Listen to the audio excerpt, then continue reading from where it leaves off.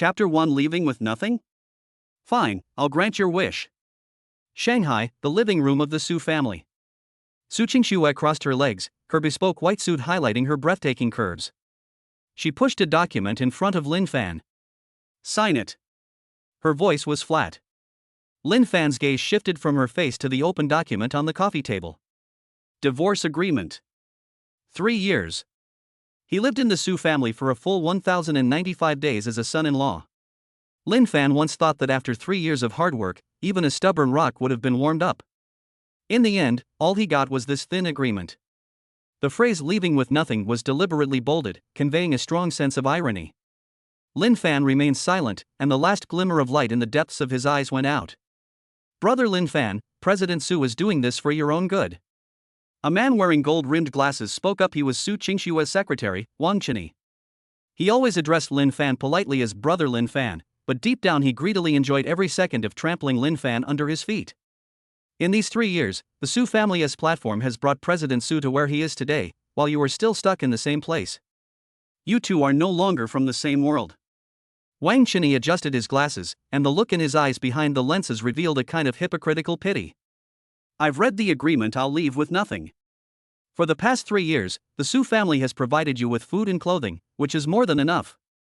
This outcome is the best relief for you. Every word he says is wrapped in the sugarcoating of it's for your own good, but when you peel it back, it's deadly poison. As Su Qingxue listened, her fingertips unconsciously tapped lightly on the sofa armrest. Her silence was the highest level of acquiescence. Perhaps in her heart, what Wang Chenyi said was what she wanted to say but was too lazy to say aloud. She is a business queen above the clouds. Lin Fan, however, was nothing more than a stay-at-home husband living in the dust. Lin Fan's gaze never returned to those two faces that made him feel physically uncomfortable. In his mind, 3 years of memories were flashing back and forth wildly. He remembered that once Su Qingxue had a stomach ailment after a drinking party and was curled up in bed in pain. He stayed by her side all night and the next day went to learn all the recipes for stomach soothing. He remembered that his mother-in-law only drank hand-drip Blue Mountain coffee, and the water temperature had to be 92 degrees Celsius. 1 degree more or less wouldn't do. He remembered the taboos and preferences of every member of the Su family, and lived his life as a precise, living Su family instruction manual. But the red marriage certificate clearly stated that he was Su Qingxue's husband. A tremendous sense of exhaustion instantly drained all his strength and willpower. That's enough. That's enough. Lin Fan reached out and picked up the Mont Blanc pen from the coffee table. It has a cold, metallic feel and feels heavy. Seeing his actions, Wang Chenyi could no longer suppress the smugness on his lips. He even leaned forward and tapped the signature area with the tip of his pen. Brother Lin Fan, sign here. Once you sign, you and President Su will be completely even. From now on, we'll go our separate ways, and you can go yours. He deliberately emphasized the word we, despicably binding himself and Su Qingxue to the same camp, while Lin Fan was the one being expelled. Su Qingxue's expression remained indifferent. She looked at Lin Fan, assuming he was making a final, pathetic, and futile struggle. She was even prepared that if Lin Fan dared to mention the word money, she would immediately have the security guards remove him like trash. Her time is so precious that it cannot be wasted on any meaningless arguments. However, Lin Fan's actions shattered all her expectations. There was no crying, no fussing, not even a single question. He uncapped the pen with a calmness that was chilling. Then, he carefully wrote his name in the signature column. Lin Fan. After finishing writing, he capped the pen and gently placed it back next to the agreement. Click. A soft sound, as if the invisible shackles that had bound him for 3 years had been severed. Lin Fan's shoulders visibly relaxed. 3 years of repression, humiliation, and resentment vanished in an instant. He was free. All right. Lin Fan stood up. This was the first time in 3 years that he had looked directly at Su Qingxue with eyes at eye level. Su Qingxue's heart was gripped without warning. She suddenly realized that Lin Fan in front of her seemed different from before. His back was ramrod straight, and his eyes no longer held the ingratiating and submissive look of the past, but only a deep and unfathomable composure, even with a hint of looking down. That's right. Wang Chenyi smiled as he put away the agreement, checking the signatures as if inspecting trophies, and then contentedly placed it into his briefcase. He walked up to Lin Fan and habitually raised his hand to pat Lin Fan's shoulder, but Lin Fan's cold gaze made him freeze, leaving him awkwardly hanging in mid-air before he sheepishly withdrew his hand. Brother Lin Fan, if you ever can't make it in the world, come find me anytime.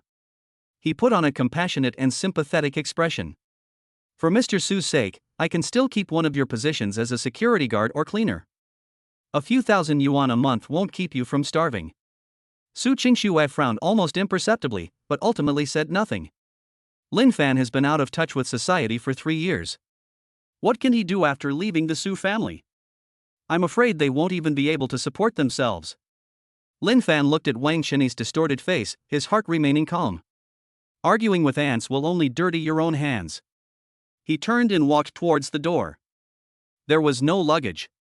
In this magnificent cage, nothing truly belonged to him. They came alone, and they left alone.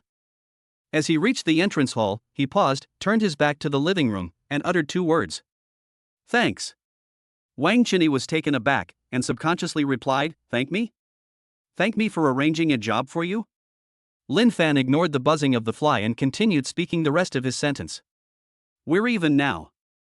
As soon as he finished speaking, he opened the heavy villa door, stepped into the night outside, and never looked back.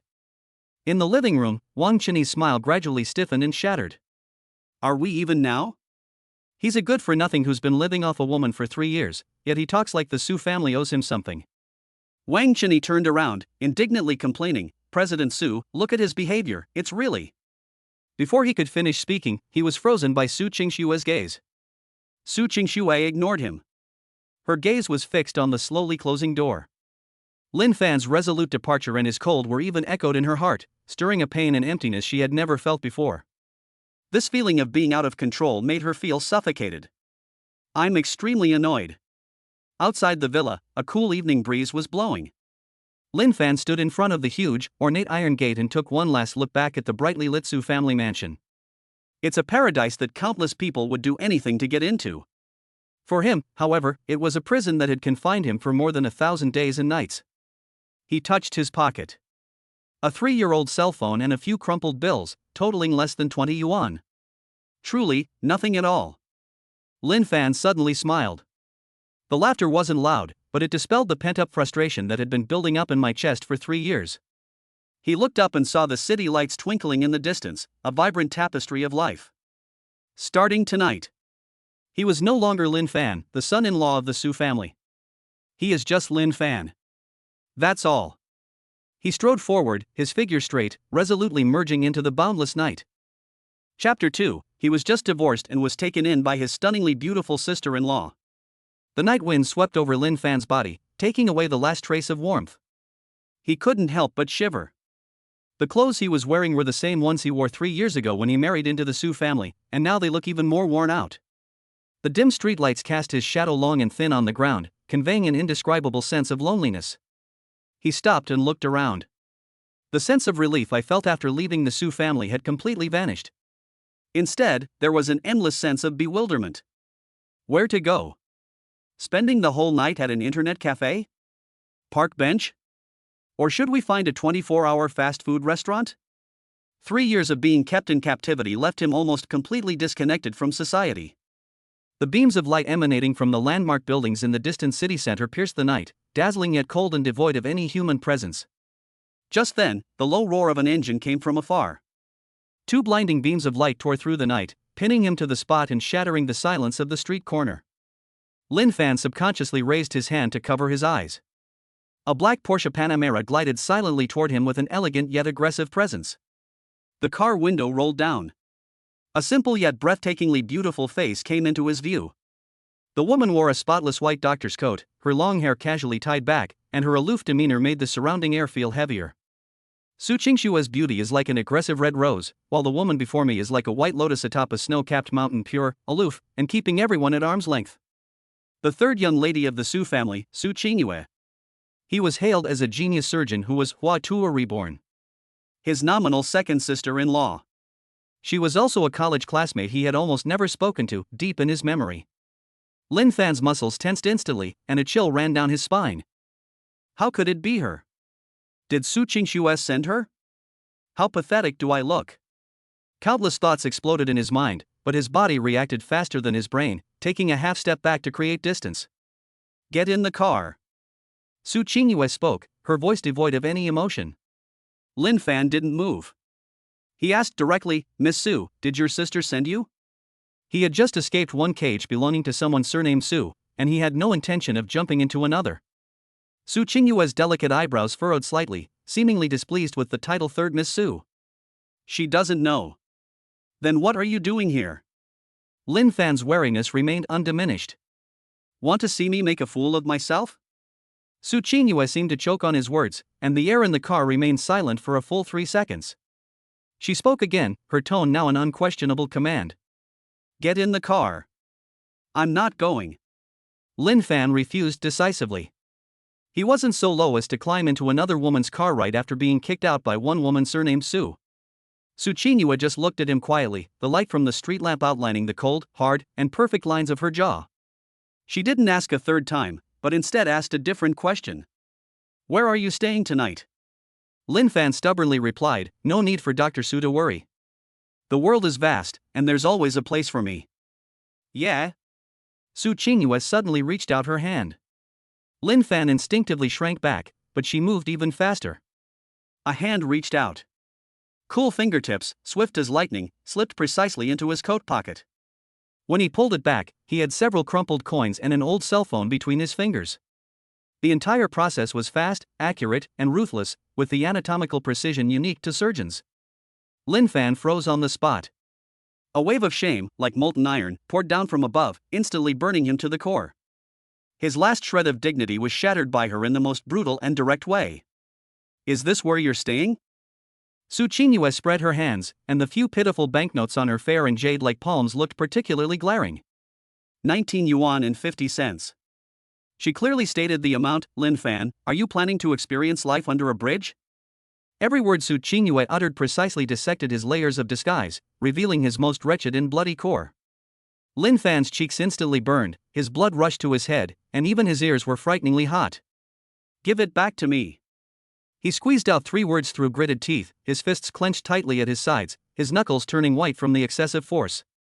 Su Qingyue's voice finally betrayed a hint of impatience. I said, get in the car. Lin Fan's chest heaved violently. In the end, all his anger and resentment boiled down to one question: where to go? My home. These 2 words, though seemingly light, weighed heavily on Lin Fan's heart like 2 invisible mountains. Go to her house? What a joke! Su Qingyue, we're not familiar with each other. Lin Fan's tone also turned cold. Don't forget, I just divorced your older sister. It's not appropriate for me to live at your house now. Su Qingyue retorted with a question, what's inappropriate about it? You. Lin Fan was stumped by the question. Yes, what's inappropriate about it? Legally, he and Su Qingyue have no relationship whatsoever. Then he and Su Qingyue would no longer be brother-in-law and sister-in-law. Lin Fan suppressed all his surging emotions and spoke the truth, I don't want to owe you a favor. He didn't want to be involved in any more favors from the Su family. Su Qingyue seemed to have seen through his thoughts. Since we were classmates, I'll let you stay for the night. Her tone was so flat, as if she were stating something that had nothing to do with her. Find your own place tomorrow. Su Qingyue paused for a moment, then added a sentence. Or do you prefer to contemplate life on a park bench? She blocked all of Lin Fan's escape routes. Lin Fan looked at her. Su Qingxue's indifference is a condescending attitude, a way of telling you, we are not from the same world. Su Qingyue's calmness is a form of dissection, forcing you to confront the most embarrassing reality. Equally suffocating. But, she's right. Dignity is worthless in the face of survival. Lin Fan's tense shoulders finally slumped. He opened the car door and got in. The car doors closed, shutting out the cold wind and noise from the outside world. The car was filled with a faint smell of disinfectant. It was clean and cool, much like her. Su Qingyue started the car without saying a word. The black Porsche merged into the traffic and drove in the exact opposite direction from the Su family mansion. Lin Fan leaned back in his chair, watching the neon lights rushing past the window. The light and shadow flickered on his face, reflecting his complex expression. He secretly glanced at the woman beside him. Su Qingyue drove very steadily, her gaze fixed intently on the road ahead, the lines of her profile appearing even more aloof and cold in the light and shadow. Lin Fan couldn't understand her. Why should we help him? Classmate friendship? He himself didn't believe this reason. During their 4 years of university, they spoke so few words that you could count them on one hand. The atmosphere inside the car was so quiet it was almost oppressive. Lin Fan wanted to ask something several times, but looking at Su Qingyue's cool profile as she focused on driving, he swallowed his words. Never mind. If you can't figure it out, then don't think about it. It's just for one night anyway. I'll leave at dawn, find a job, rent a place, and start a new life. He will never have any further contact with the Su family or Su Qingyue. My rules here are very simple. Just as Lin Fan was lost in thought, Su Qingyue's cold voice rang out without warning. You are not allowed in the study. Also, pay attention to hygiene. Lin Fan replied simply, I understand. During his 3 years with the Su family, he had already ingrained the concept of discretion into his very bones. Su Qingyue didn't speak again, but her knuckles tightened silently around the steering wheel, turning slightly white. The car drove into the underground parking garage of a luxury apartment building in the city center. Arrive. Su Qingyue parked the car and unbuckled her seatbelt. Come with me. The elevator goes directly to the top floor, with one elevator serving one household. She entered the password and pushed open the door. Come in. The extreme black, white and gray decor style is spacious, cold and clean, like a soulless showroom.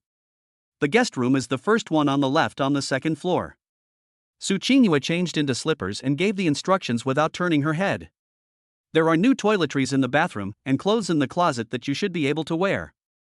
After saying that, she went straight to the kitchen, took a bottle of mineral water from the refrigerator, unscrewed it, and drank it by herself. He didn't look at Lin Fan even once more from beginning to end. That feeling wasn't like deliberate distancing, but more like a habitual indifference. Lin Fan stood in the entryway, looking at her slender yet lonely figure, his feelings complicated. He whispered, Thank you. Su Qingyue paused in her drinking, but didn't turn around. No need. Lin Fan decided not to make a fool of himself, changed into guest slippers, and went upstairs to the second floor. Push open the guest room door. The room features a black, white, and gray color scheme, a large bed, and a wardrobe simple yet spotless. He walked to the wardrobe and, as if possessed, opened the door. Inside, there was a whole row of brand new men's casual wear, including t-shirts, shirts, and jackets. They haven't even removed the tags yet. Lin Fan's gaze fell on the size of the clothes. L code. It was exactly the same as what he was wearing. Lin Fan's heartbeat stopped completely at that moment. This is no coincidence. These clothes were prepared for him in advance. Did she foresee everything all along? Did he anticipate that he would get a divorce, leave with nothing, and have nowhere to go, and then come to her? What exactly does this woman want to do? Chapter 3, She tore apart my dignity, and then made me cook noodles for her? Lin Fan closed the wardrobe door. Clatter. The soft sound seemed particularly jarring in the deathly silent room. His chest heaved, a surge of anger at being fooled and manipulated piercing through his reason. No. He had to get to the bottom of this. Lin Fan turned around abruptly and strode downstairs. His footsteps pounded on the stairs with a dull thud, each step crushing his shattered self-esteem. The spacious living room was lit only by a dim floor lamp. Su Qingyue was no longer in the kitchen. She sat on the huge gray sofa, having changed out of her white lab coat and was now wearing only a purple silk nightgown. The skirt was very short, covering the upper part of the thighs. Two long, slender, snow-white legs were casually crossed, and in the cool air, the skin was so delicate that it glowed with a faint halo. The worst part was that the thin nightgown couldn't cover anything at all beneath the deep purple fabric. A bright red outline was faintly visible. The allure that the surgeon displayed during the day, so pure and aloof, was now a fatal contrast.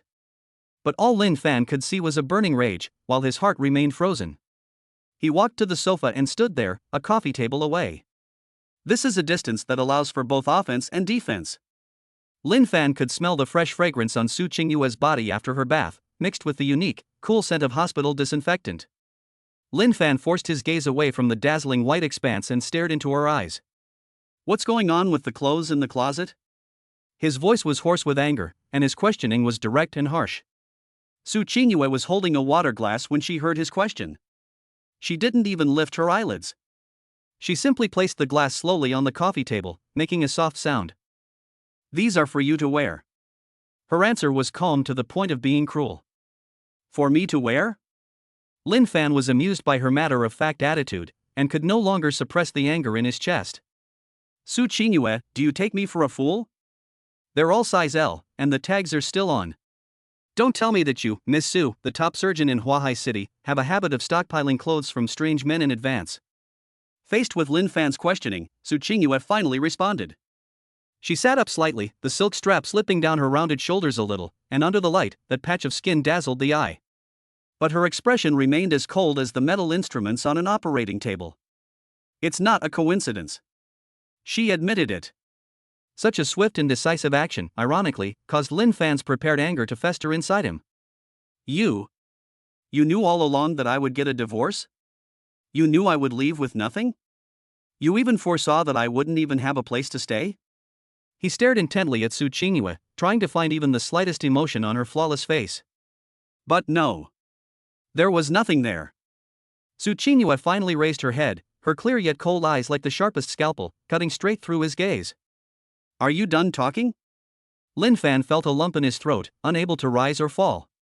This is what it feels like to punch into a vacuum. Su Qingyue stood up. She was a head shorter than Lin Fan, but at this moment, the invisible pressure emanating from her almost suffocated him.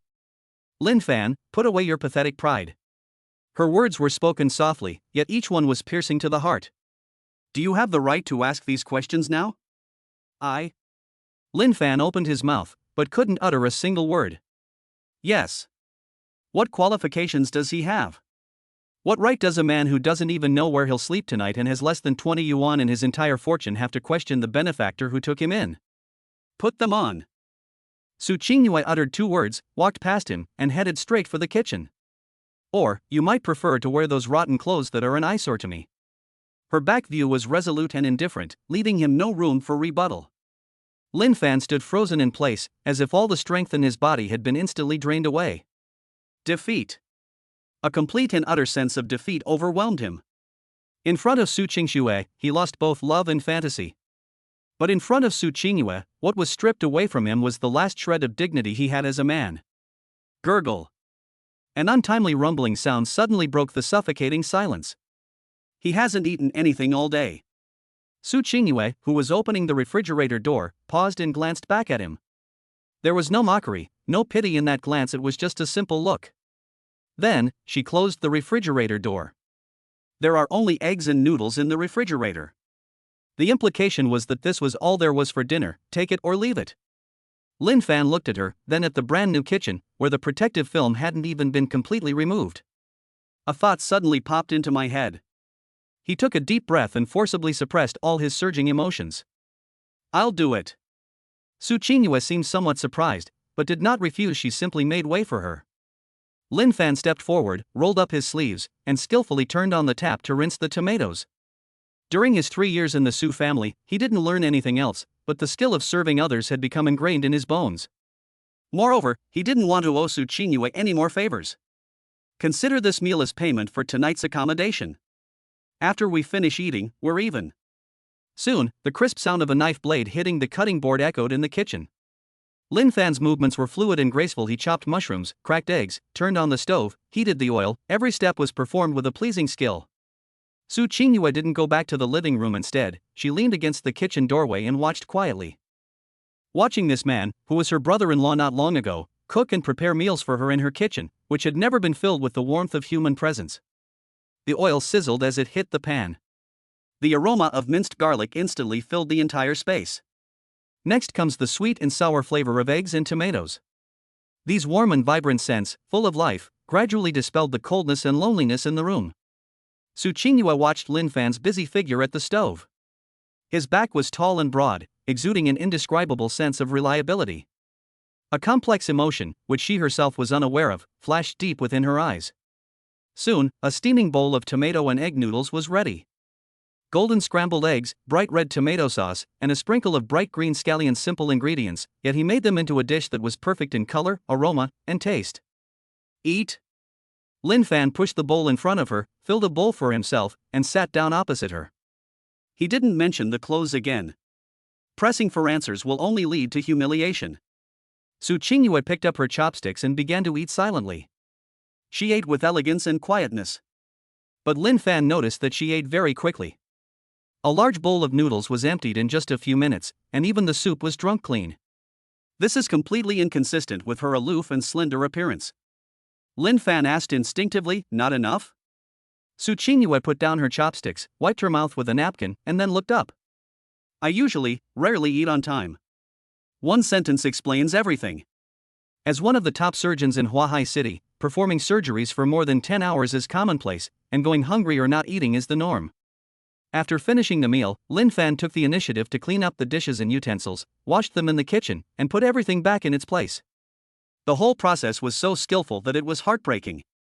When he dried his hands and came out of the kitchen, Su Qingyue was still sitting at the dining table, unmoved. The atmosphere in the apartment was no longer as tense as before, but rather had a subtle peace after a satisfying meal. Just then, a piercing cell phone ringtone abruptly shattered the tranquility. The ringtone wasn't from Su Qingyue's phone. It came from Lin Fan's old cell phone, which she had casually placed on the dining table. The screen lights up. The words mother-in-law flashed across the screen like a needle, piercing Lin Fan's pupils. Lin Fan's body stiffened abruptly. He had just escaped the vortex of the Su family and hadn't even caught his breath when trouble came knocking on his door again, like a vengeful ghost. Su Qingyue also came over. She saw the caller ID on Lin Fan's phone screen, an annoying glint flashed in his usually calm eyes. She knew better than anyone what it meant for her mother to call at this time. The phone kept ringing stubbornly, over and over again, like a death knell in the quiet apartment. Answer or not answer? Lin Fan stood there, clutching the cheap phone, caught in a dilemma. Chapter 4 He Has Me. The domineering declaration of the iceberg's second sister-in-law. Lin Fan could ignore Su Qingxue's coldness and despise Wang Chenyi's face, but he couldn't harden his heart when it came to this Madame Su. Over the course of 3 years, Madame Su treated him harshly. But Lin Fan remembers. On the night he was delirious with high fever, it was his mother-in-law, who never held back her sharp tongue, who personally called the family doctor and stayed by his side, watching him drink the medicine. He hadn't forgotten that favor. But now, they're divorced. He could no longer bring himself to call her mother-in-law. He could feel Su Qingyue's gaze fall on his phone screen, and then move to his face. That gaze was devoid of warmth, yet it seemed to dissect every layer of his current embarrassment and awkwardness. Answer or not answer? I've received it. What's your name? What else do you want to say? In the end, Lin Fan resigned himself to his fate and picked up his phone. He had to sever the last ties with the Su family in the most dignified way. He swiped to answer the call, instinctively turning to the side, trying to avoid Su Qingyue's scrutiny. Hello. He deliberately made his way of addressing people distant. There was a 2-second silence on the other end of the phone, followed by Mrs. Su's familiar voice, which carried an innate sense of superiority. Lin Fan, it's me. Hello, Auntie. Lin Fan's response was polite, but the boundaries were clear. From mom to auntie, a change in address represents an insurmountable chasm. Mrs. Su on the other end of the phone seemed dissatisfied with the way she was addressed, and her tone faltered, but surprisingly, she didn't react. I heard from Qingxue that you've completed the formalities. Yes. Lin Fan is very sparing with his words. Madame Su asked again, leave with nothing? He replied, it was my own choice. There was another silence on the other end of the phone. Lin Fan, you've been with our Su family for 3 years. Even if you haven't made any great contributions, you've certainly put in a lot of hard work. Qingxue is a child who doesn't understand things, but our Su family can't be heartless. Lin Fan just wanted to hang up as soon as possible. Auntie, let bygones be bygones. Madame Su's tone suddenly shifted, taking on an undeniable air of authority. You child, it's because you're too honest that you get bullied. Where are you living now? Have you found a job yet? Why didn't you tell your family you were out of money? Lin Fan was completely baffled by his ex-mother-in-law's concern. Thank you for your concern, Auntie. I can take care of myself. Can you take care of yourself? What will you use to take care of yourself? Madame Su's words were direct, blunt, and precisely hit him where it hurt. He subconsciously glanced at Su Qingyue across from him. Su Qingyue was holding a water glass, slowly drinking the water, her profile calm, as if she were ignoring the content of the phone call. But Lin Fan just felt that she was definitely listening. And he heard every single word. Alright, I didn't call to hear you say these things. Mrs. Su finally revealed her purpose. You are 28 this year, the best age for a man. You can't stay alone forever. I have an old friend of several decades. Her daughter just returned from studying abroad. Her character, appearance, and family background are all outstanding. I told her about your situation, and she had no objections. You two will meet tomorrow. A blind date? He just got divorced today, and he had barely left the Su family when his ex-mother-in-law arranged a blind date for him. What kind of operation is this? Lin Fan found it absurd, so absurd that he wanted to laugh. Auntie, this is really inappropriate. He quickly declined, saying, besides, I don't have that idea for the time being. What's inappropriate about it? Madame Su's voice suddenly rose. You and Xing Xue are no longer husband and wife. Men should marry when they come of age, and women should marry when they come of age. Do you still want to remain chaste for that ice block Xing Xue? Does she deserve it? I'm telling you, Lin Fan, this is settled. Tomorrow morning at 10 o'clock, Encounter Cafe in the south of the city. Don't be late. Madame Su issued an ultimatum directly. Lin Fan was speechless, a single no stuck in his throat, unable to utter a sound. Just then, a refreshing and delicate fragrance wafted over. Lin Fan was taken aback. Before he could react, his phone was snatched from his hand by a slender, pale hand. He suddenly looked up. Su Qingyue was already standing in front of him without him noticing. Her movements were so fast and natural, as if she were taking something that already belonged to her. What is this woman trying to do? Lin Fan remained frozen in place. He watched as Su Qingyue placed the worn-out cell phone to her own snow-white ear. The apartment was deathly silent. Mom! Su Qingyue spoke. Her voice remained clear and cold, yet it possessed an undeniable penetrating power that instantly shattered the silence between the two ends of the phone call. Mrs. Su's voice froze for a moment on the other end of the phone. After several seconds, she asked with a tone of surprise and uncertainty, Qingyue? How could you? How could Lin Fan be with you? He lives here with me. Su Qingyue's answer was simple and direct, and every word struck Lin Fan and Madame Su's hearts. What? Mrs. Su raised her voice. He lives with you? You don't need to worry about blind dates. Su Qingyue didn't give her a chance to continue asking questions and directly cut off the topic. He has me. After saying those three words, Su Qingyue pressed the hang-up button directly. Beep. A busy signal sounded. The whole world fell completely silent at that moment. Lin Fan stared blankly at Su Qingyue, his mind completely blank. Does he have me? These three words are not an explanation. Instead, it was a declaration. It declares that she has absolute ownership of him. Su Qingyue hung up the phone and casually placed the old cell phone on the dining table with a soft snap. She turned around and faced Lin Fan again. Under the dim light, her eyes were calm, yet sharp as a drawn blade. That was dissatisfaction, a warning, and even more so, an undeniable act of possession. You. Lin Fan's Adam's apple bobbed as he finally found his voice, but he could only utter one word. Su Qingyue took a step forward. The distance between the two was instantly reduced to just a fist's width. Lin Fan could even see her long eyelashes and the pale blue veins under her fair skin. Lin Fan. Su Qingyue called his name, her voice not loud, but it made Lin Fan's heart stop. Add one more rule to the existing rules. She paused, her cold gaze fixed on Lin Fan, speaking each word with utmost deliberation. Third, and most importantly, without my permission, you are not allowed to have any unnecessary contact with anyone from the Su family. In particular, you are not allowed to see any disreputable women. Her declaration was domineering and forceful. Lin Fan's heart was completely thrown off balance. Looking at the woman in front of him, who was only wearing a thin nightgown but exuded a queen-like aura, he suddenly realized a terrible truth. It seems he's just escaped one wolf's den only to fall into another. Moreover, this tiger is 10,000 times more dangerous than that iceberg. Chapter 5. The trash she didn't want was treasured by her younger sister. Su Group, President's Office. Wang Qinyi gently placed a cup of hand-drip coffee on Su Qingshue's table. Mr. Su, your coffee. His humility was impeccable, but his peripheral vision was fixed on Su Qingxue. Wang Qinyi was fascinated by this feeling. Especially just now, after he personally kicked that good-for-nothing Lin Fan out of the Su family.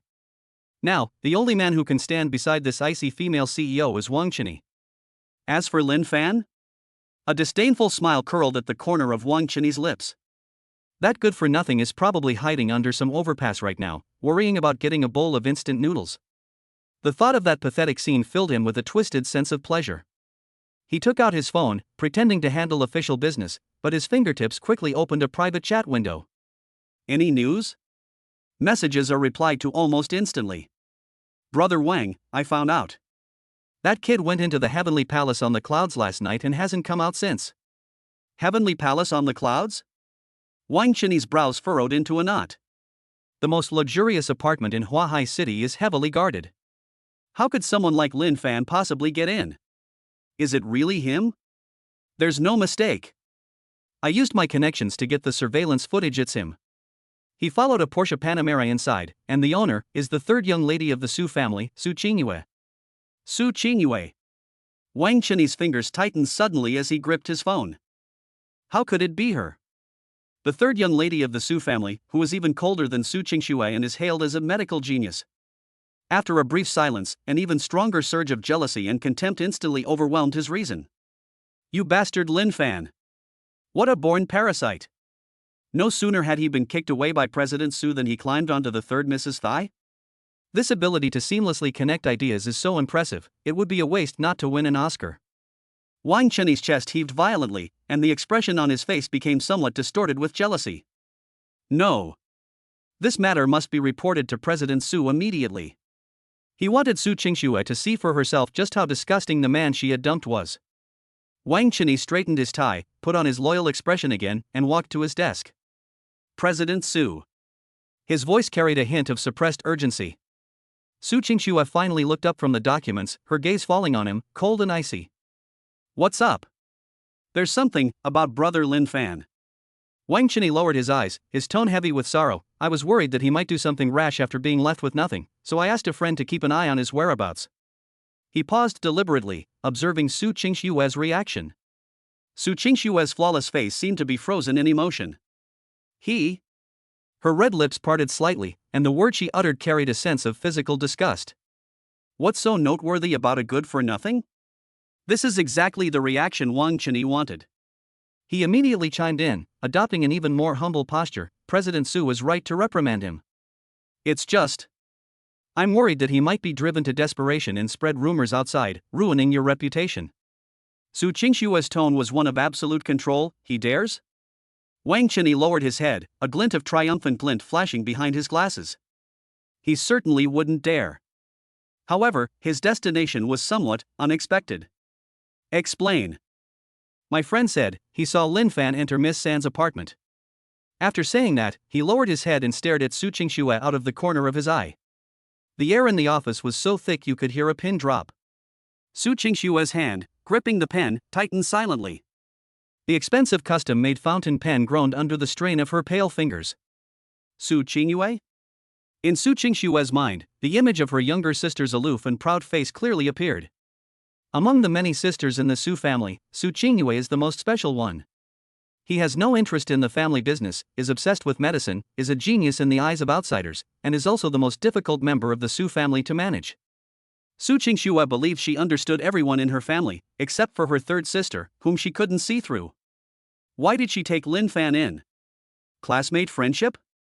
Su Qingxue didn't believe a word of this reason. Would someone with Su Qingxue's personality bring a man who was just kicked out of his house by his sister home? Unless. An absurd idea, so ridiculous it made her ashamed, popped into her head uncontrollably. No. Impossible. Su Qingxue immediately dismissed the idea. Her pride wouldn't allow her to think in that direction. That was not an insult to Lin Fan. That was an insult to her, Su Qingxue. This means that what Su Qingxue threw away like trash, her own sister picked up as a treasure. An unprecedented sense of humiliation and anger instantly gripped her heart. Seeing this, Wang Chenyi immediately delivered the final blow. Mr. Su, Miss San is kind-hearted and naive. I'm worried that she might be deceived by this kind of person. He spoke words of advice, but every word he uttered was stirring up trouble.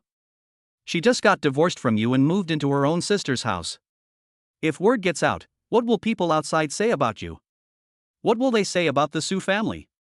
A grown man, with all his limbs intact, doesn't he think about supporting himself? Instead, he is like a parasite, moving from one older sister's house to another younger sister's house. This is simply a disgrace to the Su family, a complete humiliation. He spoke earnestly, portraying himself as a loyal minister deeply concerned about the reputation of the Su family. Su Qingshue's face darkened inch by inch. She didn't speak, but the invisible pressure in the office made Wang Chini feel like he couldn't breathe. He knew the time was right. President Su, I think it's necessary to remind Miss San not to be fooled by this kind of gigolo. After saying that, he quietly stepped aside, stopping there. Talking too much can make you seem deliberate. He believed that the seed of doubt he had planted would soon take root and sprout in Su Qingshue's heart. Su Qingxue picked up the coffee on the table and took a sip. It's completely cold. She put down the cup, making a crisp tapping sound. Go out. Yes, Mr. Su. Wang Chini bowed and withdrew, gently closing the door behind him. The moment the door closed, the humble expression on his face was completely replaced by a sinister smile. Su Qingxue was the only one left in the office. She looked out the window at the city sprawling at her feet, but her mind was in turmoil. Su Qingxue took out her phone and dialed Su Qingyue's number. My finger hovered over the dial key, but I didn't press it. In what capacity should she question him? Elder sister? Or Lin Fan's ex-wife? No matter which identity she was in, she found it all utterly ridiculous. On the other side, Wang Chini leaned against the wall outside the door, savoring Su Qingshue's extremely ugly expression, and felt an overwhelming sense of satisfaction. Lin Fan, do you think you can rest easy just because you found a new powerful figure? You've simply jumped from one cage into another. He hummed a smug tune as he walked toward his office. However, after taking only 2 steps, the smile on his face suddenly froze. Something's not right. Something's not right. Wang Chini suddenly stopped, his eyes flickering uncertainly. Who is Su Qingyue? She's incredibly arrogant, and even the top young masters in Huahai City don't catch her eye. How could she suddenly fall for a good-for-nothing who's been living off a woman for 3 years? This is illogical. Lin Fan, that good-for-nothing, has been meek and subservient to the Su family for the past 3 years, like a dog. How could he possibly get involved with Su Qingyue so soon after his divorce? Isn't this luck a bit too good? A chill rose silently from behind him. He suddenly realized that he could no longer treat Lin Fan as a joke. This man seems to be hiding some secrets that I am unaware of. No. We must figure this out. Wang Chini's eyes gradually turned sinister. He took out his phone again and dialed that number. Hey, keep a close eye on Cloud Palace, especially Miss Su's apartment. I need to know everything Lin Fan does. Yes, no detail can be overlooked. Chapter 6, The iceberg melts, and she's plotting against me. An eerie silence fell over the apartment once again. Lin Fan stood there, unsure of what to do with his hands and feet. After a long while, just as he was about to speak up and explain himself, Su Qingyue silenced him with a single look. The warning in his eyes couldn't be clearer. She seemed quite satisfied with Lin Fan's silence. Her queen-like aura subsided slightly as she turned and took a brand new first aid kit from the sideboard. Come over. She sat back down on the sofa and patted the spot next to her. Lin Fan hesitated and did not move. Your hand. Su Qingyue raised her chin, her gaze falling on his tightly clenched fist. If you don't want to be crippled, sit down here. Lin Fan then noticed that he had clenched his fist so tightly in anger that his nails had dug deep into his palm, leaving several bloody marks. He gave a self-deprecating twitch at the corner of his mouth. During his 3 years in the Su family, the first thing he learned was to swallow all his emotions and hide all his wounds. Unexpectedly, this woman saw right through me today. He walked over hesitantly and sat down, keeping a distance of 1 person between him and the person. Su Qingyue didn't say anything, but simply unscrewed a bottle of saline solution and took out cotton swabs and ointment. She grabbed Lin Fan's hand. Her hands were cold, with thin calluses from years of holding a scalpel, yet surprisingly soft.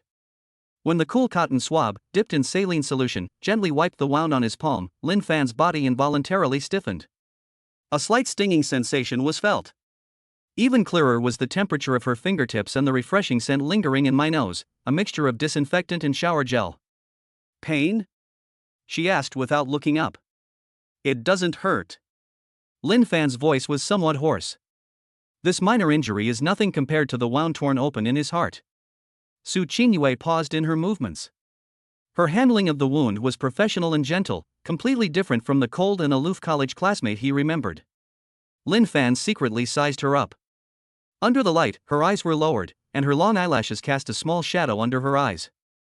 That usually expressionless face now revealed a rare focus and seriousness. Lin Fan's heart skipped a beat for no apparent reason. He quickly looked away, staring at his toes, his mind a complete mess. What exactly does this woman want to do?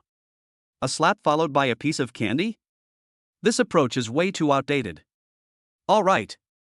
Su Qingyue finished applying the ointment, and her voice pulled Lin Fan back from his reverie. She packed up her first aid kit, sat up straight again, and that familiar feeling of coldness returned to her. What are your plans next? Her question came suddenly, yet it was also perfectly reasonable. Intend? Lin Fan gave a self-deprecating twitch at the corner of his mouth. What plans could a man with only 20 yuan in his pocket, who had just been kicked out of his home, possibly have? I need to find a day-wage job to earn a living first. Should we find a bridge hole and make do for the night? He didn't want to utter a single word of these embarrassing thoughts to Su Qingyue. I'll find a job, Lin Fan said, his voice a little hoarse. Then I'll move out as soon as possible. This was his bottom line as a man. What kind of job are you looking for? Su Qingyue pressed for an answer. Lin Fan was stumped by the question. Yeah, what kind of job are you looking for? During his 3 years with the Su family, he would remember the tastes of everyone in the family, keep the several hundred square meter villa in perfect order, trim the flowers and plants in the garden, and repair broken appliances. These so-called skills are worthless in the job market. Seeing his embarrassed state, Su Qingyue did not mock him, but simply stated a fact. You were a top student at medical school 3 years ago, but you wasted those 3 years. Your professional knowledge has fallen behind. You have no work experience, no savings, and you can't even produce a decent resume. Her words were cruel. Yet every word he uttered was true. She stripped away Lin Fan's pitiful self-esteem once again, laying it bare under the light so he could see it for himself. Just as Lin Fan felt he was about to be overwhelmed by this sense of powerlessness, Su Qingyue changed the subject. I have a position here that would be perfect for you. Su Qingyue spoke casually, yet with an undeniable air of authority. The Su family's job? I'm not going back. He refused decisively. Su Qingyue seemed to have anticipated his response, and a faint, almost mocking smile appeared on her lips. You're overthinking it. It's not the Su family, it's me personally. She paused, then uttered 6 words. My personal assistant. Su Qingyue looked at him, her eyes calm and without a trace of emotion. Handling everything outside of my work. Including but not limited to my meals, accommodation, schedules, and dealing with my mama's boring phone calls. Lin Fan was completely dumbfounded. Isn't this just changing locations, changing employers, and continuing to be his full-time nanny? This time, however, the client was not the entire Su family, but Su Qingyue alone. What kind of a starting over is this? Isn't it still just a job of serving others? Is it humiliation? Or something else? Su Qingyue, I don't want to live that kind of life anymore. Lin Fan's tone turned cold. Thank you for your kindness, but I will find a way myself. Find a way yourself? Su Qingyue suddenly stood up, walked up to him, and looked down at him. Trying to figure something out with the less than 20 yuan in your pocket? Should I go to the underpass and think about how to realize my life's value by collecting bottles? Her words, every single one, were like the sharpest scalpel, precisely dissecting his last pretense. Lin Fan's cheeks burned. That's still better than being a parasite for you. He practically yelled it out. Parasite? Su Qingyue repeated the word, a faint, cold smile curving her lips. She took a document from under the coffee table and threw it directly in front of Lin Fan. Open your eyes wide and see clearly. That was a personal employment contract. Party A, Su Qingyue. Party B, Lin Fan. Position, Private Senior Life Consultant. The contract clearly outlines the salary, benefits, job duties, and division of responsibilities, with terms so detailed they are outrageous. The number in the salary column made Lin Fan's pupils suddenly contract. Monthly salary, 6 figures. This is no longer the price of an ordinary assistant, it's the treatment only top-tier headhunters can offer to recruit high-level talent. I am not from the Su family, I am Su Qingyue. Looking at Lin Fan's shocked expression, she spoke clearly, word by word. This job is my personal hiring, and it has absolutely nothing to do with the parasite you mentioned. You work for me, so I pay you a salary. It's only fair. Lin Fan's mind went blank. He stared intently at the contract, feeling like a clown. He thought she was giving him charity or showing him pity. But she silenced all his arguments about dignity and integrity with a formal and impeccable contract. This woman. She had calculated every single step. She had expected him to refuse, and she even knew exactly what he would say. Why? Lin Fan's voice was terribly hoarse. Why did you do this? Because, Su Qingyue looked directly into his eyes, speaking each word clearly, your ability to handle miscellaneous tasks is better than anyone I've ever met. You're in the Su family, and you can keep all those people with such different personalities in line with you. This little thing is no problem for you. Is that a compliment? As Lin Fan listened, he felt as if every word was reopening his wounds. He fell silent. Go work at Su Qingyue's hospital? Then what is he? From the cage of the Su family to another cage that Su Qingyue prepared for him? From serving the whole family to serving only her? He had just made up his mind to make a name for himself on his own. I don't. He wanted to refuse. But no matter what, he couldn't bring himself to say the word go. You refused, and then what? Are you going to sleep on the streets? Should we compete with those who are truly desperate for jobs? Can he really do it? Su Qingyue simply looked at him quietly, her clear, cold eyes swirling with complex emotions that Lin Fan couldn't decipher. After a long while, she slowly spoke. I'll give you one night to think about it. Her voice was no longer as cold and harsh as before. Instead, it carried a hint of weariness that was not easily detected. Sign or don't sign, give me your answer by tomorrow morning. After saying that, she stopped looking at Lin Fan and went straight to her bedroom. Get some rest. Bang. The door closed, separating the two worlds. Lin Fan sat alone in the empty living room, clutching the hot contract in his hand, his mind a complete mess. He suddenly realized. Su Qingyue did not want to control him. She was trying to pull him out of the mire in her own clumsy yet domineering way, and then tie him to her side. This realization made Lin Fan's heart pound uncontrollably. In the bedroom. Su Qingyue leaned against the door, her chest rising and falling slightly.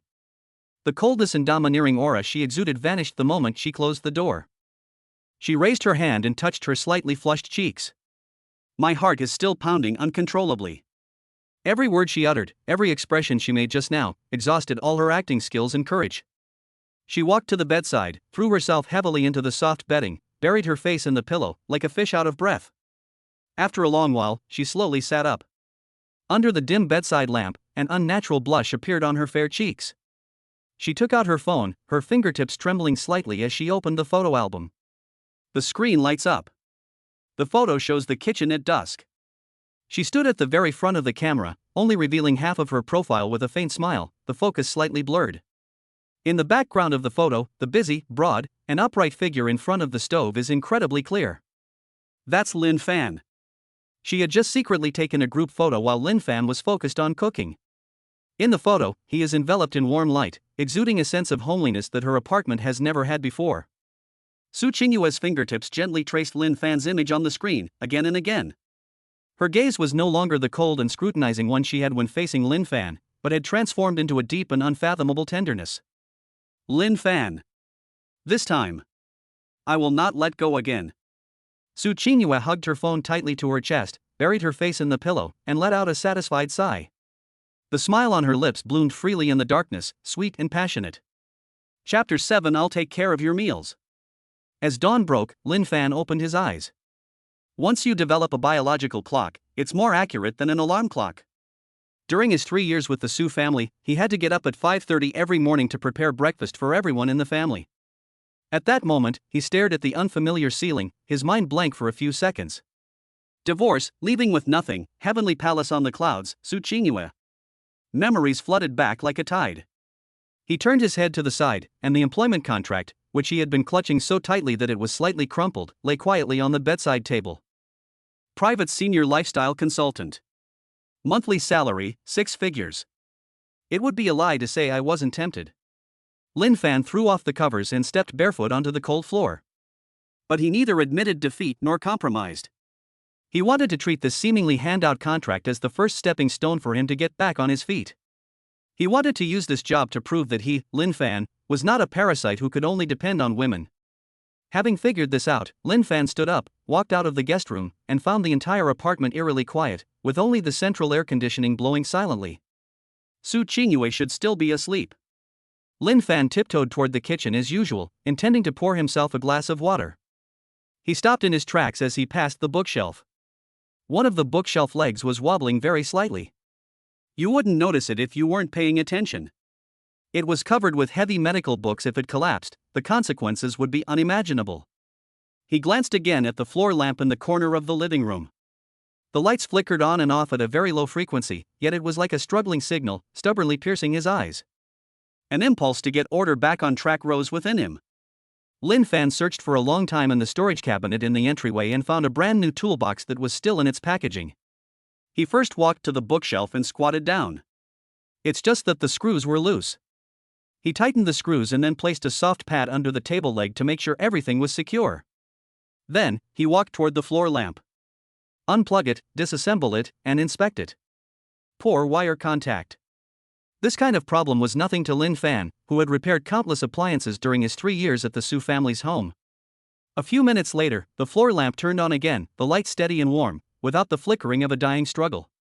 After doing all this, Lin Fan's inexplicable irritation dissipated by more than half. He liked this feeling. This feeling of having everything under control and in order. He went to the balcony for some fresh air. On the balcony, an automatic irrigation system is directed at a row of herbs, emitting a very faint drip sound. The sound wasn't loud, but in the extreme silence, it sounded particularly jarring. Lin Fan walked over and found that a sealing ring at the interface had aged and was leaking water. He tightened it casually, and the dripping sound indeed disappeared. Lin Fan's gaze fell on the row of herbs. As a former top medical student, he immediately recognized several rare and valuable medicinal herbs. However, the arrangement of these medicinal herbs was a disaster. Dendrobium, which is cold in nature, and astragalus, which is warm in nature, are squeezed together. Next to cordyceps, which requires a dry environment, is ginseng, which prefers moisture. Some were packed in ordinary plastic bags, while others were simply left exposed to the air. What a waste! Lin Fan's brows furrowed instantly. This is Su Qingyue's area of expertise. How could she make such a basic mistake? The body has already acted before the brain. He went into the kitchen, opened each cabinet, and found a pile of well-sealed glass jars and wooden boxes in the innermost corner. Lin Fan carefully sorted the haphazardly piled medicinal herbs according to their medicinal properties, age, and required humidity levels, and then repacked them. Then he affixed a label with his handwritten words, the characters of which were strong and powerful. Throughout the entire process, he was completely focused without a single distracting thought. Just as he finished packing the last jar of medicine, he heard the soft sound of the bedroom door opening behind him. Su Qingyue walked out wearing a bathrobe, her long hair slightly disheveled, carrying the languid feeling of just waking up. She had expected to see a Lin Fan who was depressed and conflicted. As a result, she found a completely renovated living room. The lights were bright and steady, the bookshelves were as solid as a mountain, and the annoying dripping sound from the balcony had disappeared. The man she thought would be unable to sleep all night was standing in the morning light, his back to her, head down, sorting through her precious medicinal herbs that even he himself was too lazy to take care of. His movements were skilled and gentle, with an innate respect for objects. In that instant, Su Qingyue paused, her entire body frozen in place. She spoke, her voice slightly hoarse from just waking up. "What are you doing?" Lin Fan turned around and said, "If you leave these medicinal herbs like this any longer, they'll all go to waste." He didn't explain, he just stated the facts, picking up a packet of angelica root that he had set aside separately. This kind of sliced angelica is prone to losing its oiliness after getting damp, which will greatly reduce its medicinal efficacy. He pointed to another jar, and this one, placenta. It must be absolutely protected from light and sealed. What's the point of putting it in a transparent bag? Su Qingyue looked at Lin Fan and felt that her understanding of things had been refreshed. She is a doctor hailed as a medical genius and the youngest chief physician in Huahai City. Today, I was actually taught a lesson in my area of expertise by an ex-husband who had neglected his professional knowledge for 3 years. This feeling is so novel. She wasn't angry. Instead, she stepped forward and picked up a jar of snow lotus that Lin Fan had resealed. The glass jar feels warm and smooth to the touch, and the lettering on the label is pleasing to the eye. She looked around again and saw that the entire balcony's herb shelves, which had been in disarray, had become orderly and easy to see. This man. Su Qingyue's heart skipped a beat. She always thought that she had taken in a bird with broken wings. It's only now that I realize he's not a bird at all. He is a Swiss Army knife. It may look unremarkable, but it contains countless functions that can solve all your problems. Contract. Lin Fan wiped his hands, met her gaze, and calmly said, "I'll sign." The light in Su Qingyue's eyes shone for a moment, but she quickly suppressed it again. She thought he would say something, like thank you, or struggle. But he didn't. Lin Fan picked up the pen, but instead of signing immediately, he looked up and stared intently at Su Qingyue. "However, since this is work, I have a few requirements." Su Qingyue raised an eyebrow, signaling him to continue. "First, this is my job. I get paid to provide services, and we have an equal employment relationship. Second, the job content is subject to the contract, but I have the right to make optimization suggestions for your living environment and habits based on the actual situation. Third." Lin Fan paused, his tone becoming exceptionally serious. "I hope Dr. Su can distinguish between public and private matters. During work hours, I am your life advisor. Outside of work, we are classmates." He deliberately emphasized the word classmate. These words completely shut down all of Su Qingyue's prepared arguments. She had always thought she was in control, that she was the savior. But Lin Fan, with the utmost professionalism, instantly corrected the two's positions. He did not come to receive charity. He came here to work. Su Qingyue looked at him, and for the first time, genuine curiosity appeared in those eyes that always held scrutiny and aloofness. "Good." Su Qingyue only said one word.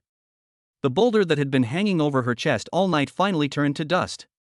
A sense of security enveloped her. She looked at Lin Fan and suddenly said, "I don't usually eat breakfast." Lin Fan nodded, indicating that he understood. Su Qingyue paused, her cold gaze fixed on him, and added in an unquestionable tone, "But from today onwards, my meals will be your responsibility. This is not a matter for discussion. This is an order. It is the first formal work instruction that an employer gives to an employee." Chapter 8. The ex-wife is filled with regret. "The man you threw away, my sister picked up." Half an hour later. A delicate aroma of rice porridge, mingled with the unique scent of several medicinal herbs, quietly permeated the apartment. Lin Fan placed a bowl of warm-colored medicinal porridge and 2 plates of exquisitely presented and refreshing side dishes in front of Su Qingyue. "Your stomach isn't good, and skipping breakfast regularly is a big no-no. This porridge contains yam and poria, which are good for the spleen and stomach." Lin Fan's voice was flat and emotionless, as if he were reporting work data. Su Qingyue pulled out a chair and sat down, her gaze falling on the breakfast in front of her. The porridge was cooked until all the rice grains had blossomed and the broth was thick and flavorful. She picked up the spoon and gently scooped up a spoonful. "The porridge slid down my throat." A warm current soothed her stomach, which had been empty all night, easing her tense body. Her movements paused almost imperceptibly. "It tastes great." It was even better than any of the top-tier restaurants she had ever been to that claimed to be health-conscious. This was the first time in 3 years that she had breakfast at home. For the first time in her more than 20 years of life, she felt that the morning hours could be free from the rush and the coldness of life. Lin Fan sat opposite her, quietly eating his own portion. This was his first meal as a private senior lifestyle consultant. Breakfast was over quickly. Su Qingyue took 2 items out of her handbag and pushed them in front of Lin Fan. "Access card, car keys." She paused, then handed over a plain black card. "Supplementary card, no credit limit. As required by work, I can manage it myself."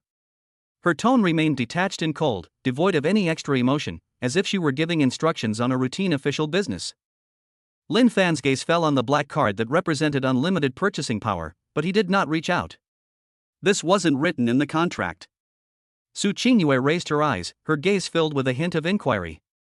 "Buying groceries and daily necessities doesn't require money?" Lin Fan stuck to his bottom line. "I can use my own." Su Qingyue stared at him for a few seconds, then a mocking smile suddenly appeared on her lips. "With that less than 20 yuan in your pocket?" As soon as he finished speaking, a surge of heat rushed to Lin Fan's face. In the end, under the pressure of Su Qingyue's "don't waste my time" look, he accepted the card. He added stiffly, "I keep track of every penny I spend." "That's your problem." Su Qingyue picked up her coat and handbag and walked towards the door. Her movement stopped when her hand touched the doorknob. "For lunch, I want sweet and sour pork, shredded pork with garlic sauce, and mapo tofu." With her back to Lin Fan, she rattled off 3 dish names in one breath, all of them Sichuan dishes that were heavy on oil and salt. Lin Fan's brows furrowed instantly. Your physical condition is not suitable for eating these. Su Qingyue suddenly turned around, her cold gaze landing precisely on him, sharp as if dissecting an anatomist. Advisor Lin. She deliberately emphasized the title, saying, "The contract states that you are in charge of my food in daily life. But it doesn't specify what to eat, it's up to you. This is the employer's requirement." As soon as she finished speaking, she opened the door and left. Bang! The door was slammed shut. Lin Fan stood there, looking at the empty bowl of porridge on the table, his eyes calm. This woman. Sure enough, it was both arrogant and awkward. She thought this was a form of obstruction, a way of asserting sovereignty. But in Lin Fan's view, this was just the first work problem he encountered after taking office that needed to be optimized. On the other side, at the Su family manor. Master bedroom. Su Qingxue opened her eyes. The alarm clock by the bedside was set for exactly 7 o'clock, down to the second. She sat up, her body instinctively maintaining a waiting posture. When the man came in with a cup of perfectly warm honey water, he drew back the curtains, told her about the weather, and reminded her what to wear. 1 minute. 3 minutes. 5 minutes. The room was deathly silent, with only the sound of her own breathing. Su Qingxue frowned. It took her a long time to remember. Lin Fan, that good-for-nothing, has already been kicked out by her own hands. A sudden surge of anger rose from the depths of her heart, burning her throat until it went dry. She threw back the covers, stepped barefoot onto the expensive handmade carpet, walked to the window, and yanked open the heavy curtains. The blinding sunlight rushed in, causing her to squint instinctively. In the walk-in closet, a whole row of clothes were categorized by color and material, but for the first time, she felt at a loss as to where to begin. What's the weather like today? What's the temperature? What level of meeting? For the past 3 years, she has never needed to think about these things. Lin Fan would plan everything for her in advance, neatly placing the most suitable suits, coats, high heels, and even accessories in the most conspicuous positions. Now, she has to take out her phone and open the weather forecast herself. 22 degrees Celsius, sunny turning cloudy. Frustrated, she grabbed a bespoke suit, changed, and went downstairs. The huge restaurant was completely empty. The long dining table was completely empty except for cold decorative vases. There was no warm milk, no crystal shrimp dumplings she loved, and no peeled hard-boiled eggs. Where are they? Su Qingxue's cool voice echoed in the empty restaurant. A maid rushed over, her voice trembling. "Young miss, you're awake? Breakfast, the kitchen is preparing it, what would you like to eat? What do you want to eat?" This problem didn't exist when Lin Fan was around. He always managed to prepare what she wanted to eat and what she needed to eat. No need. She uttered 3 words, grabbed her car keys, and headed straight for the garage. She got into the red Ferrari, started the engine, stepped on the gas, and the sports car roared out of the manor. I sped all the way to the company. CEO's office. Wang Cheney had been waiting respectfully for some time. "Mr. Su, your coffee." Su Qingxue picked up the glass, took only 1 sip, and her brows furrowed into a tight knot. "It's too hot. The coffee beans also have an overly strong acidity."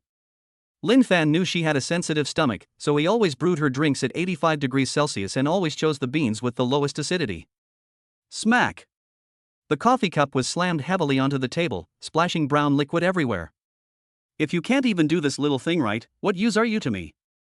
The reprimand instantly froze the professional smile on Wang Cheney's face. He was completely dumbfounded. The coffee was no different from usual. President Su had never uttered a single word about it before. "I'm sorry, Mr. Su, I'll get you a new cup right away. Go out." Su Qingxue didn't even glance at him. Wang Cheney shuddered in fright and quickly bowed and retreated. Is President Su on a roll today? Could it be, because that good-for-nothing Lin Fan got involved with the third miss, which made her unhappy? Thinking of this, Wang Cheney felt a secret sense of joy. Inside the office, Su Qingxue pressed her temples in frustration. She opened the documents for today's meeting, and after reading only a few pages, her face turned completely gloomy. The key data she needed in the document was not clearly marked with highlighter and sticky notes. She had to search through the dozens of pages of reports herself, page by page. Lin Fan had done all of these things before. After she got home from get off work, Lin Fan would reorganize the documents she brought back and mark all the important points. 3 years. For over 1,000 days and nights. He is like air, silent and invisible, yet omnipresent. Lin Fan managed her life and work flawlessly in a way she had never noticed, allowing her to focus wholeheartedly on her work. She had long since become accustomed to it, turning a blind eye to it, and even scoffing at it. To this day, this person has vanished into thin air. In her world, the instrument that had been operating precisely for 3 years suddenly malfunctioned and emitted a piercing noise. A tremendous emptiness and chaos grew wildly from the depths of her heart, gripping her tightly. Su Qingshue's breathing suddenly became rapid. She suddenly stood up and walked to the huge floor-to-ceiling window. Beneath her feet lies the business empire she built from scratch. But at this moment, she felt no sense of control. An image exploded uncontrollably in her mind. Is that good-for-nothing Lin Fan preparing breakfast for Su Qingyue right now? Did you take care of Su Qingyue just like you did before, arranging everything for her perfectly? This thought, like a scalding steel needle, pierced her nerves. On what grounds? She discarded things like trash. Why should she take her own sister back like a treasure? Humiliation. Anger. There was also a hint of jealousy that she herself was unwilling to admit. All her emotions were swirling together, making her face look extremely pale. She picked up the phone, dialed the internal line, and her voice had regained its usual absolute dominance and coldness.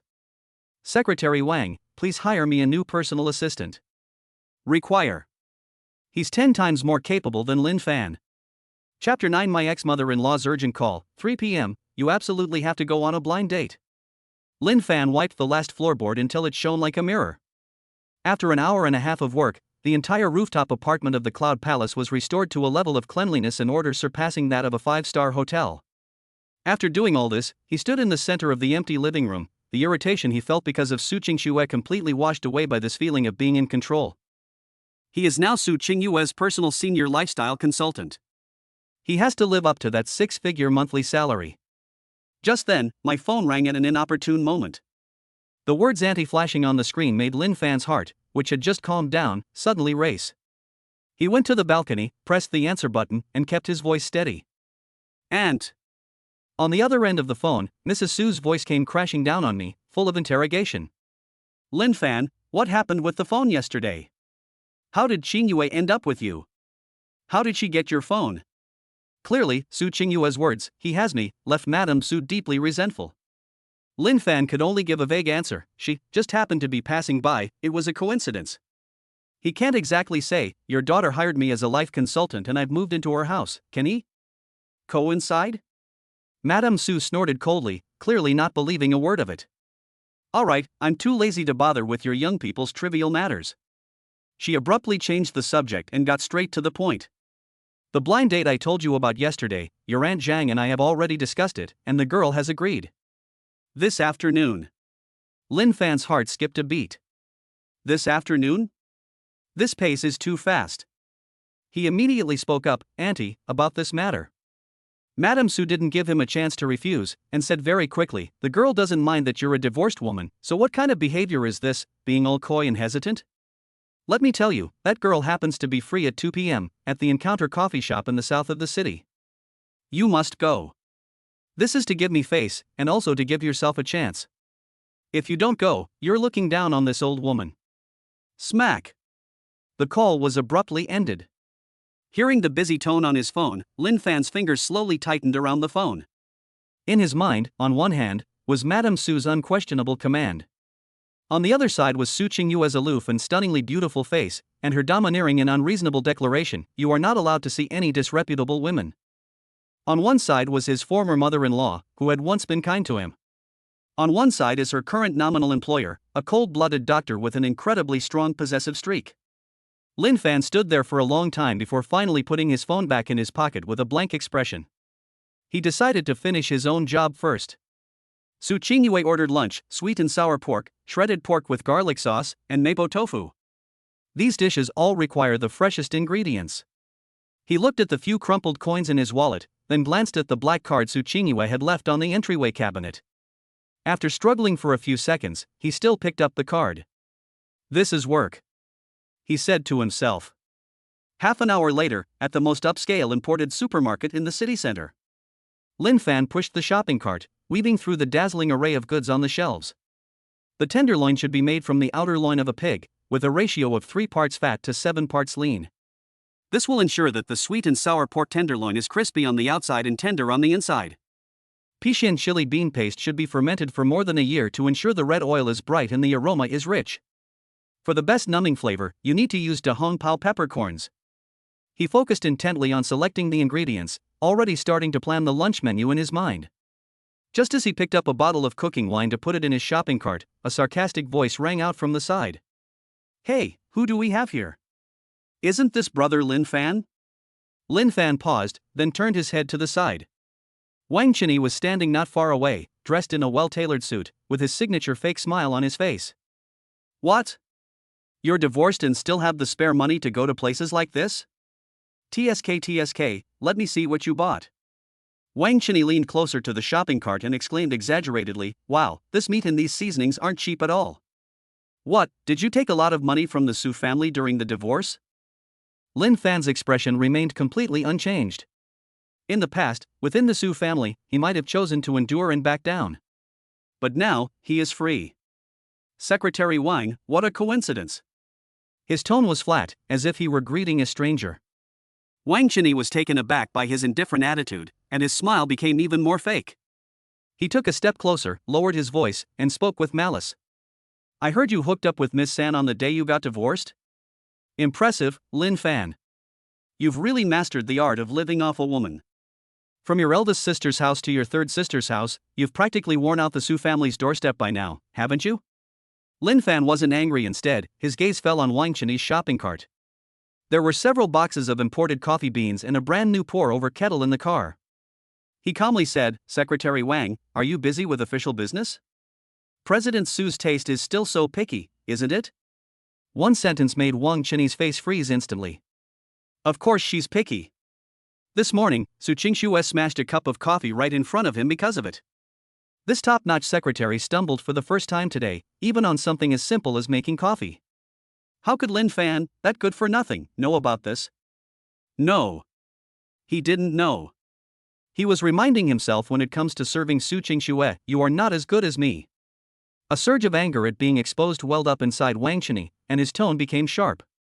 A good-for-nothing who was kicked out of his home has a lot on his mind. Lin Fan stopped looking at him. He put the selected pork tenderloin into the shopping cart, pushed the cart, and walked straight past Wang Chenyi. Throughout the entire process, she didn't give him another glance. That was a complete disregard. Wang Chenyi stood frozen in place, watching Lin Fan's calm departure. He felt a tightness in his chest, neither rising nor falling, and his face turned a deep purplish red. He clenched his fists, his eyes filled with a terrifyingly gloomy expression. What a piece of trash. What's with the attitude? Once I find an assistant 10 times better than you, let's see if President Su will still remember you. Back to the heavenly palace on the cloud top. Lin Fan arranged the ingredients one by one and began to process them. The blade struck the cutting board, producing a crisp and rhythmic sound. He was still plotting the feast at Hongmen at 3 p.m. Simply standing someone up would completely offend Mrs. Su. Tell Su Qingxue? Lin Fan could almost picture the woman's eyes turning cold instantly, and her ending the discussion with a single sentence, "You're not allowed to go." That doesn't solve the problem, it creates new ones. He didn't want to depend on her for everything, and he didn't want to be completely controlled by her. After much thought, there was only one way. He had to go there in person. Explain the situation to the woman in person and politely refuse. This is the only way to handle this matter decently without embarrassing both sides. He wants to sever these unnecessary entanglements in his own way. Having made up his mind, Lin Fan's emotions calmed down. He coated the sliced pork tenderloin with cornstarch and then heated oil in a wok. With a ripping sound, the aroma of the meat strips instantly rises as soon as they hit the pot. Chapter 10, The Truth Comes Out. My female boss wants to come with me to ruin my blind date. 11:30 a.m. In the apartment, the rich aroma of Sichuan cuisine dominated every corner. The sweet and sour pork tenderloin is fried until golden brown and crispy, with a layer of glistening sweet and sour sauce. Fish-flavored shredded pork has a bright red color and an enticing aroma. The mapo tofu is piping hot and fresh, topped with a layer of bright green scallions and numbing Sichuan peppercorn powder on top of the red oil. All three dishes were heavy, flavorful dishes, which seemed out of place with the cool and minimalist style of the apartment. Lin Fan took off his apron and just put the last dish on the table. Click. The door lock turned. Su Qingyue pushed open the door and entered. The high heels clicked crisply on the floor. She took off her high heels and put on slippers, still wearing her white coat, clearly having just rushed back from the hospital. As she walked into the restaurant, her gaze fell upon the 3 vibrant and fragrant dishes on the table, and she stopped in her tracks. For a fleeting moment, her cool eyes froze. She thought Lin Fan would use "it's for your own good" as an excuse to cook her a light medicinal meal. Unexpectedly, he actually did it. Moreover, just looking at its appearance is enough to make any Sichuan restaurant chef feel ashamed. Your stomach can't handle such a heavy dose of oil and salt. Lin Fan pulled out a chair and stated the facts in a calm voice. I saved some porridge for you. Su Qingyue didn't say anything, but pulled out a chair, sat down, picked up her chopsticks, and took a piece of sweet and sour pork. Entrance. The outer shell is crispy, and the inside is soft and tender. The sweet and sour sauce coats the taste buds perfectly, without any greasiness. She took another bite of mapo tofu. It has all 5 flavors: numbing, spicy, hot, fresh, and fragrant. But the spiciness isn't a harsh, direct spiciness, rather, it's a mild, progressively warm and savory spiciness. After taking a bite, my stomach felt warm and comfortable, without any burning sensation. This man. They didn't do what she asked at all.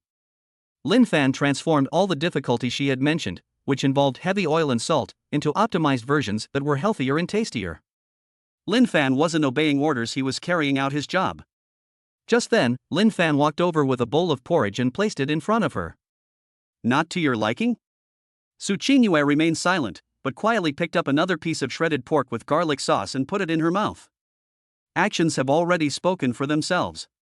Lunch ended quietly. Su Qingyue didn't eat much, but she tried every dish. Lin Fan was clearing away the dishes, while Su Qingyue leaned back on the sofa, holding her phone, seemingly working. The living room returned to silence. 1:30 p.m. After washing the last bowl, Lin Fan dried his hands and glanced at the wall clock. There was only half an hour left before the blind date arranged by Mrs. Su. He took off his apron, put on a clean white shirt, and prepared to go out. I'm going out for a bit. Lin Fan spoke, breaking the silence. Su Qingyue's gaze remained fixed on her phone screen, and she didn't even look up, only giving a faint hum. Lin Fan changed his shoes, and just as his hand touched the doorknob. Where to? Su Qingyue's voice suddenly rang out from behind him. Lin Fan stopped moving, turned around, and met those scrutinizing eyes.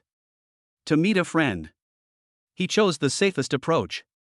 Su Qingyue put her phone aside, stood up, and walked towards him step by step. She has a tall figure and an imposing presence. She asked, male or female? Lin Fan's eyebrows twitched. This kind of questioning made him very uncomfortable. Dr. Su, this is my private matter. Your private matters? Su Qingyue had already walked up to him, and the two were no more than half a meter apart. Consultant Lin, have you forgotten the supplementary clauses in the contract? I'll take care of your 3 meals a day. Your health is also under my jurisdiction. She tilted her head slightly, and her breathtakingly beautiful face was now filled with an air of self-righteous dominance. I need to assess all external factors that may affect your physical and mental health. So tell me, who are you going to see? This logic is absolutely absurd. Lin Fan looked at her, speechless for a moment. A date. He carefully considered his words, but ultimately chose to be honest. It was arranged by your mother. The moment the words fell, Lin Fan felt as if the temperature of the living room air conditioner had been instantly lowered by 10 degrees. Su Qing saw that the face, which was already expressionless, was now as cold as ice. She guessed it during the phone call yesterday. Now, it has been confirmed. Her mother was actually arranging other women for Lin Fan. You are not allowed to go. Su Qingyue uttered 3 words, not a discussion, but a verdict. Lin Fan frowned. This is your mother's good intention. If I stand her up, she will be very embarrassed. That's her business. Su Qingyue's attitude was firm. Su Qingyue. For the first time, Lin Fan called her by her full name. I can't do this, your mother's feelings towards me. To me what? Su Qingyue interrupted him, her eyes sharp. Did I do you a favor? So you want to repay me in this way? By meeting a shady woman and marrying her? I didn't think that way. Lin Fan explained, I just wanted to make things clear face to face and politely refuse. That's the best way to resolve the issue. This is his principle of conduct. Avoid embarrassing others and avoid creating trouble for yourself. Su Qingyue stared at him, looking into his sincere yet helpless eyes. She knew that Lin Fan was right. Knowing her mother's personality, if Lin Fan dared to refuse to go, she would call him non-stop.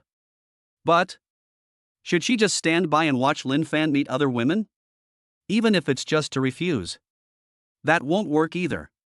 Not even for a second. The inexplicable possessiveness in her heart spread wildly, like ignited weeds. After a few seconds of silence, Su Qingyue suddenly spoke up, "Okay, you can go." Lin Fan was somewhat surprised. He didn't expect Su Qingyue to agree so quickly. However, her next words immediately froze Lin Fan's expression on his face. "I'll go with you." What?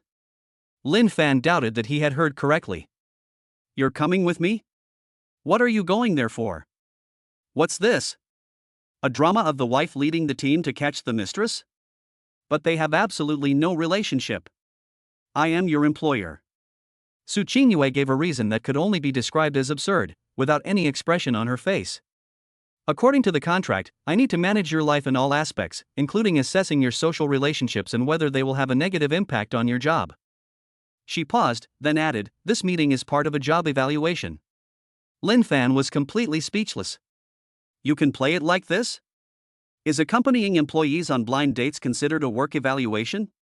Su Qingyue, stop fooling around, this is inappropriate. Lin Fan was both amused and exasperated. What's wrong with it? Su Qingyue had already turned around and walked back to the bedroom. A few seconds later, she put on a neatly tailored trench coat and was carrying her car keys. She walked up to Lin Fan, her cool eyes fixed on him. "It's working time now, Consultant Lin. I am your boss, Su Qingyue. It is perfectly reasonable for a superior to accompany a subordinate on a business meeting. She emphasized the words business meeting very much. Looking at her earnestly spouting nonsense, Lin Fan blurted out, "Then what about your job?" "It's okay, I'll take a day off." He finally understood. Reasoning with this woman won't work. She either doesn't make a move at all, or when she does, it's a devastating blow, using her twisted logic to completely outmaneuver you. "Let's go." Su Qingyue gave him no further chance to refute and walked straight to the door. Lin Fan stood there, watching her resolute back, and finally could only helplessly follow her. "Let's go then." He wanted to see how this blind date would go on, with her rightful employer sitting right next to him. Perhaps this is the quickest way to resolve the mess. Chapter 11. He's under my control. In the south of the city, there is a coffee shop called Encounter. In the corner by the window, two elegantly dressed women were talking in hushed tones. One of them was Madame Su. She held the warm coffee cup between her fingers, but her gaze kept drifting towards the door. "Sister, you're really exaggerating my daughter's abilities. Don't let Lin Fan down when he meets her in person."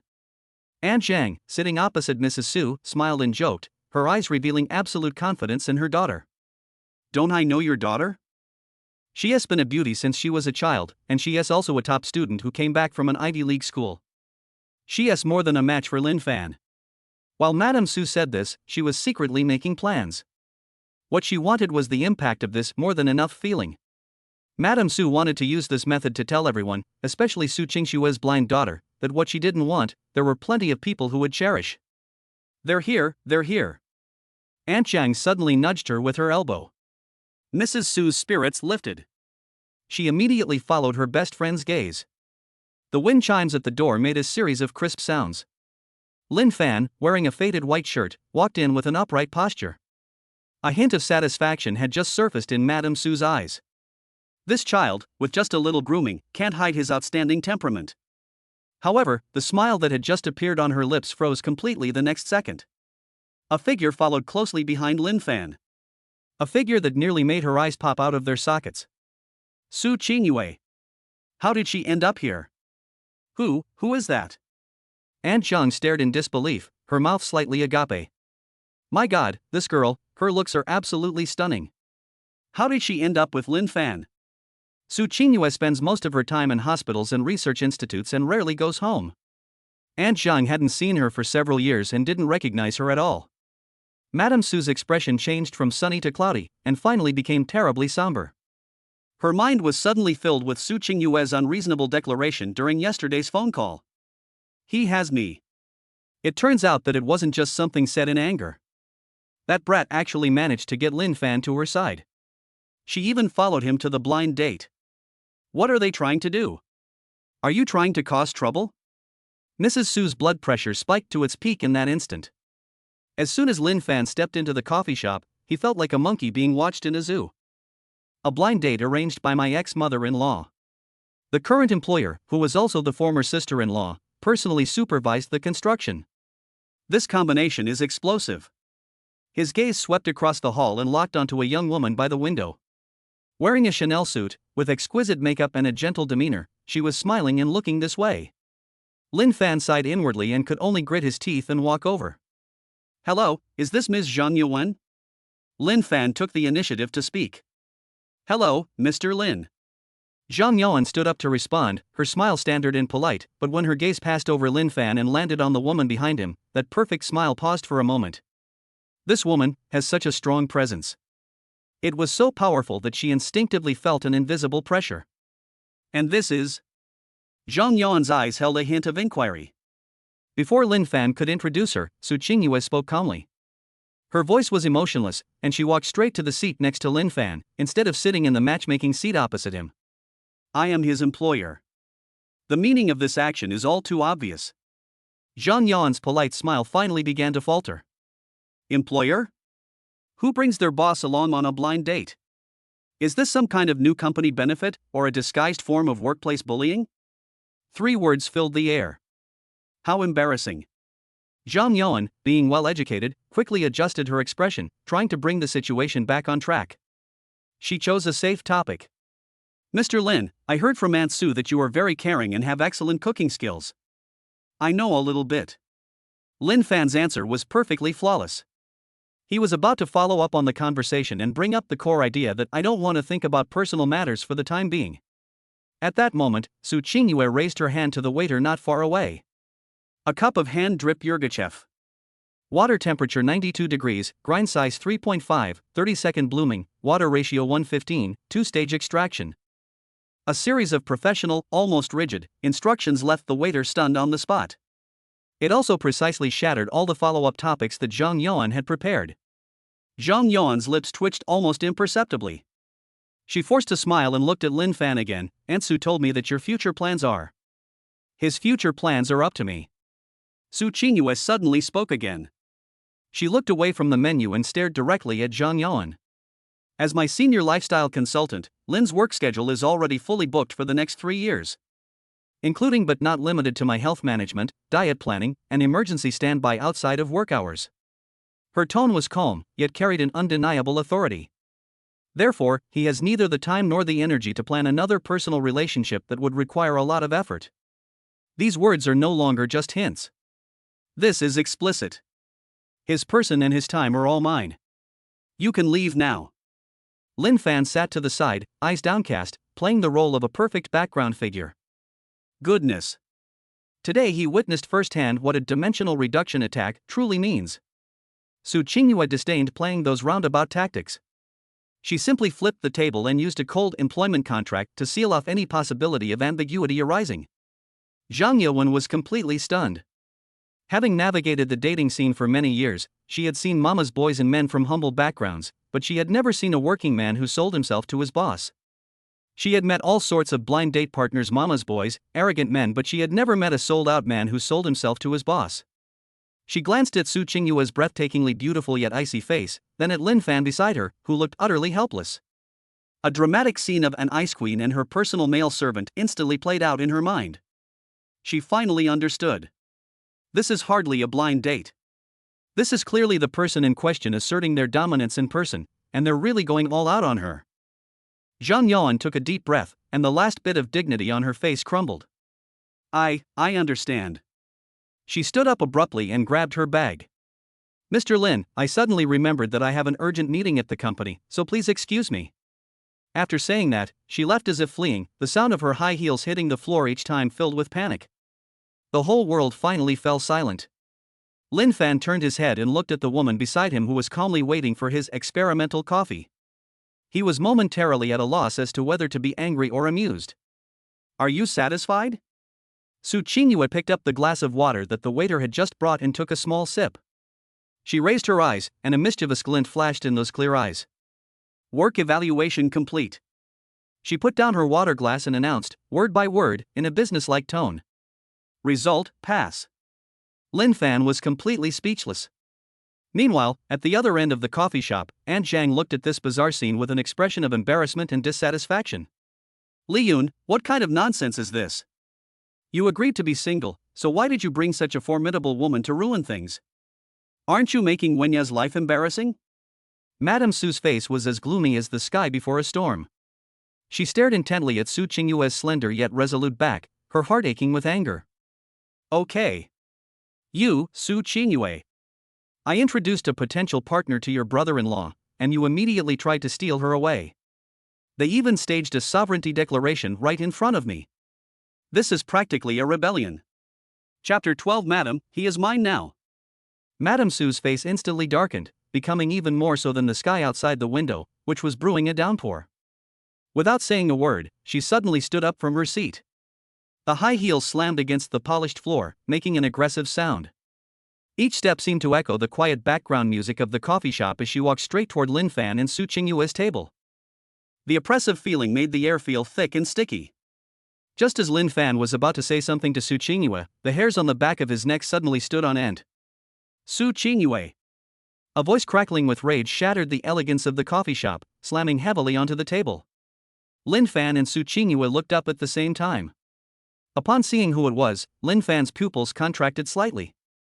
He never expected that Madame Su would be there.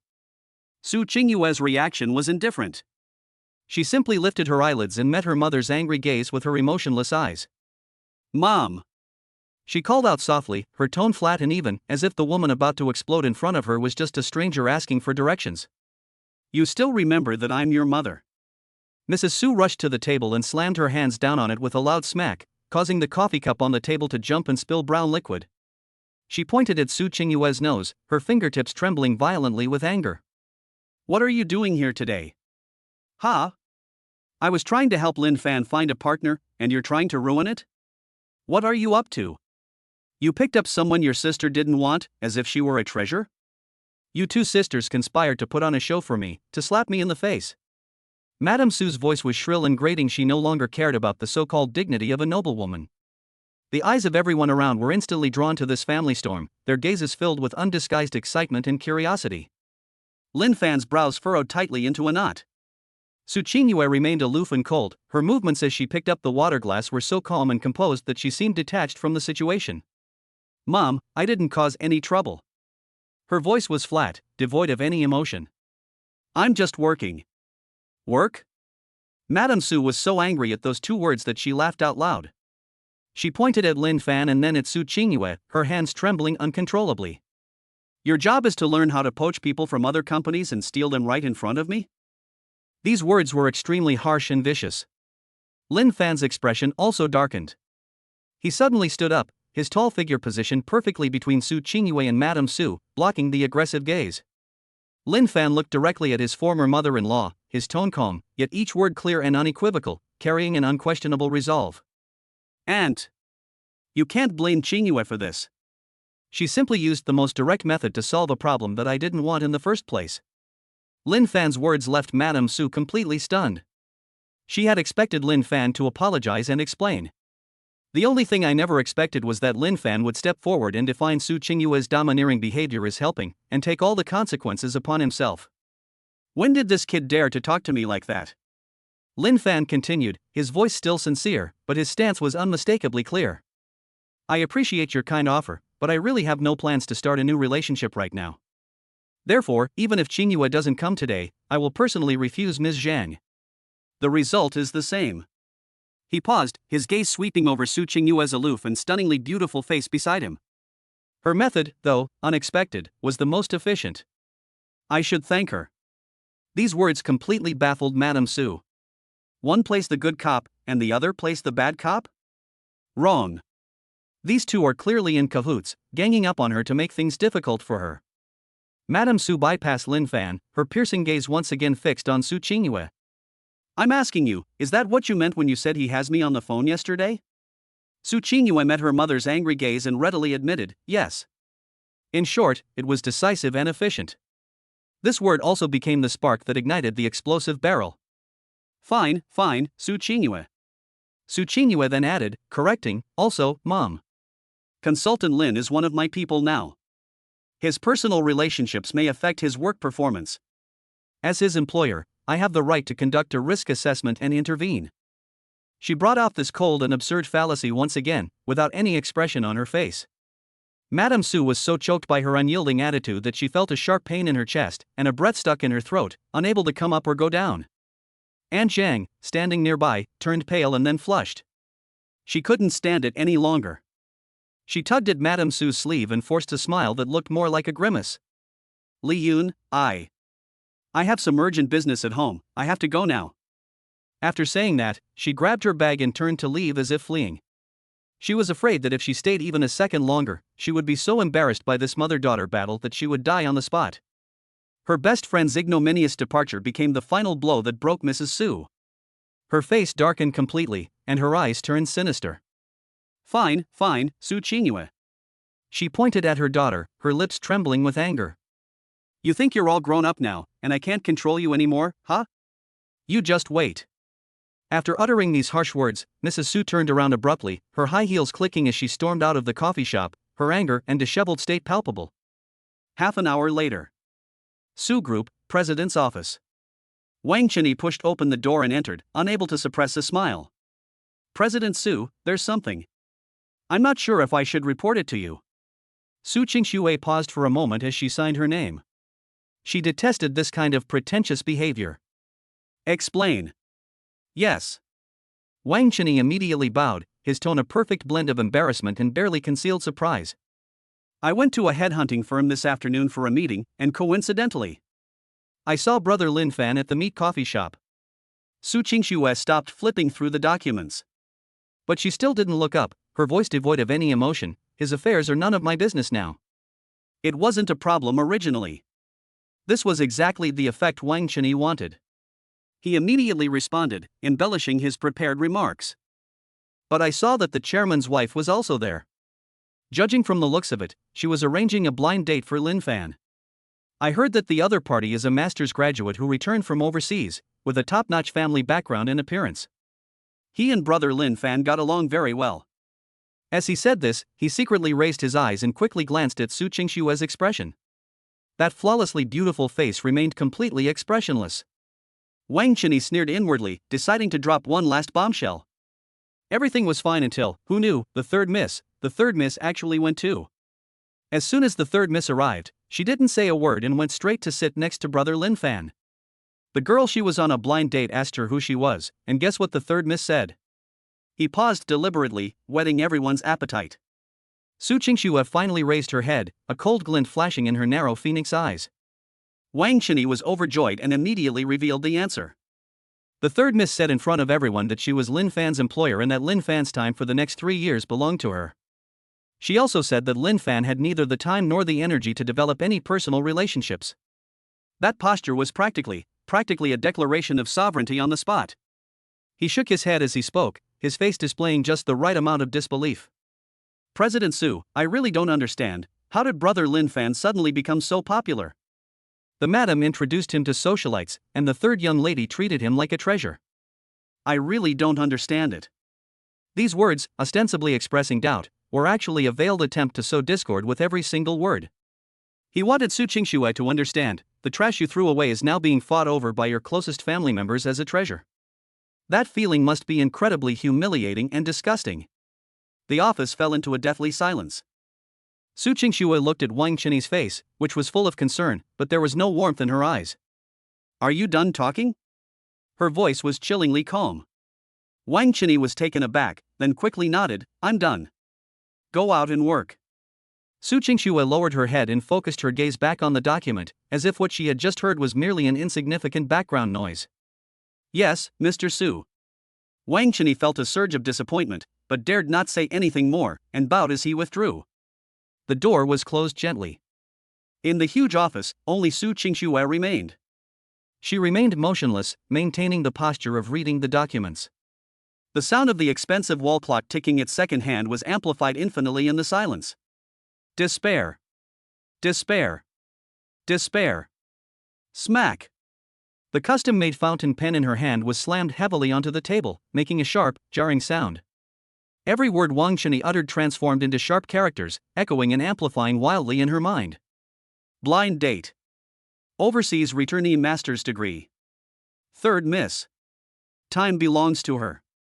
Declare sovereignty. A surge of evil fire erupted from deep within her chest, burning wildly along her limbs and bones, causing her internal organs to become displaced. Irritable. An unprecedented, almost uncontrollable sense of irritability, like countless ants, was gnawing at her reason. Chapter 13. She declared domineeringly, "You are mine." In the coffee shop, Mrs. Su's departing figure, filled with boundless rage, became the focus of everyone's attention. Whispers rippled through the crowd from every corner. My God, was that the wife of the chairman of the Su Group just now? Her daughter snatched him away on the spot? What kind of soap opera plot is this? Who is that man? He looks ordinary. How could he make the mother and daughter turn against each other on the spot? These discussions buzzed in Lin Fan and his companion's ears. Lin Fan frowned, showing no interest in these gossips. He glanced at Su Qingyue across from him, then at the coffee on the table. Lin Fan stood up and walked to the front desk. Hello, check please, table number 3. Under the cashier's astonished gaze, Lin Fan calmly scanned the code and paid. He was used to dealing with these kinds of messes. In the past, he was always the one who followed behind Su Qingxue, silently cleaning up the mess. Today, he has become the center of the storm. As he walked back to his seat, Su Qingyue also stood up. She didn't say anything. Just as Lin Fan approached, she reached out and grabbed his wrist. Her hands were cold, but her fingertips were tightly clasped around his. Lin Fan's body stiffened for a moment. The sensation on my wrist was clear and strong. Walk. Su Qingyue uttered only one word, grabbed him, and walked towards the door without looking back. Her steps were quick, her tall figure exuding determination and indifference, carving a path through the surrounding crowd of onlookers. Lin Fan was pulled along by her, almost passively following her steps. He could feel the gazes behind him growing even more unrestrained. Lin Fan could even imagine the exaggerated and embellished discussions those people were making. A former son-in-law of a wealthy family, who then got involved with his former sister-in-law, was caught red-handed by his former mother-in-law. This script is absolutely explosive. The two walked out of the coffee shop without saying a word. The afternoon sun was a bit too bright. Su Qingyue didn't let go, and pulled him quickly toward the parking lot. Soon, a sleek black Porsche Panamera came into view. Drop. The car lock was unlocked. Su Qingyue released Lin Fan's hand, but instead of getting into the car, she suddenly turned around and forced Lin Fan against the car door. The distance between the two was compressed to the extreme. A scent, a mixture of faint disinfectant and crisp, grassy aroma, forcefully entered Lin Fan's nostrils. What gives her the right to dictate your life? Su Qingyue looked up and stared intently at Lin Fan. Lin Fan was speechless for a moment. Answer me. Her voice wasn't loud, but it carried a penetrating quality unique to doctors. Lin Fan looked at the anger in her eyes, and beneath that anger, a trace of obsession he had never seen before. He was silent for a moment before speaking, his voice low and calm. Dr. Su, you're mistaken. She didn't plan my life. She just wants to embarrass me, and embarrass your sister too. Use a better woman to prove that their initial choice was wrong. Lin Fan saw things clearly. Su Qingyue ignored all these convoluted logics. She only believed in one thing. I disagree. She paused, then continued, that's how my mom is. She always likes to force what she thinks is good onto others without ever asking if they want it or not. It was you before, and it's still you now. Lin Fan fell silent. These words struck a nerve with him over the past 3 years. Su Qingyue turned her head sharply, her eyes surging with emotions he had never seen before. But, Lin Fan. Things are different now. Her voice wasn't loud, but every word was clear. From the moment you signed that contract, you became one of my people. Your health, your emotions, and your time are all under my management.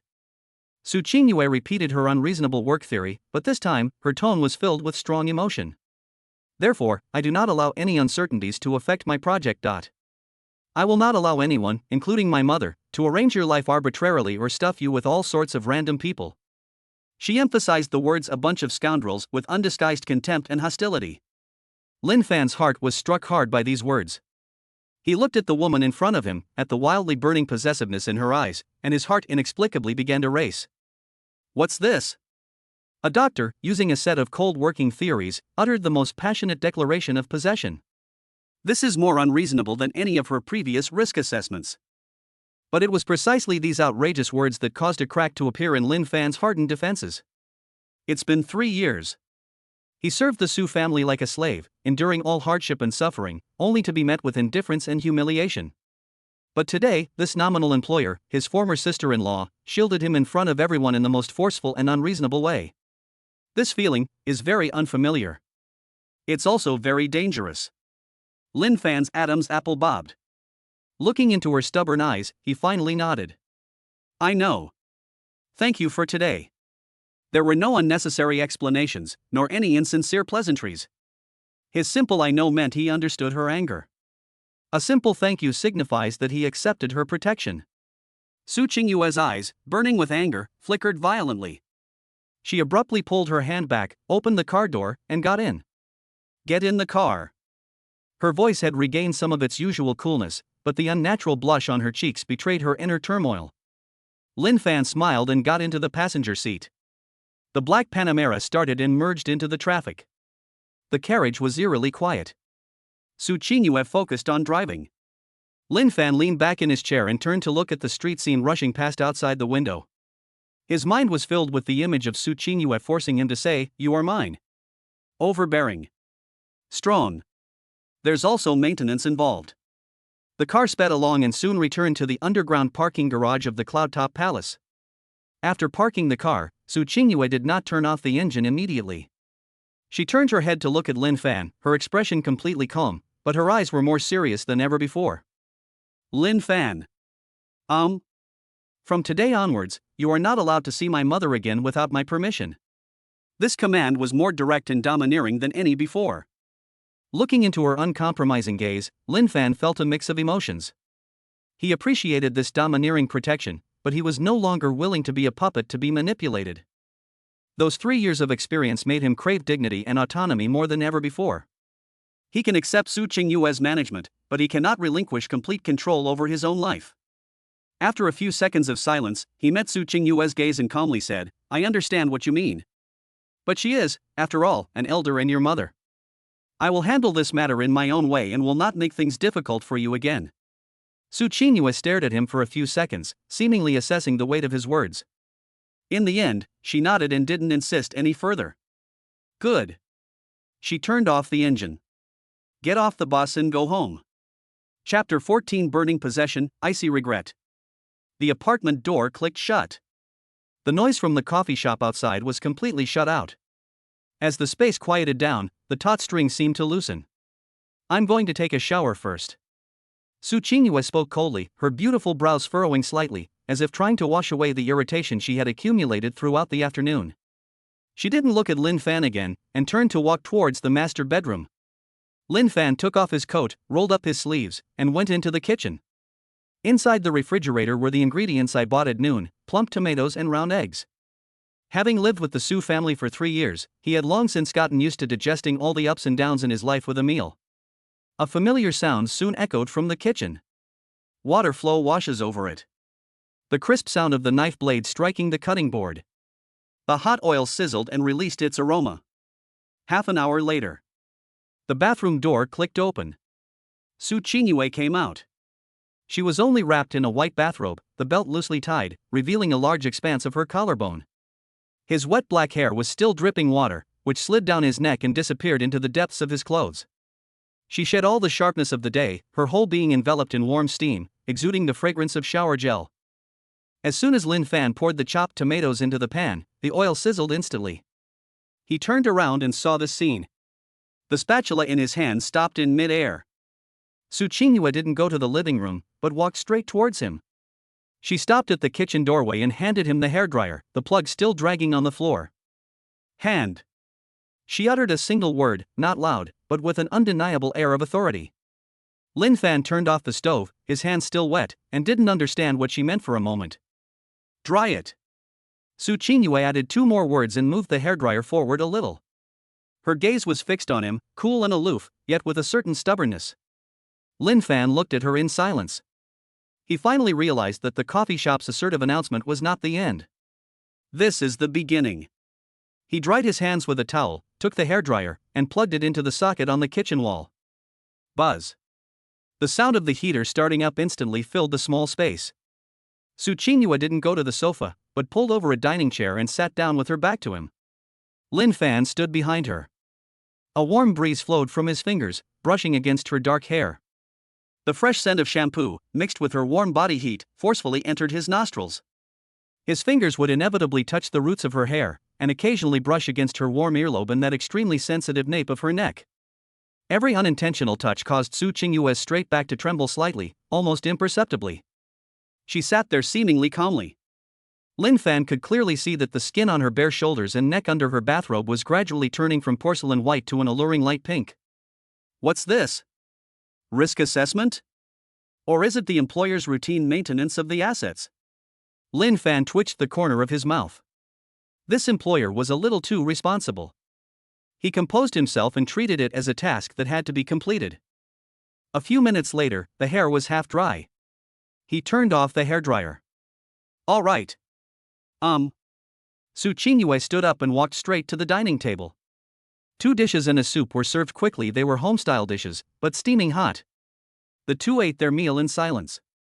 Just when Lin Fan thought the meal would end in this strange silence, Su Qingyue suddenly spoke. Her voice was soft, with a slight hoarseness from the hot wind. The soup is delicious. Lin Fan paused, then a smile spread across his lips. If it's delicious, then drink more. At the same time. Su Family Manor. A white Bentley slowly drove in and stopped in front of the main house. Su Qingyue pushed open the car door, put on her high heels, and walked into the living room, looking exhausted. Before she could even change her shoes, a cushion, carried by the wind, came hurtling towards her. Su Qingyue instinctively turned her head away. The cushion brushed past her cheek and landed heavily on the entryway cabinet behind her. In the main seat of the living room, Madame Su's chest heaved violently, her carefully maintained face clouded with anger, and her eyes were blazing with fury. You still know how to come back? Su Qingyue frowned, threw her bag on the sofa, and spoke with suppressed frustration. Mom, what's wrong with you now? Am I going crazy?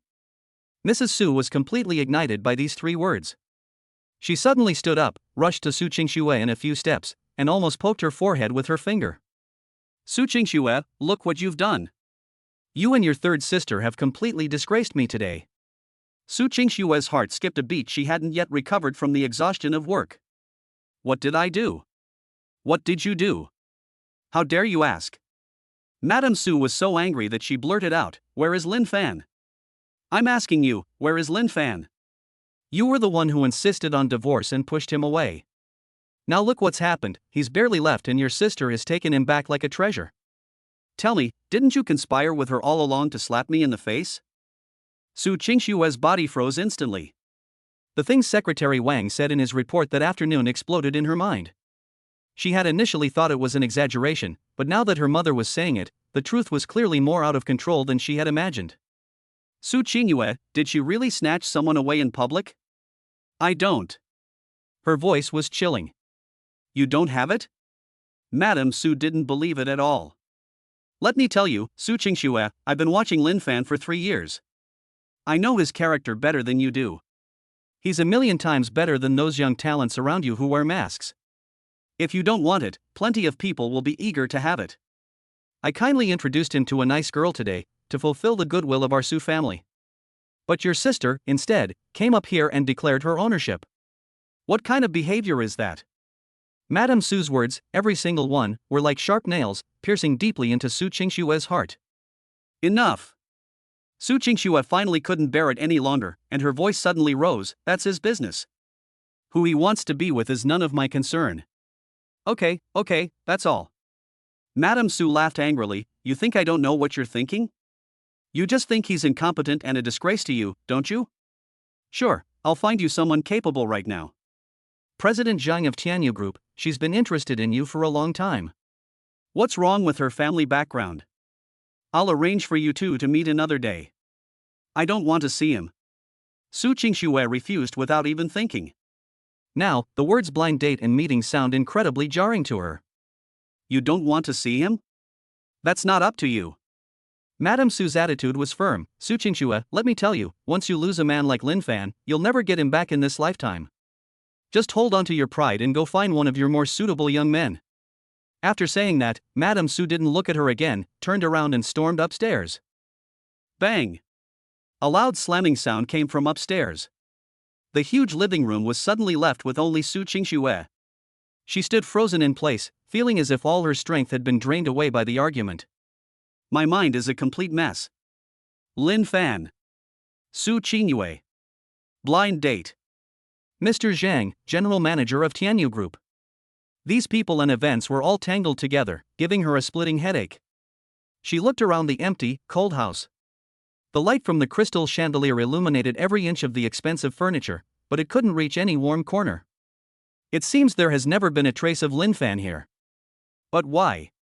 It's as if his presence is everywhere. Her gaze fell towards the kitchen. She suddenly remembered that on countless nights when she worked overtime and came home late, no matter how late it was, that man would wake up from the sofa, go into the kitchen, and make her a bowl of steaming hot tomato and egg noodles. Each time, she would simply say indifferently, I'm not hungry, and then go straight upstairs. That bowl of noodles, which she had never touched before, now seemed to be radiating scorching heat, burning her stomach and her heart. A tremendous, irreparable emptiness spread wildly from her heart to every part of her body, making her shiver with cold. Chapter 15 And I Need You. The night had not yet completely faded, and the sky was only tinged with a hazy bluish gray. Thump! Thump! Thump! The rapid knocking on the door exploded in the quiet apartment, each knock hitting Lin Fan's eardrums. He was jolted awake from his deep sleep, sat up abruptly, and was still a little dazed. The knocking continued relentlessly. Lin Fan scratched his messy hair, threw off the covers and got out of bed, heading towards the door with a belly full of morning grumpiness. The door opened. The person standing outside the door instantly brought him to his senses. Su Qingxue. She was wearing a tight-fitting sportswear outfit, with a black quick-drying top that accentuated her amazing waistline. Beneath the matching athletic shorts, a pair of long legs dazzled in the soft morning light. Her hair was neatly tied into a high ponytail, giving her a rare air of dashing and heroic spirit. Lin Fan rubbed his eyes, still half asleep, and asked, What? Get up and go for a run. Su Qingxue uttered 4 words, her voice icy cold, leaving no room for negotiation. Lin Fan glanced at his phone. It was exactly 5 o'clock in the morning. His eyelids twitched. Hey lady, it's only 5 o'clock, it's not even dawn yet, why are you going for a run? Lin Fan tried to reason with her. He no longer wanted to be a tool to be manipulated by others. I've gained weight. Su Qingxue stated a fact without any expression. Lin Fan's mind went blank. Have you gained weight? His gaze swept over her body uncontrollably. With that figure, that waistline, those long legs, what does she have to do with the word fat? You've gained weight? Lin Fan's tone was full of doubt. Dr. Su, do you have some kind of misunderstanding about your body shape? Without saying a word, Su Qingxue turned around and dragged an electronic scale out from the corner of the living room. It was placed in front of Lin Fan with a smack. She stepped onto it. The numbers on the screen jumped clearly. See? It's gained 0.8 kilograms. She pointed to the number and said, It's all because your cooking is so delicious that I couldn't resist. Lin Fan looked at the number, then at her face, which was filled with I'm very unhappy, and was speechless for a moment. Just for a weight fluctuation of less than 1 pound? Did you drag him out of bed at 5 a.m. to go for a run? This woman's thought process is truly extraordinary. Dr. Su, this is within the normal range of weight fluctuation. I don't care. Su Qingxue interrupted him, getting off the electronic scale. Besides, the contract states that your health is also under my management. I am healthy. Lin Fan immediately retorted, But you, Dr. Su, the contract didn't include a clause about accompanying someone at 5 in the morning. Su Qingxue raised an eyebrow, seemingly surprised that he would refuse so directly. She took a step forward, her body almost touching Lin Fan's. The crisp scent of herbs and trees mixed with the cool fragrance of shower gel once again invaded his breath. It's written in the contract that I will manage your time. Lin Fan fell silent. Goodness. He finally saw what it meant to use the most professional terminology to say the most unreasonable things. She's the first person to describe the exploitation of capital in such a refreshing and unconventional way. I'm in poor physical condition and haven't run in years. Lin Fan attempted a final struggle. Perfect. Su Qingyue blocked all his escape routes. We will conduct a baseline test on your health over the past 3 years. You have 10 minutes to change your clothes and come downstairs. After saying that, she turned and left, leaving Lin Fan with only her back view. Lin Fan stood there, watching her figure disappear at the top of the stairs, and finally sighed helplessly before closing the door. 10 minutes later. On the running track in the park downstairs from the apartment building. The morning air was cool and damp. Lin Fan followed behind Su Qingyue, feeling like his lungs were about to explode. He had only run less than 2 kilometers when he was already panting heavily, his steps were so heavy he could barely lift them, and his throat was filled with the taste of blood. Over the past 3 years, his body has been worn down to this state. Su Qingyue, however, remained calm and composed, her breathing even, and she even had the leisure to slow down and run backwards easily beside him. Consultant Lin, your physical condition does not meet the standards of a senior life consultant. Her voice carried a hint of sarcasm. The first step in managing a client's health is to manage themselves. This is blatant workplace bullying. Lin Fan protested breathlessly. Su Qingyue's lips curled into a very faint smile, which quickly disappeared. On the running track, more and more people are doing their morning exercises. As Su Qingyue ran past Lin Fan, leaving a trail of fragrance, the eyes of many men around her were drawn to her. She finished her last lap and stopped next to Lin Fan. The morning light shone on her, and the stray hairs on her forehead were damp with sweat, clinging to her smooth brow. Sweat dripped down the curve of her neck, disappearing into the deep contours outlined by her sports vest. That usually cold face flushed with color from the exercise, and she exuded an amazing, vibrant sexiness. The surrounding chatter drifted over, neither too loud nor too soft. Wow, that woman has an amazing figure. She's a real-life athletic goddess. I wonder if she has a boyfriend. What's wrong with that young man over there? He looks like he's about to die. Lin Fan's gaze was also involuntarily fixed on her. He was completely stunned. He had seen Su Qingyue in her white coat, looking ethereal and otherworldly, and he had also seen her in her bathrobe, looking languid and alluring. But I had never seen her like this before, soaked in sweat, full of wildness and vitality. I must say, they're actually quite pleasing to the eye. In the instant he was lost in thought, Su Qingyue suddenly turned her head and their eyes met. Lin Fan immediately looked away, pretending to admire the scenery. Su Qingyue caught the fleeting look of amazement and panic in his eyes. But she didn't say anything. But a fleeting smile, unnoticed even by herself, flickered across her cool eyes, vanishing in an instant. Back at the apartment, Lin Fan felt like he was half dead and just wanted to lie on the sofa and be a couch potato. Su Qingyue went straight into the bathroom, and soon the sound of running water came from inside. When Lin Fan recovered and went into the kitchen to prepare breakfast, Su Qingyue had just finished taking a shower and came out. She changed into a long dress, her hair was still dripping wet, and she exuded a fresh scent after her bath. Without looking up, Su Qingyue ordered, "This morning, you're coming with me to the hospital." What am I supposed to do there? Lin Fan brought breakfast to the table. Shall I help you clean up, or organize the experimental data? Su Qingyue walked up to him. The distance between the two was instantly shortened. Her eyes held the focused gaze of a doctor examining a patient. No. Su Qingyue suddenly leaned closer, her warm breath brushing against Lin Fan's earlobe, causing his muscles to tense instantly. You should get a full body checkup. Lin Fan was stunned. A checkup? Why would I need a checkup when I'm perfectly fine? Your body is now my asset. Su Qingyue's voice was very low. I need to ensure that my assets are in optimal performance condition. Today, I need to obtain your most complete physical data. She brought out this domineering theory once again. Afternoon. Etc. Lin Fan finally couldn't help but interrupt her. He met Su Qingyue's gaze. Dr. Su, I thank you for your care yesterday. You are my employer, that's true, but I am not your appendage. I have my own plans. The feeling of being touched in the train carriage is still there. But the suffocating feeling of being kept in captivity has begun to make him feel oppressed. Su Qingyue slowed down her chewing. She put down the sandwich, wiped her mouth with a napkin, then stood up and walked towards Lin Fan step by step. Lin Fan instinctively stepped back until his back hit the cold glass platform, leaving him nowhere to retreat. Su Qingyue stopped in front of him, the two of them very close. Her unique scent, a blend of shower gel and her own body heat, forcefully penetrated Lin Fan's breathing. Su Qingyue tiptoed slightly and leaned close to Lin Fan's ear.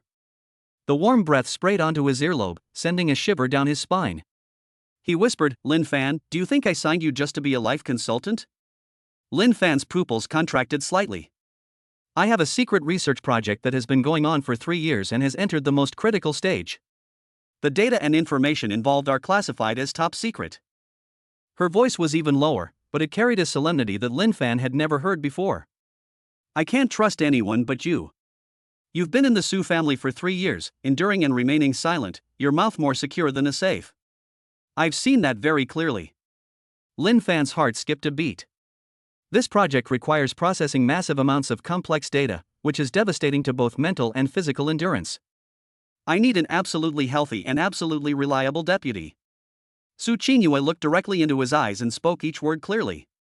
Therefore, the physical examination this morning was not a requirement for the life consultant, but a screening for the only deputy. "I need your body data, down to every single cell. If you are not qualified, the contract can be terminated immediately." She paused, then changed the subject, instantly transforming the oppressive aura into a deadly temptation. "But if you qualify, you will be exposed to a completely new world. And I need you." Chapter 16: The Test of a 3 Million Annual Salary. Lin Fan's Adam's apple bobbed, and he was about to speak. Buzzing. Buzzing. My phone vibrated in my pocket at an inopportune moment. The sudden tremor shattered the tranquility of the apartment. Lin Fan took out his phone. He glanced at the 3 words flashing on the screen, and his brows furrowed involuntarily. "Mrs. Su." Just what I feared most came to pass. He glanced at Su Qingyue subconsciously. Su Qingyue also saw the caller ID, and her face instantly darkened. Lin Fan felt a chill run down his spine. He remained silent for a full 3 seconds before answering the call in front of Su Qingyue. Then, I pressed the speaker button. Seeing this, Su Qingyue's expression improved noticeably. She wanted to hear what her domineering mother, who had been strong-willed her whole life, was up to this time. After the crisp beep, the entire apartment fell into dead silence. "Hello, is this Xiao Fan?" Mrs. Su's tone was unexpectedly calm. It even carried a touch of deliberate warmth, making him completely different from the person in the coffee shop yesterday. Lin Fan replied, "Auntie, it's me." Mrs. Su offered a way out. "What happened yesterday was just me acting impulsively, don't take it to heart." "Won't." "That's good." There was a pause on the other end of the phone, and then Mrs. Su's voice came through again, this time with a touch of solemnity. "Xiao Fan, I'm not here to talk to you about anything else. I've thought about it seriously. You can't always be Qingyue's life advisor. That's not a long-term solution. Here's what we'll do.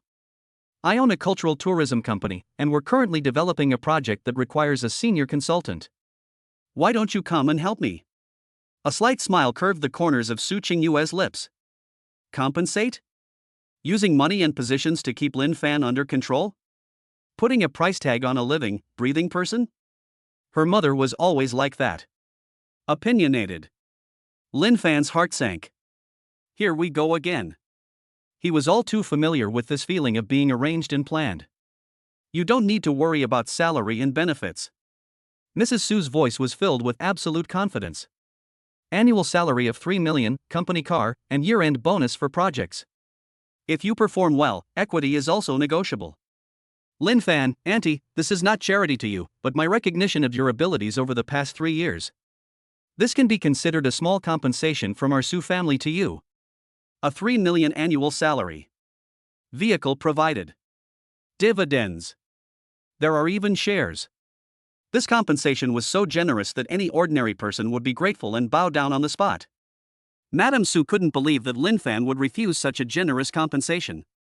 This is not only her recognition of Lin Fan, but also the first step she took in bringing this young man she had her eye on back into her sphere of control. Lin Fan did not answer immediately.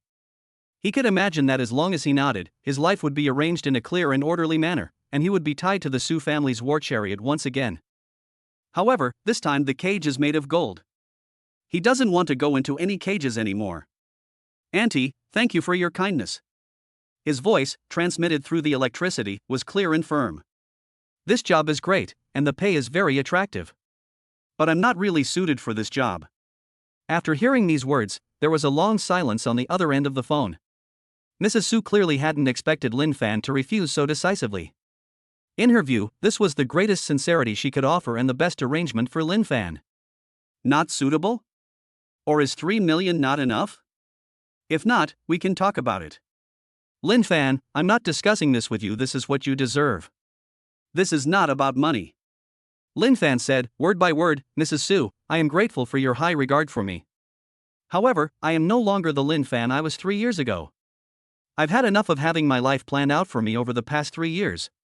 Now, I want to walk my own path, even if it's difficult, I want to take it one step at a time. His voice wasn't loud, but it was firm and resounding. Besides, I already have a new job. I'm quite satisfied with my life now. There was no fierce resistance, no angry accusations. Only the calmest statement. Yet it is more powerful than any words. He completely severed ties with the past, refusing to become anyone's pawn again, even if the other party acted with good intentions. Mrs. Su on the other end of the phone let out a sigh. Good. In the end, Madame Su only uttered one word. Lin Fan, since you've made up your mind, then your auntie will try to force you to stay. Lin Fan was just about to breathe a sigh of relief. Madame Su then added, however, Auntie, I hope you can think this through carefully. You are still young, and you have a long road ahead of you. Don't make the wrong choice because of a moment of impulse. After saying that, she hung up the phone. Beep. The busy signal echoed in the quiet apartment. Lin Fan put down his phone, turned around, and met Su Qingyue's gaze. See, the problem is solved. He twitched the corner of his mouth. Su Qingyue remained silent. She just stared at him quietly for a few seconds. Then, to Lin Fan's astonishment, she suddenly stepped forward and leaned closer. Lin Fan was startled by Su Qingyue's actions and instinctively backed away, only to bump his lower back on the glass platform, leaving him with nowhere to retreat. You. Su Qingyue stretched out her fingers, grabbed his tie, and yanked it sharply. Lin Fan was forced to lean forward, and their faces were instantly inches apart. Very good. Su Qingyue tilted her head back and said, You haven't disappointed me. The fact that I dared to refuse 3 million proves that my judgment was correct. Now, let's go to the hospital. Chapter 17 Top-Tier Gold Digger? Ex-wife collapses upon hearing rumors. Renxin Private Hospital, VIP Health Checkup Center. The corridor was so quiet that you could hear the faint sound of the central air conditioning blowing air. Lin Fan sat on the leather sofa in the rest area, holding a medical examination procedure form in his hand. The items listed above are numerous, ranging from routine blood tests to complex gene sequence screenings, almost digitizing his entire being from the inside out. Su Qingyue sat opposite him, wearing a white coat, and transformed back into the ethereal Dr. Su. She held a tablet in her hand, intently watching the first batch of data being transmitted in real time, her brows occasionally furrowing. His basal metabolic rate is low, and his cardiopulmonary function is 20% lower than the average level of men of the same age. Su Qingyue lifted her gaze from the tablet and looked at Lin Fan. These 3 years of working as a nanny have completely drained your body. Her tone made Lin Fan inexplicably uncomfortable. Isn't that why you're giving me a medical checkup? Lin Fan leaned back on the sofa and shrugged. Every meal you eat and every workout you do must be under my supervision. Lin Fan twitched the corner of his mouth. Alright, the capitalists are starting to bare their fangs. The top floor of the Su Group's president's office. Wang Qinyi pushed up his gold-rimmed glasses and swiped his fingertips across his phone screen. On the screen was a secret report he had just received from an informant inside the Su family manor. Mrs. Su called Lin Fan, promising him a 3 million annual salary, a position, and stock options, but he refused on the spot. The short line of text caused a cold, sinister smile to curl at the corners of Wang Qinyi's mouth. Is Madame Su senile? Paying a 3 million annual salary to hire a stay-at-home husband who can only cook? On what grounds? Wang Qinyi's jawline tightened instantly. He, Wang Qinyi, graduated from a prestigious university, is exceptionally capable, and has worked diligently to assist Su Qingxue, which is how he climbed to his current position. Lin Fan, a good-for-nothing who can only cook and mop the floor, how could he make the 3 most important women in the Su family fall head over heels for him? He had enjoyed the thrill of climbing to the top by stepping on Lin Fan for 3 years, and he would never allow this man to have any chance of turning the tables.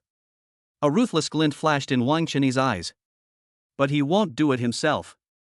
That's too simplistic and too easy to expose. Hello, is this Manager Lu from the marketing department? This is Wang Cheney. Oh, Secretary Wang, why did you call me personally? What instructions do you have? A fawning male voice came from the other end of the phone. Wang Cheney leaned back in his seat, his tone becoming casual.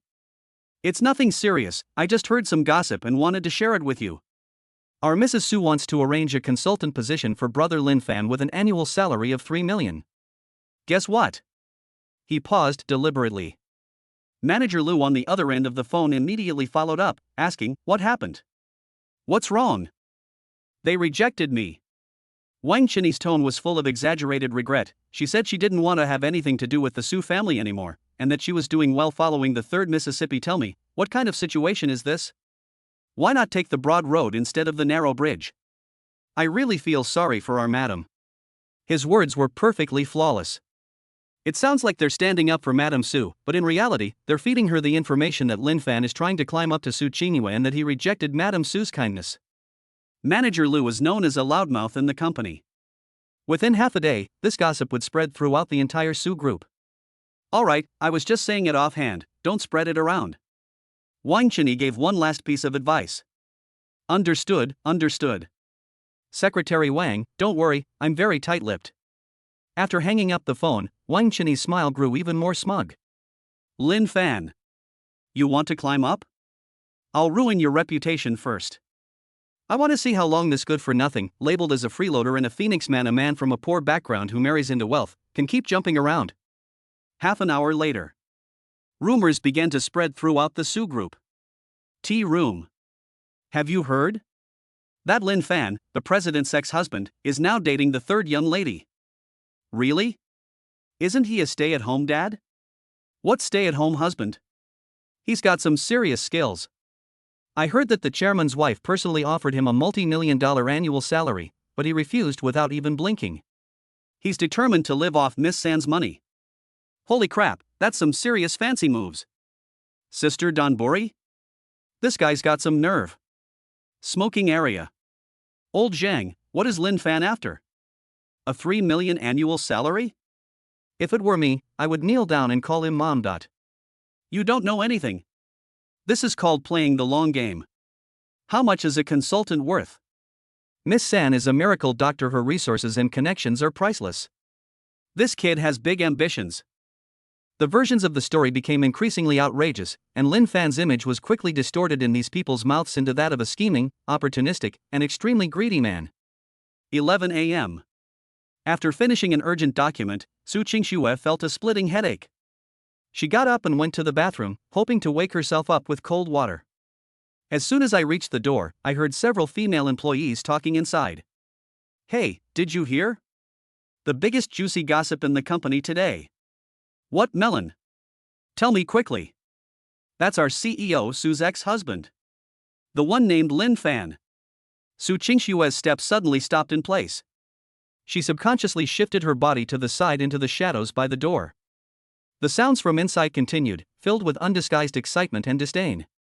I heard from the sisters in the administration department that Mrs. Su called him personally yesterday, wanting to arrange a director position with an annual salary of 3 million for him as compensation. Wow, 3 million? That's like a windfall. He agreed? Agree my ass, another voice rose, filled with disdain. They've climbed the social ladder now, they wouldn't care about this little bit of money. High branch? What does that mean? You don't know? He's with Miss Su Qingyue now. He moved into her apartment the day after the divorce. He's Miss Su's personal advisor now, and he's having a blast. Holy crap. Really? This is so shameless. He just got away from his older sister and he's already in his younger sister's bed? This guy's got some serious skills? Absolutely. He turned down Mrs. Su's job without even thinking about it. Some people say he's playing the long game. What's a director position compared to being a son-in-law of the Su family? This guy is determined to settle down within the Su family. He's a top-tier gold digger. TSK, you can never judge a book by its cover. I used to think he was honest when he brought me lunch to the company, but I never expected him to be this kind of person. Su Qingxue's body stiffened completely in the shadows. What? His mother gave him a job with a 3 million annual salary? He refused? Su Qingshue's mind went blank. Yesterday, my mother only mentioned in a fit of anger that she had introduced him to a girl, but she didn't mention giving her a job worth a figure of 3 million. An indescribable sense of humiliation and anger suddenly surged from the bottom of my heart. Why did she get divorced in the first place? Isn't it just that she thinks he lacks ambition, is not good enough for her, and brings shame to the Su family? But now, he slapped her in the face by refusing 3 million. It turns out that he wasn't incapable, he just didn't want to work hard for himself or for his family. So all his previous forbearance and sacrifices were just a prelude to climbing up to Su Qingyue today? All the sacrifices she had once overlooked have now been distorted by these rumors, turning into a meticulously planned conspiracy. The discussion in the restroom continued. Su Qingxue couldn't listen anymore. Just then, Wang Chenyi's voice came from behind. President Su. Su Qingxue turned her head, and Wang Chenyi's face showed a worried expression. What's wrong? You look so pale. Are you feeling unwell? Su Qingxue shook her head, her voice devoid of emotion. Fine. After saying that, she walked straight past Wang Chenyi. Chapter 18 3 million? You dare touch my people. A young male doctor in a white coat walked over. He was carrying 2 cups of freshly ground coffee, their rich aroma arriving before he even arrived. Qingyue, are you tired of looking at the data?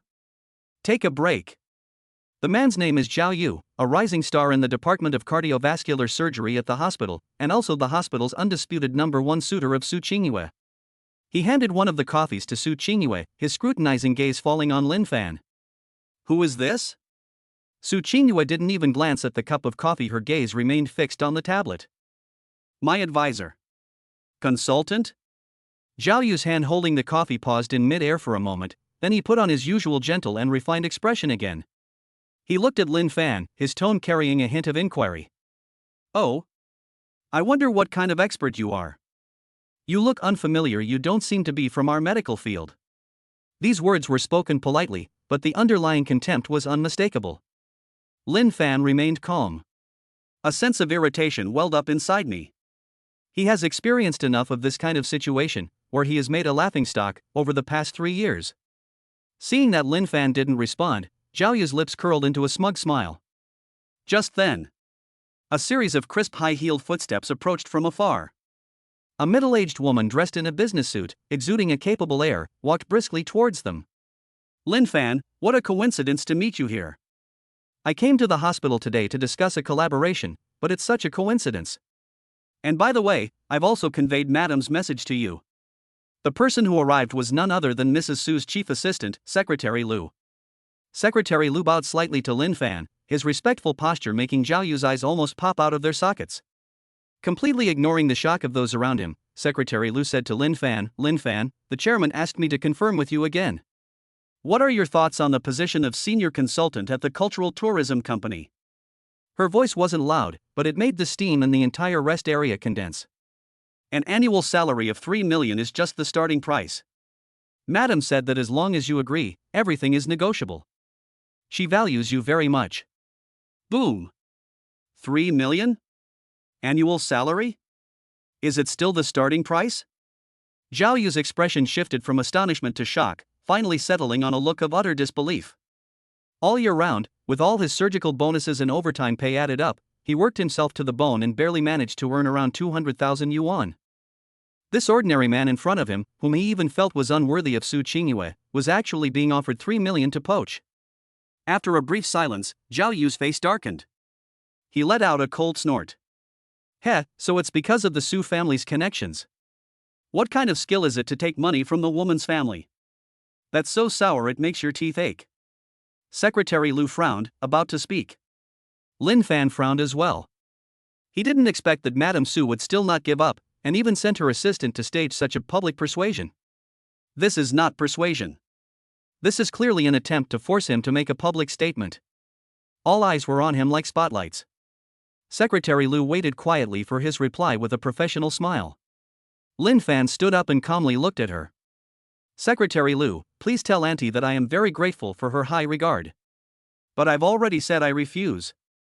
His voice was clear and firm. I have a job now, and I'm very happy with it.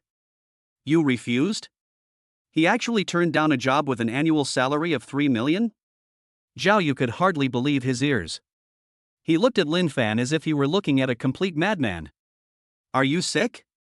What are you pretending to be so high and mighty for? His sarcastic remarks were sharp and grating. However, before he could finish speaking, smack! A soft sound. Su Qingyue placed the tablet face down on the table. She stood up. Without looking at Zhao Yu or Secretary Lu, she strode over to Lin Fan and stood beside him. His gaze swept over everyone present. Everyone who came into her line of sight fell silent. It seems that many people did not understand what I was saying. Her voice was soft, yet it reached everyone's ears clearly. Eyes first fell on Secretary Lu. Go back and tell her. She can't touch my person. Those 7 simple words were so domineering that Secretary Lu's face turned deathly pale instantly. His lips moved but he couldn't utter a single word. Immediately, Su Qingyue's gaze turned to Zhao Yu, whose face was ashen. Lin Fan is my personal consultant. His time, his work, everything about him, is decided by me. Su Qingyue's lips curled into a mocking smile. 3 million? We don't care. The whole world was deathly silent. Zhao Yu's face turned a deep purplish red. That feeling is even more humiliating than being slapped dozens of times in public with money. Su Qingyue didn't look at anyone again. She turned to look at Lin Fan. They're gone. Our time is precious, don't waste it on unimportant people. After saying that, she turned around and the hem of her white coat drew an arc in the air. Lin Fan glanced at the crowd with their varied expressions and followed them. At the end of the corridor, Su Qingyue suddenly stopped and looked back at him. Those eyes, always covered in frost, now held something else besides their usual coldness and domineering nature. It was a deep, burning heat. You certainly didn't disappoint me. Chapter 19, One sentence paralyzed a multi-billion-dollar tech company. Renxin Hospital, conference room. Lin Fan sat in the corner. Around the conference table sat 7 or 8 people, all of whom were core members of the research team. They were either PhDs or postdoctoral fellows, and any one of them would be a highly sought-after talent by major medical institutions. At this moment, these chosen ones looked at him with puzzlement. Why would a lifestyle consultant be allowed to appear at this procurement meeting that determines the life or death of the project? Qingyue, everyone's here. We're just waiting for the representative from Tianhong Technology to come online. A middle-aged man with a refined and scholarly demeanor spoke. He is the deputy leader of the team, Dr. Li. He deliberately emphasized the word person, clearly indicating that he did not include Lin Fan. Su Qingyue ignored the barb in his words and simply raised her chin towards the empty seat next to the head of the table. The dean will be here shortly. As soon as he finished speaking, the conference room door was pushed open, and an elderly man with gray hair but a vigorous spirit walked in. He is the director of Renxin Hospital.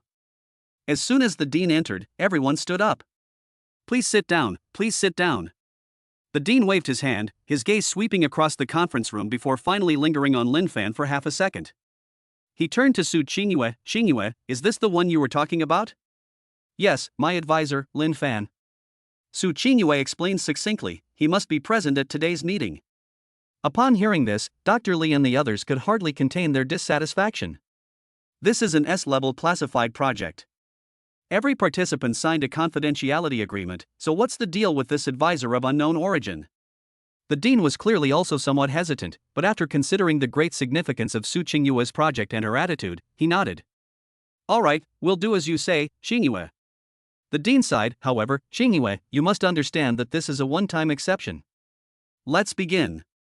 The dean tapped on the table, indicating that the video conference should be connected. The huge screen lit up, and then a man in a sharp suit appeared on the screen. Dr. Su, experts, good afternoon. I am Chen Feng, project manager of Tianhong Technology. Manager Chen had a smile on his face. Manager Chen, let's cut to the chase. Without any preamble, Su Qingyue got straight to the point, we need superconducting molecular sieves. What's your final quote and delivery time? Dr. Su is still as straightforward as ever. Manager Chen smiled and shared a document on the screen. When the numbers on the screen were seen, a chorus of suppressed sobs filled the conference room. The price was double what they had initially inquired about. Even more outrageous are the following additional terms. Manager Chen, what does this mean? Dr. Li was the first to slam his fist on the table and stand up, pointing to the small print on the screen, bundled procurement? We need molecular sieves, and you want us to buy a set of your primary filtration systems? We have plenty of these in our lab, and they perform even better than yours.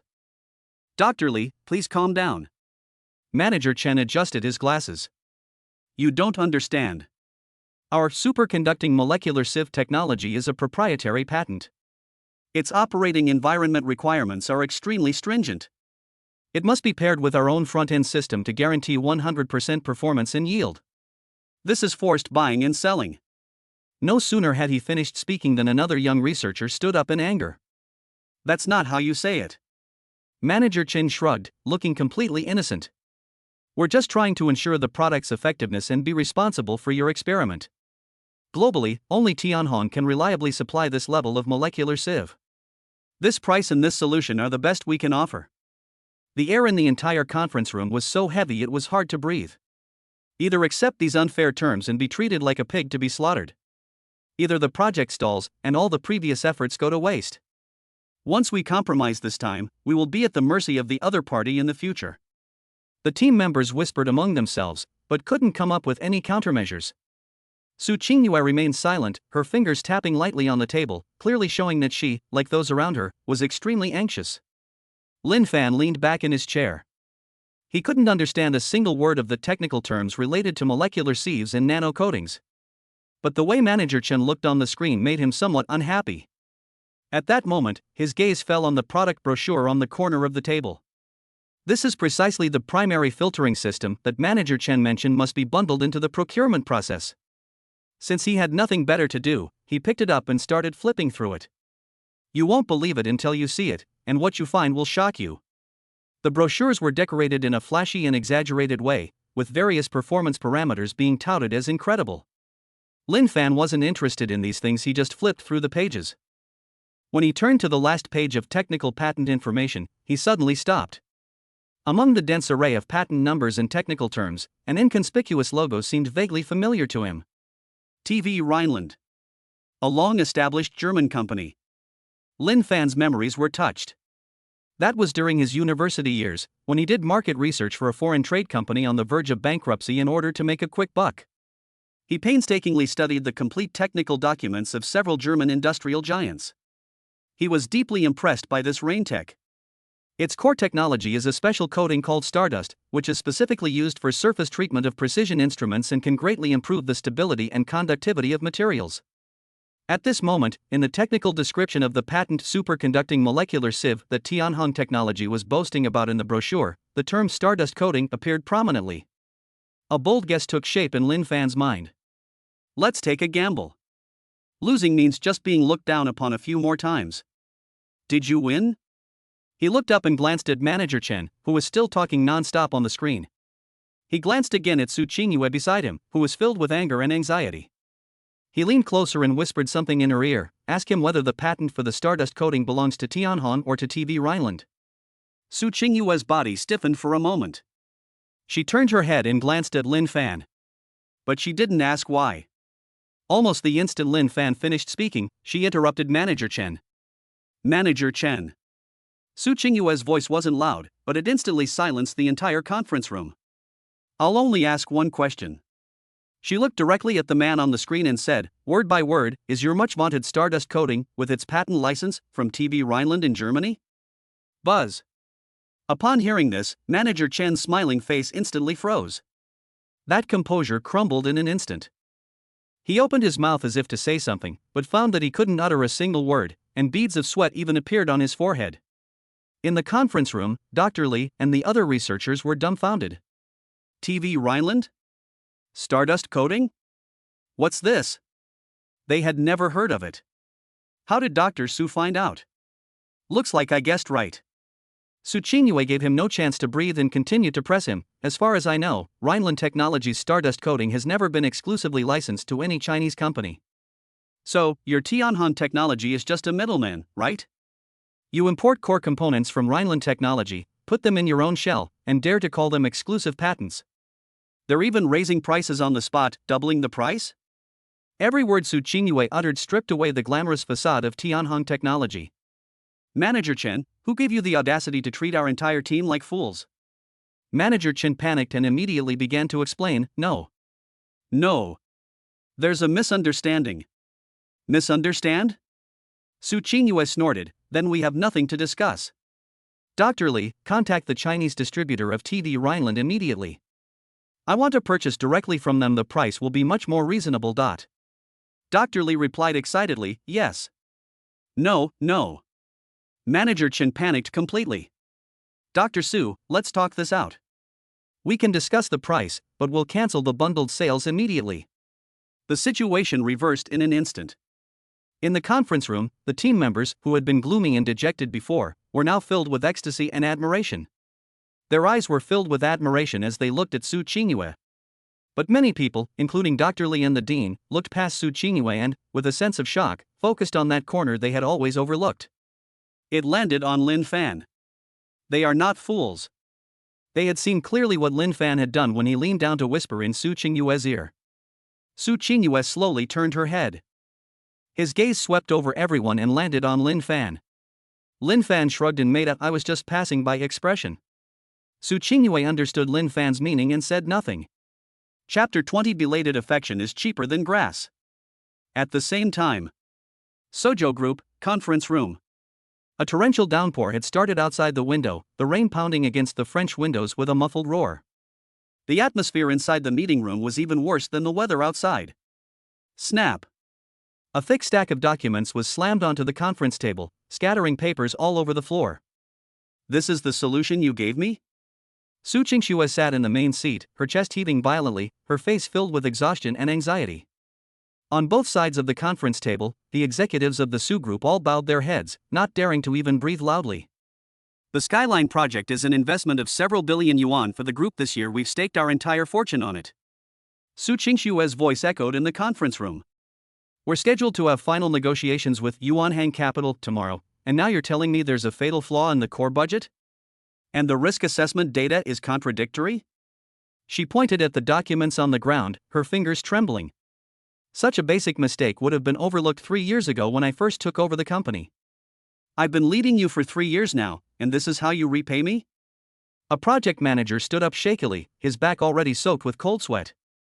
President Su, this, mainly because some of the indicators conveyed by Secretary Wang were a bit vague. Excuse. Su Qingxue interrupted him sharply. The data updates so quickly, don't you guys work overtime to verify it? The metrics are vague, don't you have mouths and can't ask questions? Wang Chenyi's face paled, and he immediately stepped forward, scolding the manager, Manager Lu, if you're not capable enough, don't try to shift the blame. All the information I handled was confirmed by President Su, how could it be ambiguous? After saying that, he immediately turned around, his tone instantly becoming ingratiating. President Su, please calm down. Don't get upset. These people are really outrageous. I'll have them take it back and redo it. It has to be finished tonight. Su Qingxue closed her eyes wearily. Redo it? It's too late. There are less than 12 hours left before the negotiations begin. Such a massive data model, with its intricate logical chains, would be impossible for any group of people to unravel, even if they worked themselves to death in front of their computers. Before? How did you resolve this situation in the past? A blurry image suddenly flashed through Su Qingxue's mind. It was another stormy night, and another project crisis that could bring down the entire company. She threw a pile of messy reports in the study and then slumped into the bedroom. I woke up the next morning. A perfect report, with key points highlighted with different highlighters and even correction suggestions written on sticky notes, lay quietly on her bedside table. She always thought that Wang Chenyi had rushed out with his men overnight. Then one night, she was thirsty and saw Lin Fan in the study, typing away at those complicated spreadsheets on her computer. She even made a sarcastic remark with a cold laugh. If you don't understand, don't touch it. You can't afford to pay for it if you break it. Lin Fan didn't say anything at the time, but simply closed the data table and went to the kitchen to heat up a glass of milk for her. Looking back now, Su Qingxue suddenly opened her eyes, her heart feeling as if it were being gripped tightly by an invisible hand, the pain making it almost impossible for her to breathe. Get out, everyone. Wang Chenyi was taken aback. President Su? I told you all to get out. Su Qingxue's voice suddenly rose in pitch. Upon hearing these words, no one dared to stay any longer and fled this chaotic scene as if they were escaping. The meeting room emptied instantly. All that remained was a mess on the ground and the sound of the torrential rain outside the window. Su Qingxue slumped weakly in the leather seat, pressing her hand against her throbbing temples. Just then, that familiar cramping pain in my stomach returned. This time, it was more ferocious than ever before. Hiss. The excruciating pain made her bend over and press her lower abdomen tightly against her back. "Mr. Su, what's wrong?" Upon seeing this, Wang Chini, who had returned, immediately approached anxiously. "Is your stomach problem acting up again? Where's your medicine? Where did you put your usual medication? I'll go get you some water." Medicine? Su Qingxue was somewhat bewildered. How could she know where the medicine was? For the past 3 years, whether at the company or at home, whenever she felt a slight stomach discomfort, she could reach out and find water at the perfect temperature and pre-packaged pills. She never needed to remember which drawer the medicine was in, nor did she have to worry about the water being too hot or too cold. Because Lin Fan will prepare everything for her. He would even stick a note on the small medicine box in his neat handwriting. Take the blue one before meals and the white one after meals, with warm water. No slacking off is allowed. But now, Su Qingxue opened the drawer next to her. There was only a seal and scattered paper clips inside. There wasn't a trace of medicine. "President Su, I'll go buy it right now." Wang Chini started to run outside as he spoke. "No." Su Qingxue gritted her teeth, cold sweat sliding down her cheeks. "Pour me a cup of hot water." "Well." Wang Chini ran to the water dispenser, filled a glass with water, and quickly handed it over. Su Qingxue took it and eagerly took a big gulp. Puff! The scalding hot water instantly burned the tip of her tongue. Splash! She instinctively flung the glass away, and it shattered on the floor. "Are you trying to scald me to death?" Su Qingxue covered her mouth and glared at Wang Chini. Wang Chini trembled with fright, his face completely innocent. "I'm sorry, President Su, I didn't notice. The water dispenser only had boiling water." "Didn't notice?" Su Qingxue looked at the top secretary she had personally promoted. Suddenly, I felt an overwhelming sense of irony. Having been with him for so many years, he didn't even know that he could only drink 45-degree warm water when he had a stomachache. But the man she personally drove away was able to always keep the water temperature at the perfect level. Without comparison, there is no harm. This enormous gap was amplified infinitely by the intense physical pain and heavy work pressure. Roll. Su Qingxue squeezed out a single word through gritted teeth. "President Su. I told you to get out." Wang Chini dared not say another word, and with his tail between his legs, he slunk out of the meeting room. In the vast space, Su Qingxue was finally left alone. She curled up in the large office chair. The stomach pain gradually subsided, but the emptiness in my heart was growing wildly. She forced herself to sit up and picked up the error-ridden document on the table again. This must be resolved. She is Su Qingxue, the pillar of the Su group, and she must not fall. However, no matter how hard she tried, she couldn't make sense of those densely packed data. The core logic, where exactly is the core logic? She muttered to herself, her fingers swiping haphazardly across the screen, her mind a complete blank. Chapter 21 Signing it will bring the Su family to their doom. Knock knock knock. A knock came at the door. Before Su Qingxue could speak, the door was pushed open a crack, and Wang Chini poked half his body in. "President Su. I just got a seafood congee from Zhu de Xian restaurant. It's a Michelin 3-star restaurant, and they use only the finest ingredients.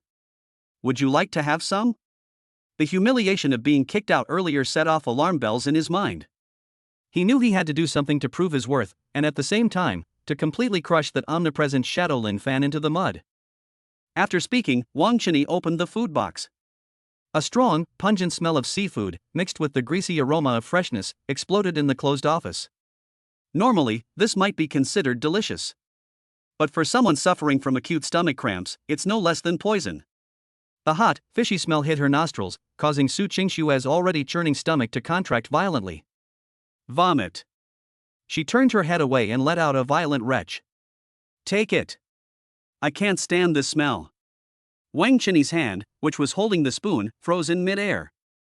A shadow crossed his eyes. "I'm sorry, Mr. Su, I just thought this porridge was nutritious and could help with health. After all, you finally found someone who cares about you and takes care of your meals. These words are like cotton, but they hide needles inside. He sighed as he closed the food box. Actually, President Su, you shouldn't push yourself too hard. You must be having a hard time adjusting to life now that Brother Lin Fan is gone. But if I may be frank, this may not be a bad thing for the company or for you in the long run. Su Qingxue endured the stomach pain and looked at Wang Chini. What exactly are you trying to say? Wang Chini thought he had persuaded Su Qingxue, so he immediately put the food box aside and pointed to the pile of messy data. President Su, please look at the problems that have occurred in this Skyline project. In fact, this exposes a long-standing management problem in our group: over-reliance on rule by man and a lack of systematic rule of law. Wang Chini observed Su Qingxue's expression and, seeing that she did not interrupt immediately, became even bolder. When Brother Lin Fan was around, he did help you with a lot of data work. But he wasn't formally trained in it, so he used some clumsy methods, like rote memorization and manual verification all night long. This approach may seem touching and full of warmth, but in modern business competition, it is too inefficient and has too little room for error. He paused slightly at this point. Although Brother Lin Fan did his best, his vision and ability are indeed no longer keeping up with the scale of the Su Group. His nanny-like work method has actually made his subordinates dependent on him, so now the whole team is paralyzed as soon as they leave this feeding support. Wang Chini's words were impeccable. He didn't call Lin Fan a waste; instead, he affirmed his efforts. However, he defined this effort as backward, inefficient, and even the root cause of hindering the company's development. He was implying to Su Qingxue, Lin Fan is a stumbling block for you, while the systematic management Wang Chini, proposes the path you, as a business queen, should take. Su Qingxue's voice was hoarse. So? Wang Chini was overjoyed, thinking he had persuaded her, and immediately straightened his back. Therefore, we should take this opportunity to completely abandon the old family workshop-style auxiliary model and establish a professional manager system. As for tonight's data, Wang Chini revealed a confident smile. I have already contacted a senior consultant friend at PwC. The fee is a bit high, but it is much more dignified to leave professional matters to professionals than to rely on personal connections and physical strength to fill the gaps in the past. Decent. These two words, like a cold needle, pierced Su Qingxue's heart. She looked at the boastful secretary in front of her.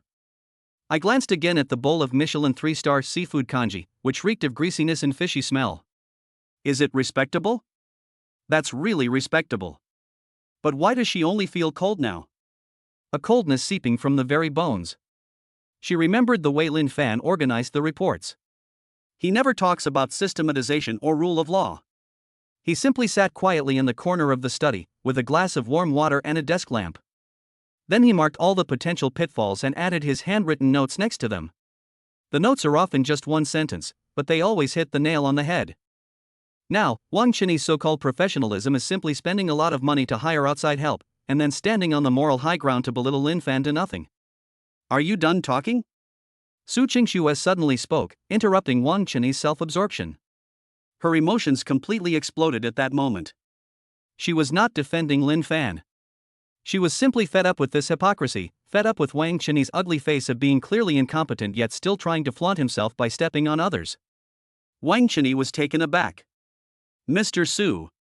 Get out of here after you've finished speaking. Su Qingxue closed her eyes and stopped looking at him. If the data isn't available tonight, you and your so-called professional team will be fired tomorrow.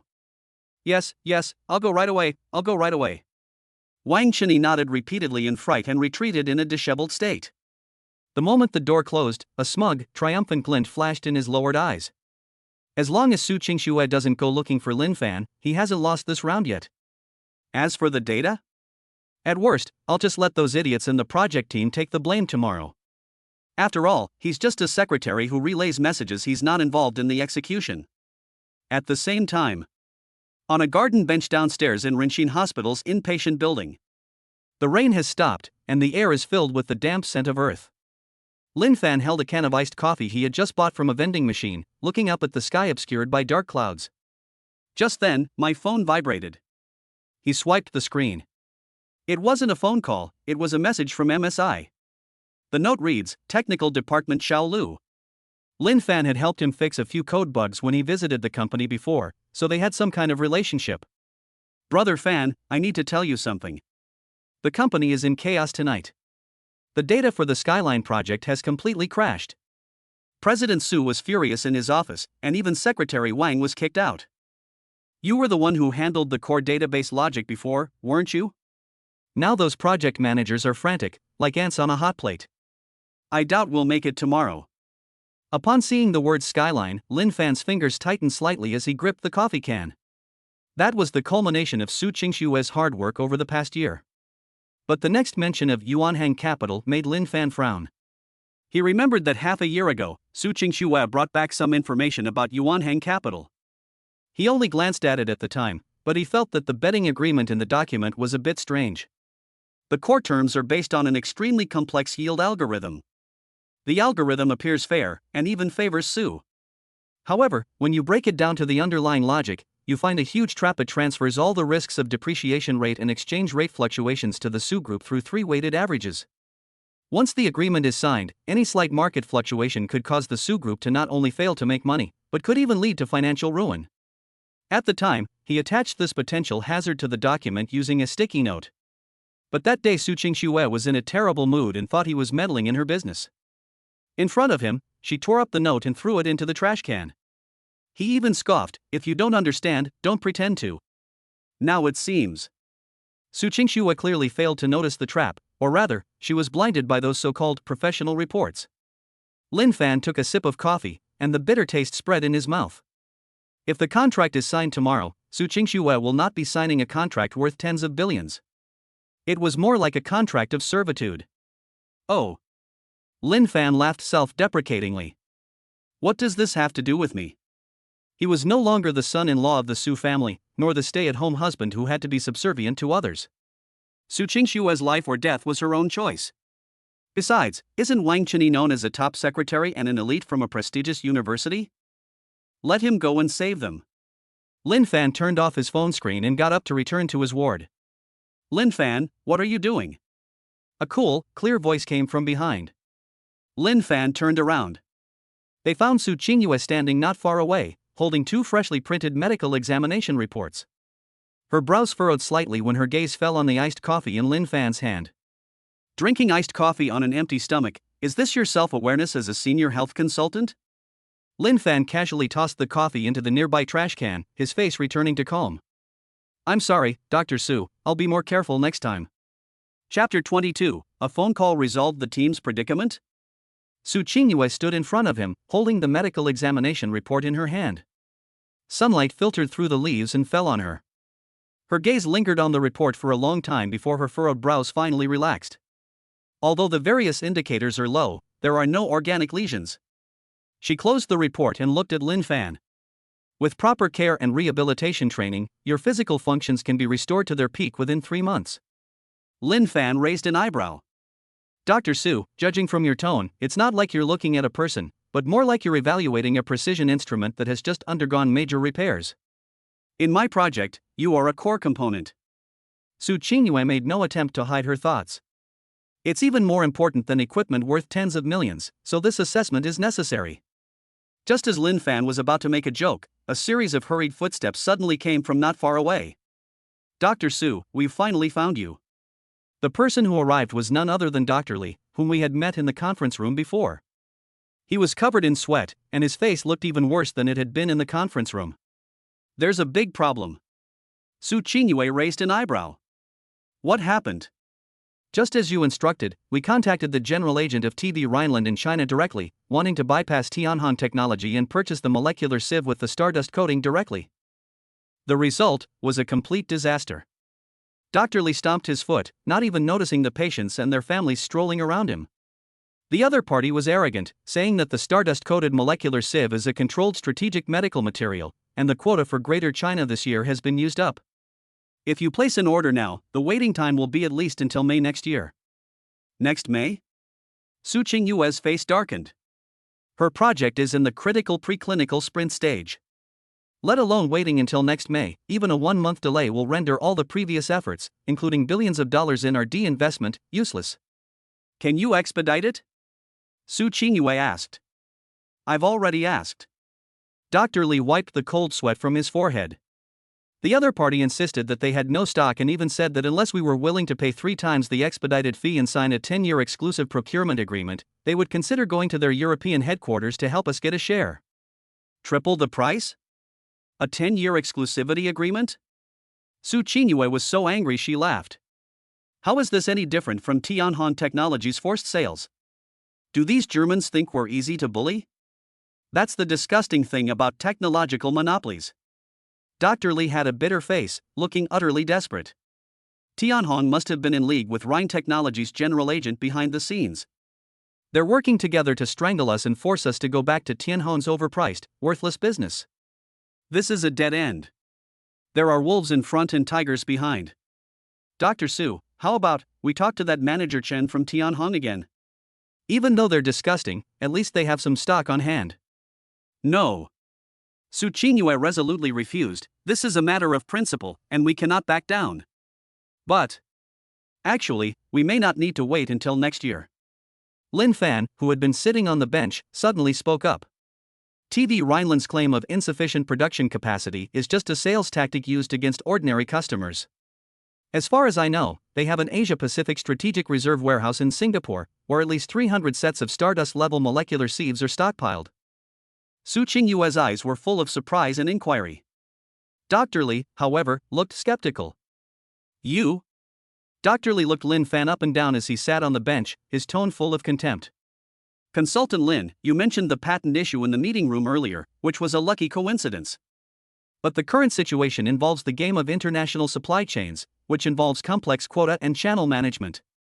You're a life consultant, you might be good at cooking and taking care of people, but when it comes to core procurement issues for projects worth billions, please stop making sarcastic remarks while sitting in the sun, okay? That was a rather harsh remark. Lin Fan wasn't angry, he simply stood up. He ignored Dr. Li and instead turned his gaze to Su Qingyue. Dr. Su, if you trust me, leave this matter to me. Can you solve this? Su Qingyue asked. Able.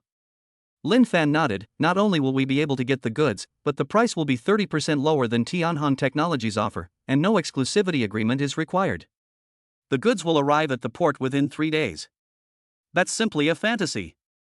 Dr. Li finally couldn't hold back and let out a sneer. 30% lower? 3 days delivery?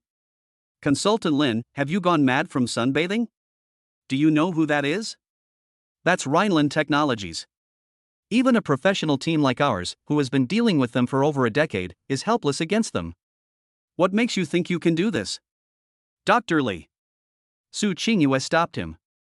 Others may not understand Lin Fan, but how could Su Qingyue not understand him? This person never makes a boastful statement without being certain of its outcome. Su Qingyue looked at Lin Fan. What do you need? I need a letter of authorization to represent me fully. Lin Fan calmly said, I'll handle the rest. Dr. Su, this is a critical moment concerning the life or death of the project. How can we let him act so recklessly? Dr. Li was so anxious that he kept stamping his feet. Give him the authorization. Su Qingyue made the final decision. I will take responsibility for any problems that arise. If the dean asks, I will explain myself. In less than a minute. An electronic authorization letter was sent to Lin Fan's mobile phone.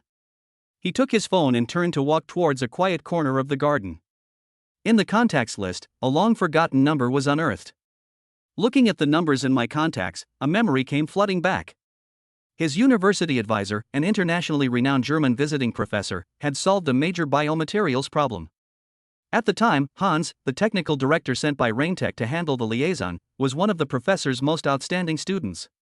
At that time, the project was stuck on a core algorithm, and the professor and Hans couldn't sleep all night. It was Lin Fan, who was working as an assistant, who casually corrected the incorrect formula on a draft paper while organizing the data. That formula not only saved the project, but also made Hans famous overnight, eventually leading him to the position of president of Greater China. From then on, Hans regarded Lin Fan as a genius from the East and even invited him to develop his career in Germany on several occasions. Lin Fan dialed the number. Beep beep. The phone was answered after ringing twice. Hello, I'm Hans. A deep, resonant German voice came from the other end of the phone.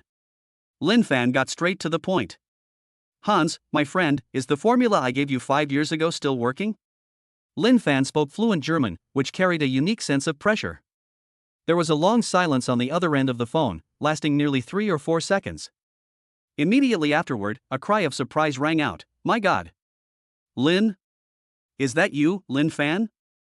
Chapter 23. The entire academy is in awe. The Ice Queen takes the initiative to invite you out. It's me. Lin Fan immediately switched back to Chinese. I heard you're doing quite well in China, you even dared to block my goods? Looks like your professor didn't teach you proper manners back then. No. Lin, this is a huge misunderstanding. Hans's voice was filled with fear. If I knew it was you who wanted the goods, I wouldn't dare delay for even a second, even if I had to pack myself up and deliver them. Which blind bastard did this? I'll fire him immediately. A few meters away, Su Qingyue and Dr. Li couldn't hear what was being said, but they were both stunned by Lin Fan's fluent German and his dignified demeanor. Alright, stop acting with me. Lin Fan interrupted him. I want Stardust molecular sieves, the highest specification, 300 sets. I know you have stock in Singapore, don't talk to me about quotas. Yes, definitely. Those are reserved for headquarters, but if you want them, they're yours. I want to see this shipment in the lab at Rinqian Hospital within 3 days. The price should be settled on FOB, plus a 30% discount. 30% off? A howl came from the other end of the phone. Lin, you're drinking my blood. If the professor knew, he would kill me. That's your problem. Lin Fan looked at the rain-soaked petals in the garden. Or, would you like me to talk to the professor about that little problem with the data citations in your last paper? There was silence on the other end of the phone for an unknown period of time. After a while, Hans's voice came again. You win, Lin. The goods will definitely arrive within 3 days. 30% off it is. Consider it me repaying the favor you did for me back then. It's a pleasure to work with you. Lin Fan hung up the phone and turned back. He shrugged at Su Qingyue. All done. Delivery in 3 days, 30% off. Really, all done? Before Su Qingyue could speak, Dr. Li's phone suddenly rang. That's the notification sound for a new email. Dr. Li glanced down and froze on the spot. His eyes almost bulged out of their sockets, and his hand holding the phone trembled violently. Dr. Su. Dr. Su. The general agent for Raintech has sent an email.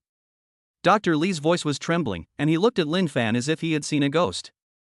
They apologized, saying they were blind to the value of a person and that it was a mistake made by a temporary worker. 300 sets of molecular sieves have been shipped from Singapore by air and will arrive in 3 days. And the price is really 30% off. Dr. Li's worldview was shattered into dust at this moment. A life consultant? A loafer whom he was just mocking? I just made a phone call. Did that solve the deadlock that had been plaguing their team? They even got such a discounted price? Lin Fan ignored Dr. Li's shock and walked up to Su Qingyue. Dr. Su, it seems that the 6-figure salary I offered you was too low. Su Qingyue suppressed her shock. It is indeed too low. She suddenly smiled, her eyes and brows radiating pride. But now that you're mine, it's okay if your salary is a little lower, right? Then, she turned to look at Dr. Li, who was still in a state of malfunction. Dr. Li, from today onwards, in this project team, Consultant Lin's words are my words. Anyone who dares to question his abilities again, leave the project team and get out. Dr. Li was startled and quickly lowered his head. Yes, I understand. At that moment, even the wind in the garden seemed to soften. After saying goodbye to Su Qingyue, Dr. Li rushed to the dean's office. At this moment, in the dean's office, Zhao Yu handed a surgical report to the dean's desk. Dean, this is the cardiac surgery department's summary for the last quarter. The surgical success rate has increased by another 3 percentage points. His voice was filled with barely suppressed smugness. Also, regarding the research grant I applied for. The dean took the report and waved his hand wearily. Zhao Yu, let's put the funding issue aside for now. As you know, most of the institute's funds are spent on Xingyue's project. If that project fails, the institute's funding will be reduced. Zhao Yu was overjoyed and immediately put on a concerned expression. Dean, please forgive my indiscretion. Dr. Su's medical skills are superb, but her personality is just too willful. At this critical moment of life and death, she actually brought a random person and wandered around the hospital. Isn't that ridiculous? The words had barely left his mouth. Bang! The office door was kicked open. Dr. Li rushed in, panting heavily, his chest heaving. Upon seeing that the visitor was Dr. Li, Zhao Yu's brows furrowed instantly, and he sternly rebuked, "Dr. Li, do you have any manners? Can't you see that I'm reporting to the dean?" "Report my ass." Dr. Li no longer cared about Zhao Yu. He rushed to the dean's desk and shoved his phone screen at him with trembling hands. "Dean, it's all settled. The general agent for Rhine Technology sent an urgent email." Upon hearing the news, the dean froze for a few seconds, then suddenly jumped up from his chair, almost knocking his reading glasses off. "What? Could it be that Tianhong has given in?" "It's not Tianhong." Dr. Li was so excited he almost jumped up and shouted, "We'll get the goods directly from Rhineland Technology. 300 sets of Stardust molecular sieves will be airlifted to the port within 3 days." He paused, then dropped an even more shocking bombshell. And the price is 70% of Tianhong's quoted price, 70%. Holy crap! The dean could no longer maintain his composure and blurted out a curse. "Is Lady Luck knocking on my door naked?" Zhao Yu, standing next to him, froze completely. He instinctively let out a sneer, trying to hide his shock. "Dr. Li, are you out of your mind? I heard Dr. Ma say that the delivery time for Raintech products is scheduled until May next year. How could it be that we can get the goods in 3 days? And with a 30% discount? Unless he is the biological father of the president of TV Rhineland Greater China." Dr. Li ignored Zhao Yu, squeezing out each word through gritted teeth. "Dean. It's Lin Fan." That consultant, Lin, made just one phone call, directly to Hans, the president of Raintech's Greater China region. Not only did they release the goods immediately, but they also said it was to allow us to use the humanitarian aid channel. The office was deathly silent. Zhao Yu's smile froze completely. He opened his mouth wide, making a hoarse sound in his throat, but couldn't utter a single word. Unauthorized persons? Making trouble? One phone call resolved the deadlock that had baffled the entire hospital. This is no gigolo at all. This guy is clearly a hidden master. Meanwhile, in the garden downstairs from the inpatient building, Lin Fan looked at the logistics information Hans had sent on his phone and a smile appeared on his lips. The goods are secured, but the customs clearance process for this kind of special equipment will be very troublesome. He looked up at Su Qingyue and said, "Don't worry, I've already arranged for Hans to use the special expedited channel, with a dedicated person to handle it. The plane will be released as soon as it lands." Su Qingyue stood quietly beside him. The wind lifted a corner of her white coat and a strand of her hair. From that phone call in German, which she couldn't understand at all, to the arrangements for every subsequent step, Lin Fan's business acumen and execution capabilities felt unfamiliar to her, yet also incredibly reassuring. Is this really the man who cooked for the Su family for 3 years? Su Qingyue suddenly spoke up, "Advisor Lin. To celebrate the resolution of the project crisis." She paused, as if organizing her thoughts. "Also, to thank you. Tonight, I'm treating you to dinner. You can only say yes, you can't refuse." Chapter 24, The Viral Post Goes Viral. Is it a two-sister stunt? 4 o'clock in the afternoon. Su Group, Secretariat. On Wang Chenyi's phone screen, a blurry photo was frozen. The background is the garden of Rinxin Hospital, where Su Qingyue and Lin Fan stand side by side. Although he couldn't see their expressions clearly, Wang Chenyi could smell the sourness in the harmonious and congenial atmosphere even through the screen. The person who posted the photos was a private investigator he had hired at a high price. Immediately afterwards, a voice message came in. "Brother Wang, that kid is amazing. I heard that just now, he helped the third Miss solve a huge problem at the hospital. It was that TV Rhineland project, which even the hospital director couldn't handle, but he solved it with just one phone call. Now the whole Rinxin Hospital is talking about him, saying he's a big shot who's hiding his true abilities. Even the third Miss looks at him differently now, she's full of admiration." Big shot? I admire him? Wang Chenyi squeezed out those 2 words through gritted teeth, his face instantly contorting. Bang! He slammed his phone face down on the table with a thud. There must be something fishy going on here. Wang Chenyi absolutely did not believe that Lin Fan possessed such extraordinary abilities. In his mind, someone like Lin Fan, who climbed up from the bottom, was only fit to struggle in the mire and could only ever look up to elites like him.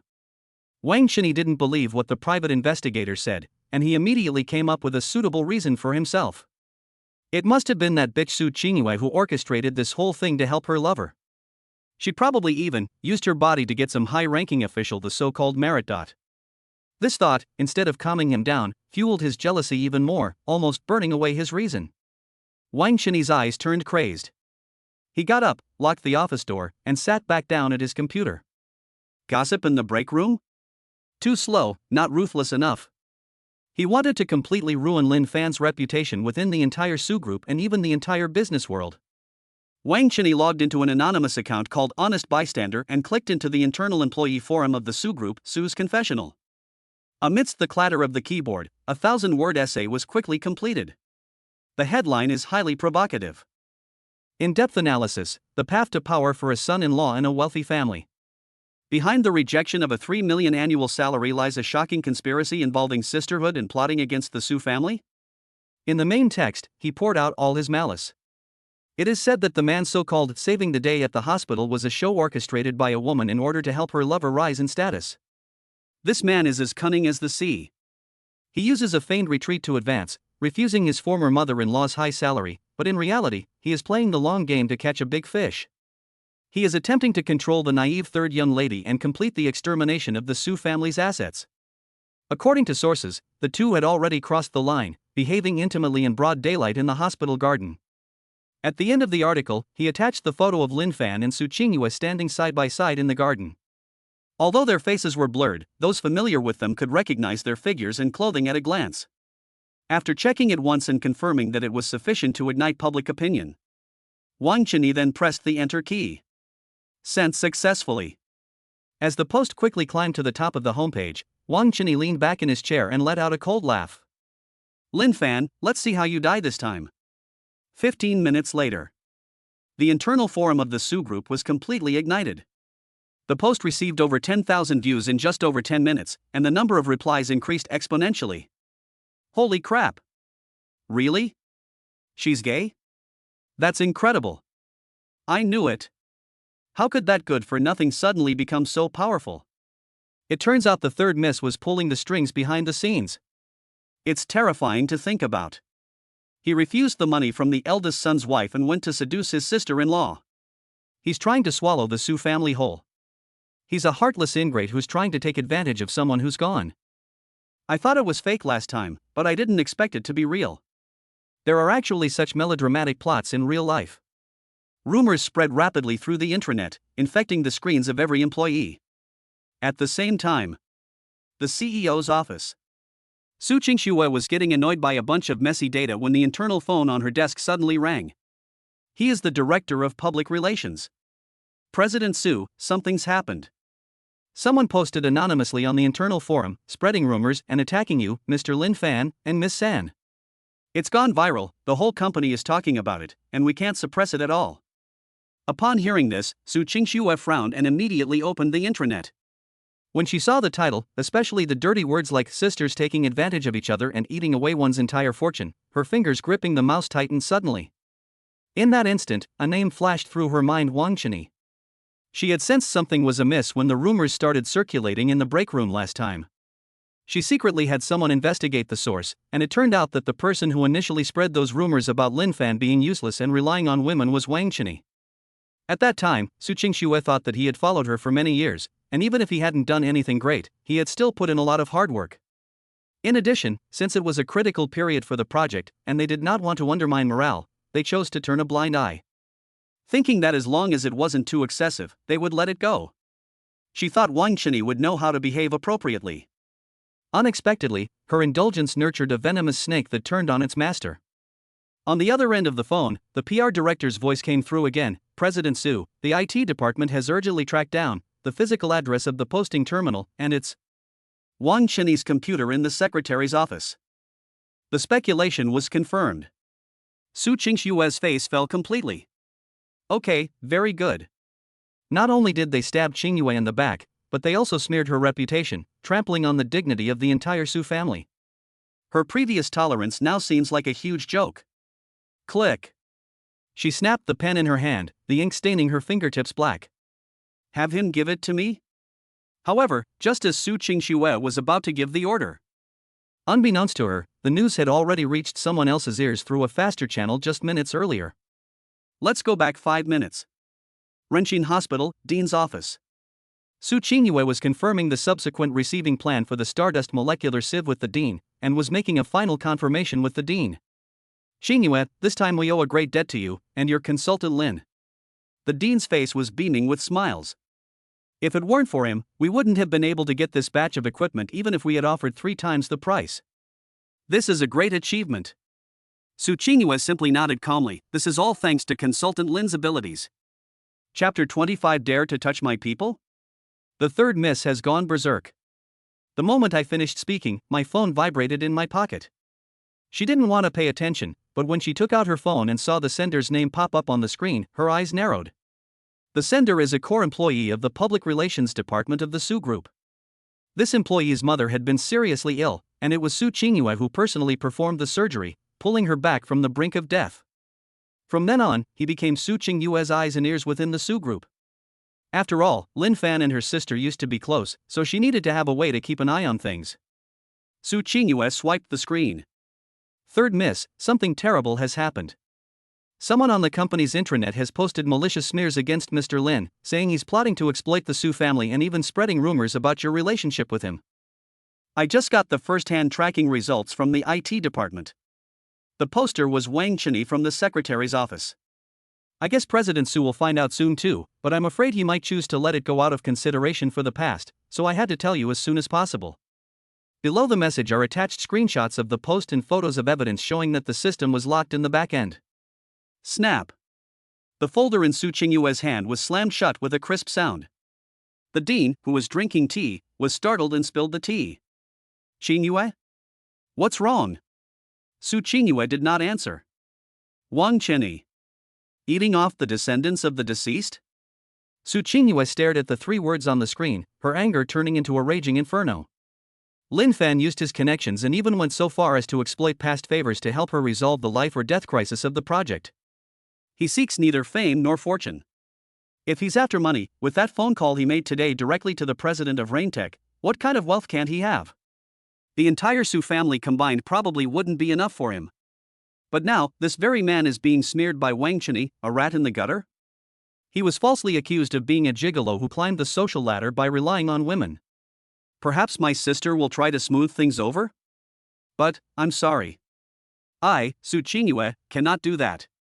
If my sister won't vent her anger, I will do it for Lin Fan. Su Qingyue looked up abruptly. Dean. She spoke very quickly. That concludes today's report. I have urgent business to attend to and must leave immediately. The dean was stunned.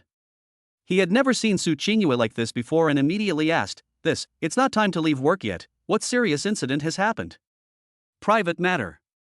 Su Qingyue was too lazy to explain and turned to leave. No matter what happens, I will take responsibility for the consequences. After saying that, she rushed out of the dean's office without looking back. The rest area outside the corridor. Lin Fan was sitting on a bench, staring blankly out the window. Suddenly, the sound of rapid high heels approached from afar. Before he could react, a hand grabbed his wrist with such force that it caused him a sharp pain. Lin Fan, come with me. Su Qingyue grabbed him and rushed straight to the elevator. Lin Fan looked bewildered and passively followed along for a couple of steps, then subconsciously glanced at the wall clock. Dr. Su? It's only 4:15, you haven't left work yet, have you? Are you skipping work? And where are we going? Without saying a word, Su Qingyue pressed the elevator button, pushed Lin Fan inside, and followed closely behind, pressing the button for the basement. The elevator doors then closed. In this confined space, Lin Fan could clearly feel the anger emanating from Su Qingyue. Su Qingyue turned her head and looked at Lin Fan without any concealment. Go to Su's group. Lin Fan was taken aback. Why go there? Su Qingyue took a deep breath, squeezing out each word through gritted teeth. Clean house. 520. The Su Group building. A Porsche Panamera ignored the security guard's attempts to stop it and parked directly at the main entrance. Su Qingyue pushed open the door and got out of the car. She was still wearing a white lab coat, clutching her phone tightly in her hand, the screen's light reflecting off her profile. Bang! The car door was slammed shut. Su Qingyue didn't even wait for Lin Fan, and rushed straight into the lobby in her high heels. My God, who is that woman? She's so beautiful, but her aura is terrifying. Wearing a white coat? Is he a doctor? Has someone in the company suddenly fallen seriously ill? Several unsuspecting employees and customers whispered among themselves, but were so intimidated by Su Qingyue's aura that they instinctively stepped aside. Upon seeing this, the two security guards at the entrance instinctively tried to step forward to stop them. "Excuse me, ma'am, you can't park here. What are you doing here?" However, before the security guard could get close, the lobby manager recognized the person at a glance, rushed up and pulled the security guard back. "Are you asking for death? That's the third miss, Su Qingyue." Upon hearing the manager's words, the security guard was startled and quickly withdrew his hand. At this moment, some of the veteran employees recognized Su Qingyue and exclaimed in surprise. "It really is Miss San. She never comes to the company normally. Look at her face. My God, she's trying to kill someone. They came charging and wearing doctor's coats. Are they here to demand an explanation?" The passenger door was then opened. Lin Fan got out of the car, looked at the crowd pointing and whispering around him, and then looked at the back of the person in front of him, his face full of confusion and astonishment. He still doesn't understand why Su Qingyue suddenly erupted in such anger. What happened? Lin Fan frowned slightly, keenly sensing that Su Qingyue's current state was very strange. This woman, she didn't even wait for me. Ignoring the inquisitive and gossipy gazes around him, Lin Fan quickly followed. Bite. Just as Lin Fan arrived, Su Qingyue had already swiped the card to open the executive-only elevator. She stood in the elevator, her eyes fixed on the constantly changing floor numbers above, a burning flame of revenge in them. Just as the elevator doors were about to close, Lin Fan reached out and blocked them, then slipped inside. Lin Fan looked at her tense profile and asked in a low voice, "What's wrong?" Su Qingyue didn't turn around, but simply held up her phone screen in front of Lin Fan. Lin Fan glanced at it. IP locked, Secretariat, Wangchini. Fake post, a rich family's son-in-law abuses his family's fortune. So that's what it was for. To protect his reputation, she didn't even bother to change her clothes, braving the company's gossip, and single-handedly charged over. Don't do anything in a moment. Su Qingyue put her phone away and said in a low voice, "I'll do the dirty work." Chapter 26. The slap severed Su Qingyue's sisterly bond. Bite. The elevator doors slid open silently. Su Qingyue walked out, the hem of her white coat fluttering as she walked quickly. Lin Fan followed behind her, his expression indifferent, as if he were just there to watch a play whose ending he already knew. The entire office area was deathly silent. The employees who were just discussing gossip on the internal network fell silent instantly when they saw Su Qingyue and Lin Fan appear. The sounds of keyboard clicks, the sound of drinking water, all sounds disappeared. All eyes were focused on Su Qingyue, while others secretly glanced at Lin Fan behind her, their eyes filled with curiosity. That's Lin Fan? My ex-husband? Shoo! Don't speak. Judging from the third Mrs. posture, she's here to kill someone. Su Qingyue ignored everything around her. She had only one goal: the secretary's office at the very back. At this moment, Wang Chini was sitting with his legs crossed, enjoying the insults directed at Lin Fan on the screen. He even wondered if that good-for-nothing who lived off a woman would be so angry that he would vomit blood on the spot if he saw this. Just then. Bang! With a loud bang, the office door was kicked open from the outside. Wang Chini was so startled that he trembled as the coffee cup in his hand spilled scalding liquid onto his crotch. Ouch! It's hot! He screamed and jumped up from the chair, frantically patting himself, but when he saw the figure in the doorway, all the sounds got stuck in his throat. Su Qingyue stood at the door, dressed in a white coat. Behind her, Lin Fan stood with one hand in his pocket, calmly watching a farce that had nothing to do with him. Wang Chini was stunned for a moment. After a brief moment of panic, his instincts made him immediately put on a fawning expression. He endured the pain and limped forward. Third miss, what brings you here? You didn't even tell me beforehand, so I could have come to pick you up. Before she finished speaking, Su Qingyue had already moved. She leaned forward and raised her hand to slap him across the face. However, a more powerful hand, faster. Lin Fan had already appeared beside her without her noticing, gently holding her wrist, and with his other hand, he struck first despite being behind her. Smack! Crisp and loud. Lin Fan used all his strength in that slap. Wang Chini's gold-rimmed glasses flew off and landed on the ground, the lenses shattering. 5 bright red finger marks quickly appeared on his left cheek, and half of his face instantly became red and swollen. Outside the office, several employees who were peeking in were so frightened that their hearts stopped, and they covered their mouths tightly, afraid of making the slightest sound. Wang Chini was stunned by the beating.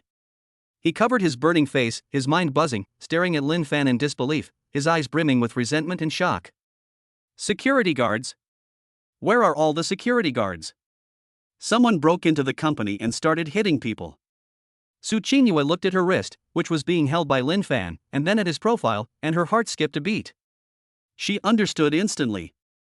As the third young lady of the Su family, if she were to take action at the company, it would be seen as an internal power struggle within the Su family, an act of bullying, and would only embarrass her older sister, Su Qingxue. Lin Fan is now an outsider. His action stemmed from a personal grudge. He was protecting her, and he was also taking all the responsibility upon himself. This man had thought of everything. Once she understood this, she immediately shoved her phone screen in front of Wang Chini's face, saying, "I'm going to hit you." On the screen are two screenshots. One of them was the IP address of the poster, which was locked by the IT backend and clearly pointed to the secretary's office, Wang Chini. The other one was the 1,000-word article that slandered Lin Fan for eating the children of the deceased. "Secretary Wang, explain this to me, what's going on?" Wang Chini's pupils contracted the moment he saw the screenshot. "We've been discovered. How could it be so fast? He clearly used a proxy IP, and he did it flawlessly."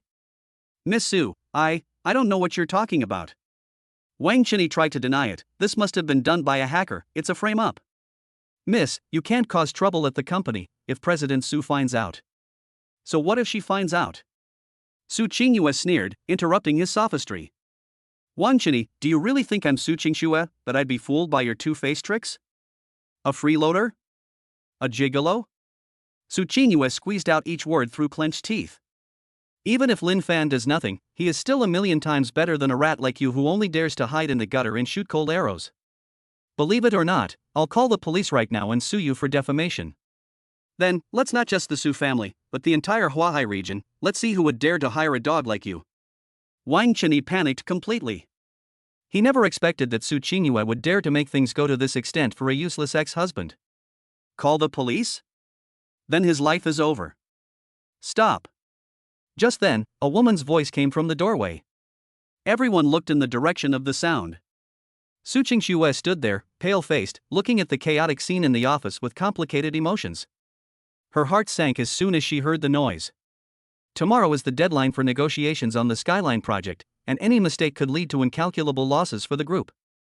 That's why, even though she received evidence of Wang Chini's rumors immediately, she chose to suppress it for the time being after weighing the pros and cons.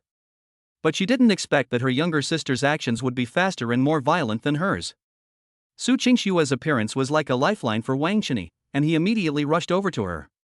President Su, you must do me justice." He pointed at Su Qingyue and Lin Fan, and began to accuse Su Qingyue and Lin Fan, saying, "The third miss brought Lin Fan into the company and beat me without asking any questions. She even called the police to ruin me. Look, this side of my face is all red from being slapped." Su Qingxue didn't even glance at him. Her gaze passed over Wang Chini, landed on her younger sister's stubborn face, and finally settled on Lin Fan. Lin Fan just stood there, watching the farce unfold, his eyes showing no anger, only an indifferent detachment. This indifference stung Su Qingxue's heart. Su Qingxue looked at her younger sister, her voice a little hoarse. "Qingyue, have you had enough?" "Sister." Su Qingyue didn't back down, pointing at Wang Chini. "This person, abusing his position, spread rumors and slander against me and Lin Fan on the internal network, trying to pin the blame on our Su family. Is this the good secretary you promoted? This kind of scum, if you don't fire him, are you going to keep him around for the holidays?" Lin Fan's gaze also fell on Su Qingxue's face. Based on his understanding of Su Qingxue's past, he knew she would never tolerate something that crossed her bottom line. However, Su Qingxue remained silent. Of course she knows the truth. Wang Chini's actions not only tarnished the Su family's reputation, but also openly challenged her authority as president. Based on her past temper, she would only ever say one word to this kind of person, no matter how capable they are. Get lost. But Su Qingxue's mind flashed back to the pile of documents about the Skyline project on her desk. That was a complete mess. Without Lin Fan's assistance, the entire project team was in complete chaos.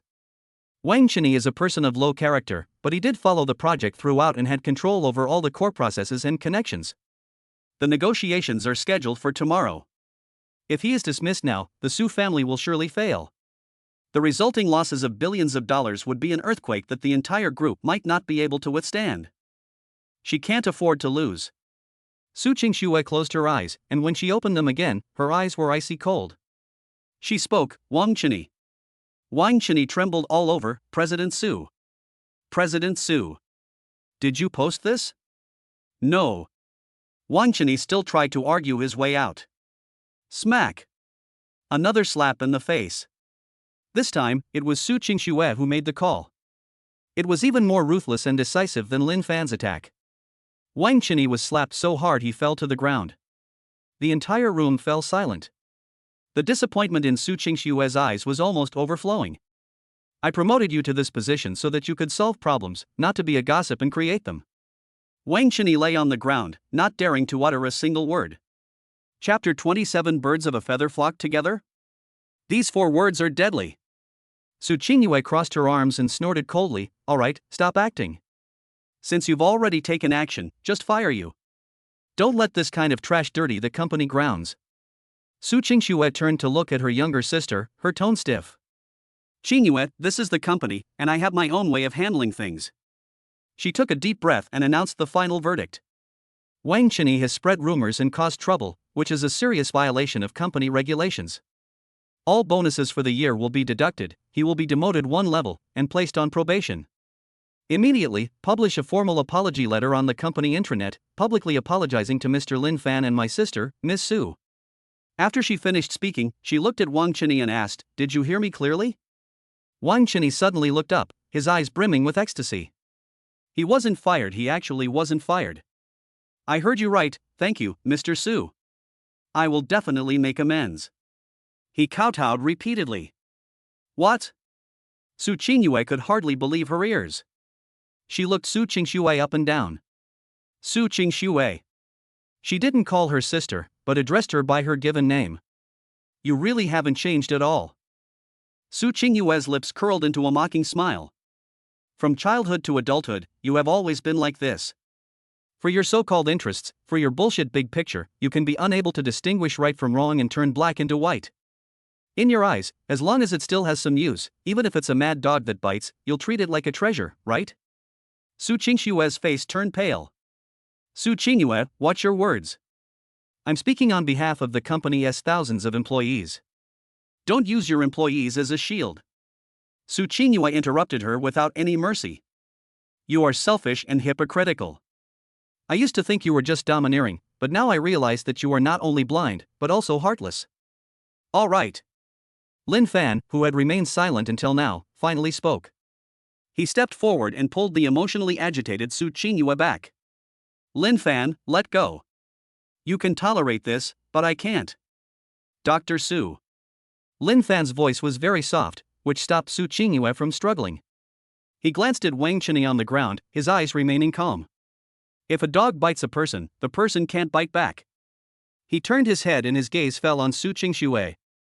Since President Su likes to keep this kind of person around, then let him keep him. After all. He paused, then uttered 4 words. Birds of a feather flock together. These 4 words, though seemingly light, were like the loudest slap in the face to Su Qingxue. Birds of a feather flock together. In Lin Fan's eyes, was he already the same kind of person as Wang Chini, a despicable person? They're gone. Lin Fan didn't give her any more time to react. He grabbed Su Qingxue and turned to leave. Although Su Qingxue was unwilling, she knew that there was no point in making a scene now. She glared at Su Qingxue and followed Lin Fan away without looking back. Etc. Su Qingxue instinctively called out to them. The moment the two stopped, Su Qingxue's gaze fell on Wang Chini, and she said sternly, apologize. Apologize to Lin Fan and my sister. President Su, I. Wang Chini was still hesitating. Lin Fan chuckled lightly, interrupting him, no need. Some debts can only be truly satisfying when you collect them yourself. His voice wasn't loud, but it carried clearly throughout the entire office. Secretary Wang, just wait patiently, that day won't be too far away. After saying that, Lin Fan left without lingering. Su Qingxue followed beside him, watching his tall figure in steady steps, and the anger in her eyes gradually subsided. The secretary's office fell silent once again. Wang Chini got up from the ground, wiped the cold sweat from his forehead, and looked relieved and smug. President Su, rest assured, I will definitely roll. Su Qingxue had her back to him. Go write an apology letter right now. After you send it, get back to the project team and work overtime. If there's even the slightest mistake in tomorrow's negotiations, I'll make you wish you were dead. Yes. Wang Qinyi ran away in a panic. Su Qingxue was the only one left in the office. She leaned weakly against the door frame, gazing in the direction Lin Fan had disappeared. A dull ache was coming from my heart. Did she win? She saved the project, and what she called the big picture. But why does she feel like she's lost everything? She remembered Lin Fan's last look in his eyes. That was utter disappointment, a resolute act of drawing a clear line. He turned down a 3 million annual salary.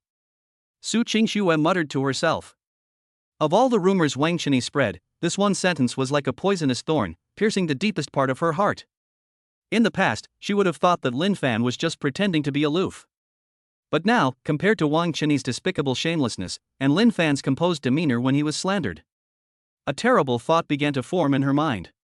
Did she misjudge things from the very beginning? Could it be that her useless ex-husband, whom she had despised for 3 years, truly possessed an arrogance and worldview that she had never understood? And she, just now, pushed him even further away once again for the sake of a liar. On the other side, inside a Porsche Panamera. I'm so angry. I'm so angry. As Su Qingxue drove, she shouted and cursed, has Su Qingxue been bewitched by that Wang Qinyi? Even in this state, she's still protecting him? What kind of bullshit project is more important than character? Lin Fan looked calmly at the street scene rushing past outside the window. Everyone has the right to make their own choices. He said calmly, she is a businesswoman first and foremost, profit is her instinct. Profit comes first? Su Qingxue sneered, I think she's picking up a sesame seed and losing a watermelon. Once that Wang Qinyi completely ruins the project, she'll have her day to cry. At this point, she suddenly glanced at Lin Fan, her eyes filled with a complex expression. Lin Fan, are you really not angry? Angry? Lin Fan turned around and smiled at her, it's not worth it for irrelevant people and things. And? He paused for a moment. Someone has already stood up for me, hasn't he? Su Qingxue raised her chin haughtily, but the corners of her mouth couldn't help but curl upwards. That's right. Only I can bully my people. Others?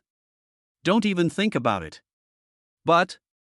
Su Qingxue's tone shifted, her eyes turning sly, that Wang Qinyi, although he wasn't fired this time, once that apology letter was sent out, he's practically socially dead in the company. And what? Su Qingxue said confidently, moreover, I bet you that lousy project will definitely run into huge problems tomorrow. Lin Fan was somewhat surprised, you also understand business negotiation? I don't understand business.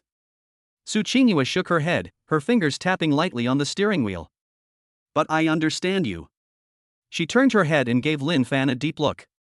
You were behind all those seemingly perfect project proposals from the Su family in the past. Now that you're gone, Wang Qinyi is a complete idiot, there's no way he can handle it. Lin Fan was taken aback. This seemingly aloof second sister-in-law sometimes has an incredibly accurate intuition. Maybe. He did not deny it. Tomorrow. Lin Fan looked in the direction of the Su Group building in the distance, a deep meaning flashing in his eyes. Tomorrow will definitely be a good show. Chapter 28, Fingertips Touching Lips, 3 years of emptiness, a second of heart palpitation. The car came to a stop in front of a traditional Chinese courtyard called Jiang Nani Pin. This is the most exclusive private restaurant in Huahai City, open only to members. Legend has it that the chef here was once the head of the imperial kitchen, and a dish of boiled cabbage and clear broth could fetch an astronomical price. In the past, Su Qingxue would occasionally come here to discuss business when she was in the Su family, but she never brought Lin Fan in. Lin Fan was just a driver who ate bread in his car at the entrance and looked out the window at the bustling city. Get off. Su Qingxue unbuckled her seatbelt, and this time she didn't throw the car keys to the valet. Instead, she turned to look at Lin Fan, her gaze surprisingly gentle. It's a deal, it's on me tonight. The two walked into the courtyard side by side, and 2 slender maids in cheongsams immediately went to greet them upon seeing the distinguished guests.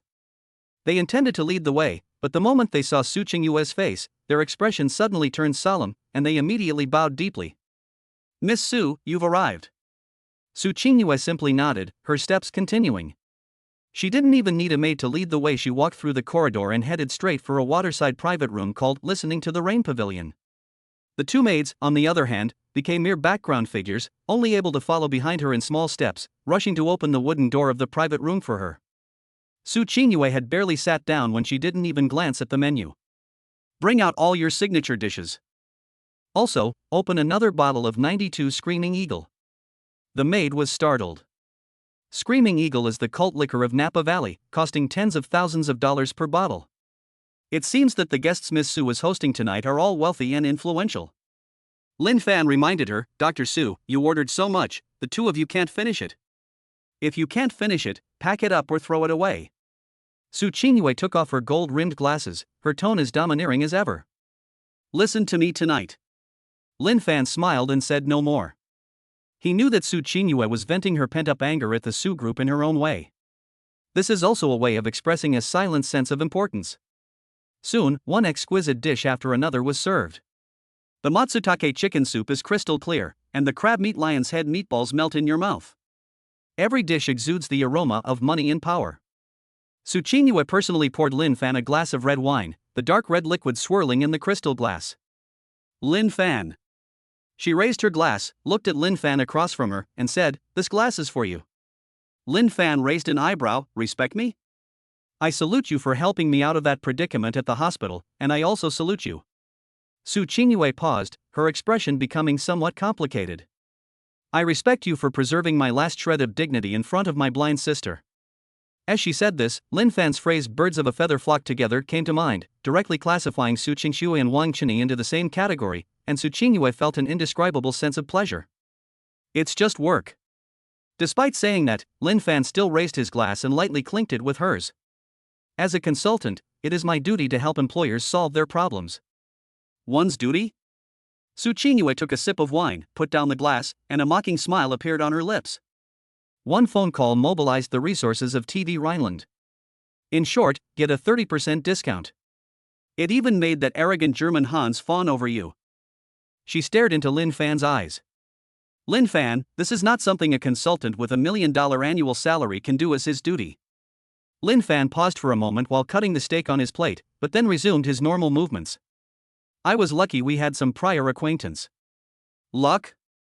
Su Qingyue chuckled, clearly not believing her, but did not press for details. Who doesn't have secrets? As long as he's on my side, that's enough. Suddenly remembering something, she took a check out of her bag and pushed it in front of Lin Fan. Take it. Lin Fan's gaze swept over them. The string of zeros on the check was dazzling. 5 million. What's the meaning? He put down his knife and fork, but didn't reach out to touch them. You deserve it. Su Qingyue's tone left no room for argument.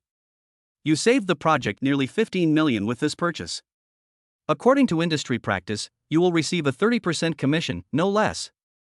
She gazed at Lin Fan with sincere eyes. I know you turned down my mom's annual salary, but that's a different matter. This is business, it's a way to monetize your abilities. With it, you won't have to be at anyone's beck and call anymore, and you can live a good life even if you don't become my consultant in the future. Her move was paving the way for Lin Fan. She upheld a man's dignity in her own way. In this world, money may not be everything, but it gives a man courage. She didn't want to see Lin Fan being mocked by someone like Wang Chini and looked down upon by her own mother because of money. Lin Fan stared at the check in silence for a long time. He picked up a napkin and wiped his mouth. Then, he looked up and met Su Qingyue's gaze. Dr. Su, I can't accept this money. Not enough? Su Qingyue frowned, then immediately pulled out a pen. I can add more. It's not about the money. Lin Fan reached out and pressed down on her hand, which was about to write. His palm was broad and warm, covering her slightly cool hand. Su Qingyue's fingers trembled slightly, but she didn't pull them back. She just looked at him with a puzzled expression. Su Qingyue. This was the first time Lin Fan had called her by her full name in private. His voice was deep and clear, carrying a strange magnetism in the quiet private room. I'm helping you, not for the commission. Lin Fan pushed the 5 million check back. You defended me in the coffee shop, and in front of everyone at the Su Group, you were willing to turn against your sister for my sake. You treat me as a person, not a tool or a pawn. Lin Fan stared into her eyes, speaking slowly and deliberately. To me, your support and trust are far more valuable than 5 million or even 50 million. Su Qingyue was stunned. She grew up in a world where everything could be quantified by profit. Her mother's forceful arrangements were driven by self-interest, her sister's business marriage was driven by self-interest, and even her promotions at the hospital were a series of skill-based battles. But today, for the first time, someone told her this. I don't want your money, I only want your kindness to me. But the usually quick-witted Miss Su was speechless. I don't like owing favors to others. Then you can owe it. Lin Fan withdrew his hand, a faint smile playing on his lips. If I had to put a price on this favor. He picked up his wine glass and swirled it gently. Consider it a favor you owe me. In the future, if I encounter any insurmountable obstacles, I hope Dr. Su can stand by my side just like she did today. Su Qingyue looked at the man in front of her. The light outlined his features, which were not particularly striking, but exceptionally composed. That confidence and composure that emanated from his very being made him radiate light. She suddenly realized that Su Qingyue was truly blind. They actually threw away such a precious gem as a piece of waste rock. Good. Su Qingyue took a deep breath, picked up her wine glass, and once again took the initiative to clink glasses with Lin Fan's. Lin Fan, I promise you. As long as I live, no one in this world will be able to bully you again. This is a promise. It's much heavier than that 5 million check. Chapter 29 Su Qingyue, don't let Su Qingyue take her back. After the meal, the two walked out of Jiang Naniping side by side. That bottle of Howling Eagle had a strong aftereffect, and coupled with her fluctuating emotions, the effects of the alcohol hit her very quickly. At this moment, Su Qingyue's steps were already somewhat unsteady. Careful. Lin Fan reacted quickly, reaching out to support her waist the instant her high heels twisted. It's so delicate that you can feel its softness and warmth even through the thin fabric. As Lin Fan helped her up, Su Qingyue seemed to sense something and leaned into his arms, her hair brushing against his neck, carrying the scent of wine and her own unique cool fragrance. Lin Fan's body stiffened for a moment. Just as he was about to help her up, Su Qingyue reached out and grabbed his clothes tightly. She looked up. That cool and pretty face was flushed with a charming blush from the alcohol, and her eyes held a hint of naivety and possessiveness. She murmured, Lin Fan. Lin Fan looked down at her. You are my advisor. She emphasized again, her fingers gripping his shirt tightly. You are not allowed to leave without my permission.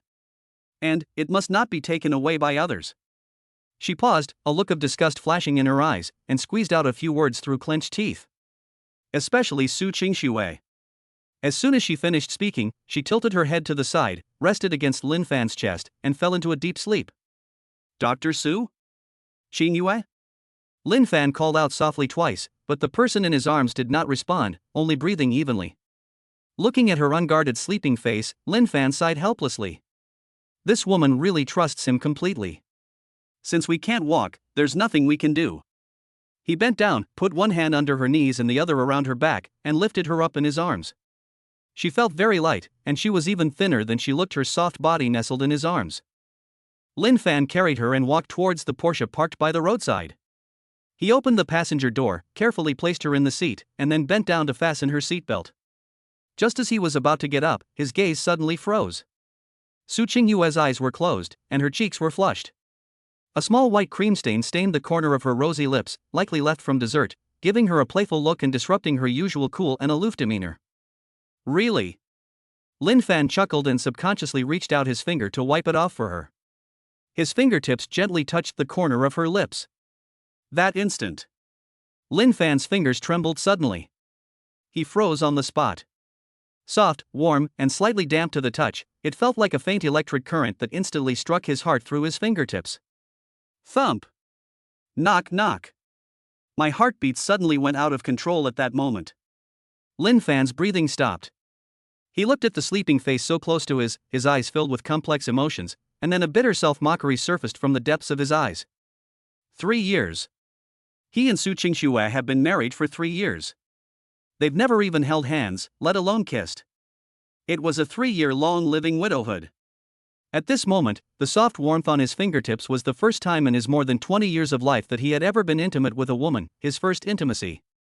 This absurd first time. Lin Fan abruptly withdrew his hand. He dared not look any longer, quickly closed the car door, and went around to the driver's seat to get in. Inside the car, Su Qingyue's faint fragrance permeated every nook and cranny. Lin Fan gripped the steering wheel tightly, forcibly suppressing the burning desire and excitement in his heart. He feared that if he lingered for even a second longer, something that had been suppressed for too long would break free of its cage. Meanwhile, at the Su family manor, only one floor lamp was lit in the living room, casting a dim, yellowish light. Mrs. Su sat alone on the sofa, holding a cup of calming tea in her hand, but she didn't bring it to her lips for a long time. Well. A long sigh echoed in the living room. The events of the past 2 days have been weighing on her mind.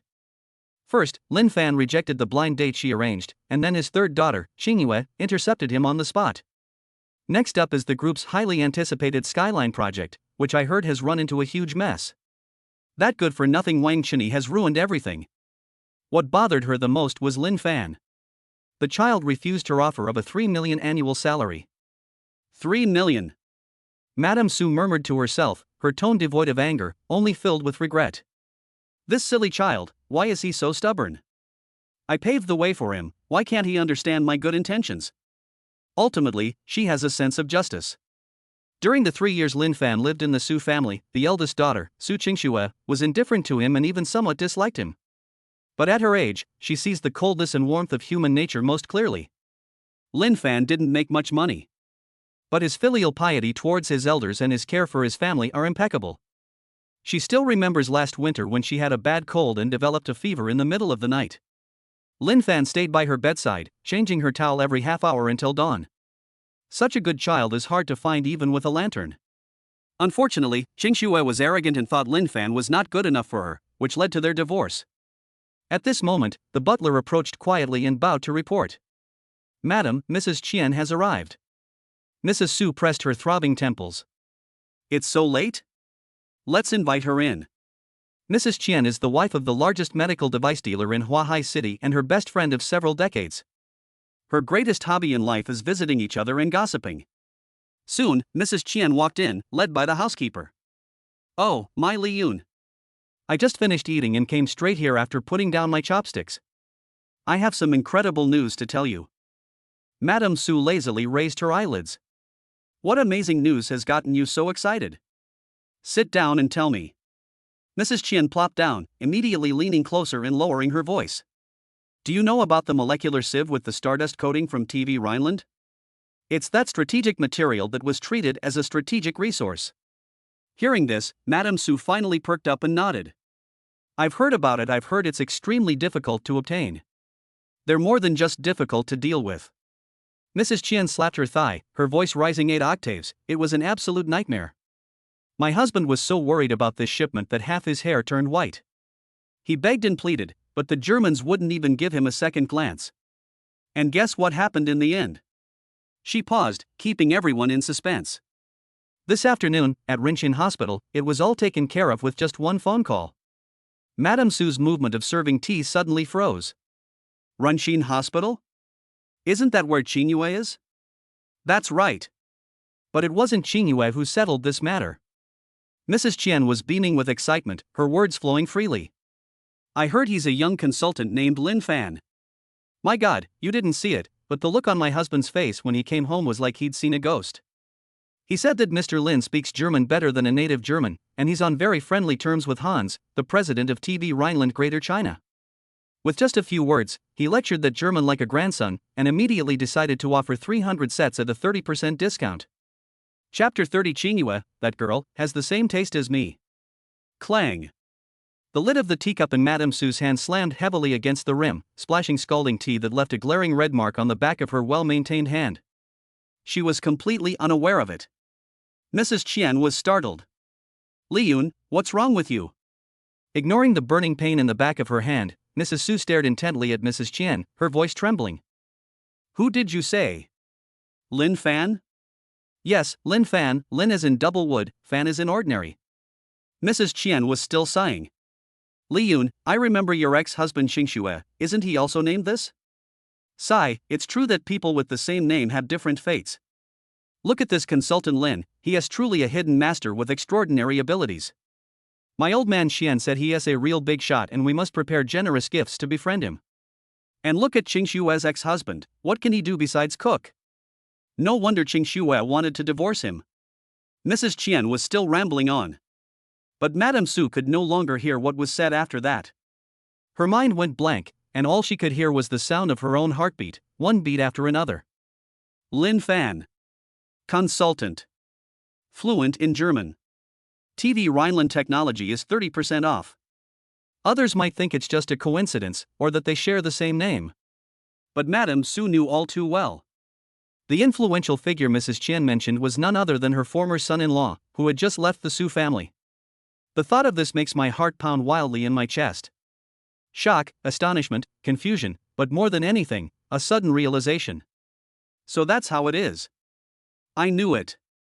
I knew this kid was something special. Madame Su's hands trembled slightly, but her eyes flushed red. He lived in the Su family for 3 years, never arguing or fighting, enduring all sorts of grievances but just smiling, quietly cooking and sweeping the floor. I used to think he was just weak-willed.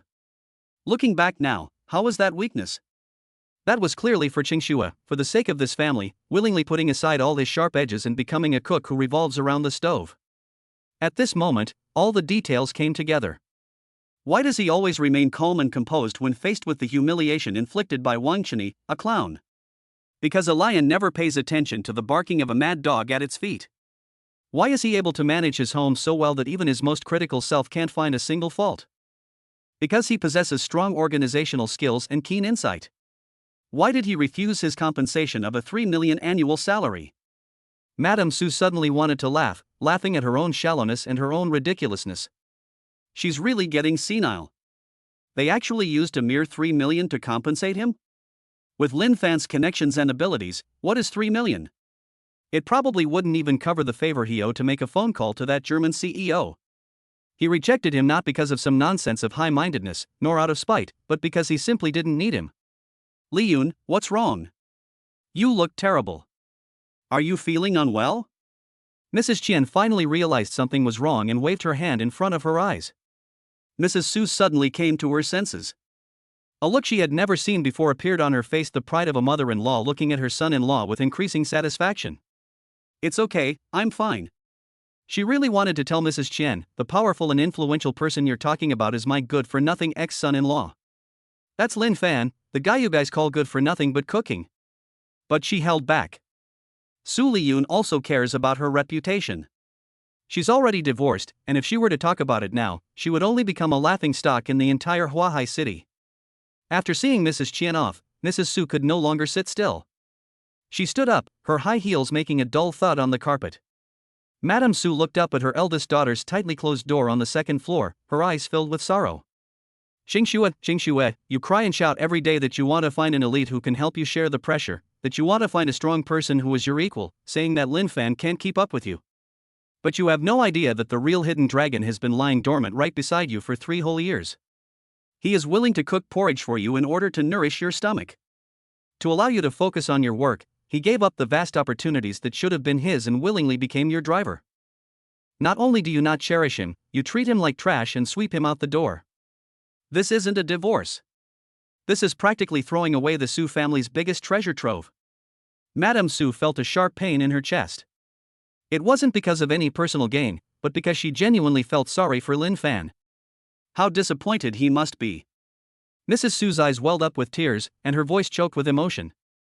3 years of sincere feelings were wasted. If it were me, I would be heartbroken too.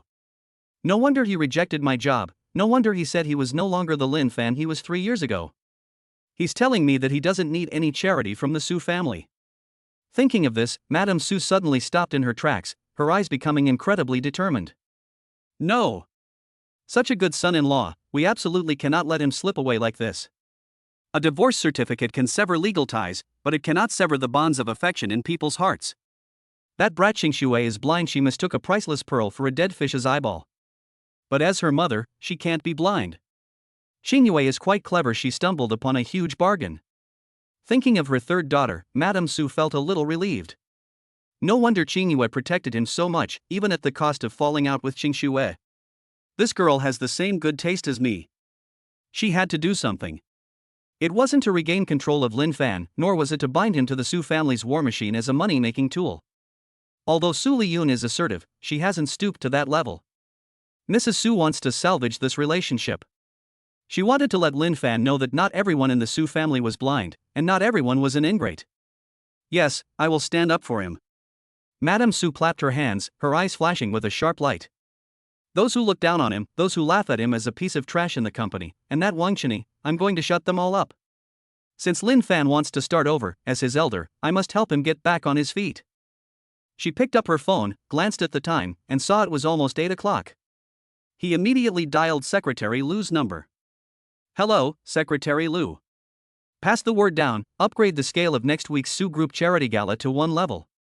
I want to make it the most prestigious event in Huahai City this year. Also, prepare a top-level special invitation letter for me, and you will personally deliver it. The name is written as Lin Fan. Secretary Lu on the other end of the phone was clearly stunned. Madam, is this your ex-son-in-law? Won't President Su be unhappy? After all, they just divorced, and there's a lot of gossip going around in the company. She's unhappy? Madame Su gave a cold laugh. She threw a mountain of gold out of her house herself. What right does she have to be unhappy? I not only want to invite Lin Fan, but I also want him to sit at the head table, right next to me. I want everyone in Huahai City to see that Lin Fan is the junior I, Su Liyun, respect the most, and a guest of honor in the Su family. Anyone who dares to look down on him is slapping me, Su Liyun, in the face. Even over the phone, Secretary Lu could sense Mrs. Su's determination, and quickly replied, yes. I understand, I'll take care of it right away. After hanging up the phone, Mrs. Su gazed at the deep night outside the window with a gentle look in her eyes. Xiao Fan, I used to be your aunt. I didn't protect you well, and you suffered a great injustice in the Su family. This time, Auntie will set up a stage for you. Go ahead and show off your talent. As for that stupid girl Qing Xue, Madame Su sighed deeply. If she really doesn't have the good fortune, and you end up becoming Qing Yue's woman, then she deserves it. But no matter what, I, Su Liyun, have decided that you are my half-son. At this moment, Madame Su no longer harbored any scheming or desire for control. In her eyes, Lin Fan was no longer the son-in-law who needed to be arranged for or given charity. He was a beautiful jade covered in dust, a family member she truly wanted to cherish and make amends to. Even if he can't become a son-in-law, having him as a godson would be a great blessing for the Su family. Meanwhile, at the heavenly palace on the cloud top, Lin Fan was lounging on a deck chair on the balcony. Unbeknownst to him, a hunt orchestrated by his domineering ex-mother-in-law had already quietly taken shape. Achoo! Lin Fan suddenly sneezed and rubbed his nose. He muttered something casually. Who's talking about me behind my back? Behind him, the bedroom door was pushed open. Su Qingyue came out wearing a loose silk loungewear set, carrying 2 steaming cups of tea. The effects of the alcohol had worn off, and although her forehead still throbbed slightly, her eyes had regained their usual clarity. However, when her gaze fell on Lin Fan, a hint of shyness flashed deep in her eyes. She vaguely remembered that after getting drunk, she seemed to have said some incredible things, and she fell asleep in his arms? Have you caught a cold? Su Qingyue handed over a cup of tea, deliberately maintaining her usual cool tone to conceal the slight turmoil in her heart. No, I guess someone misses me. Lin Fan took the teacup, feeling the warmth from his fingertips, and smiled. By the way, your project must be quite busy these days, right? When work was mentioned, Su Qingyue's expression immediately became extremely focused. The equipment will arrive in 3 days, and then it will be a day and night of debugging and experimentation. She looked at Lin Fan and said, Advisor Lin, you need to be on standby these next few days. I'm entrusting my health to you. Lin Fan took a sip of tea. The aroma was refreshing. He nodded easily. Don't worry, I'll take your money and do your job. Chapter 31 The Su family's feast at Hongmen? No, it's his stage. As soon as he finished speaking, Lin Fan drank the tea in his cup in one gulp. As he put down his teacup, he suddenly noticed that Su Qingyue was staring at him. Under the dim light, her gaze was somewhat unfocused, unlike her usual sharp and clear eyes. What's wrong? Lin Fan subconsciously touched his face. Is there something on my face? Su Qingyue then realized what was happening, shook her head, and immediately looked away from Lin Fan. No. It's nothing. She really wanted to ask. Ask yourself what you said and did while you were drunk. Why do a few lingering images always appear in my mind? She clung tightly to Lin Fan's collar, to that embrace that made her feel safe. She even vaguely remembered that something warm had touched the corner of her lips. That electric-like tingling sensation still lingers in her memory, and even now it still makes her heart tingle slightly. But she couldn't bring herself to ask that question. Get some rest. Su Qingyue threw down those words, turned and left, her hurried steps betraying the turmoil in her heart. She ran to the living room, then paused again without looking back. Besides, thank you for tonight. Lin Fan watched her retreating figure, a smile playing on his lips. This woman even speaks so awkwardly when she says thank you. But he didn't think much of it and got up to tidy up the tea set. After doing all this, he did not go to rest immediately. Instead, he went into the study and turned on the computer. The screen's light illuminated his face as Lin Fan's fingers flew across the keyboard. He checked the latest developments of Far East Capital, the negotiating partner for the Su Group's Skyline project tomorrow. Looking at the capital flow data on the screen, Lin Fan's lips curled into a smile. Wang Chenyi. Good luck to you tomorrow. At the same time, at the Su Group building. The lights were still on in the CEO's office. Su Qingxue sat at her desk, surrounded by piles of documents, with a cup of black coffee that had long since gone cold beside her. The cramping pain in her stomach gnawed at her nerves once again. Hiss. Her brows furrowed. A name, which I blurted out unconsciously. Lin Fan, my stomach medicine. The sound stopped abruptly. Su Qingxue suddenly looked up at the empty sofa opposite her. There was no one there anymore. In the past, no matter how late she worked overtime, Lin Fan would sit quietly there, either reading or helping her organize some materials. Just so that when she needs it, she can be offered a cup of hot water or a stomach pill immediately. Just then, a timid voice came from the doorway, interrupting her thoughts. President Su. The person who arrived was the new administrative assistant, a young woman who had just graduated, and she was carrying a takeout order in her hand. Secretary Wang asked me to order the porridge for you. Lay down. Su Qingxue didn't even raise her head. Go out. Yes. The assistant dropped his things and fled as fast as he could.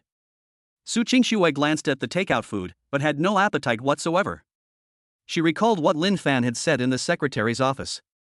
Birds of a feather flock together. Su Qingxue muttered to herself. For the sake of the company and the greater good, I did nothing wrong. She told herself this over and over again. But for some reason, just thinking about Lin Fan possibly making a late-night snack for Su Qingxue right now, and the thought that they might be at home. Her heart felt as if it were being pierced repeatedly by countless fine needles. Envy? No. Absolutely not. How could Su Qingxue be jealous of a man she had personally thrown away? She's just not used to it. I'm not used to this kind of life where no one serves me. To distract herself, she threw herself back into her work and picked up the internal phone to dial Secretary Wang's number. The phone rang for a few seconds before being answered. Wang Chenyi. How's the data processing going? On the other end of the phone, Wang Chenyi's tired voice came through. Don't worry, Mr. Su, there will definitely be no problem. The next day, early morning. As soon as Su Qingxue walked into the living room on the first floor, she immediately saw the figure wearing an apron and busy in the kitchen. Sunlight streamed in through the window, giving it a golden hue. At that moment, she suddenly realized that the so-called life consultant contract was the most worthwhile contract she had ever signed in her life. Morning. Su Qingxue took the initiative to speak, her voice less cold and aloof than usual, and more languid, a quality she herself was unaware of. Morning. Lin Fan served the warm rice porridge to the table. This is for you. The two had just sat down. Ding dong. The doorbell rang without warning. Lin Fan frowned and went to open the door. Standing outside the door was none other than Madame Su's confidant, Secretary Liu. Unlike his businesslike demeanor at the hospital, today Secretary Liu was bent over at least 30 degrees, his face beaming with a humble smile. Good morning, Mr. Lin. I hope I haven't disturbed your meal? Unsolicited kindness is either a sign of malice or theft. Lin Fan didn't bother beating around the bush and went straight to the point. Secretary Liu, is something the matter? That's right. Secretary Liu handed over a black envelope with both hands. The seal was embossed with the Su family crest. This is an invitation letter that the chairman specifically asked me to deliver to you. Next Friday is the Su Group's annual charity gala. The chairman has repeatedly emphasized that you are invited to attend. Lin Fan didn't take it, his gaze fell on the invitation. Su Family Charity Gala? He knew Huahai City's top-tier world of fame and fortune better than anyone. For the past 3 years, in such situations, he was either overseeing the dishes in the kitchen or working as an unofficial parking attendant in the parking lot. They didn't even have the right to step into the banquet hall. Now, however, he has sent a trusted confidant to personally deliver a special invitation? Lin Fan asked casually, "What does your chairman mean?" "Yes, it's the chairman's idea." Secretary Lu nodded quickly, lowering his voice slightly. "The chairman also said that this invitation is for the VIP seat at the main table. She insisted that you come. She said there were some misunderstandings and some things she wanted to explain to you in front of everyone." Hearing the noise, Su Qingyue, who was inside the house, came over. When she saw Secretary Lu and the invitation in his hand, her expression changed instantly. Others might not know what this invitation meant, but as a member of the Su family, she knew all too well what kind of banquet this was like. Her mother's grand invitation to Lin Fan, is this really an explanation? This is clearly putting him on the hot seat. "Lin Fan, don't answer." Su Qingyue immediately stepped forward and stood between Lin Fan and Secretary Lu. "Go back and tell my mom that Lin Fan is busy. He doesn't care about those hypocritical occasions." Secretary Lu looked troubled. "Third miss, this is a token of Madam's goodwill." "A token of my heart?" Su Qingyue interrupted her. "Is she doing this so that the whole of Huahai City can laugh at him?" "No, that's not it." Secretary Lu was so intimidated by her imposing manner that he broke out in a sweat, and he had to grit his teeth and unleash his trump card. "Madam also said President Su and that Secretary Wang will both be attending that evening. She is worried that if you don't go, people will say you're guilty, that you're afraid to show your face, or that you're afraid of them." "A provocation tactic?" "No, this is a reminder." A hint of amusement flashed across Lin Fan's face. "Su Qingxue will be there. Wang Chini will also be there. This is hardly a banquet." This was clearly a trap set specifically for him. Escaping has never been his style. Since Madame Su had personally set up the stage and even handed him the knife. If he doesn't go, wouldn't he be wasting this great show that's about to unfold? Lin Fan reached out, past Su Qingyue, and took the invitation from Secretary Lu. My fingertips traced the raised family crest on it. "Lin Fan." Su Qingyue grew anxious and immediately began to persuade him. "Are you crazy? That's a wolf's den." Lin Fan turned his head and suddenly smiled. "Rest assured. I am your advisor. He deliberately emphasized that word, with a hint of teasing and a touch of domineering. "Since it's a wolf's den, then I'll go take a look. In the end, it's the wolves that eat people. Or, humans taming wolves." After speaking, he looked at Secretary Lu, his tone returning to calm. "Tell Auntie that I will be there on time." Secretary Lu bowed repeatedly. Okay. The car will pick you up on time. I'll go back and report now." After seeing Secretary Lu off, Lin Fan returned to the dining table with the invitation. Su Qingyue sat down angrily and poked the porridge in the bowl with her spoon. "You're asking for trouble. My mother has ulterior motives. Su Qingxue, that blind woman, is also there, as is Wang Chini. They will make a fool of you." Lin Fan took a sip of porridge and spoke calmly. "Some face is given to you by others. But some dignity must be earned back by oneself, one punch at a time. I've been in the Su family for 3 years, and I've kept my head down long enough." He raised his head, his gaze fixed on the skyscraper belonging to the Su group in the distance. Deep in his eyes, a sharp edge that had been suppressed for 3 years was slowly gathering. "This time, I want to hold my head high and let them all see me clearly. Let's see what kind of trash they call trash really looks like." Su Qingyue stopped what she was doing, pondered for a long time, as if she had made a momentous decision. Perhaps that banquet will truly become his stage to shock everyone. "Good." Su Qingyue suddenly put down her spoon. "Then I'll be your date. I'd like to see who dares to touch my people on my turf." Chapter 32. This battle is one where only victory is allowed, and defeat is not permitted. The next day, early morning. As soon as Lin Fan stepped out of the kitchen, he saw Su Qingyue sitting on the sofa with a document in her hand. "Sit." Seeing Lin Fan finish tidying up and come out, Su Qingyue pointed to the spot opposite. Lin Fan raised an eyebrow and sat down. "Dr. Su, what's going on this so early in the morning?" Regarding your position as personal senior life consultant, something happened yesterday that made me feel there were loopholes in the original contract terms. Su Qingyue pushed the document in front of Lin Fan. This is the supplementary agreement, we signed it. Lin Fan picked it up and took a look. When he saw what was inside, the corner of his mouth twitched involuntarily.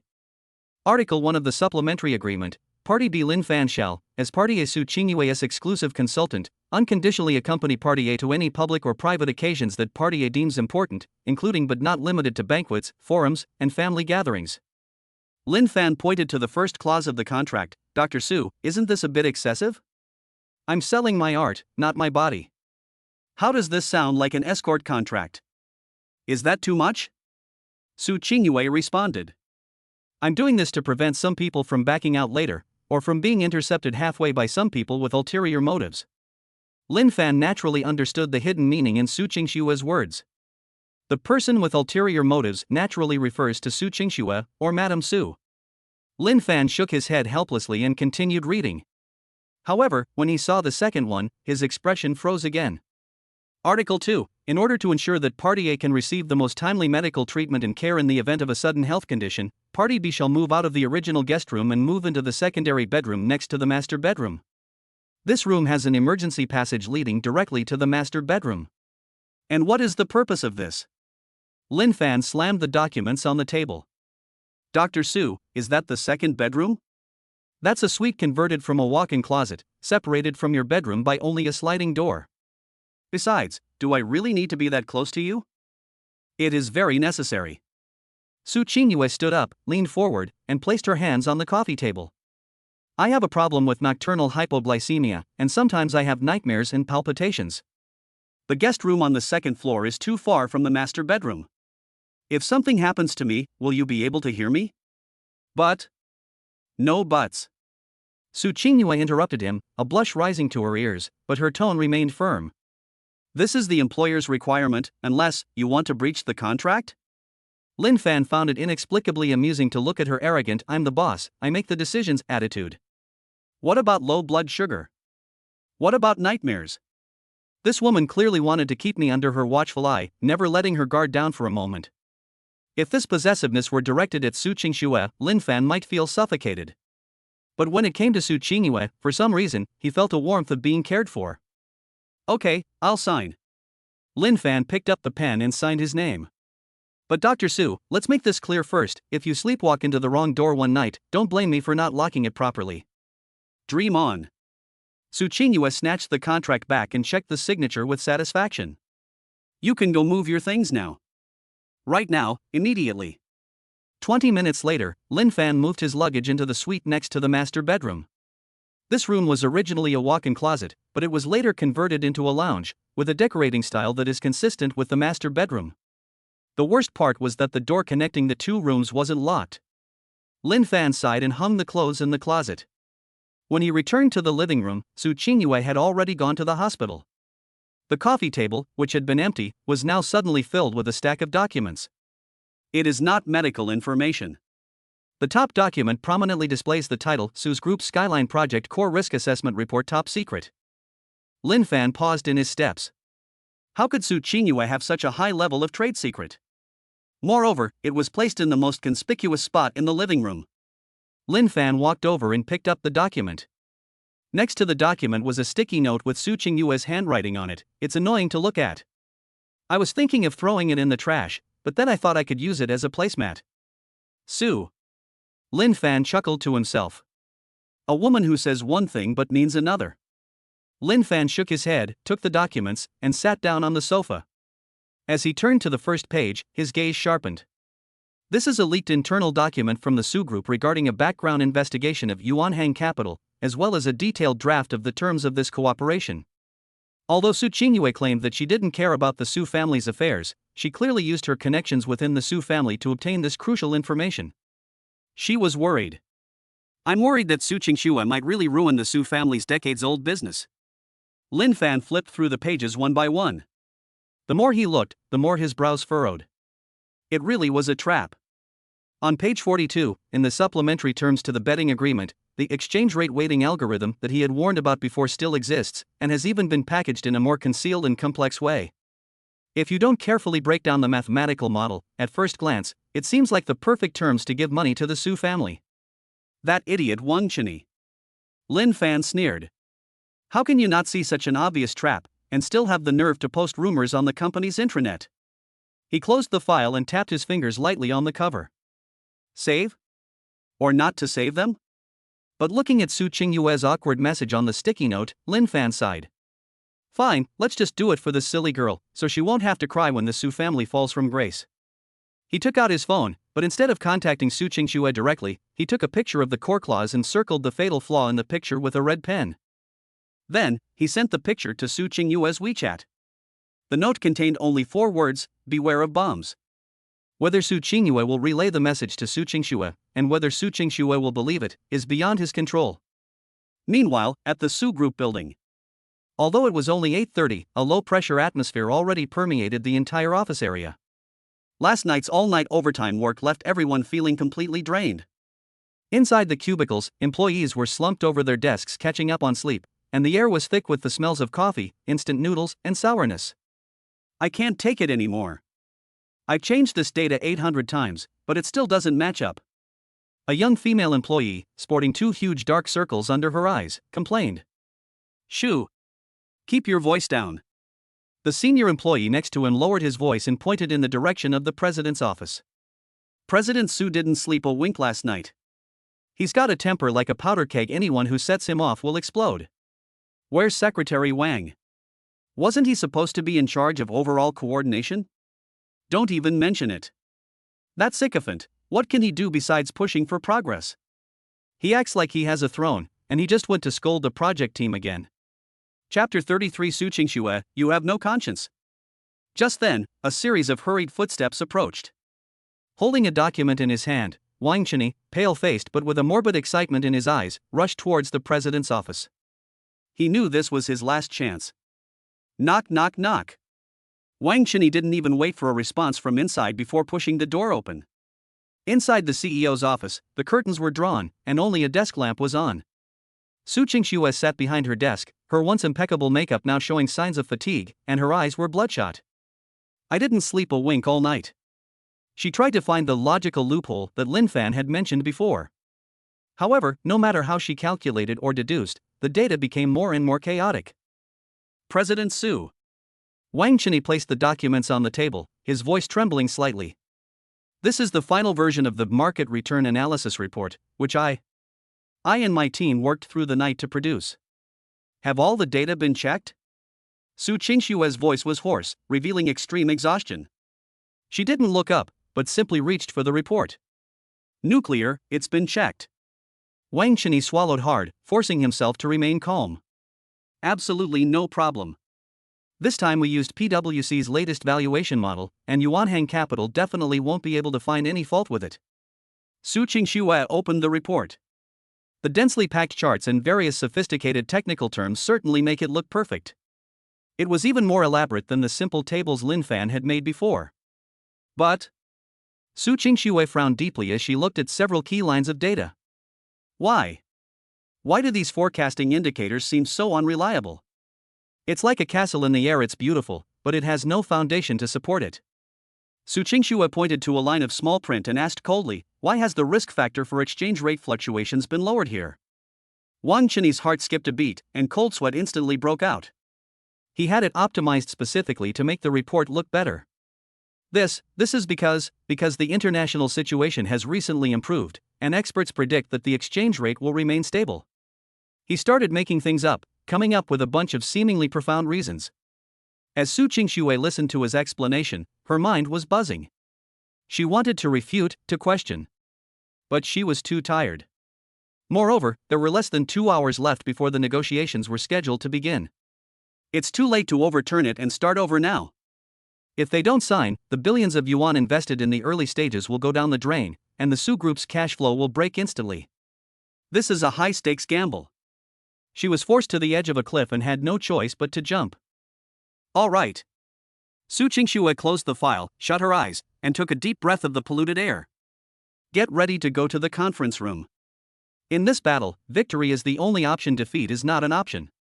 She didn't dwell on those details anymore. At that moment, all she could think about was winning and securing the contract. Only in this way can it be proven that Su Qingxue is right. This proves that even without Lin Fan, she could still lead the Su group to glory. Yes, President Su, I'll arrange it right away. Wang Qinyi grabbed the documents and ran away, afraid that if Su Qingxue asked another question, he would be exposed. At the same time, thousands of miles away, in Kyoto. As a university town where many of China's top universities gather, the air is filled with an atmosphere where youth and books intertwine. It was early autumn afternoon, and sunlight filtered through the gaps in the sycamore leaves, dappling the balcony of the girls' dormitory. Oh dear, we lost again. Is Han Xin sleepwalking? A sweet, complaining voice rang out in the 209 girls' dormitory. Su Xiaoyu tossed her phone onto the bed, then collapsed into the covers, kicking her long, straight legs wildly in the air, radiating energy. Little fish, stop lying there. The dorm supervisor is calling you to pick up your package. My roommate, who was wearing a face mask on the lower bunk, called out indistinctly. Express delivery? Su Xiaoyu jumped right out of bed. Her face, which had been scrunched up because she lost the game, instantly relaxed. The knee pads I bought for my brother-in-law must have arrived. She muttered to herself as she put on her slippers. The last time I saw my brother-in-law rubbing his knees in the video, it must be because his house is so dark and damp, and he's been kneeling to mop the floor all day, which is exhausting. Sister, you really don't know how to cherish such a good husband. I have to personally take care of him. Although Su Xiaoyu was in Kyoto, her heart was always with her home in Huahai. But then she had a sudden thought and slapped her forehead. That's not right, I sent the package back to Huahai's home. To surprise Lin Fan, she filled in the address as the Su residence. No, I have to ask Uncle Lu if he received it. I mustn't let my older sister intercept it.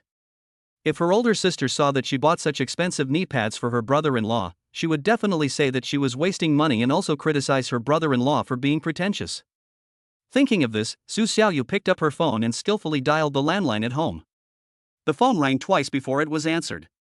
Then, a gentle, aged voice came from behind. Hello, Su residence. Uncle Lu, it's me, Xiaoyu. Oh my, it's Miss Fourth. Butler Lu's tone immediately became friendly. Are you settling in well over there? It's getting cold, so please wear more clothes. Okay, stop nagging. Su Xiaoyu pouted and got straight to the point. Uncle Lu, has my package arrived yet? The one addressed to Lin Fan. It's for my brother-in-law, so you have to hide it well for me and give it to him secretly when he gets back, so my older sister doesn't see it. Suddenly, there was silence on the other end of the phone. The few seconds of deathly silence made Su Xiaoyu's heart skip a beat. Uncle Lu? Is the signal bad? Hello? Hello? Fourth miss. Uncle Lu's voice was dry and hoarse. The package has arrived, but what? My older sister found out? And threw it away? Su Xiaoyu got angry. Why did she throw my things away? I bought those with my scholarship money. No. It wasn't Miss who threw it. Uncle Lu sighed, his tone full of helplessness and heartache. Yes, it's Mr. Lin, he can't receive it. Su Xiaoyu was stunned. What do you mean you can't receive it? Is your brother-in-law away on a business trip? Or is he sick? Uncle Lu, stop beating around the bush, you're making me so anxious. Fourth miss, haven't you checked the family group chat messages lately? Why would I look at that stuff? It's all health articles my mom posts and company financial reports my older sister posts. Su Xiaoyu pressed impatiently. Uncle Lu, tell me quickly, what exactly happened to my brother-in-law? Uncle Lu remained silent for a moment, knowing that this matter could not be kept secret. Even if he didn't say it, given the fourth Miss's personality, she would have 100 ways to find out the whole story. After a moment of contemplation, Uncle Lu finally spoke. Fourth Miss, Mr. Lin, has already moved out. They moved away? Su Xiaoyu's mind didn't quite process what was happening. Where did he move to? Did my older sister make him live in the company dormitory again? Or did she reassign him to some branch office? No. Uncle Lu's voice was kept very low. Mr. Lin and Miss Lin, they have already divorced. In an instant, Uncle Lu's voice became faint and distant. The whole world fell silent. Leave what? Undeterred, she pressed on, almost begging herself to believe she had misheard. Divorce. Uncle Lu's voice came through, clear and heavy. Just 2 days ago, the young lady had Secretary Wang draft an agreement that would leave Mr. Lin with nothing. Snap. The phone slipped from Su Xiaoyu's hand and fell to the floor. She didn't react at all. In my mind, only the words divorce and leaving with nothing were clashing wildly. 5 seconds. 10 seconds. Su Xiaoyu suddenly squatted down, grabbed her phone, and without caring whether the screen was cracked, yelled into the receiver, "Uncle Lu, you're not kidding me, are you? Has Su Qingxue gone mad? My brother-in-law has been working like a slave in our house for 3 years, and she wants to kick him out? And leave with nothing? Has she lost all her conscience?" The dormitory was deathly silent. Her roommates were startled by the roar and stared at her in astonishment. Su Xiaoyu gripped her phone tightly, the veins on the back of her hand bulging, and her usually smiling face flushed red. Uncle Lu quickly reassured her, "Fourth miss, please don't get agitated, take care of yourself." "I don't care about anything."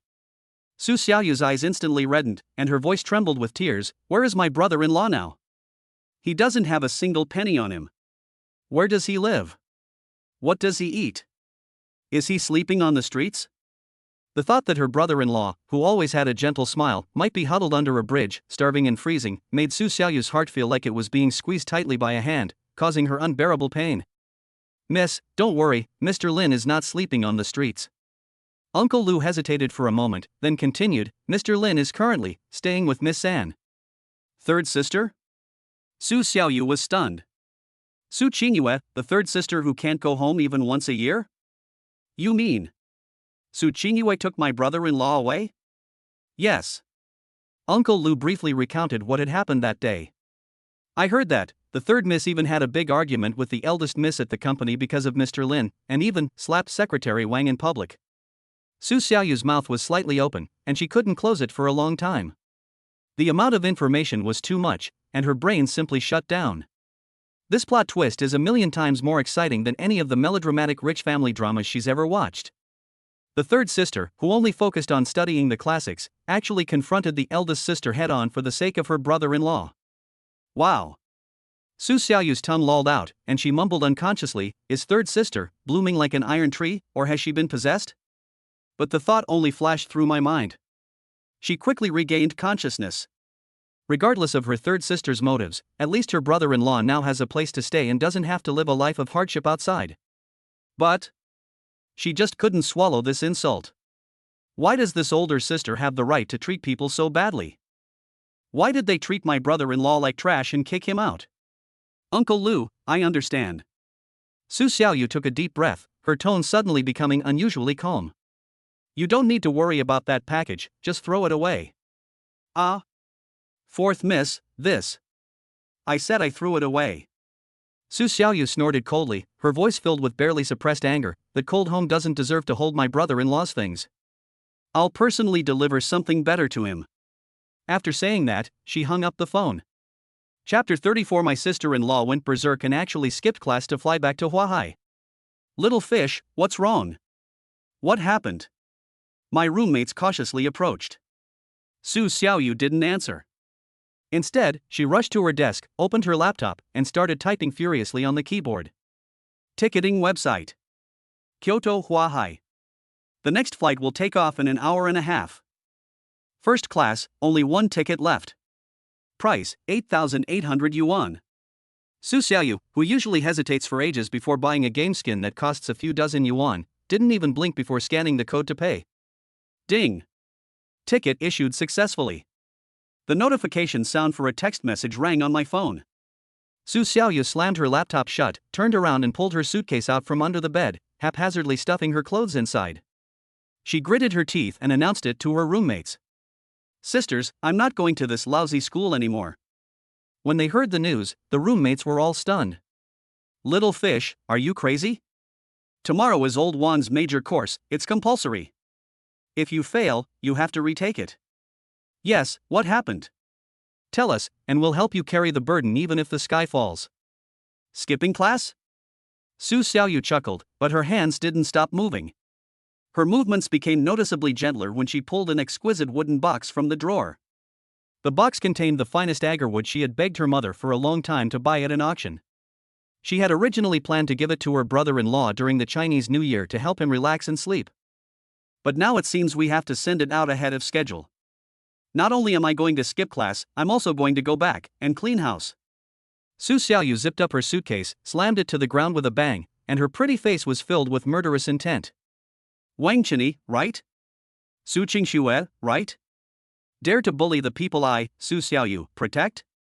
Don't you even bother to ask around in Huahai how I got the title of troublemaker? She grabbed the suitcase handle and walked out without looking back. Sisters, I'm leaving. If the counselor calls roll, just say I'm going to go and get my brother-in-law back. In the dormitory, the girls looked at each other, completely dumbfounded. Ha? Steal my brother-in-law? At this moment, Su Xiaoyu had long forgotten what her roommate on the lower bunk had said. Even though she knew, in her heart, things about her brother-in-law were the most important. Meanwhile, in Huahai City, at the Heavenly Palace on the cloud top. On the stove, the clay pot was bubbling away, and a rich, fresh aroma filled the air. Given Su Qingyue's workaholic nature, she would either grab a quick bite at the hospital cafeteria or simply continue working on an empty stomach. Lin Fan glanced at the wall clock. It was exactly 11 o'clock. He lifted the lid of the casserole. Inside is a ginseng and astragalus black chicken soup that has been simmered for a full 3 hours. The soup is golden and clear, and the bitterness of the herbs has been completely dissolved by the heat, leaving only a mellow aftertaste. This soup is excellent for nourishing blood and qi, and is especially suitable for people like Su Qingyue who do intense mental work. Achoo! Just as Lin Fan put the insulated lid on, he sneezed for no apparent reason. He rubbed his nose, somewhat puzzled. The apartment maintains a constant temperature of 24 degrees Celsius, neither too hot nor too cold, and I show no signs of catching a cold. Could it be that Su Qingxue is talking about me behind my back? Lin Fan chuckled and shook his head, recalling Su Qingxue's unreasonable behavior yesterday in defending Wang Qinyi. He had completely given up on that woman. Buzz. My phone, which was on the counter, vibrated. Lin Fan dried his hands and swiped the screen to take a look. From Uncle Lu, the housekeeper of the Su family. He raised an eyebrow and opened the message. Son-in-law, oh no, Mr. Lin. Miss Fourth just called, and I couldn't hide it anymore. I told her about your divorce and you're staying with Miss Third. The fourth young lady seemed very angry and hung up the phone immediately. I was worried that her temper might cause trouble, so I wanted to let you know. Lin Fan's fingers paused as he looked at the message. Fourth Miss Su Xiaoyu. The girl who would secretly slip a white rabbit candy into his hand when he was being harassed by Madame Su. The girl who would keep him company in the garage and chat with him to relieve his boredom when he waited for Su Qingxue to come home late at night. The image of the woman with pigtails appeared in Lin Fan's mind. His finger hovered over the screen, eventually turning into a helpless bitter laugh, but a long-lost warmth welled up in his heart. Lin Fan could almost picture the little girl jumping up and down in a frenzy on the other end of the phone. He originally planned to wait until Su Xiaoyu came back from her vacation and then find a suitable opportunity to tell her. Given her personality, they're probably furious by now. He replied to Uncle Lu, understood, Uncle Lu. It's all right, I'll handle it. Putting down his phone, Lin Fan looked at the prepared meal in the insulated box and chuckled again. Half an hour later. A taxi sped along the airport expressway.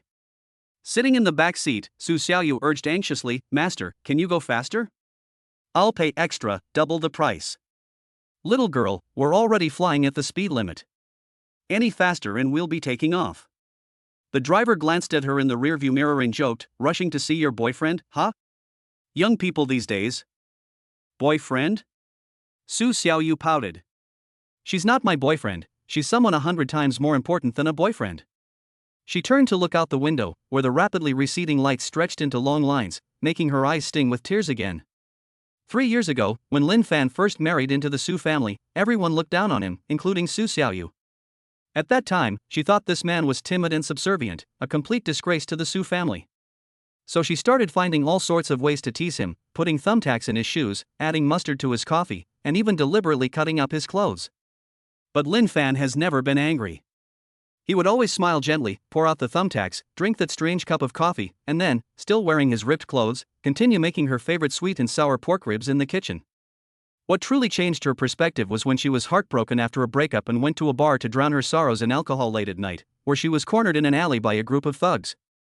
Just when she was in despair, Lin Fan appeared. The man, who usually didn't dare to speak loudly, stood in front of 7 or 8 thugs to protect her, and even when his head was bleeding, he refused to back down an inch. That night, Lin Fan carried her home, completely drunk. Warm blood dripped from his forehead onto the back of her hand. He didn't say a word, but whispered in her ear, "Little fish, don't be afraid, your brother-in-law is here. Don't tell your older sister, or she'll scold you again." From that moment on, Su Xiaoyu knew that this man truly treated her like family. In this scheming and calculating wealthy family, Lin Fan was one of the few people who could make her feel warmth. But now, this warmth has been extinguished by her most beloved eldest sister. She suddenly remembered the housekeeper's words, "Mr. Lin is currently staying with Miss Lin." Su Xiaoyu felt something was wrong again. Third sister Su Qingyue? Would that woman, who's even more of a work machine than the eldest sister, be so kind as to take in her brother-in-law? Could it be? A thought flashed through Su Xiaoyu's mind. Does third sister want to treat brother-in-law as a free nanny? Or, is she after brother-in-law's cooking skills? Although Uncle Lu said that third sister was very protective of her brother-in-law, Su Xiaoyu instinctively felt that things were not so simple. No, my third sister's workaholic tendencies are even more terrifying than my eldest sister's. What if my brother-in-law suffers some mistreatment from her? Moreover, a lone man and a lone woman. Su Xiaoyu bit her lip, a hint of determination flashing in her eyes. Never mind, let's go back and fight our way back first. When I get back this time, I'll make them know that no one can bully my people. Outside the car window, the scenery rushed past. Su Xiaoyu took out a small mirror, wiped the moisture from the corners of her eyes, and quickly touched up her makeup. Since the goal is to steal people, the team must project an impressive aura. She looked at herself in the mirror, and the fearless little witch of the past was back. The taxi braked suddenly and came to a stop on the departure level of the terminal. Arrive! Su Xiaoyu tossed down a 100 yuan bill without turning her head. Keep the change. She dragged her suitcase and strode into the airport terminal with an air of indifference. That silhouette carried a certain tragic grandeur and resolute determination, reminiscent of the line, "The wind howls, the river is cold, the hero departs, never to return." Hua hai, I, Su Xiaoyu, am coming back. At that moment, Lin Fan, who was pouring scalding hot oil onto steamed sea-bass slices in the kitchen with a sizzle, suddenly felt his right eyelid twitch twice without warning. He put down the oil ladle and pressed his temples with some confusion. Strange, why do I feel a murderous aura approaching? Chapter 35. The next second, the icy female director blushed as he fed her. Noon, 12 o'clock. Lin Fan divided the ginseng and astragalus black chicken soup in the pot into 2 insulated containers. Since the purpose is to deliver food, there's no reason for me to eat my fill first before going. In this world, eating alone is survival, but eating with someone else is living. He placed the steamed sea-bass fillets on the second layer, and on top of that was a brightly colored stir-fried lotus root dish. Put the lid on and tighten it. But that's not all. Lin Fan turned to look at the other side of the stove, where a dark red liquid in a health pot was emitting wisps of steam. That was roselle tea that he had specially brewed, adding a spoonful of wild honey and a few fresh mint leaves before it was taken out of the pot. He poured the tea into a white thermos, made sure it didn't leak, and then walked to the living room sofa and picked up a light purple heated neck pillow that he had prepared beforehand. Lin Fan clapped his hands in satisfaction after stuffing the thermos and neck pillow into another tote bag. Lin Fan carried 2 heavy insulated bags, changed his shoes, and walked out of the cloud-top heavenly palace. Renxin Hospital, Administrative Office Area. Although it was lunch break time, it was eerily quiet. In a corner of the nurses' station, several nurses were holding folders, exchanging glances and even holding their breath. Director Su's aura was terrifying today. Yes, just now Dr. Zhao from the cardiac surgery department went in to deliver some documents, and he came out looking like a fool after being scolded. I heard it's because the German equipment is about to arrive, and Director Su is under a lot of pressure. Just then, the elevator doors opened with a ding. Lin Fan came out carrying 2 insulated bags. Mr. Lin. The nurses at the nurses' station immediately recognized him as the consultant who had caused a stir at the hospital the day before. Lin Fan gave her a smile. Is Director Su in his office? Yes, yes. The nurse blushed slightly, pointed to the door at the end of the corridor, and reminded her, but Director Su seems to be in a bad mood right now, and she said she won't see anyone and hasn't eaten lunch. Didn't you have lunch? Lin Fan frowned slightly. Just as he expected, she's a total workaholic, so busy she'd risk her life. Thanks. He nodded in acknowledgement and then walked toward the tightly closed door. He didn't knock. Grasped the doorknob and pressed down gently. Click. The door opened. The office was dimly lit, with only a small gap left in the heavy curtains. The air was dry and stuffy, mixed with the smell of paper and ink. Behind her desk, Su Qingyue was almost completely overwhelmed by a mountain of documents. Wearing blue light-blocking glasses, her wrist, holding a pen, was hovering in the air as she rapidly annotated something on a technical document written entirely in English. She didn't even look up when she heard the door open. "I told you, don't bother me unless it's urgent. Get out." Lin Fan didn't say anything, but closed the door behind him, completely cutting off any outside prying eyes.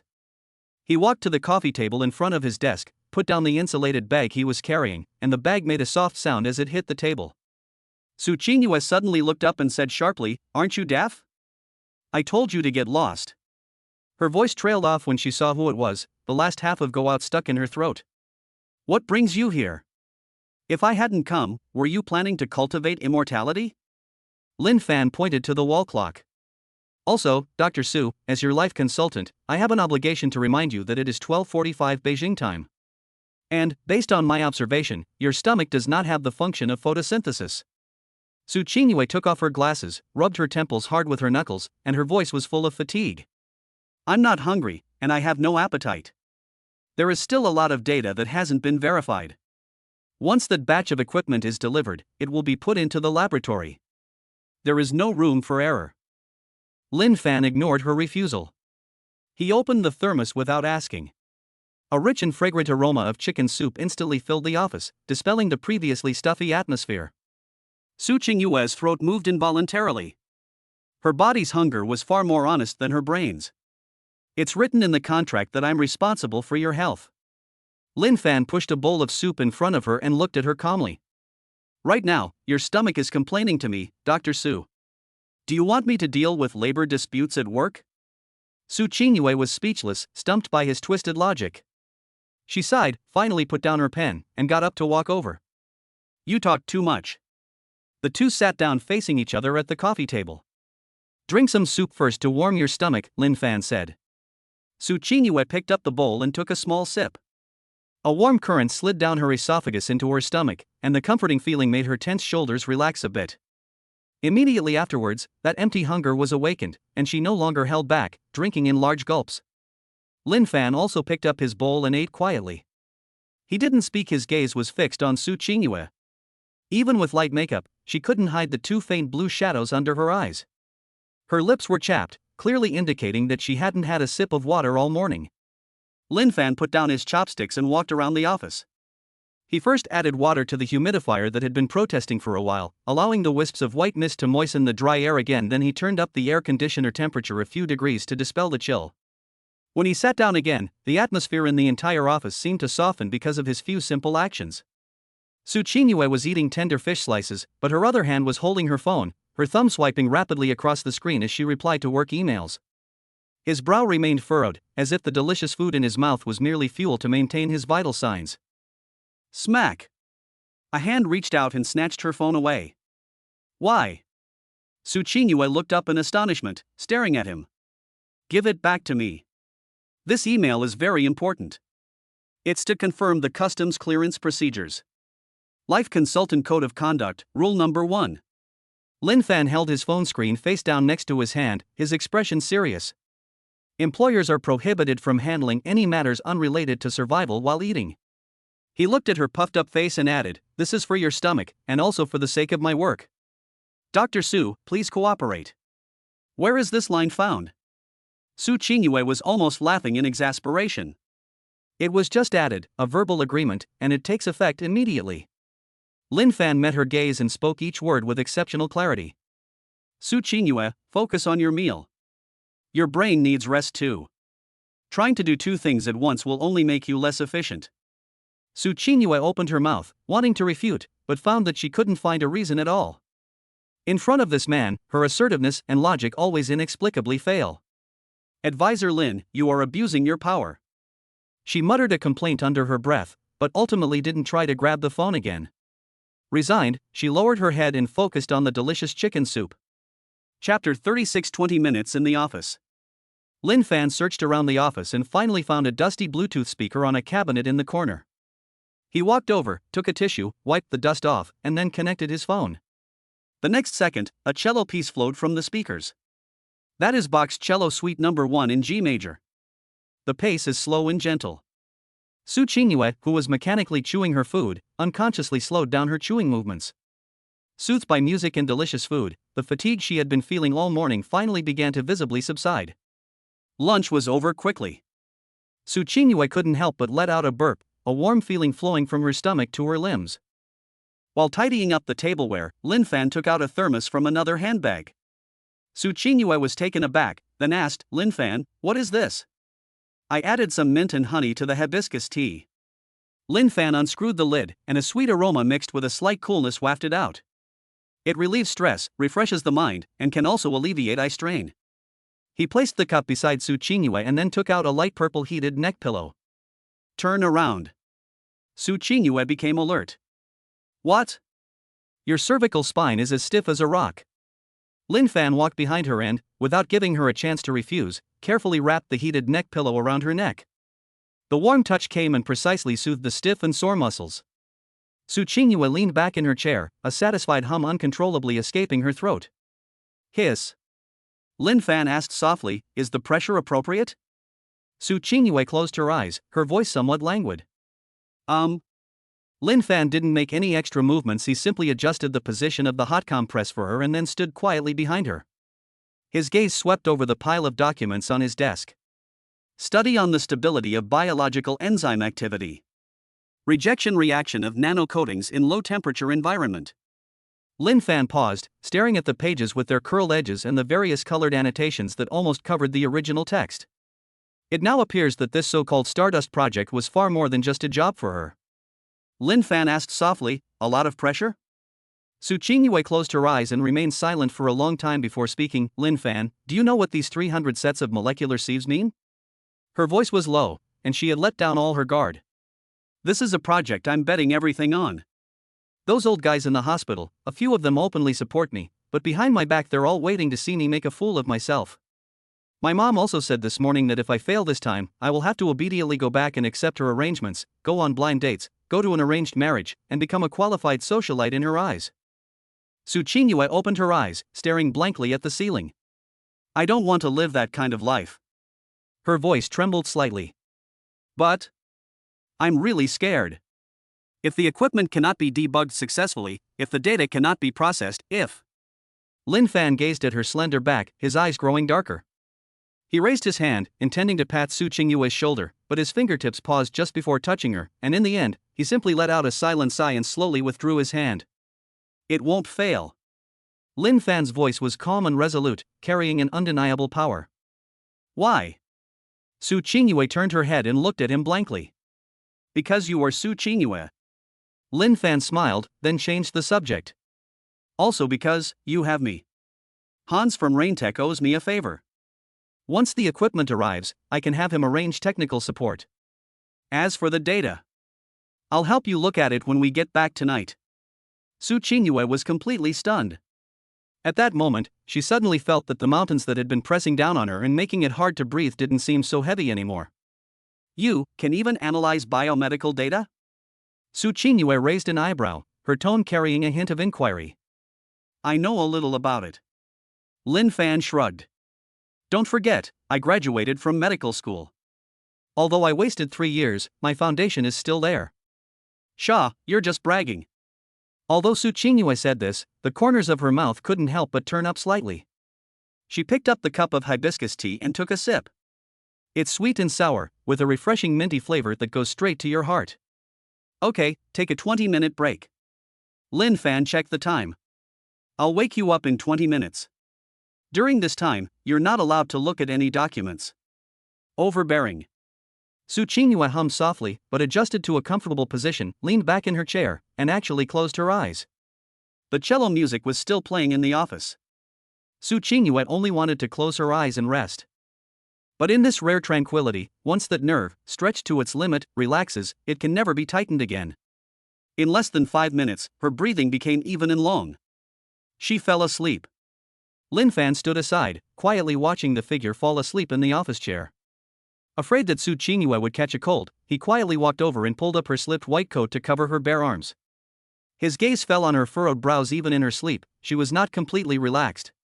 Why are all the women in the Su family so strong-willed? Lin Fan sighed softly, his expression becoming somewhat complicated. He didn't leave, but walked to his desk and sat down. Then, he picked up the document that he had placed under the food box and began to read it. The lines of complex and precise technical terms, and the intricate molecular formulas, are enough to give any industry expert a headache. But these challenges were no obstacle for Lin Fan. His fingertips traced the pages, his gaze focused and deep. He pulled a pencil from the pen holder and began sketching and calculating rapidly on the draft paper. Lines of precise formulas and symbols appear in his writing as if he were not tackling a cutting-edge problem, but rather engaging in a spontaneous artistic creation. Su Group, top floor conference room. The clock on the wall had quietly pointed to 1 o'clock in the afternoon.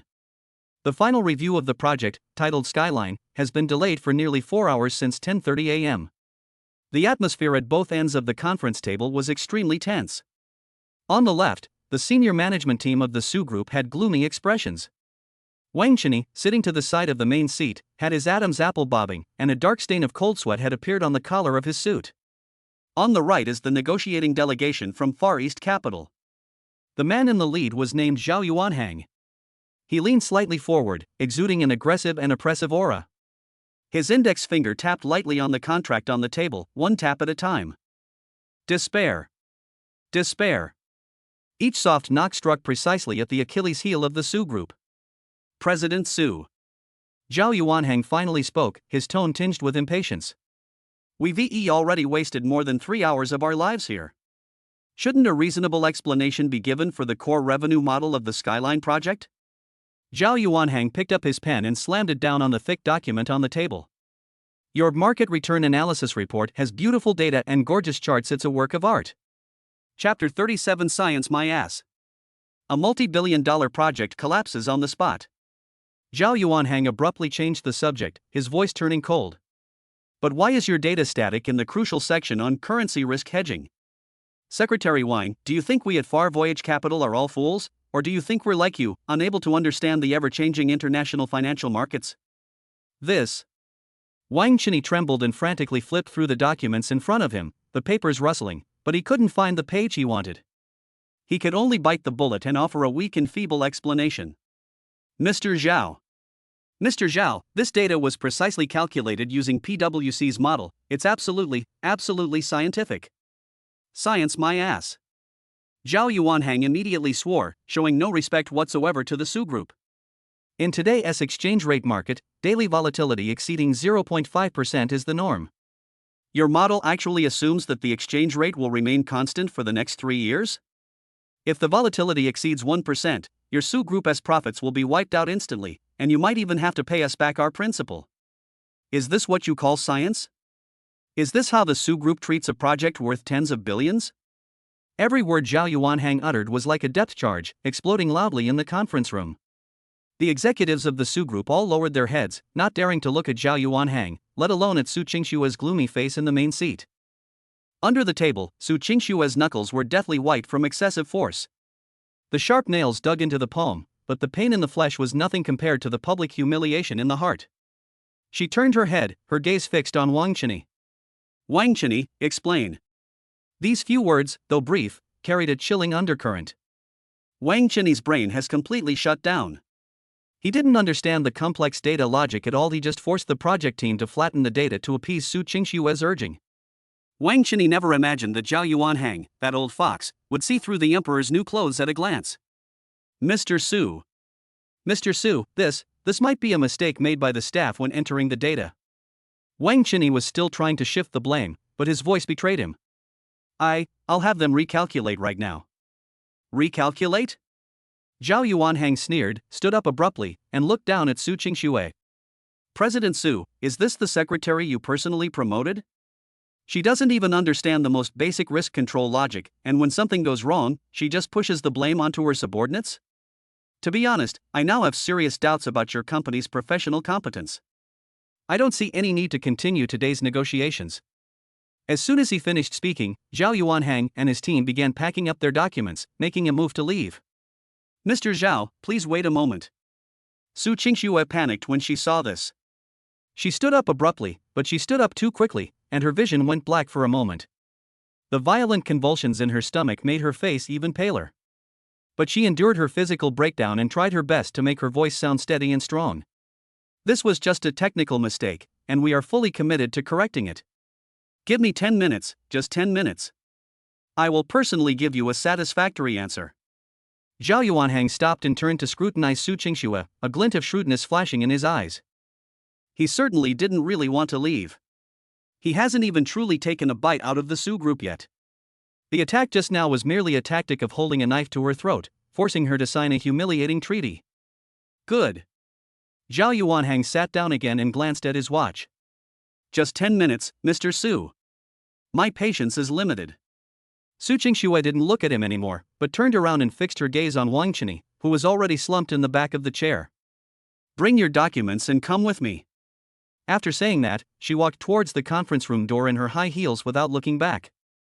Wang Qinyi was jolted awake. He hurriedly picked up the pile of scrap paper on the table and staggered after them. Under the horrified gazes of the room full of executives, the two disappeared behind the door, one after the other. At the same time, in Su Qingyue's office at Rinxin Hospital, Lin Fan was sitting on the sofa, holding a cup of hibiscus tea, looking relaxed. Su Qingyue had already woken up and was holding the few draft papers left by Lin Fan, her eyes filled with shock. This, you wrote this? I was just doing some random calculations because I had nothing else to do. Lin Fan smiled, his expression as if he had casually solved a complex Sudoku puzzle. I noticed your data model was a bit laggy, so I did a simulation next to it. If it's not suitable, just discard it. Threw it away? Su Qingyue held the papers protectively in her arms. This is simply a brilliant idea, Lin Fan. How many more surprises are you hiding? She looked at the man in front of her. He can not only make comforting soups and arrange top-of-the-line equipment in Germany with a single phone call, but he can also easily crush her, this so-called genius, in his most prized academic field. Lin Fan didn't reply, but simply took out his phone. On the screen is a newly popped-up WeChat message. The sender was Xiao Lu from the IT department of the Su Group. Brother Fan, it's blown up, completely blown up. Wang Qinyi was humiliated and verbally abused by Yuanhang Capital at the final review meeting. Zhao Yuanhang threatened to withdraw investment if a new plan wasn't presented. President Su was furious and I heard he's going to tear Wang Qinyi apart in the small conference room. Lin Fan looked at the message calmly. He raised his head and looked at Su Qingyue.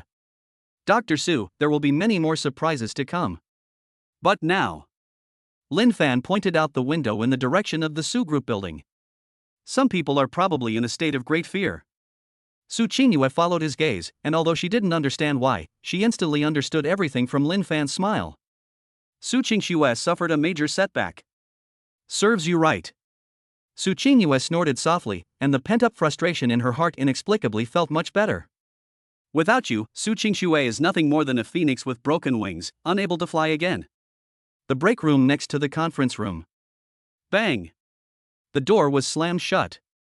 Su Qingxue could no longer hold on. She braced herself against the edge of the table with one hand and pressed her other hand tightly against her throbbing stomach. Large beads of cold sweat rolled down her forehead. Wang Qinyi stood behind her, not daring to breathe. Wang Qinyi. Su Qingxue calmed her breathing slightly before speaking. Is this what you promised me, absolutely foolproof? Is this the result of your all-night effort? Wang Qinyi's legs went weak, and he almost collapsed to the ground if he hadn't grabbed the back of the chair in time. His face turned deathly pale, and he tried to continue using his old mining tactics to explain, President Su, it wasn't me, it was my subordinates. That's the data they gave me, Chapter 38 Su Qingxue's collapse, what did I miss? Enough! Su Qingxue suddenly turned around, grabbed a glass of water from the table, and smashed it hard at Wang Qinyi's feet. Snap!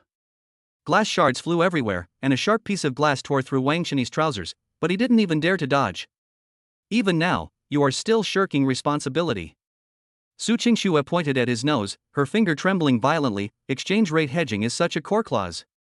As the project's overall leader, haven't you even read it yourself? Is your brain made of mush? I don't quite understand. Wang Qinyi finally told the truth. You don't quite understand? Su Qingxue's lips twitched into a stiff smile, and she let out a short, cold snort. You're a top student from a prestigious university's finance department, and you've been my secretary for 3 years. Now you're telling me you don't understand? How did you handle those previous projects? How did you conjure up those perfect data reports? Wang Chini lowered his head, not daring to speak. How did it come to be? Of course it was copied from Lin Fan. Every time he encountered a complex model that he couldn't understand, he would dump the mess on Lin Fan and then go to sleep. The next day, when Lin Fan, with bloodshot eyes, handed him the well-organized and highlighted documents, he took them to Su Qingxue to boast about his achievement. But now, Lin Fan is gone. His cheat code is gone. He was instantly exposed as a complete idiot. Looking at Wang Chini's pathetic appearance, Su Qingxue felt dizzy. Mr. Su, what do we do now? Wang Chini asked. How about, we agree to President Zhao's conditions? They're a bit harsh, but as long as we sign the supplementary agreement. Shut up! Su Qingxue shouted sharply. Supplementary agreement? Do you even know what that is? Although she had a splitting headache, her basic business acumen was still intact. That's a betting agreement, a contract of servitude. Once the agreement is signed, if the project returns do not meet expectations, or if the exchange rate fluctuations exceed the red line, our Su Group will have to give up 51% of its equity to Yuanhang Capital as compensation. Are you trying to make me hand over the Su family's legacy built over generations? Wang Chini was so frightened that he turned pale and dared not utter another word. Su Qingxue took a deep breath and forced herself to calm down. There are less than 5 minutes left. She has to save herself. She grabbed the document, fighting off her stomach pain and dizziness, trying to find a way out from the data and algorithms. However, the more I looked at those numbers and symbols, the more chaotic and alarming they became. Just then, there was a knock on the door of the lounge. Knock, knock, knock. Mr. Su, 10 minutes are up. A trembling voice came from outside the door. President Zhao is urging us. Su Qingxue froze. She looked at the documents in her hand, then at Wang Chini on the ground. In an instant, she felt as if all the air in the world had been sucked out, and a feeling of powerless coldness permeated her limbs and bones. Is the Su Group really going to be ruined in her hands? No, absolutely not. Su Qingxue wiped away the tears from the corners of her eyes, a resolute glint in her gaze. Even if you lose, you should lose with dignity. Even if I die, I will die standing. Stand up. She turned around and kicked Wang Chini in the shin. Stop playing dead here and come back to the conference room with me.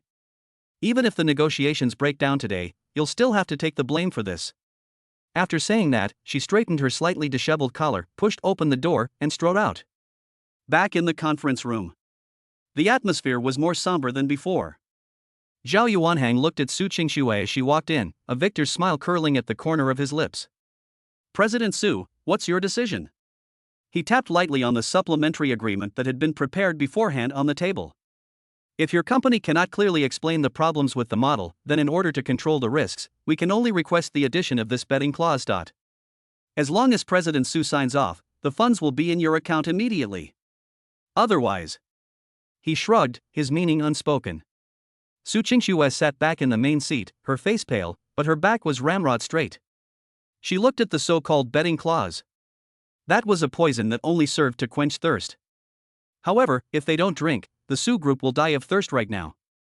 Banks will withdraw loans, suppliers will run on the company, and this commercial edifice will collapse in an instant.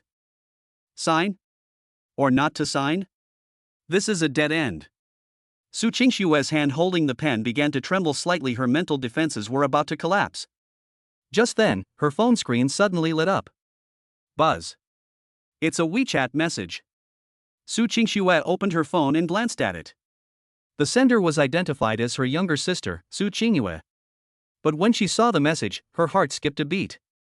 It was an image, and the content of the image was a screenshot of a document circled in red.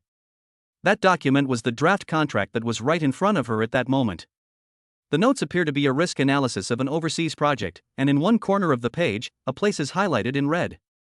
There was also a handwritten note next to it.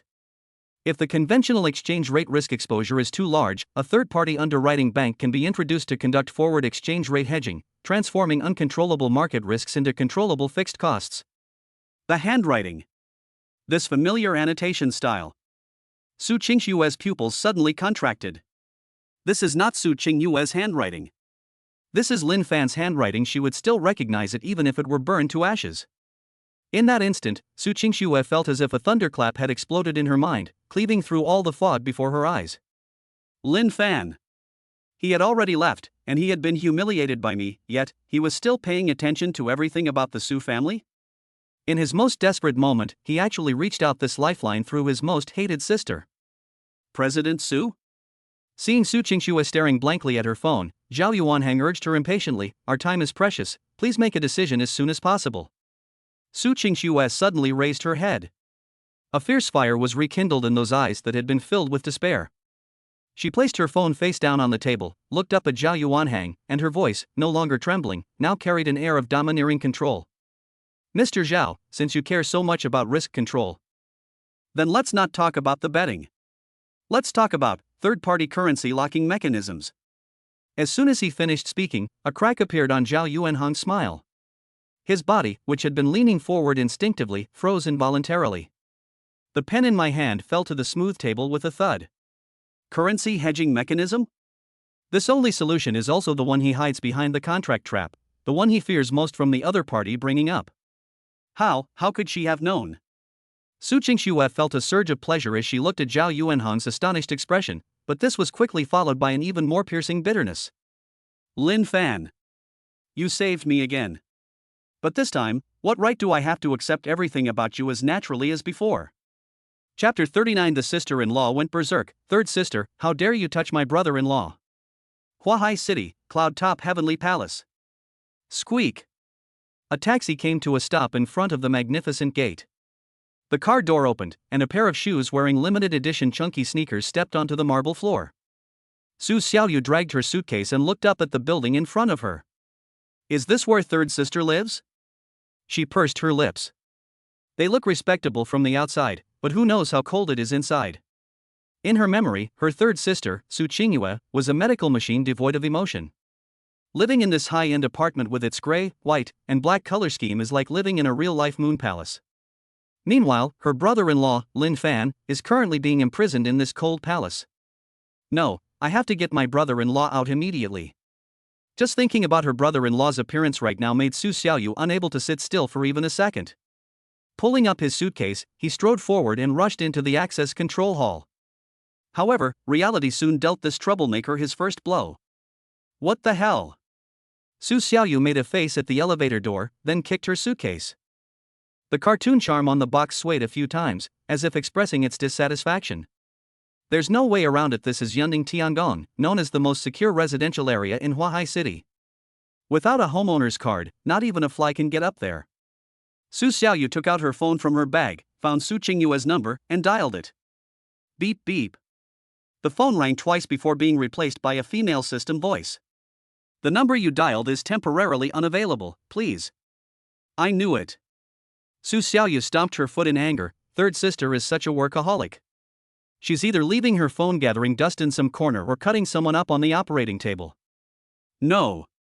Her fingertips swiped quickly across the screen, finally hovering over a contact she had pinned to the top, the best brother-in-law.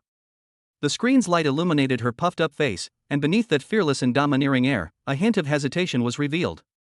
She knew that as soon as she made that call, Lin Fan would rush downstairs immediately. He would still smile and take her suitcase, just like before, and ask her if she was tired or thirsty. But Su Xiaoyu's mind conjured up Lin Fan's ever-smiling face. If she calls now, her brother-in-law will definitely ask her why she didn't go to class and why she came back. Given her brother-in-law's kind-hearted nature, he might even lie and say he's doing well so she won't worry, and then persuade her to go back to her studies. More importantly, she wanted to give her brother-in-law a surprise. She wanted to appear like a hero when her brother-in-law was at his lowest and most helpless, and tell him what was wrong. Don't be afraid, little fish is here to take you home. We can't fight it. If we do, it won't be as effective. Forcing our way in is out of the question. Meanwhile, at Rinxin Hospital, in the director's office, Su Qingyue sat behind her desk, holding a newly printed experimental data report in her hand. Lin Fan stood beside her, one hand on the table and the other holding a pencil, sketching something in the blank space of the report. The two were standing very close. Look here. Lin Fan's pen tip touched an inconspicuous peak on the data chart. The peak activity of this enzyme occurred 0.5 seconds later than expected. This indicates that there is a slight hysteresis in the catalytic efficiency of the nano coating at low temperatures. Su Qingyue followed the tip of his pen, a glint of light flashing in her eyes. So, the previous data processing wasn't failing because of equipment malfunction, but because we overlooked this tiny temperature difference effect? That's right. Lin Fan smiled and put down his pen. This problem can be solved simply by adding a temperature compensation coefficient to the algorithm. Su Qingyue raised her head and looked at Lin Fan, who was standing close to her. Those eyes, which usually exuded coldness and arrogance, were now filled with amazement, and even a hint of admiration. Lin Fan, what exactly is the structure of your brain? She couldn't help but exclaim, this problem has been bothering our team for a whole week, and you actually found the crux of the matter with just one glance? Perhaps it's because bystanders have a clearer perspective. Lin Fan shrugged and casually picked up the teacup on the table and handed it to her. Have some tea to soothe your throat. I saw you talking the whole time, and your voice is hoarse. Su Qingyue subconsciously took the teacup. Fingertips touch. The warmth emanating from his fingertips in that instant made her heart skip a beat. The office was extremely quiet, with only the ticking of the wall clock and the soft breathing of the two people. Holding her teacup, Su Qingyue looked at Lin Fan's focused profile, and a thought popped into her mind. If time could stand still at this moment, it seems quite nice. The main hall of the Heavenly Palace in Hentaying Highlands. Su Xiaoyu's gaze swept around and finally settled on the security booth next to the access control. She immediately put away her impatience, put on a sweet and charming smile, and walked over. Handsome guy. The security guard on duty was startled by the sweet, delicate voice. Looking up, I saw a sweet-looking little girl. Little girl, is there anything I can help you with? I am Su Qingyue's younger sister. I'm here to see my sister, but I forgot my access card. Su Xiaoyu blinked her big eyes, looking completely innocent. Could you please swipe the elevator card for me? The security guard glanced at her, then at the suitcase at her feet. Despite being dressed in designer clothes, his professionalism kept him on his guard. Excuse me, miss. Our policy is that visitors must be personally confirmed or escorted by the homeowner before entering. Do you have an appointment? Reserve? Su Xiaoyu almost rolled her eyes. Do I need to make an appointment to go back to my sister's house? I'm not here to discuss business. That's Su Qingyue, the doctor from Renqin Hospital, you know her, right? I'm her younger sister, Su Xiaoyu. She pointed to her own face, speaking with righteous indignation. Don't we look alike? Although I'm much cuter than her, we have the same genes. The security guard examined her carefully for a moment, then looked troubled. Miss, this appearance cannot be used as a pass, and Miss Su has never reported having any visitors. You? Su Xiaoyu was furious, but seeing that the security guard was unyielding, she knew that forcing him wouldn't work. She quickly realized what was happening and took a step back. Then please call her house for me and see if anyone is home. Just say, little fish is here. The request wasn't against the rules, and the security guard nodded. Okay, please wait a moment. He picked up the internal phone and dialed the call button for Su Qingyue's apartment. Su Xiaoyu crossed her arms and tapped her toes on the ground repeatedly, silently chanting in her mind. Please, brother-in-law, you absolutely have to be here. Beep beep. Another long call echoed in the empty lobby. 1 time. 2 times. 3 times. The phone rang for a long time until the system automatically indicated no one answered. The security guard put down the microphone and smiled apologetically at Su Xiaoyu. I'm sorry, miss, no one is answering. It seems that Dr. Su and Mr. Lin are not home. Chapter 40 Brother-in-law, don't be afraid, little fish will take care of you. Not here? Su Xiaoyu was stunned. It's normal for my third sister not to be home, she's a workaholic. But what about my brother-in-law? My brother-in-law is penniless now. Where else can he go but stay at home? Could it be that my third sister took me to the hospital to be a free laborer? Or perhaps, that cold-blooded third sister never took him in and kicked him out? The thought of her brother-in-law dragging his luggage alone on the street made Su Xiaoyu's heart clench. She paced around in frustration for a couple of seconds, then suddenly remembered something. My finger swiped quickly through the contacts, finally stopping at a number labeled Assistant Lu. Ironically, her mother forced her to save this number last year during Chinese New Year.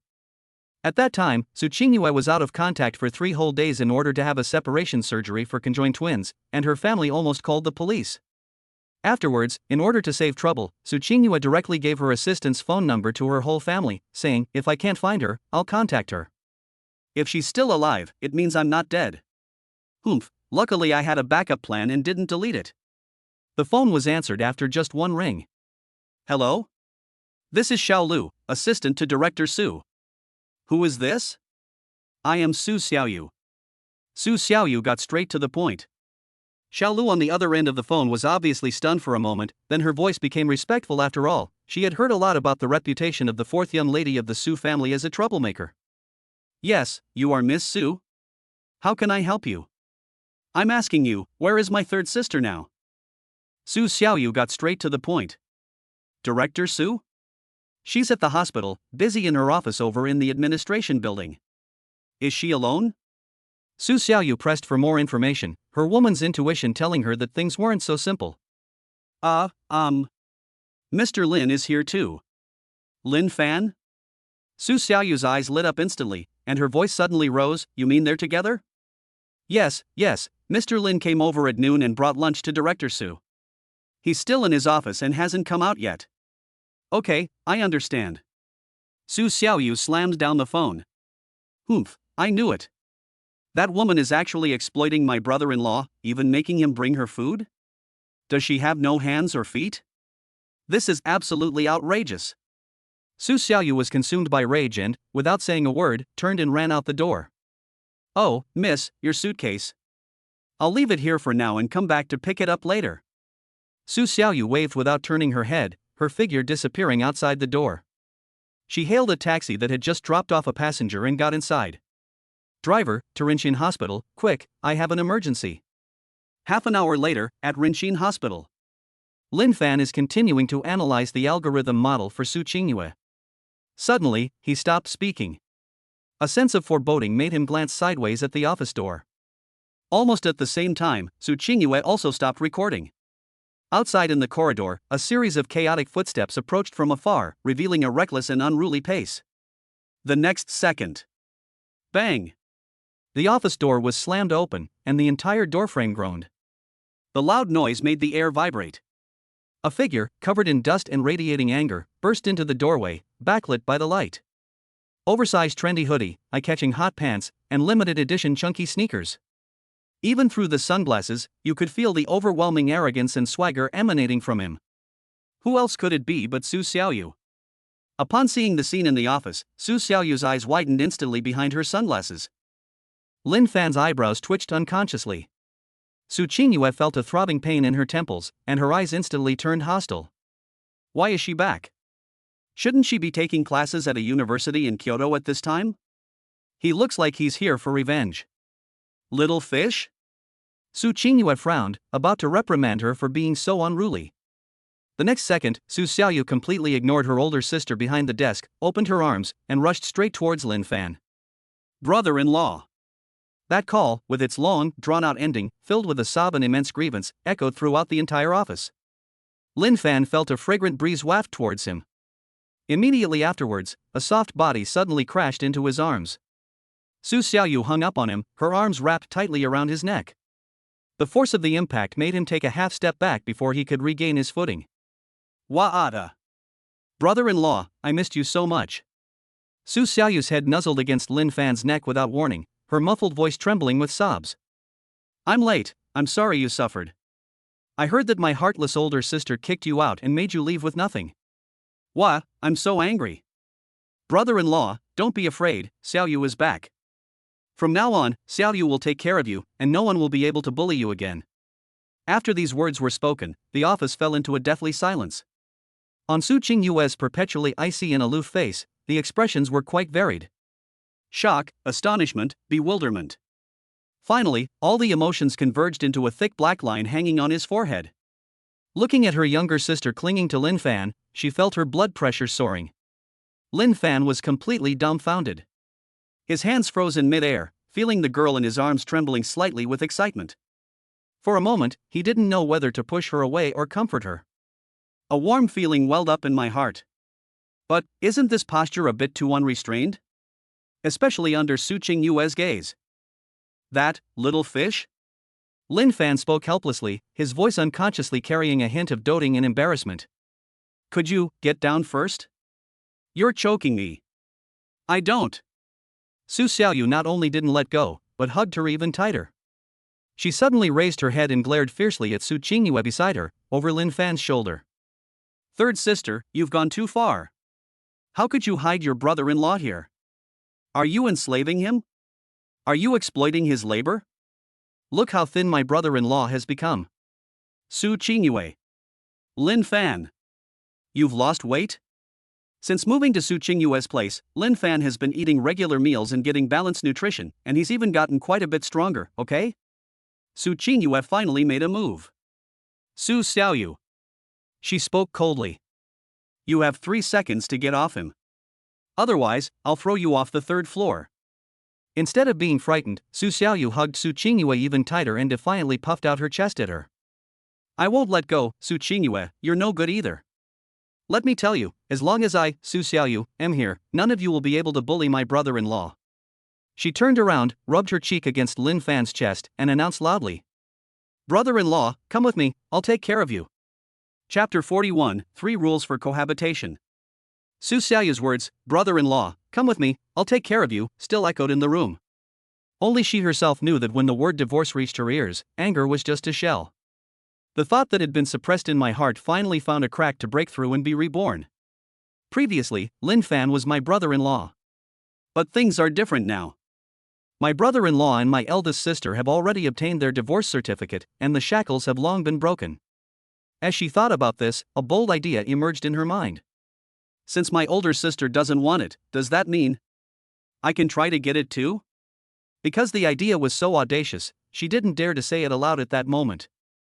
Therefore, she could only use the simplest way to vent her emotions. Lin Fan sighed helplessly. Little fish, come down here first. This is the office. I won't let go. Su Xiaoyu's voice came through muffledly, with a heavy nasal tone. If I let go, you'll be bullied by others again. Who dares to bully him? A cold voice rang out beside the two of them. Su Qingyue walked out from behind her desk. Her high heels clicked on the marble floor. His white coat billowed slightly as he walked, and his gaze fell on Su Xiaoyu's hands wrapped around Lin Fan's waist. Lin Fan is her advisor. She was someone Su Qingyue considered one of her own in her heart. Su Qingyue doesn't want him. Su Qingyue is blind. I picked him up myself, so I'll put my own label on him. Now, nobody can touch him. As a result, now another Su Xiaoyu has appeared, trying to steal her away right away? Did you ask for her opinion? Su Xiaoyu, stand still. Su Qingyue walked up to the two of them, and her powerful aura instantly enveloped them.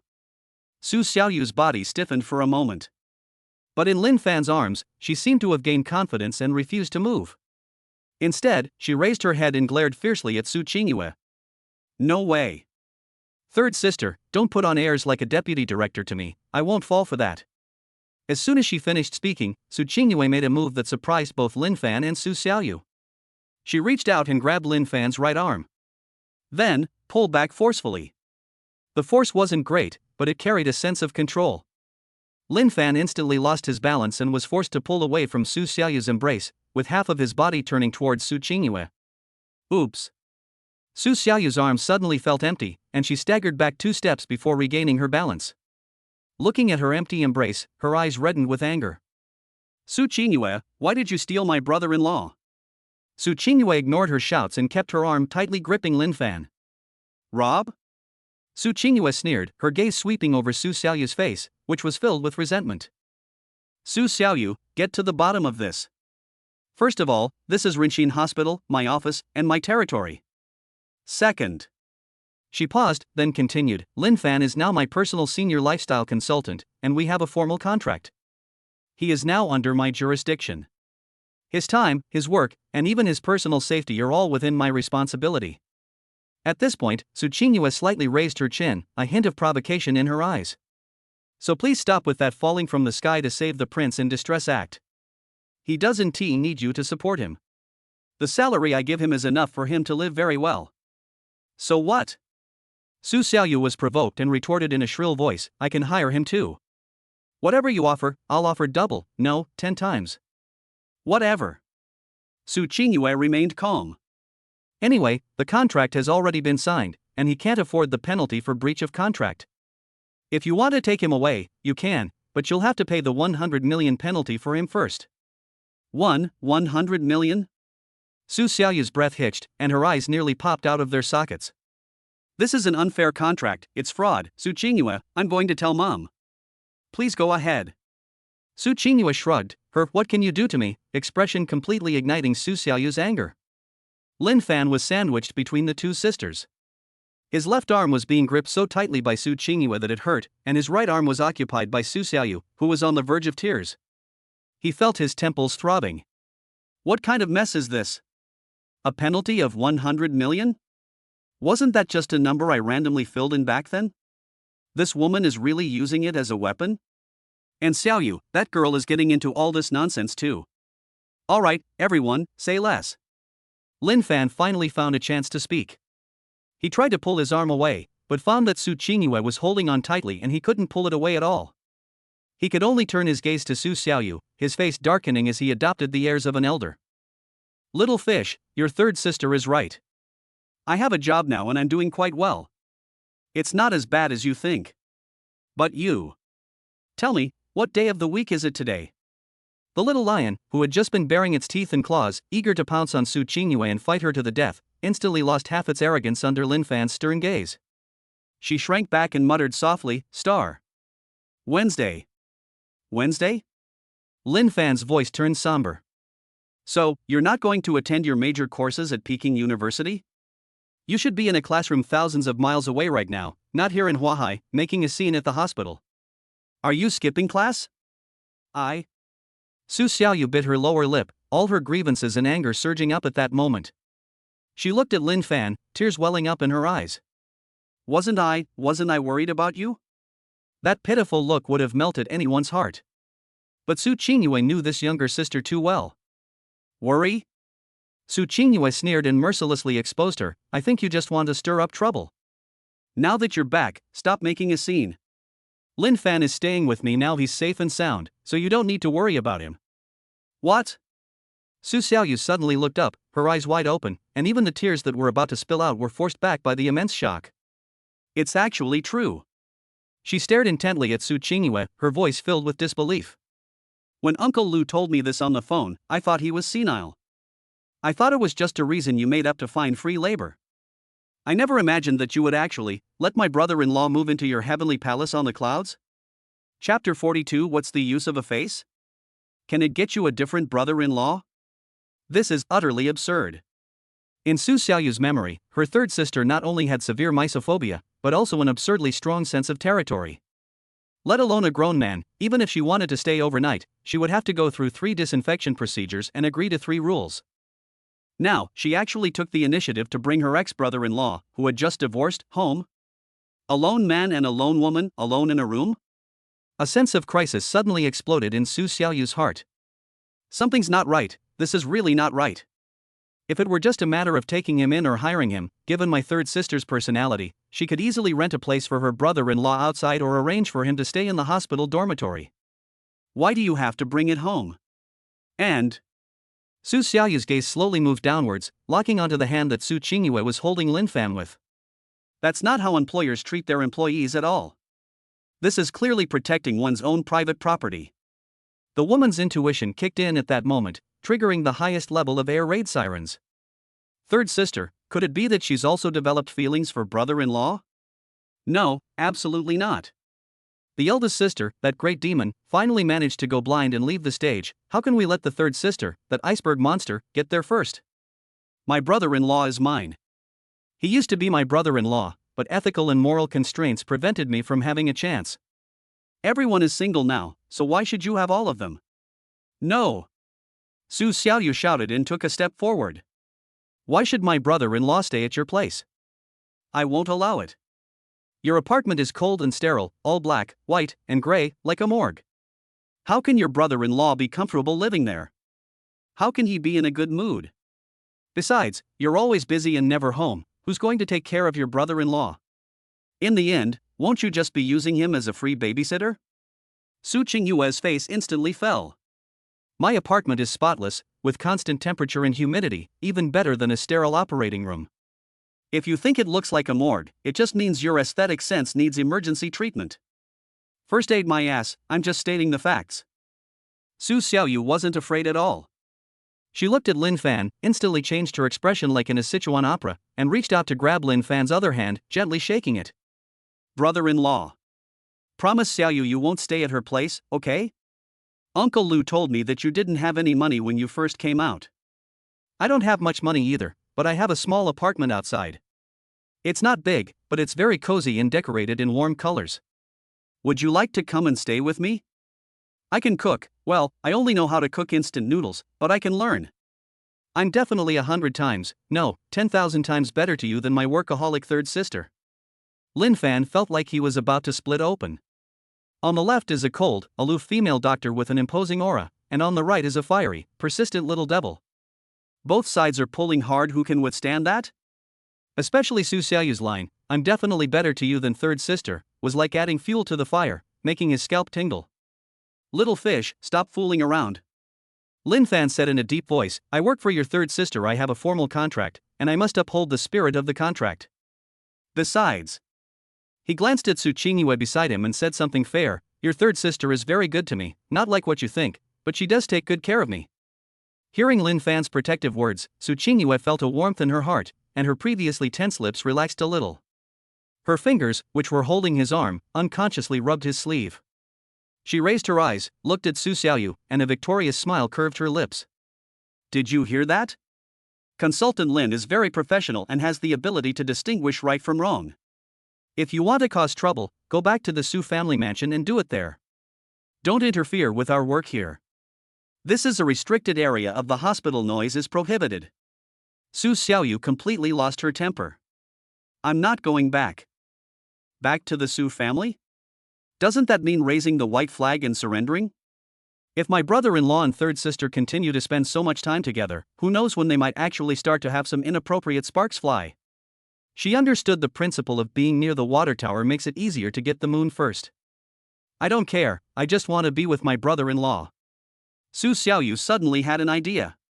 She plopped down on the leather sofa in the office, crossed her legs, and crossed her arms, looking like a shameless person who was just staying here. Anyway, I skipped class to come back for my brother-in-law, so the school must have already complained to my mom. If I go back to the Su family now, my mother will definitely break my legs, and my eldest sister will scold me to death with her temper. I can't go home now, I'm homeless. She looked up at Lin Fan, tears welling up and falling in unison, her acting skills comparable to an Oscar-winning actress. Brother-in-law, can you bear to see me homeless? Or go back and get a double beating from them? In this world, you're all I have left. Wa'ada. Lin Fan couldn't stand this kind of thing. He looked at Su Xiaoyu and sighed inwardly. This girl, although she's usually loud and boisterous, was indeed someone who brought him warmth during those 3 years in the Su family. This. Lin Fan looked at Su Qingyue with some difficulty. On the contrary, Su Qingyue could easily tell that this girl was acting.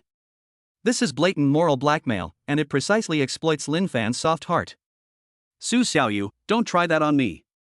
Su Qingyue said coldly, completely unmoved by this. You can stay in a hotel. You can choose any 5-star hotel in Huahai City, and I'll reimburse you. I don't stay in hotels. Hotels are not clean, there are cockroaches, and there are hidden cameras. I'm scared, and I can't sleep alone. Upon hearing about staying in a hotel, Su Xiaoyu screamed, I want to stay with my brother-in-law. Wherever he stays, I'll stay too. You. Su Qingyue was furious. How could this girl have become so shameless? Third sister. Su Xiaoyu suddenly softened her tone, stood up and moved closer to Su Qingyue, gritting her teeth and threatening in a low voice, if you don't let me move in, I'll call mom right now. Given mom's fiery temper, what if she comes over right away and demolishes your apartment? Faced with this blatant threat, Su Qingyue showed no sign of panic. On the contrary, a hint of mockery even flashed in her eyes. Go ahead and fight. After saying that, Su Qingyue even took out her phone from her pocket and handed it to Su Xiaoyu. Do you need me to dial the number for you? Su Xiaoyu was stunned.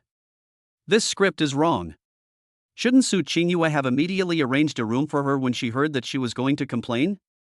Su Qingyue snorted coldly and said indifferently, Su Xiaoyu, are you still surfing the internet on 2G? Mom already knew Lin Fan was with me, and even sent Secretary Lu to deliver an invitation to the banquet. Mom wasn't angry at all, on the contrary, she was very happy that someone could take care of Lin Fan. So, your trick will work on me. Su Xiaoyu froze on the spot. How did Mom find out? And they even tacitly approved it? How is that possible? The most disciplined person in the family is Mom, so why did all the rules fall apart when it came to the third sister? You all. Su Xiaoyu pointed at Su Qingyue, her fingers trembling with anger. So the whole family kept it from her? Seeing Su Xiaoyu's discomfiture, Su Qingyue was in a good mood and immediately gave her the order to leave. No other ideas? If not, then leave quickly and don't delay our work. Who said I have no other options? Su Xiaoyu's eyes darted around rapidly. When she was forced into a corner, her troublemaker nature, which was inherent in her bones, completely erupted. Since threatening parents doesn't work, the only option left is to resort to shamelessness. She suddenly plopped down on the office floor, grabbed Lin Fan's leg, and started howling at the top of her lungs. Mom doesn't care, right? Fine. Then I'll go to the company entrance and put up a banner. Alright, the third young lady of the Su family has stolen her older sister's ex-husband and kicked her younger sister out of the house, leaving her to wander the streets. Or, I'll just stay in your hospital lobby and refuse to leave. I'll cry to everyone I see and say that Dr. Su is cold-blooded and heartless, and that he abuses his own sister. Or perhaps... Su Xiaoyu's eyes gleamed slyly as she played her trump card, I'll call my older sister right now. Although my older sister and brother-in-law are divorced, you know how possessive she is. If I told her that you and brother-in-law are currently inseparable, do you think she would abandon a multi-billion-dollar project and come over to smash up your office?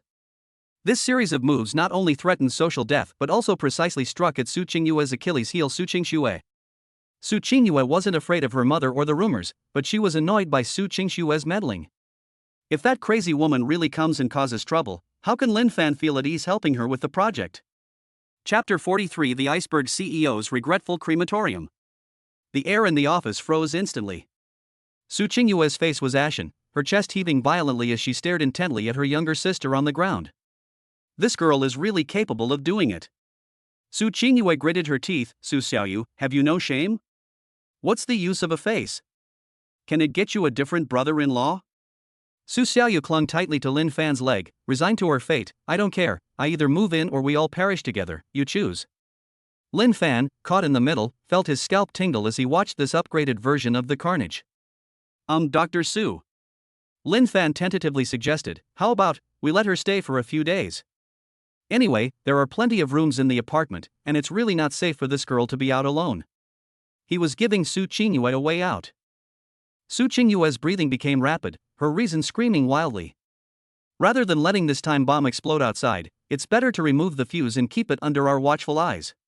With her around, she can keep an eye on things around the clock, so this girl wouldn't dare to do anything out of line to Lin Fan on her turf. Good. Su Qingyue squeezed out a single word through gritted teeth. If looks could kill, Su Xiaoyu would have died 10,000 times over. You can move in. Yeah. Su Xiaoyu sprang up from the ground instantly, her expression changing faster than flipping through a book. She flashed a big peace sign at Lin Fan, her face completely devoid of any tear stains. I knew my third sister loved me the most. Shut up. Su Qingyue's voice suddenly rose, interrupting her cheers. Don't be too happy yet, let's set 3 rules. First, you are not allowed to disturb Lin Fan's work, nor are you allowed to disturb my work. Keep absolutely quiet. Second, no bringing friends back for parties. Third. Su Qingyue narrowed her eyes, her gaze sweeping back and forth between Su Xiaoyu and Lin Fan, finally settling on Lin Fan. Finally, and most importantly, in my house, maintain a safe distance between you and Consultant Lin. He is my life consultant, not your pillow.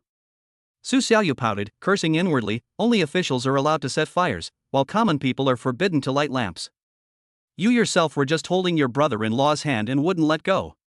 But he readily agreed. Okay, I'll listen to you, Director Su, whatever you say goes. Just being able to move in is the first step to victory. Being in a good position? Now I'm on the balcony too.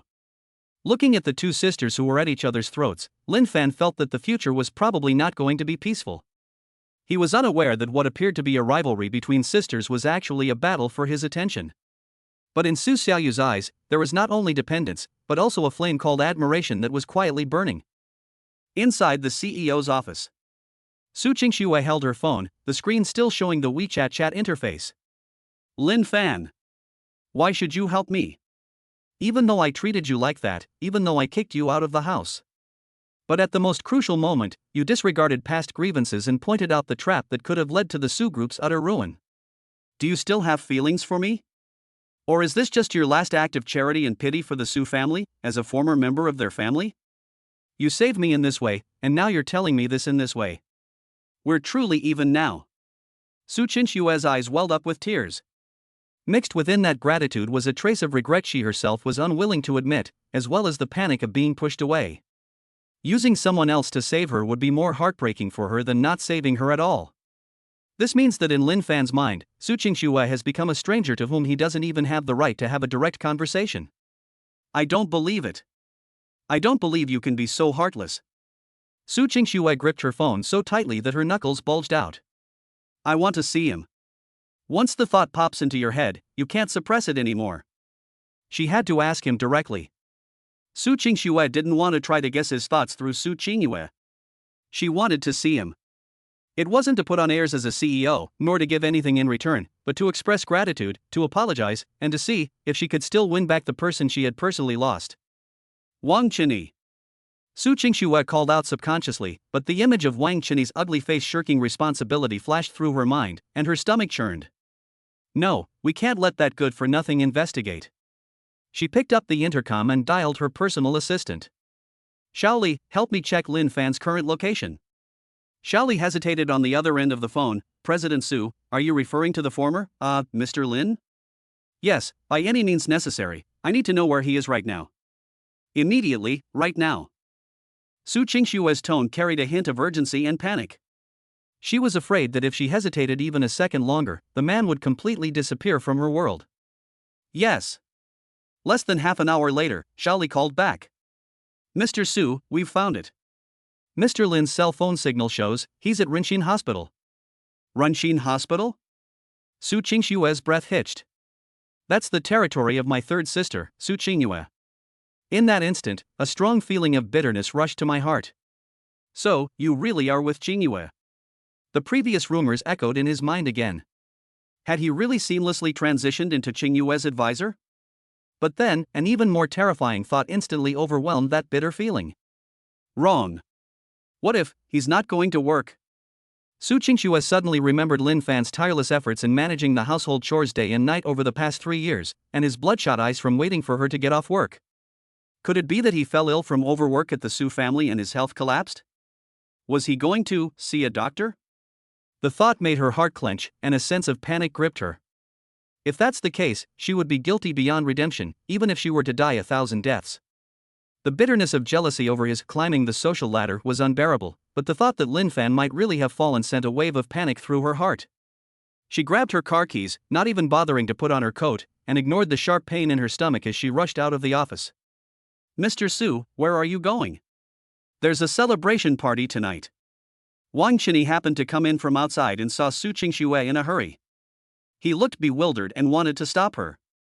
President Zhao is still waiting. Get out of my way. Su Qingxue didn't even look at him directly. She just uttered 2 words, and her aura made Wang Qinyi subconsciously take a step back and stagger to make way for her. She didn't turn around, leaving Wang Qinyi with a resolute yet flustered back view. At this moment, no celebration party or multi-billion-dollar contract mattered as much as the safety of that man. A red Ferrari sped along the city's overpasses. Su Qingxue gripped the steering wheel tightly, her knuckles turning white. The car was already speeding to the edge of the speed limit, but she still felt it was too slow. Images of Lin Fan at the Su family kept flashing through his mind. His busy figure in the kitchen. His profile as he warms milk for her late at night. She used to think that was pathetic and a sign of being unambitious. But looking back now, it was clearly tolerance, a love that ran deep to the core. Lin Fan, wait for me. Su Qingxue bit her lip, her eyes slightly red. This time, it's my turn to come to you. She didn't know what to say to Lin Fan, or even what role to play in his presence. Ex-wife? Or beneficiary? But she knew that if she didn't go, she would regret it for the rest of her life. Chapter 44. What gives you the right to say that about him? Half an hour later. Renxin Hospital, Administration Building. Su Qingxue parked her car, put on her high heels, and almost ran into the elevator. Bite. The elevator doors opened. Su Qingxue leaned against the metal wall, took a deep breath, and tried her best to look less disheveled. She is the president of the Su Group, and she must always maintain a respectable image. The corridor was quiet, with only the sound of her high heels echoing. Following her memory, she walked toward Su Qingyue's office. The closer Su Qingxue got to that door, the faster her heart beat. Thump, thump, thump. Just as she was about to reach the door, a burst of cheerful laughter suddenly came from the half-open door. Ah, brother-in-law, you're so stupid. You can't even play this? Quick, quick, help me. That's Su Xiaoyu's voice? Su Qingxue suddenly stopped in her tracks. Small fish? Isn't she studying in Kyoto? How did I end up here? Immediately afterwards, a man's voice rang out, tinged with a hint of indulgent helplessness. I don't even play games, isn't it normal to be bad at it? You level up so fast, how am I supposed to heal you? That voice, it was Lin Fan's. At the Su family home, Lin Fan's voice was always cautious, tinged with flattery and humility when facing her. But now, Su Qingxue stood frozen in place. She didn't knock, but turned to the side and peered inside through the half-open door. The sunlight was just right in the office. The afternoon sun streamed through the blinds, casting golden streaks of light in the air. She saw the man she had just thought of countless times in her mind, Lin Fan. In that instant, Su Qingxue felt as if the blood in her body had frozen. The tension that had been building up all the way suddenly eased, and a huge sense of relief welled up inside me. Thankfully, he was all right, he wasn't sick, and he hadn't collapsed. But before this sense of relief could turn into joy, it was abruptly cut short by the scene before them. Su Xiaoyu sprawled on the sofa without any regard for her image, shouting and yelling into her phone. Brother-in-law! Heal me, I'm dying. Hey, don't run around, I'm behind you. This intimacy, this naturalness, is just like that of a family. Behind the desk, Su Qingyue, that iceberg doctor known for her aloofness, was also not working at the moment. She walked towards the sofa, holding a glass of warm water in her hand. All right, stop howling. Although Su Qingyue's voice was cold, it lacked its usual sharpness and instead carried a rare hint of indulgence. Consultant Lin just used up a lot of brain cells for the project. I gave him a special 20-minute break so that he could relax his brain, not so that you, girl, could torture his eardrums. As she spoke, she walked up to Lin Fan and handed him the water glass. Here, have some water. Taking a break after intense mental work can help restore nerve activity. This is a doctor's advice. Lin Fan took the water glass, tilted his head back and took a sip, then smiled and teased Su Qingyue. Dr. Su, you're bringing me water and playing games with me. Am I being too comfortable as your consultant? Su Qingyue didn't speak, she just looked at him quietly. You are a hero, and this is the post-operative care treatment you deserve. At that moment, the image of the three people was so harmonious it was almost blinding. Su Xiaoyu's endearing dependence, Su Qingyue's gentle gaze, and Lin Fan at the center. They look like a complete circle. Standing outside the door, Su Qingxue seemed like an unwanted intruder, an outsider who didn't fit in. It turns out, his happiness really had nothing to do with me. During his 3 years in the Su family, he was always tense and humble when facing himself.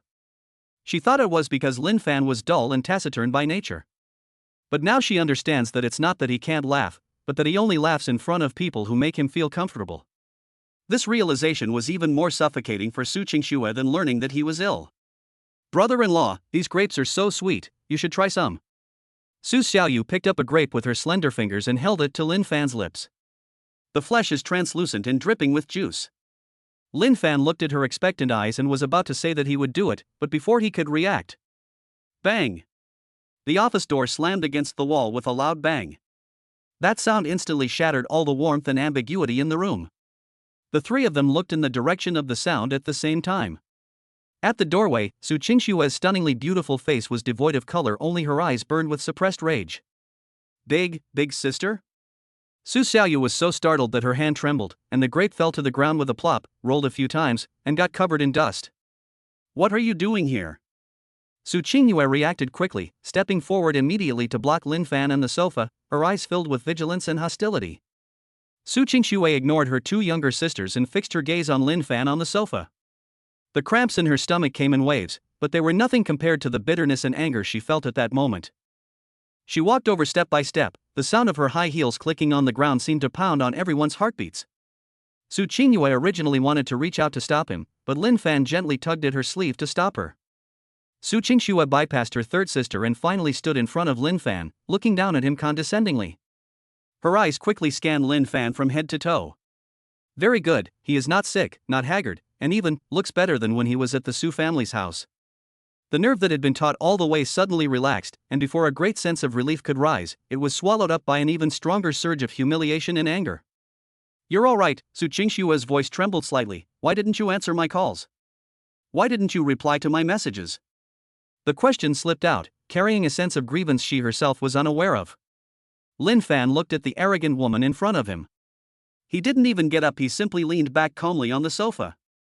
Mr. Su, we are already divorced. Am I obligated to report my personal situation to you at any time? The polite yet distant address of President Su made Su Qingxue's heart skip a beat. Her face paled instantly, and she bit her lip hard, trying her best to maintain the last bit of pride she had as a CEO. Lin Fan, don't misunderstand. I came to see you because of business. She took a deep breath and used all her strength to say the apology. Thank you for the contract. And I'm sorry. After saying those 3 words, she felt completely drained, instinctively avoiding Lin Fan's gaze, and her voice unconsciously lowered. I know it was all my fault before. You come back with me, not to the Su family, but to the company. Your abilities shouldn't be wasted on being a life consultant in this kind of place. The Su group needs you, I need you. She's gambling. I'm betting that his 3 years of devotion weren't fake, and that he still has a sliver of lingering affection for her. She was willing to set aside all her pride as long as he nodded. However, Lin Fan simply looked at her quietly. Those eyes, which had once been filled with love and humility, were now filled with only calm. Lin Fan shook his head. President Su, I think you've misunderstood something. I've never helped you to prove anything to you. He paused, his tone calm yet each word clear. I'm helping the Su family only for Qingyue's sake, and also to repay the favors we owed them for those 3 years. From now on, we owe each other nothing.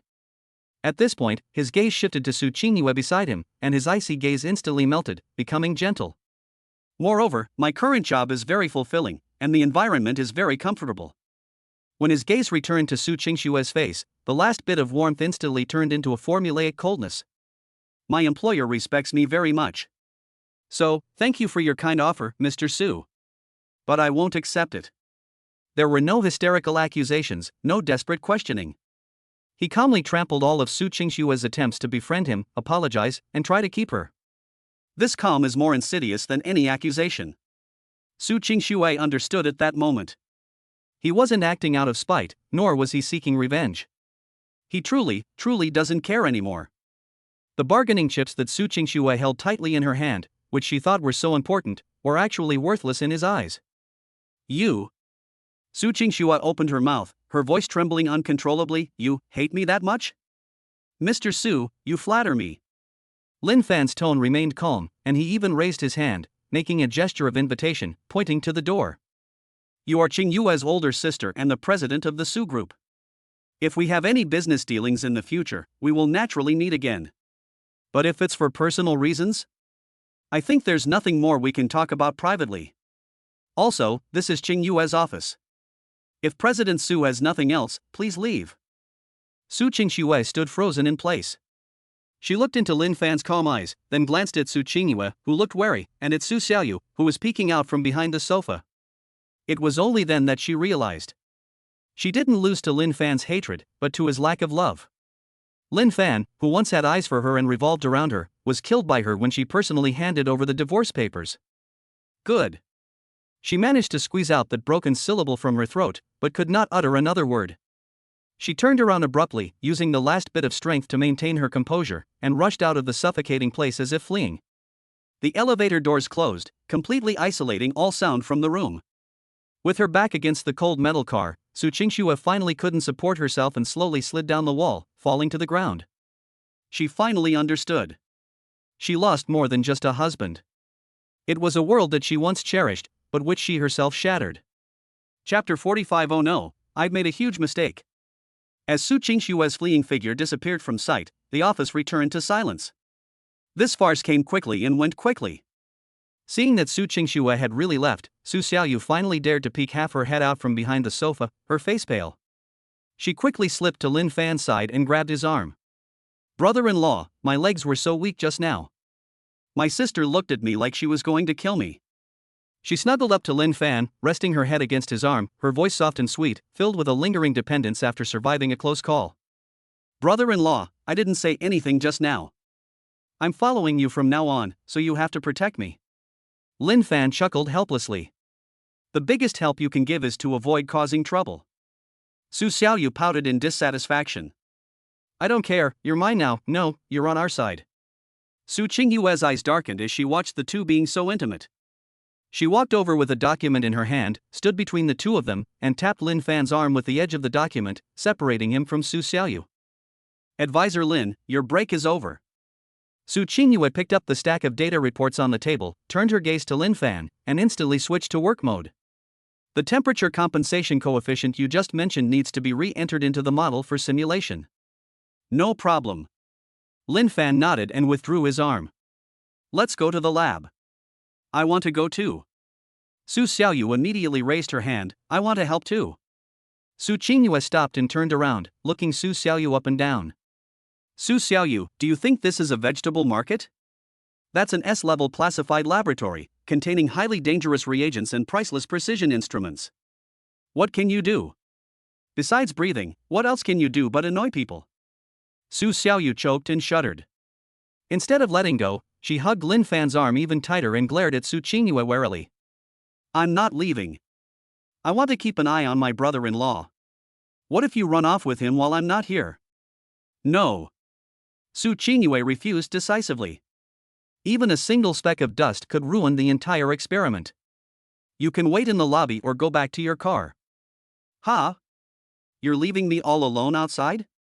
Su Xiaoyu looked at Lin Fan with pleading eyes and immediately launched a pitiful offensive, her voice even sounding like she was about to cry. "Brother-in-law, look at her. What if I'm in danger? What if I get kidnapped by bad guys?" Su Qingyue's temples were throbbing with veins, and she was already tempted to call security. Lin Fan looked at the two sisters, who were on the verge of exchanging blows, and rubbed his temples in exasperation. He knew Su Qingyue was right, there was no room for carelessness in one's professional field. But if we leave Su Xiaoyu out alone, given her tendency to cause trouble, who knows what kind of mischief she'll get into next.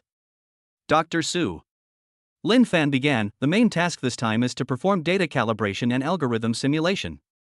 We don't need to conduct wet experiments, right?" Su Qingyue was taken aback for a moment. "Yes, it's mainly about running data." "Since it's about running data, we can do it in the data control room." Lin Fan continued, "The core compartment is separated by one-way explosion-proof glass, which allows for real-time monitoring of the laboratory's status while also being a non-clean area. As long as Xiaoyu stays there and doesn't touch the servers, there shouldn't be any problems." Su Qingyue frowned and thought for a moment. Indeed, this girl is a real troublemaker. If we don't keep an eye on her, who knows what kind of trouble she'll cause at the hospital. "Okay." Su Qingyue relented, but stared sternly at Su Xiaoyu. "You are only allowed to stay in the sofa area of the control room. You are not allowed to cross the boundary line or touch anything with buttons. Otherwise, I will have security throw you out immediately." "Yes, madam." Su Xiaoyu immediately stood at attention and saluted. A few minutes later, at Rinxin Hospital, in the Stardust Project data control room. This area is separated from the core operating area inside by only a huge one-way bulletproof glass panel. Inside is a sophisticated, silvery white world, while outside is an office area piled high with various documents, consumable boxes, and monitoring screens. To ensure proper cooling of dozens of servers operating at full capacity, the central control room is kept cool at a constant temperature of 19 degrees Celsius. Accompanied by the hum of the fan, there was a cold, metallic smell in the air. Su Qingyue and Dr. Li sat in front of the control panel, their expressions serious. "Advisor Lin, the parameters have been corrected and are ready to load." "Load." Lin Fan stood behind Su Qingyue, his eyes fixed on the data stream on the screen. "CPU load 90%. Temperature normal. Compensation factor activated." Dr. Li reported as he operated the equipment. "And Su Xiaoyu?" She was curled up on the leather sofa, holding a cup of hot milk tea in her hands, shivering slightly from the cold. Achoo! Su Xiaoyu sneezed, rubbed her red nose, and couldn't help but complain in her heart. That third sister is a freak. She turned the air conditioning down so low. Is she trying to freeze her brother-in-law into an ice pop? She looked up and saw Lin Fan wearing only a thin white shirt, staring at the screen, occasionally rubbing his stiff neck, clearly also feeling uncomfortable from the cold wind. This scene broke Su Xiaoyu's heart. My brother-in-law's health wasn't good during the years he lived with the Su family. If he keeps bragging like this, he'll definitely get sick. Su Xiaoyu looked around, trying to find a blanket or a remote control, but this godforsaken place was full of nothing but machines. Suddenly, her gaze locked onto the corner of the wall. There was a standing electric heater there, its plug unplugged and lying on the ground. Su Xiaoyu's eyes lit up. Although she didn't understand those complicated machines, she could still use this kind of electrical appliance. Su Xiaoyu still remembered her third sister's words. She took a special look at the socket, which was just an ordinary wall socket without any red labels such as high risk or dedicated. Is everything alright? I'll just turn it on for a little while, blowing some warm air on my brother-in-law to warm him up. Su Xiaoyu made up her mind, tiptoed over like a thief. She pointed the heater at Lin Fan and then pushed the plug into the socket. Buzz. The heater emitted a low start-up sound, and scorching air whistled out.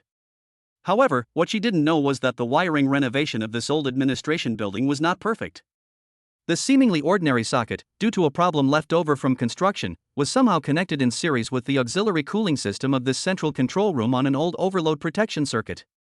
Just as the heater was running at full power. Smack! A crisp sound of a power outage rang out. Immediately afterwards, the high-powered industrial fans running above the central control room stopped spinning instantly. Originally, there was a backup power supply for this kind of shutdown, but due to the instantaneous current fluctuation when the line tripped, there was a 2-second delay in the backup switching. Just those 2 seconds. Beep. Beep. Beep. Warning. Ambient temperature has risen sharply. Warning. Server core temperature exceeds threshold. CPU will be throttled for protection. On the screen, the previously smooth green data stream instantly turned red. Chapter 46. Overly warm concern can burn away what's most important. What's going on? Dr. Li was so startled that he jumped up from his chair. The cooling has stopped. Quick, restart the backup circuit. The moment he finished speaking, he rushed to the distribution box and pulled the switch, but due to the instantaneous current surge, the protection program locked and he couldn't close it at all. This is troublesome. The main circuit fuse has blown. It will take at least 3 minutes to restore power through a physical reset. Dr. Li's forehead instantly broke out in a sweat. 3 minutes? Su Qingyue's face was pale. The simulation has entered the final iteration. The core data is being written. The frequency reduction protection will directly cause the data link to break. The previous dozens of hours will be wasted. She turned around abruptly and immediately saw the heater in the corner and Su Xiaoyu standing next to it, completely dumbfounded. Su. Little. Fish. Su Qingyue's voice was almost frozen. Su Xiaoyu was terrified. I just saw my brother-in-law was cold, that socket is white, I didn't mess with the machine. At this critical moment, a hand reached over Dr. Li and landed on the keyboard. It wasn't random typing, nor was it like a hacker frantically typing in code. Lin Fan simply pressed a few key combinations to bring up the background task manager. Don't panic. Dr. Li, cut off the real-time rendering at the front end and concentrate all computing power on data storage. Dr. Su, manually open the backup valve for the liquid cooling circulation. Ignore the electronic temperature control and use physical cooling directly. But if rendering is cut off, the model won't be visible. Dr. Li's hands were shaking violently.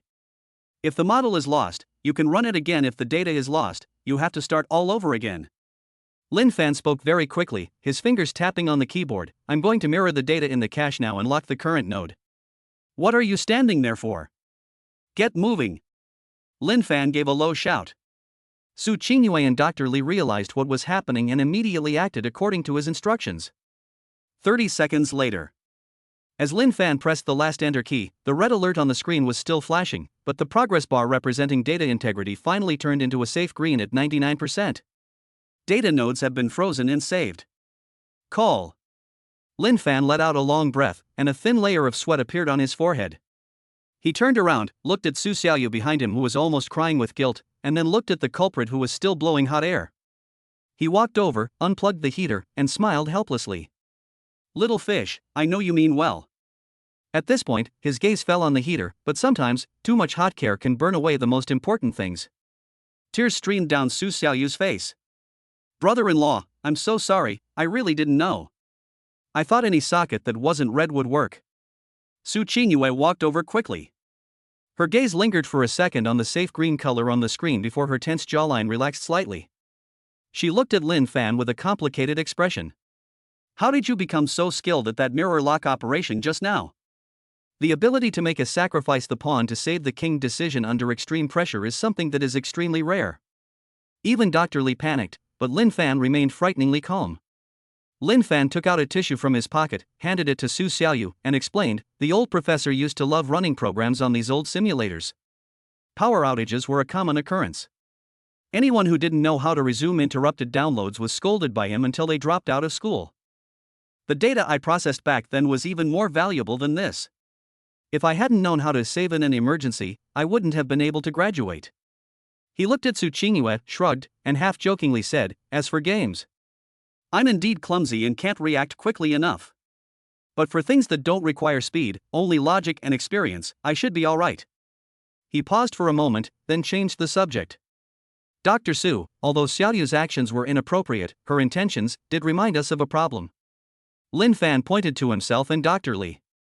Humans are not machines. Working in low-temperature environments for extended periods can indeed affect blood circulation in the extremities, thereby impacting reaction speed. As a life consultant, I suggest that, without affecting the heat dissipation of the equipment, staff be provided with warm shawls or heated vests. This falls under the category of ergonomic optimization, and shouldn't violate laboratory regulations, right? Su Qingyue looked at Lin Fan, then at Su Xiaoyu. The anger in her eyes finally subsided, replaced by a hint of helplessness and appreciation. This man didn't use any earth-shattering superpowers, he simply used the most basic care and logic to resolve the crisis, while also educating the unruly child and calming the team down. This kind of control is far more moving than any fancy technique. Approved. Su Qingyue looked away and turned her gaze back to the screen. The cost of the heated vest will be covered by the project budget. As for you. Su Qingyue turned to look at Su Xiaoyu. Su Xiaoyu was so frightened that she shrank behind Lin Fan. The death penalty may be waived, but punishment is inescapable. Su Qingyue pointed to the tea room next door. Go, wash everyone's coffee cups, and then make everyone a cup of hot tea. Since you want to bring warmth, then do it in this safe way. Yes, sir. Upon hearing that she wouldn't be kicked out, Su Xiaoyu immediately stopped crying and started laughing. Brother-in-law is the best. He was so handsome just now. Watching Su Xiaoyu happily run towards the tea room, Dr. Li couldn't help but exclaim, Consultant Lin, not only are your skills superb, but your ability to soothe children is also first-rate. Lin Fan shook his head helplessly and sat back down. Su Qingyue stood quietly to the side, the blue light of the control room screen outlining Lin Fan's silhouette. Looking at him, for a fleeting moment, she felt as if she had returned to the university library many years ago. Back then, he sat in front of the computer just like that, quiet and reliable. It turns out that some things, even after being sealed away for 3 years, never truly fade. After finishing his demanding work at the hospital, the Porsche was parked in the parking lot in front of the lobby of Hentang Highlands. As soon as the car came to a stop, Su Xiaoyu jumped out and headed straight for the security booth. The security guard who had stopped her earlier immediately pushed out the suitcase he had stored when he saw Su Xiaoyu. Brother-in-law, come help me push the box. Su Xiaoyu turned around and ran towards Lin Fan, who had just gotten off the car. She followed him and hugged his arm, her voice soft and sweet. Brother-in-law, help me pull my suitcase. It's so heavy. Can you bear to see me exhausted like a puppy? Stop. A clear, cold voice interrupted Su Xiaoyu's attempt to charm her. Su Qingyue locked the car, walked between the two, and glanced at Su Xiaoyu's restless paw. Su Xiaoyu, this is the heavenly palace on the clouds. There are surveillance cameras everywhere. Be mindful of your manners. Su Qingyue raised her chin slightly and pointed to the suitcase. Also, Consultant Lin has his own job, he's not your porter. If his hand isn't broken, he can pull it himself.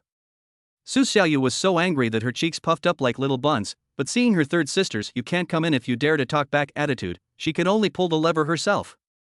She muttered under her breath, "Fascist, control freak, doesn't he care about his sister at all?"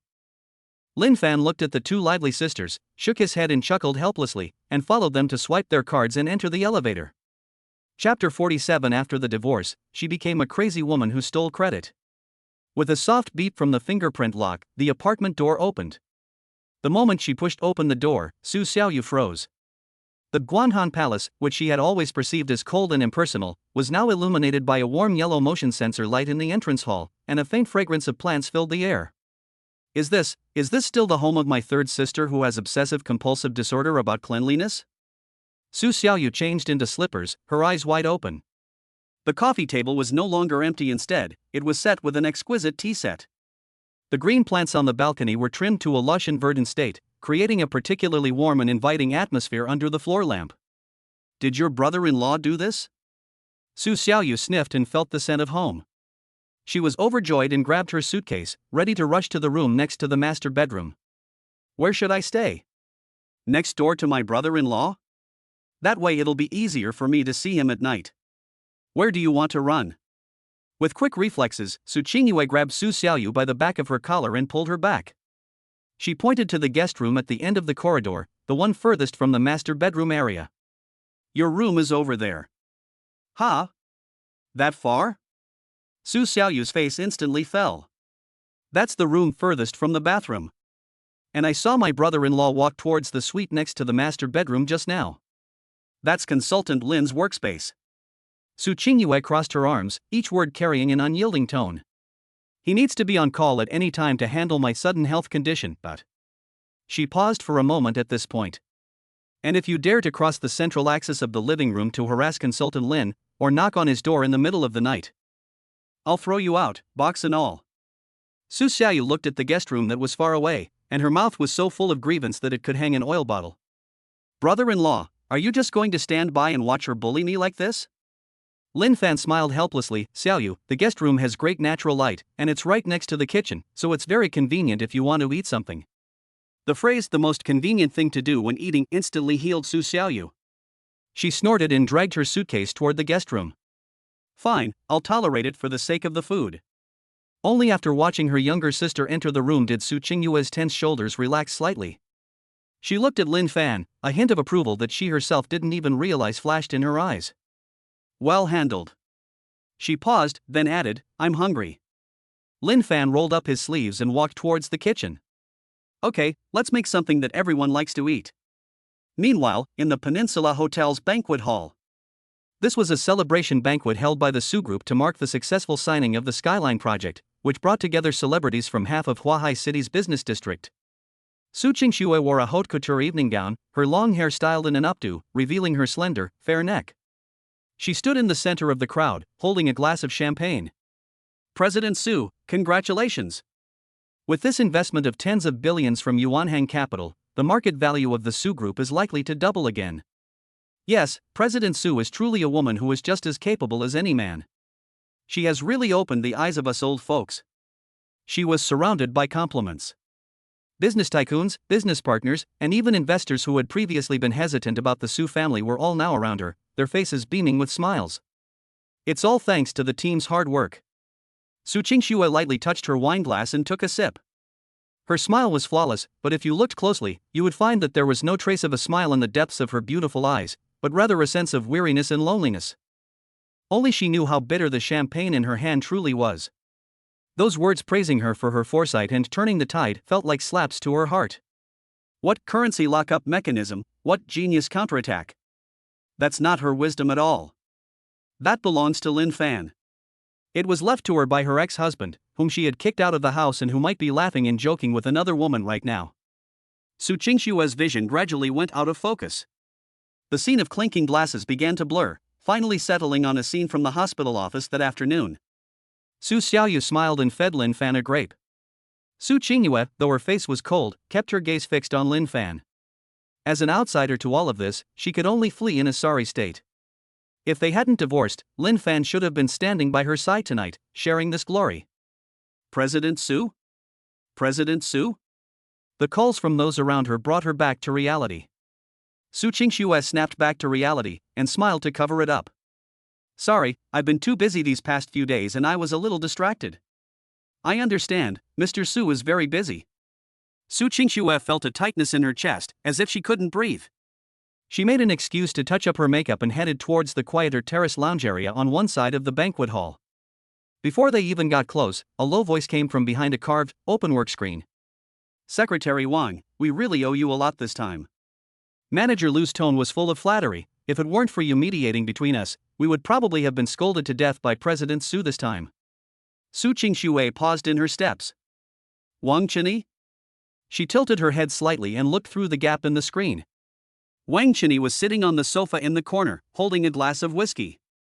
However, his face was not as smug as she had imagined. Instead, his brows were furrowed, and he exuded a sense of exhaustion from working so hard for the company. He sighed and waved his hand. Old Lu, stop talking. As long as the project succeeds and President Su is happy, what does it matter if I suffer a little grievance? Oh, Wang Mi, you're just too loyal. Manager Lu exclaimed, this time the data was wrong. It was clearly the new intern who mixed up the model. President Su was furious, but you took the blame without saying a word. I admire your magnanimity. Su Qingxue's breath caught in her throat for a moment. Taking the blame? Intern? It was clearly Wang Qinyi who couldn't understand the reports and hadn't even done the most basic review. Now, he's the one taking the blame for the intern? Shoo. Wang Qinyi made a shushing gesture, his face solemn with a righteous air. Old Lu, let's just leave it at that. President Su recently had that kind of trouble at home, just got divorced, it's normal for her to be emotionally unstable. I'm her secretary, if I don't take the blame, who will? Besides. Wang Qinyi took a sip of his drink and lowered his voice even further, that plan, I stayed up all night and went through all the foreign cases before I came up with it. At that time, President Su was so anxious in the conference room that she cried. If I hadn't submitted this plan, the project would have really fallen through. But I didn't expect that President Su would go to such lengths to establish his authority. Oh well, as long as the result is good, it doesn't matter who gets the credit. I, Wang Qinyi, am not the kind of person who would take credit for something. There was no anger. A bone-chilling cold instantly pierced through Su Qingxue's heart and spread throughout her body. What a fine example of not seeking credit. What a great phrase, emotionally unstable. This man not only stole Lin Fan's credit, but also portrayed Su Qingxue as an incompetent female boss who was emotionally unstable due to her divorce and even tried to steal her subordinates' credit. Wang Qinyi, on the other hand, transformed into a meritorious official who endured humiliation, turned the tide, and loyally protected his master. This tactic, this ability to distort the truth, is 1,000 times more vicious than simply bragging. The managers around him nodded in agreement, their eyes filled with sympathy and admiration as they looked at Wang Qinyi. Secretary Wang, it's truly a blessing for President Su to have you at the Su Corporation. Yes, in the future, we'll have to rely more on Secretary Wang to put in a good word for us with President Su when it comes to project approvals. Su Qingxue couldn't listen anymore. She suddenly pushed open the screen, her high heels clicking crisply on the marble floor. Secretary Wang's story is really well crafted. The moment that sound rang out, the air in the corner froze instantly. Manager Lu and the others were so frightened that their hands trembled, spilling wine all over themselves. When they turned around and saw Su Qingxue's gloomy face, their faces turned pale. Wang Qinyi reacted extremely quickly, instantly switching from exhaustion to an expression of fear mixed with awe, and even tried to stand up and act. Mr. Su, what's wrong? Smack. A sharp, heavy crack. Su Qingxue didn't give him a chance to stand up straight. She raised her hand and slapped Wang Qinyi hard across the face. The slap knocked Wang Qinyi's glasses off, and half of his face swelled up visibly. Mr. Su. Wang Qinyi was stunned by the beating, covering his face with disbelief in his eyes. Manager Lu and the others around him were so frightened that their legs trembled and they dared not breathe. Chapter 48. A dog driven to a dead end will go mad. Qingxue didn't even bother to give them a glance. Holding her phone, she tapped the screen a few times and sent an email. The air was deathly silent. 3 seconds later. Ding dong. Buzz. A series of synchronized notification sounds suddenly rang out on the terrace. That was the distinctive notification sound of the highest level administrative order issued by the Su Group's internal OA system. Manager Lu and the others subconsciously pulled out their phones, and when they opened the red highlighted notice to all staff, their expressions became even more fascinating than before. Immediately afterwards, a commotion broke out in the banquet hall. Many executives and employees pulled out their phones, followed by a chorus of suppressed gasps. The screen clearly displayed: Personnel appointment and removal notice, effective immediately. Wang Cheney is removed from the position of Chief Secretary of the President's Office, demoted to General Clerk of the Administration Department, and all approval authority is suspended. He is placed on probation. In an instant, the way Manager Lu and the others looked at Wang Cheney completely changed. It was no longer about flattery and fawning, but about seeing a plague god, filled with fear and a desire to avoid it at all costs. Before they could even get a firm grip on the big tree, Su Qingxue uprooted it. Su Qingxue put away her phone and then glanced at the group of fence-sitters who were already terrified. Did you see it clearly? Anyone who wants to come with him to sweep the floor in the administration department is welcome to stay. Manager Lu and the others shuddered, their backs instantly soaked with cold sweat. Roll. Su Qingxue parted her red lips slightly and uttered a single word. Yes, Mr. Su, we'll get out of here right away. We didn't see anything. The group scrambled to escape the terrace, fearing that if they hesitated even a moment longer, they would be implicated by the now disgraced Wang Cheney. Only Su Qingxue and Wang Cheney remained on the terrace. Ignoring his glasses, Wang Cheney suppressed the excruciating pain and turmoil, forcing a smile. President Su, please listen to me, this is a misunderstanding. Cell phone. Su Qingxue looked at him and reached out her hand. Wang Cheney was stunned. WH? What? Give me your phone. Su Qingxue's tone left no room for argument. Wang Cheney instinctively protected his pocket, which was his lifeline, containing all his private chat records and client resources. Mr. Su, this is my privacy. Instead of retreating, Su Qingxue advanced, pressing Wang Cheney in front of her. The heel of her high heel lightly touched the tip of his leather shoe, preventing him from retreating even an inch. Privacy? You're paid by the company, use company resources, and stab me in the back. You want to talk to me about privacy? She snatched the phone from Wang Cheney's pocket, grabbed his finger, and forcibly unlocked it. No. Mr. Su, you can't. Wang Cheney tried to snatch it, but was frightened by Su Qingxue's gaze. Su Qingxue quickly scrolled through his WeChat messages, and as she looked at the chat history about taking clients away and taking kickbacks from projects, the chill in her eyes grew stronger. Then, she did something that made Wang Cheney despair. Instead of returning the phone, she turned around and threw it into the ice bucket of chilled champagne next to her. Sizzle. The phone was submerged in ice water. The screen flickered twice before going completely black. Su Qingxue, are you crazy? Wang Cheney screamed and tried to retrieve it, because it contained all his trump cards. Wang Cheney, listen to me carefully. Su Qingxue raised her high-heeled foot and gently pressed the tip of her shoe against the ice bucket, stopping it from shaking and cutting off all of Wang Cheney's movements.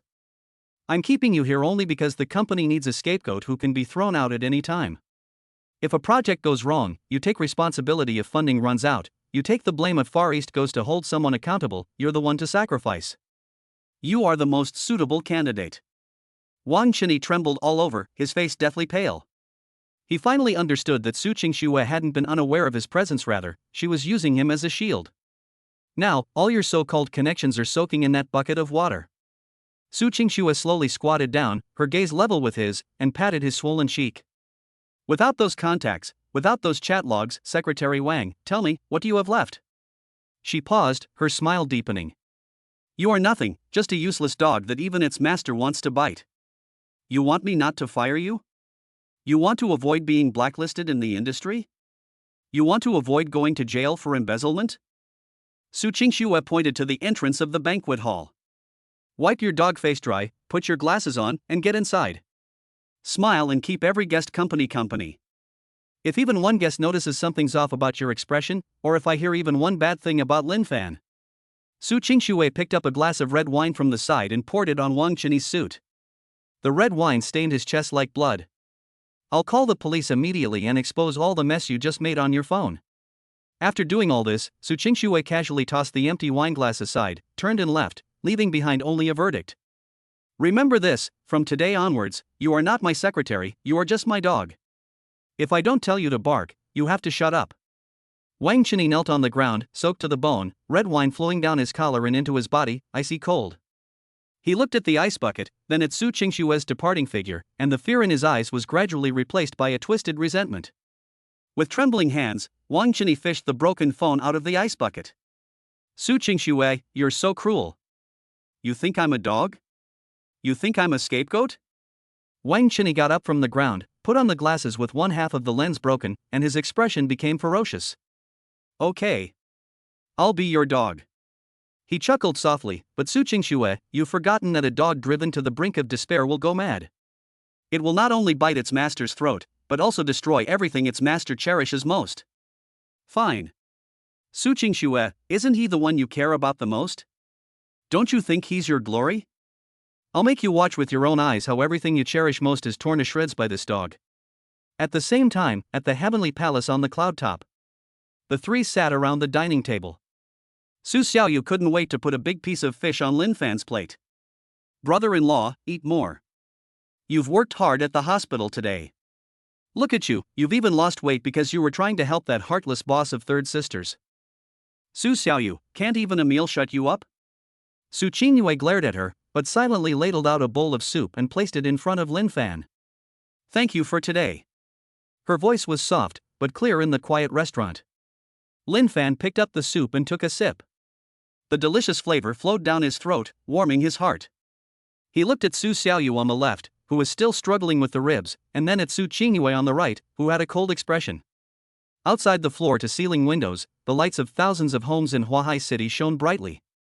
There was no scheming, no cold indifference, no suffocating rules and arrogance. Before me was only a bowl of heartwarming soup and a table of steaming home-cooked dishes. A chattering little girl piling food into his bowl, and a boss whose actions were quite honest. No need to thank me. Lin Fan put down his bowl, glanced at the two of them, and revealed a genuine smile. Eat quickly, it won't taste good when it gets cold. Chapter 49. I don't have such a blind sister. Heavenly Palace on the cloud top. Ding dong.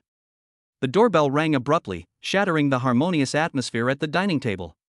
Su Xiaoyu, who was gnawing on a spare rib, suddenly froze, and the spare rib in her hand fell back into the bowl with a thud, splashing a few drops of oil. It's over, the great demon king must be coming after us. Su Xiaoyu looked terrified and instinctively tried to crawl under the table. Brother-in-law, quick, tell them I'm not home. Su Qingyue rolled her eyes at her, put down her chopsticks, and didn't even move her body. What's the panic? Pull your head out from under the table. She took a tissue and gently wiped the corner of her mouth. This is the heavenly palace on the clouds, with tight security. The elevator in this building is a private elevator for a private account.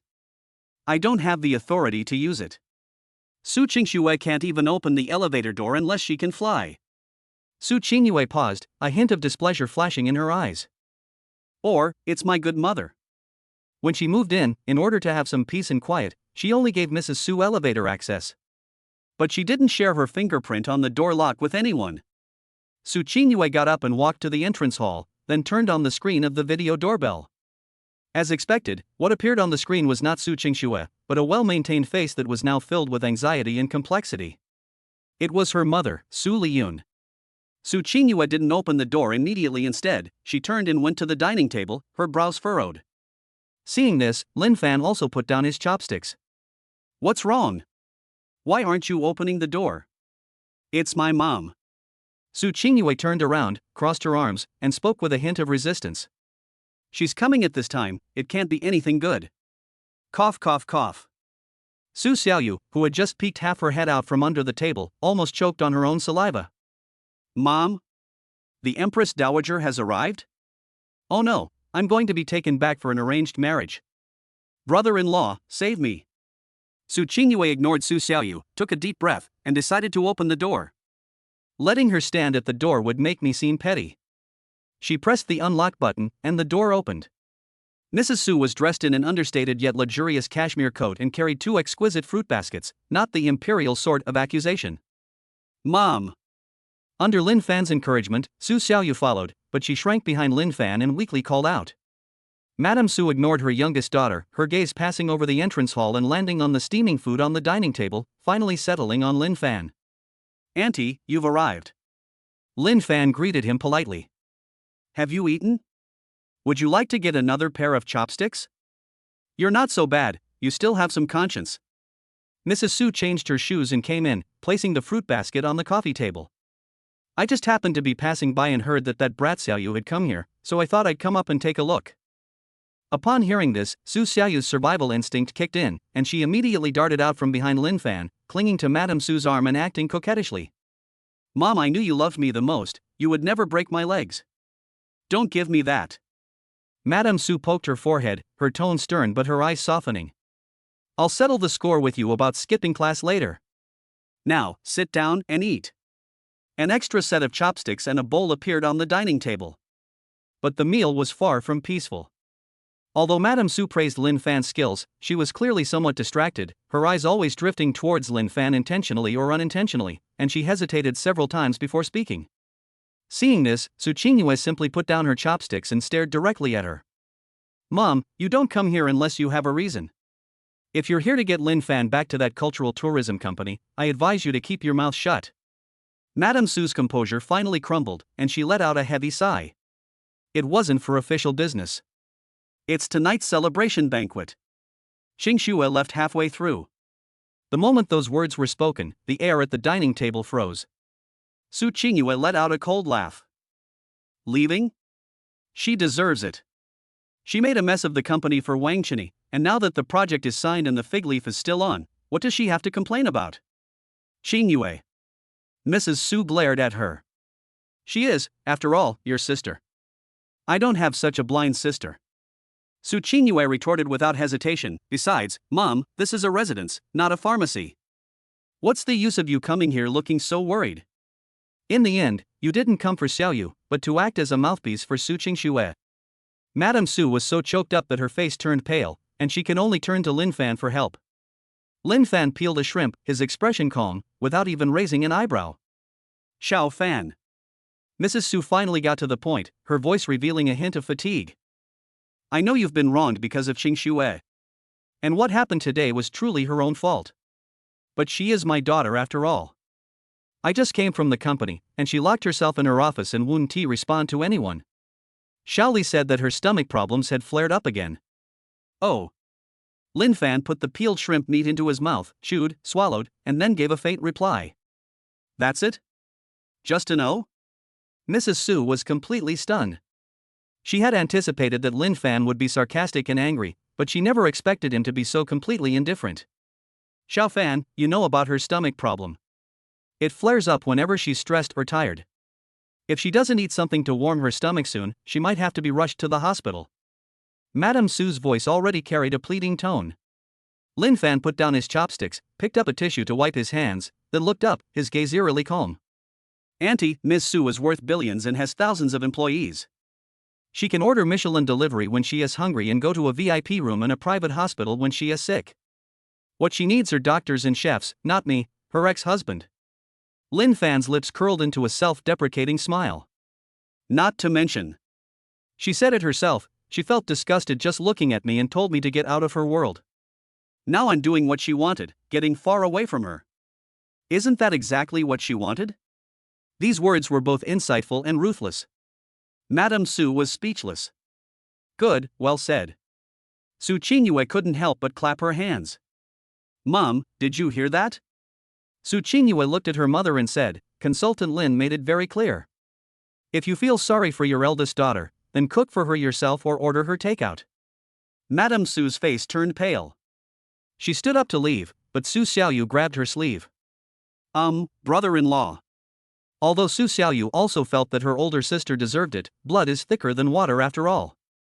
My older sister is really mean, but if she really dies from the pain, who will give me pocket money? Brother-in-law, please take pity on me and do something for me, like, cook me a pack of instant noodles? Lin Fan glanced at her but didn't say anything. Seeing this, Madame Su gritted her teeth and played her last emotional card. Xiao Fan, Auntie knows you're upset, and Auntie doesn't want to morally blackmail you. But, please help me out of respect for my aunt, okay? Upon hearing this, Lin Fan fell silent. He glanced at Madame Su's face, then at Su Qingyue's furrowed brows beside him, and suddenly smiled. Okay. Lin Fan stood up. Since Auntie has put it this way, I'll repay this favor. He looked at Madame Su with a calm and unwavering gaze. However, let's be clear from the start. This bowl of porridge is to repay the favor of your invitation, and has nothing to do with Su Qingxue. The porridge is delivered, and the matter is settled. This is a one-time exception, there will be no next time. Madame Su was overjoyed. Good, just once is fine, just once is fine. However, just as Lin Fan was about to turn around and go to the kitchen. Stop. A voice rang out. Chapter 50 Su Qingxue, your dream has only just begun to shatter. Su Qingxue walked a few steps in front of Lin Fan, blocking his way. At this moment, two flames of jealousy and anger were burning in her eyes. Lin Fan, are you kidding me? Su Qingxue stared intently at him, her tone sharp. She threw you away like trash, and now you want to cook for her? You're my consultant, your hands are for operating precision instruments, not for cooking porridge for that blind woman. This intense possessiveness filled the air with the smell of gunpowder. Looking at the flustered Su Qingxue, Lin Fan understood that this woman truly wanted to protect him. He reached out and gently patted Su Qingxue's shoulder. Dr. Su, please calm down. As I just said, this is business, it's about repaying a favor. Lin Fan turned his head to the side and lowered his voice. And when I cook porridge, I can distinguish between hospitality and business as a matter of course. Su Qingxue was taken aback. She understood the meaning behind Lin Fan's words, and the anger in her eyes instantly vanished, replaced by cunning. She snorted and haughtily stepped aside, but still delivered a final blow. Since it's business, then go ahead. Remember, don't use my organic rice, use the old rice on sale in the corner. Only salt is allowed. Yes, Director Su. Lin Fan smiled. As Lin Fan entered the kitchen, she put on an apron, but her movements lacked their usual warmth. He didn't bother to carefully select any, he just grabbed a handful of old millet from the corner of the cabinet, poured it into the pot, and didn't even wash it properly. Turn the tap on full blast, and it fills up with water with a whoosh.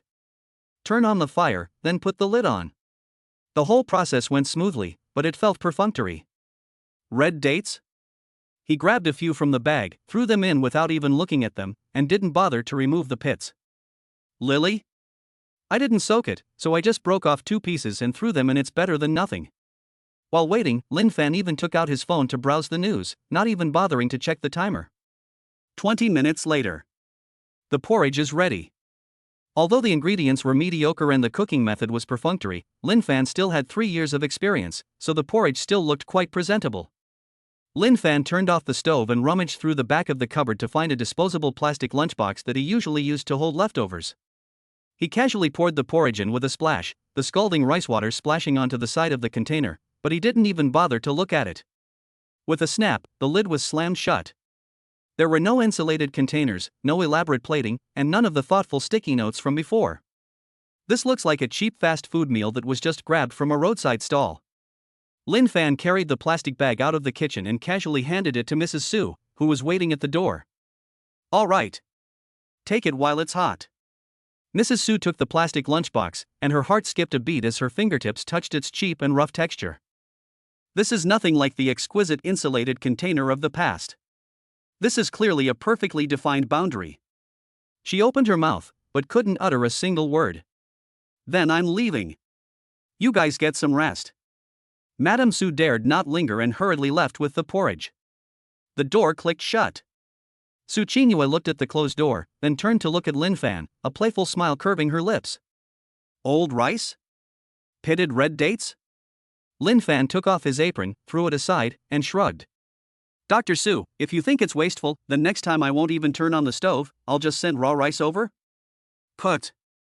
Su Qingxue finally couldn't help but laugh. Well done, Advisor Lin. You won this battle beautifully.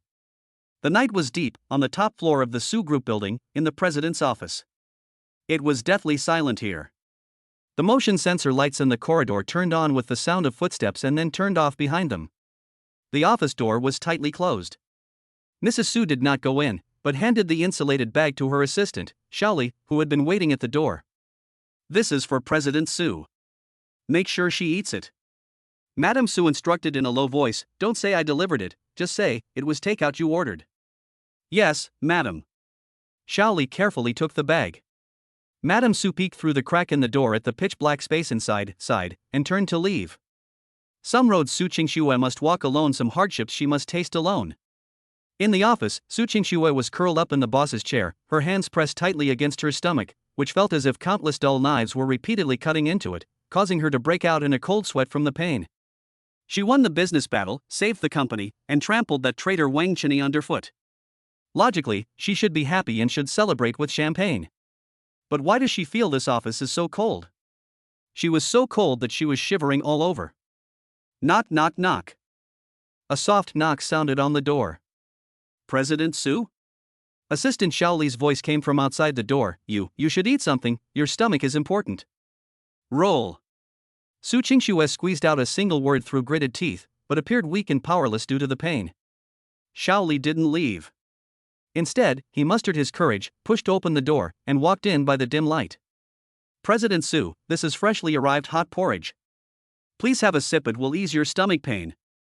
Xiaoli placed the insulated bag on the table and quickly opened the lid. The moment the lid was lifted, a familiar fragrance filled the office. That's the rich aroma of millet, mixed with the sweetness of red dates. This taste. Su Qingxue's eyes, which had been tightly closed, suddenly opened. Her body stiffened, and she even forgot the pain in her stomach. For the past 3 years, this taste has appeared on time every night when she suffers from unbearable stomach pain, without fail. Where did it come from? Su Qingxue's voice trembled uncontrollably. She sat up abruptly and reached for the lunchbox, but almost knocked it over due to exhaustion. It's takeout. Xiaoli stammered as he lied. Lie. Su Qingxue shouted sharply, her eyes instantly reddening. With trembling hands, she opened the cheap plastic lid. By the moonlight streaming through the window, she could see what was inside. A bowl of steaming hot millet porridge. The presentation was rough, the dates weren't pitted, and even the box was the cheapest kind. But at this moment, in Su Qingxue's eyes, this surpassed all the delicacies in the world. It was him, did he send it? Su Qingxue stared intently at the bowl of porridge, and finally, tears streamed down her face, falling in large drops onto the back of her hand. Xiaoli was terrified and dared not hide it any longer. It was delivered by the old lady just now. Su Qingxue picked up a plastic spoon, scooped up a spoonful of rice porridge, and put it in her mouth. The warm liquid slid down my throat into my stomach. In that instant, a familiar taste exploded on her tongue, carrying a long-lost warmth that enveloped her cramping stomach. The taste hasn't changed at all. It was exactly the same as every bowl of porridge he had ever served her in the past. Assistant Xiaoli watched as the ruthless and decisive queen of the business world silently shed tears while eating porridge.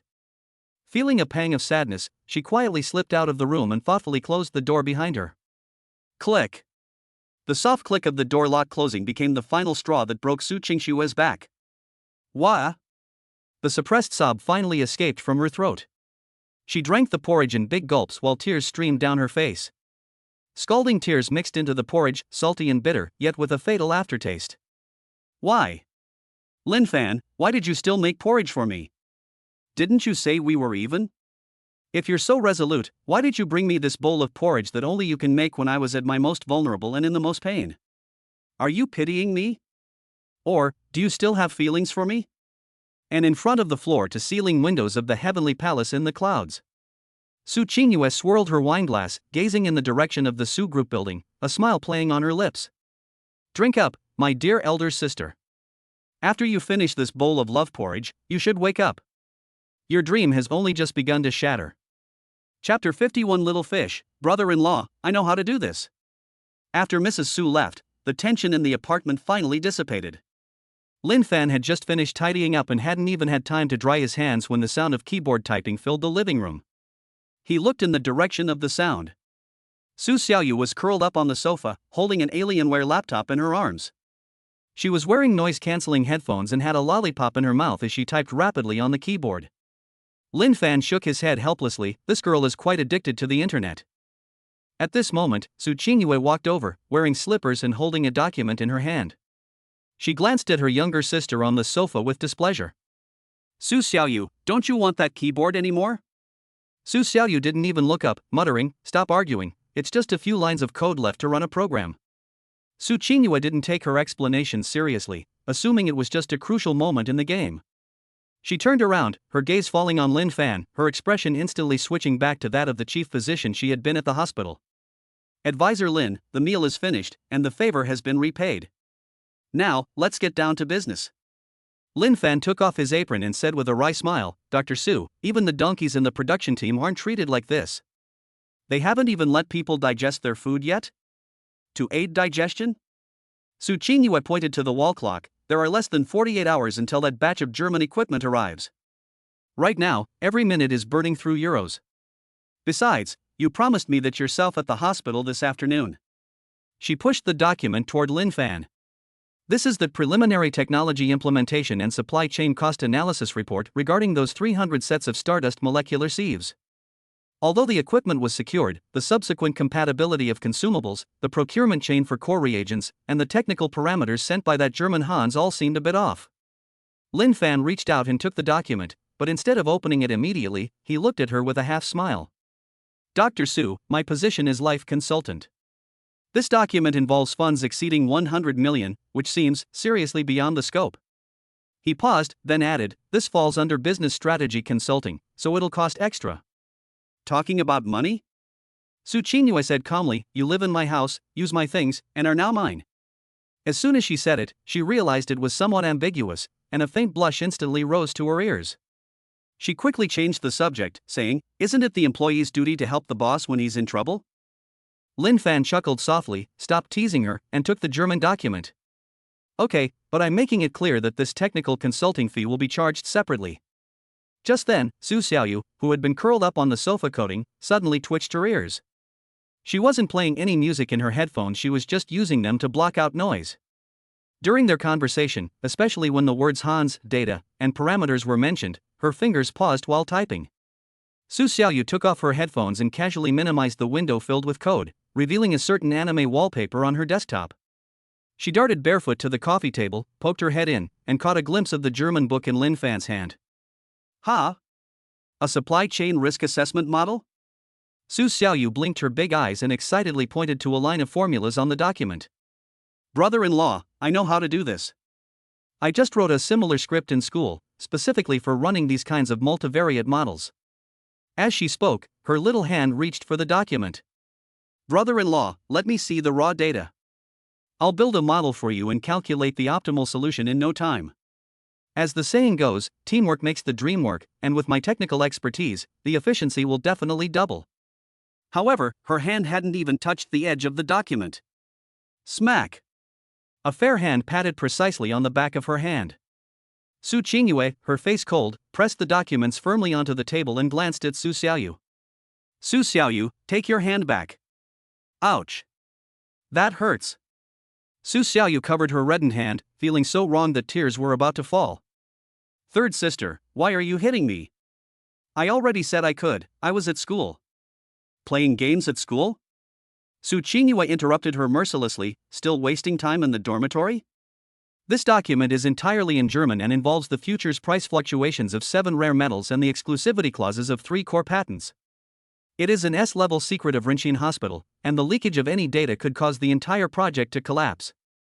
This is not your college assignment, nor is it a toy for you to play house with. I haven't settled the accounts with you in the control room this afternoon yet, and now you want to make things worse? Go back to your game and stop giving orders here. Su Qingyue's words struck Su Xiaoyu's heart with precision. The accident that afternoon was her Achilles heel. She only wanted to help her brother-in-law, but almost caused a major disaster. But this time, she really wanted to help. I wasn't giving random instructions, this really is a math problem. Su Xiaoyu's face flushed red with anxiety. She tried to explain, I was just writing an algorithm. Why don't you believe me? You don't need to know German, just logic. That's enough. Su Qingyue frowned, clearly having lost her patience. Lin Fan is thinking about a crucial issue, you need to be quiet. If you keep making noise, I'll confiscate your game console. Su Xiaoyu looked to Lin Fan for help. However, Lin Fan was completely absorbed in the documents, his brows furrowed, seemingly oblivious to the argument taking place. Even my brother-in-law won't help me. A feeling of being abandoned by the whole world instantly overwhelmed my defenses. If you don't believe it, then don't believe it. Who cares? Su Xiaoyu fiercely wiped away the tears that were about to overflow her eyes, grabbed her laptop, and angrily ran to the floor-to-ceiling window in the distance. Chapter 52 Was my double degree from Peking University a free gift with a phone top-up? A bunch of self-righteous adults. One day you'll be begging me for help. Su Xiaoyu plopped down on the carpet in a huff, placed the computer on her lap, but didn't open any games. Instead, she angrily switched back to the black code window she had just seen. How dare you look down on me? Su Xiaoyu gritted her teeth and typed on the keyboard several times faster than before. Fine, you won't show me the file, huh? I'll fetch it myself. Since it's a collaboration with Raintech and involves the German guy named Hans, there must be publicly available bidding parameters and past collaboration data online. As long as she finds the data source, there's no model that Su Xiaoyu can't build. At this moment, the atmosphere around the coffee table became heavy again. Lin Fan was naturally unaware that Su Xiaoyu had already unleashed a silent hacker storm. His fingertips slowly traced across the document, his brow furrowing deeper and deeper. 10 minutes. 20 minutes. A full half-hour later, Lin Fan finally closed the document. He closed his eyes, rubbed his temples, and began to visualize a vast business empire. Seeing this, Su Qingyue immediately put down her coffee cup, leaned forward slightly, and spoke with a hint of nervousness that she herself was unaware of. So, is Hans's proposed solution already at its limit? This solution was the optimal solution provided by Hans' team. Su Qingyue had also reviewed it. Although she felt the cost was too high, she couldn't find any flaws in the technical aspects.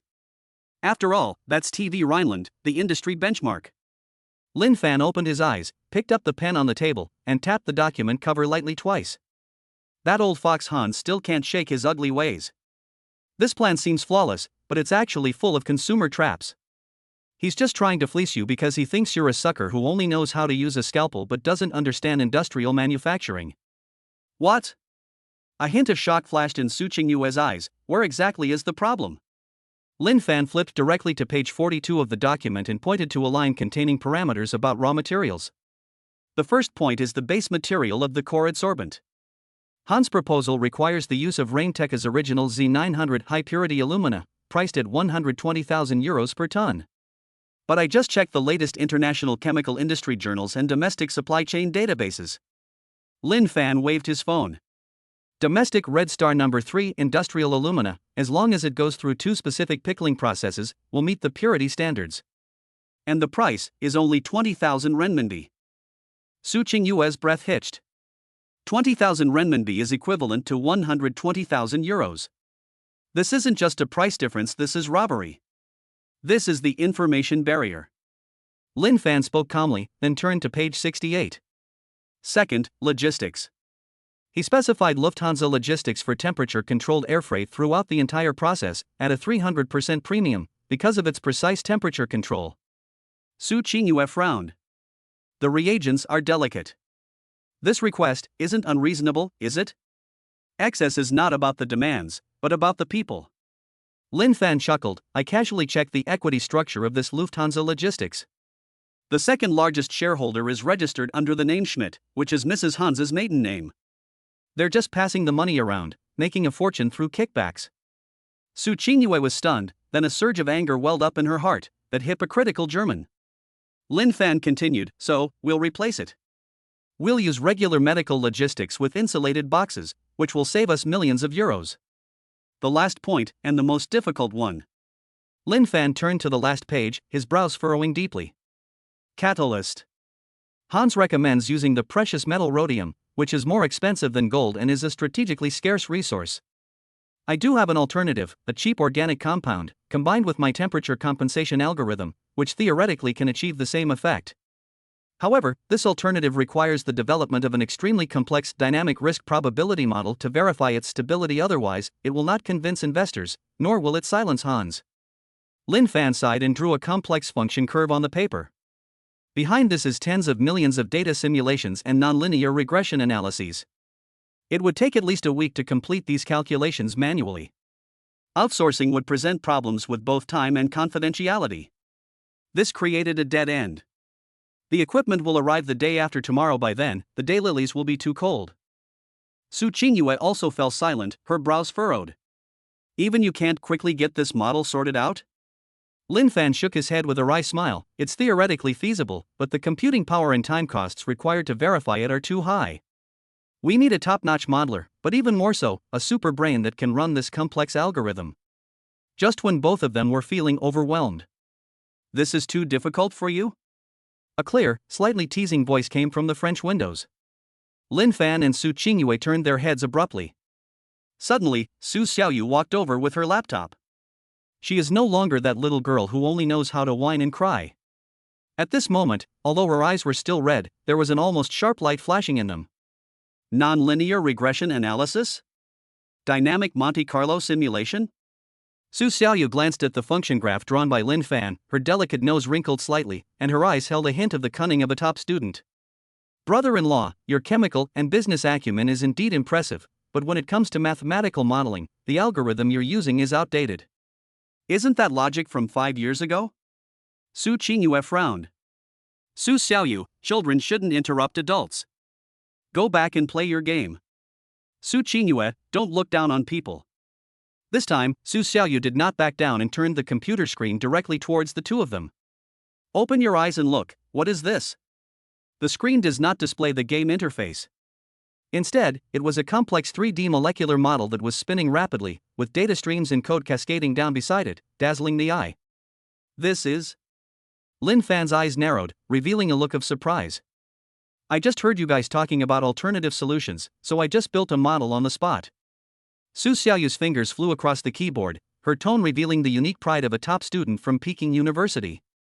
I wrote a script in Python to capture the catalytic efficiency fluctuation data of rhodium metal over the past 10 years, and also incorporated the molecular parameters of the organic compound you just mentioned, brother-in-law. Then, I borrowed the internal supercomputing interface of our Peking University Mathematics Department laboratory and ran a simulation. She pressed the Enter key. The wildly fluctuating curve on the screen instantly converged, finally settling steadily on a bright green value. 99.8%. Look! Su Xiaoyu pointed at the screen and raised her chin. By injecting 0.5 milliliters of composite stabilizer into the 3rd, 7th, and 9th reaction stages of the reactor, the catalytic effect of rhodium can be perfectly replicated, and the stability can even be surpassed by 0.3%. Moreover, this model can be dynamically adjusted in real time. Even if Hans changes the equipment parameters temporarily, I can calculate a new formula for you within a minute. Su Qingyue. Lin Fan. Both of them were stunned. Su Qingyue's coffee cup hung in mid-air, completely forgetting to drink it. The look in her eyes when she looked at her younger sister was filled with unfamiliarity and shock. Is this still the same Su Xiaoyu who only plays games, skips classes, and asks for pocket money? Chapter 53. You call this Luban number 7? You know mathematical modeling? Su Qingyue's voice was a little dry. Nonsense. Su Xiaoyu rolled her eyes and held her chin high. You really think my double degree in mathematics and computer science from Peking University was a freebie with a phone plan? You mistook my gold medal from the National Undergraduate Modeling Contest last semester for a game skin I bought? I admit I love playing Luban number 7, but that doesn't mean I only know how to play Luban number 7. Besides, this Alienware is top of the line, with dual graphics cards in Crossfire, originally designed to run AAA games. Using it to run your little molecular simulation is like using a sledgehammer to crack a nut. Lin Fan looked at the perfect data model on the screen, his eyes filled with admiration and amazement. Amazing, little fish. He exclaimed sincerely, I didn't even think of this algorithm optimization. It seems you haven't wasted your time studying at Peking University these past few years. After being praised by Lin Fan, Su Xiaoyu's previously proud face flushed red instantly. That's for sure, I'm a genius. She pointed to the cost figures of the final plan and announced it triumphantly. With my solution, the cost of photocatalysts alone can be reduced by 35%. Oh, right. Su Xiaoyu playfully stuck out her tongue and brought up another folder. I also took the opportunity to cough and access the back-end database of the logistics company that Han specified, and discovered that all their temperature control records were forged. I've packed up all the evidence. It'll be enough to give that old German fox a hard time. This completely stunned Su Qingyue. She looked at the detailed report on the screen, then glanced at her younger sister next to her, who was practically begging for praise. With Su Xiaoyu's technical support, Lin Fan's theory was transformed into irrefutable evidence. This was a perfect combination of punches that completely stunned Hans. How are you, third sister? Su Xiaoyu slammed her laptop shut, swayed her head triumphantly, and her pigtails drew two youthful arcs in the air. Are you going to kick me out now? Are you going to say I'm causing trouble? Without my supercomputing power, you guys wouldn't be able to figure out your brother-in-law's outdated theories even if you broke the abacus beads tonight. Lin Fan couldn't help but laugh and reached out to rub Su Xiaoyu's head. This time, we really owe a lot to little fish. Hee hee, that's right. Su Xiaoyu squinted as she enjoyed Lin Fan's head pat, and didn't forget to give Su Qingyue a provocative look. See that? What's called this? This is called specialization. She puffed out her small chest proudly. Brother-in-law is in charge of the overall strategy, I'll handle the technical challenges, and you, third sister. Just be responsible for signing and paying. Watching the two of them sing in unison, Su Qingyue was not angry at all. Instead, a very complicated smile appeared on her lips. She picked up the electronic report, her eyes deep and thoughtful. Previously, she only thought Lin Fan was a hidden talent. It now seems that the Su family situation is even more complex than she imagined. Even the fourth sister, who usually seems the most carefree, actually has such abilities. Okay. For the first time, Su Qingyue looked at Su Xiaoyu with an equal gaze and nodded solemnly. You've done a great job this time. This report is very useful. Now I'm confident I can break things off with Hans. She glanced at Lin Fan, then at Su Xiaoyu, her tone becoming meaningful. It seems that this apartment really doesn't need waste. Su Xiaoyu, you're allowed to stay. From now on, Consultant Lin will be in charge of the brains, and you'll be in charge of the hands-on work. Be his computing assistant. Sha Hulbi, whose assistant is still up in the air. Although Su Xiaoyu was stubborn, her face was beaming with joy. She succeeded. Not only did she stay, but she also became her brother-in-law's indispensable partner. Now let's see who dares to treat her like a child who only knows how to play around. In just 2 hours, Su Xiaoyu managed to compress the data, which would normally take a week to sort out, into a manageable range using several algorithm models.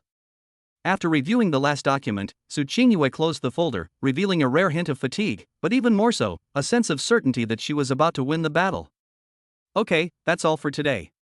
Su Qingyue rubbed her temples and glanced at the wall clock. The hour hand was pointing to 1 in the morning. I will send this new proposal to Hans first thing tomorrow morning. With Su Xiaoyu's data as support, even if that old German fox wants to ask for an exorbitant price, he'll have to think twice about whether his teeth are strong enough. Alright, since there's nothing more for me to do, I'll call it a day. Lin Fan got up and stretched, his joints cracking as he did so.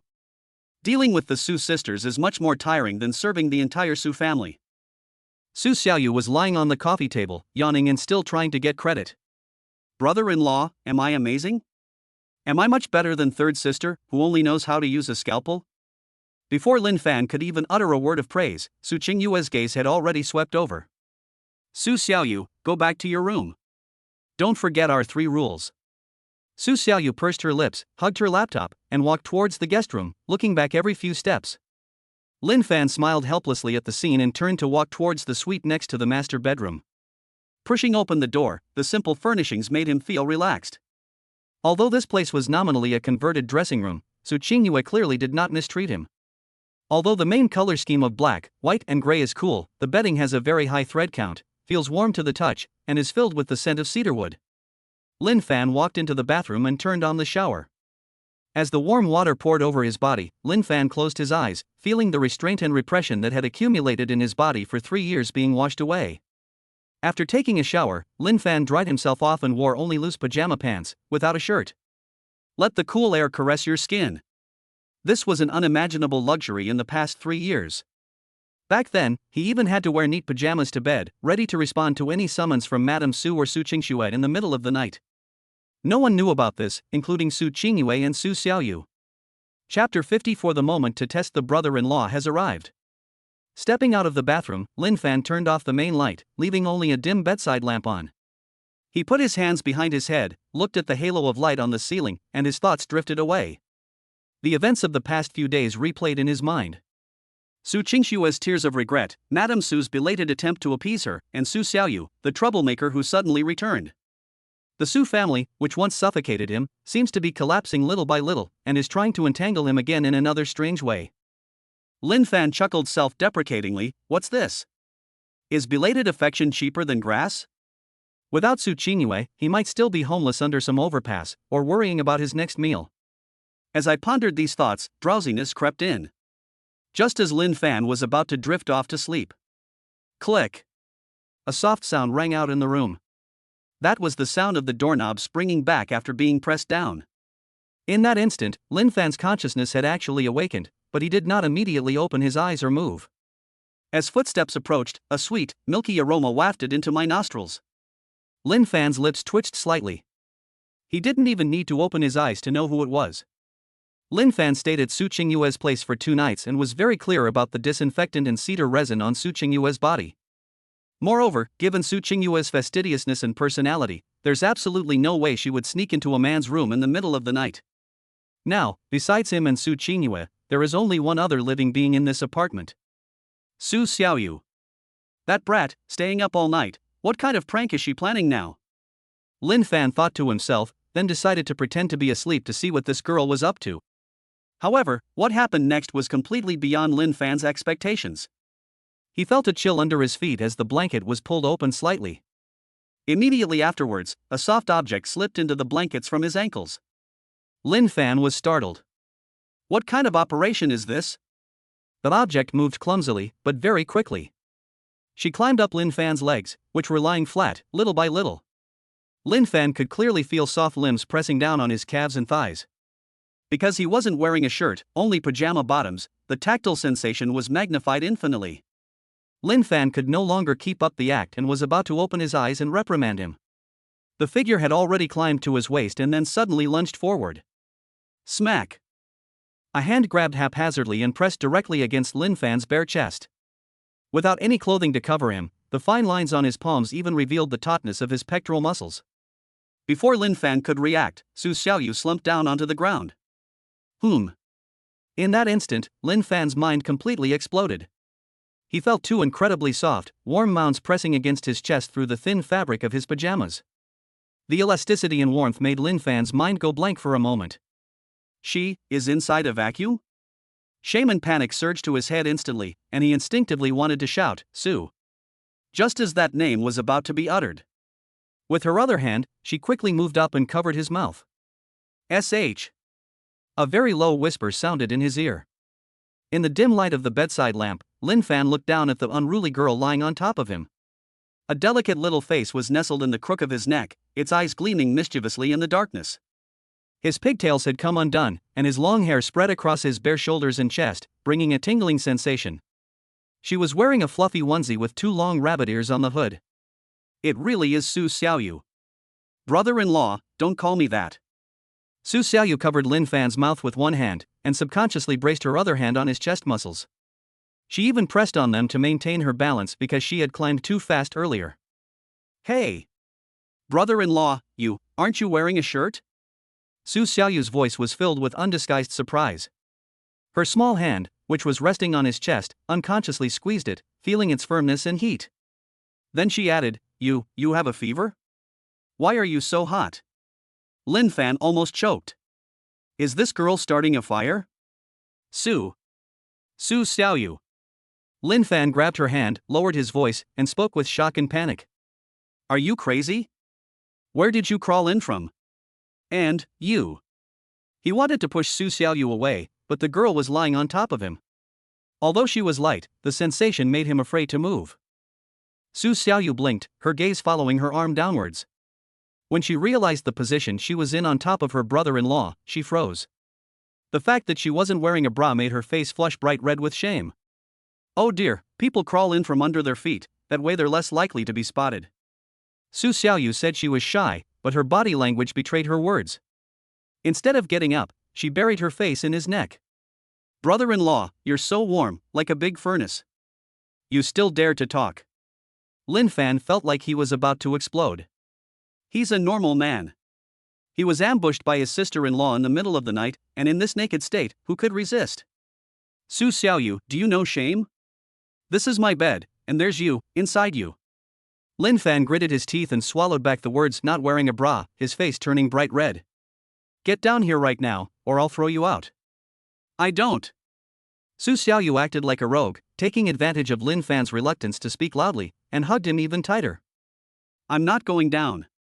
If you dare to kick me out, I'll yell, I'll shout that I'm being molested, I'll say that you took off your clothes and seduced me. You. Lin Fan was speechless with anger at this shameless behavior. The air conditioner is broken, and the guest rooms are freezing. Nobody wants to freeze to death. Su Xiaoyu breathed into his ear, brother-in-law, can you just let me squeeze in here? The bed is so big anyway, and I'm a very quiet sleeper, I only take up a tiny bit of space. Lin Fan's forehead veins throbbed. This is not a matter of squeezing in. This was clearly testing his limits of patience. Just as the two were at an impasse, and Lin Fan was about to forcefully throw this hot potato away. Suddenly, footsteps sounded outside the door. De. The voice was soft, but in the quiet night, it felt like it was treading on the hearts of the two people. Lin Fan and Su Xiaoyu froze at the same time. Then, the footsteps stopped outside the door. Thump, thump, thump. The knocking sounded, and Su Xiaoyu broke out in a cold sweat. Her arrogance vanished instantly, and her fingers gripping Lin Fan trembled. It's over, the female demon is here. Lin Fan was also covered in sweat. If Su Qingyue were to see this, then we'd be truly doomed. He was shirtless, and his sister-in-law, wearing only a nightgown, was lying on top of him. The scene was too beautiful for him to bear. Chapter 55. From today onwards, you're in charge of cleaning the toilets. Lin Fan, are you asleep? Su Qingyue's voice came through the door, revealing neither joy nor anger, but to the two of them it was nothing short of a death sentence. I just passed by the guest rooms and saw that Xiaoyu's door was open, but she won tea inside. Is she with you? Su Xiaoyu mouthed desperately, help. This is a question that could cost you your life. Lin Fan's heart skipped a beat. If it's true, it means a man and a woman alone in a room. If they're not there, then if they're found out, it would be considered collusion to deceive the employer, which would be an even more serious crime. She's not here. I was asleep the whole time and didn't see her.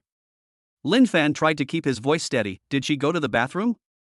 Or, did she sleepwalk to the balcony? There was silence for a few seconds outside the door.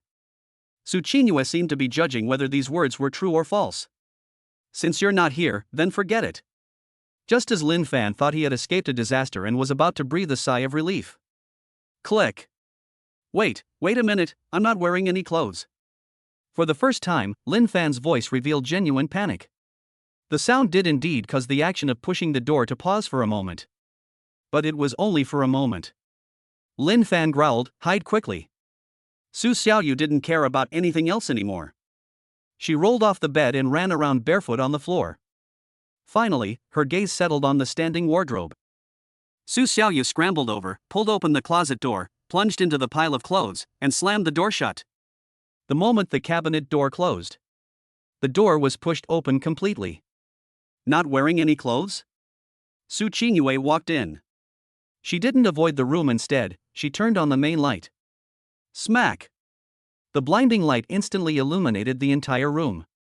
Lin Fan was half lying on the bed, pulling the blanket tightly up to his neck, looking at Su Qingyue, who walked in with a terrified expression. Su Qingyue glanced at him, her gaze lingering on his bare shoulders for a moment, then turned cold. Consultant Lin, it seems you enjoy this way of sleeping? Lin Fan's face flushed, and he cleared his throat awkwardly. Ahem, sleeping like this is more relaxing. Su Qingyue ignored Lin Fan's words and began a thorough search of the room from the center. Finally, her gaze settled on the standing wardrobe. That was the only place in the room where someone could hide. Moreover, if you look closely, you can see that the cabinet door is slightly trembling. Lin Fan was about to speak to change the subject. Dr. Su, would you like a glass of water? Or. Su Qingyue raised her hand to stop him. She walked step by step toward the wardrobe. He walked up to the cabinet door, reached out and grabbed the handle, and pulled hard. Splash! The cabinet doors were wide open. Su Xiaoyu, huddled among a pile of clothes, was thus exposed to the light. She was shivering in that onesie nightgown. The most embarrassing thing was that I had crawled out of bed in such a hurry. Su Xiaoyu's pajamas were pulled to one side at this moment, revealing a large area of skin and the fact that she was not wearing anything underneath. The air was deathly silent. Su Xiaoyu raised her head and forced a smile that looked worse than crying. Hi. Third sister. Would you believe me if I said I was? I was checking the cabinet for moths? Su Qingyue looked at her expressionlessly. Come out. Su Xiaoyu dared not move. Su Qingyue didn't even bother with words. She reached into the wardrobe, grabbed Su Xiaoyu's wrist, and dragged her out of the pile of clothes. Ouch, ouch, it hurts. Su Xiaoyu screamed repeatedly. Su Qingyue released her hand and looked at her, her gaze sweeping over her disheveled collar, as if she saw through something, and the coldness in her eyes intensified. Su Xiaoyu, you've really got some skills. Why would she go into a man's room in the middle of the night instead of sleeping, dressed like that? Do you even know how to write the word shame? Su Xiaoyu lowered her head and said, I'm just cold. Cold? Su Qingyue sneered, I think you have a fever and need to calm down. She pointed to the doorway. Su Xiaoyu, you have violated the first and third rules of our agreement, as well as my bottom line. Since you helped with the modeling this afternoon, I'll spare your life. Starting today, you will be responsible for cleaning all the bathrooms in this apartment, including the toilet, bathtub, and even the gaps in the floor. Brush it twice a day, morning and evening, until it's so shiny it's like a mirror. Now, right now, get up and scrub the toilet. You're not allowed to sleep until you've finished. Ha? Cleaning the toilet? Su Xiaoyu let out a wail. She knew this was already a lenient punishment. He could only obediently admit defeat and walk out with his head down. Before leaving, she turned back and gave Lin Fan on the bed a mournful look. Lin Fan wrapped himself tightly in the blanket and gave her a helpless look. Only Lin Fan and Su Qingyue remained in the room. The atmosphere became somewhat awkward. Su Qingyue turned around and looked at Lin Fan, who was wrapped up like a silkworm cocoon. Her gaze fell on his exposed shoulder again. The domineering aura he had just exuded instantly subsided considerably. From the moment she walked in and saw Lin Fan's appearance, she already knew what was going on. Lin Fan stayed in the Su family for 3 years, and even with Su Qingxue by his side, he was able to remain unmoved, and they even slept in separate rooms for 3 years. She could absolutely trust this man's self-control and character. Even if Su Xiaoyu offered herself to him, Lin Fan would never take advantage of her vulnerability. Sorry, I woke you up. She said softly, this girl is used to being lawless. Fine. Lin Fan chuckled dryly, she's just like a child. Su Qingyue looked at him and suddenly asked, just now, she didn't do anything to you, did she? Upon hearing these words, Lin Fan's heart skipped a beat. The soft, warm touch from earlier flashed through her mind, and she blushed, quickly shaking her head. No, absolutely not, I was just startled. Su Qingyue nodded. She walked to the door, put her hand on the doorknob, and was about to close the door and leave. Suddenly, she stopped moving and her voice came without her turning around. Lin Fan. From now on, make sure you're dressed properly before you go to bed. Her voice was soft, yet carried an undeniable chill. I don't like your body being seen by others. After she finished speaking, the door was gently closed, shutting out the ambiguity in the room and also shutting out her slightly reddened ears. Lin Fan froze on the bed, looked down at his chest, and gave a bitter smile. These days are getting more and more exciting. Meanwhile, in the apartment's bathroom, the lights were on. Su Xiaoyu held the toilet brush in her hand, staring at the ceramic toilet in front of her with a look of grief and indignation. So what if you swipe it? It's no big deal. She bit her lip, haphazardly dipped some detergent in, and vigorously poked at the inside of the toilet bowl, not caring at all as water splashed onto her face. You stinky brother-in-law, you rotten brother-in-law, you just stood by and watched me die. She devil, cold-blooded monster, all she does is bully me. The sound of water mingled with her indistinct curses. As she was rinsing, her movements slowed down. Looking at her disheveled appearance reflected in the water, her nose tingled and her eyes instantly reddened. Why should I? She just felt her brother-in-law's room was warm and wanted to get close to him. How did it turn into cleaning toilets? Chapter 56: The Female Demon's Dimensional Destruction. It was 5:55 a.m. The sky outside the window was still a bluish gray, and inside the apartment, apart from the faint sound of the central air conditioning, all was quiet. Only the bathroom was brightly lit. Su Xiaoyu collapsed onto the floor tiles in a spread eagle position, with the toilet brush lying to the side. Her cute bunny pajamas were filthy, and her pigtails were a mess. I can't take it anymore. I'm going to die. This is no human life, it's like an enhanced version of Cinderella's passion. Su Xiaoyu grumbled and complained to the ceiling. She had been cleaning since 1 a.m. and felt like her soul was about to be soaked in the cleaning solution. Just then, Su Xiaoyu keenly caught a faint sound of footsteps coming from outside. Su Xiaoyu's brain was working at lightning speed. My third sister is such a germaphobe. The master bedroom has its own bathroom, so there's no need for her to run out early in the morning to use the guest bathroom. Therefore, it can only be the brother-in-law. He has to get up even earlier than that workaholic to prepare breakfast. Upon thinking of this, Su Xiaoyu immediately put on her dramatic act.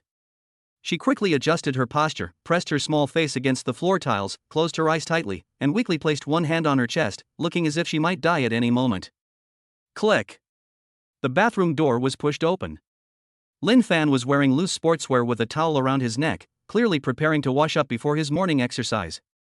As soon as he entered, he saw Su Xiaoyu lying dead on the spot.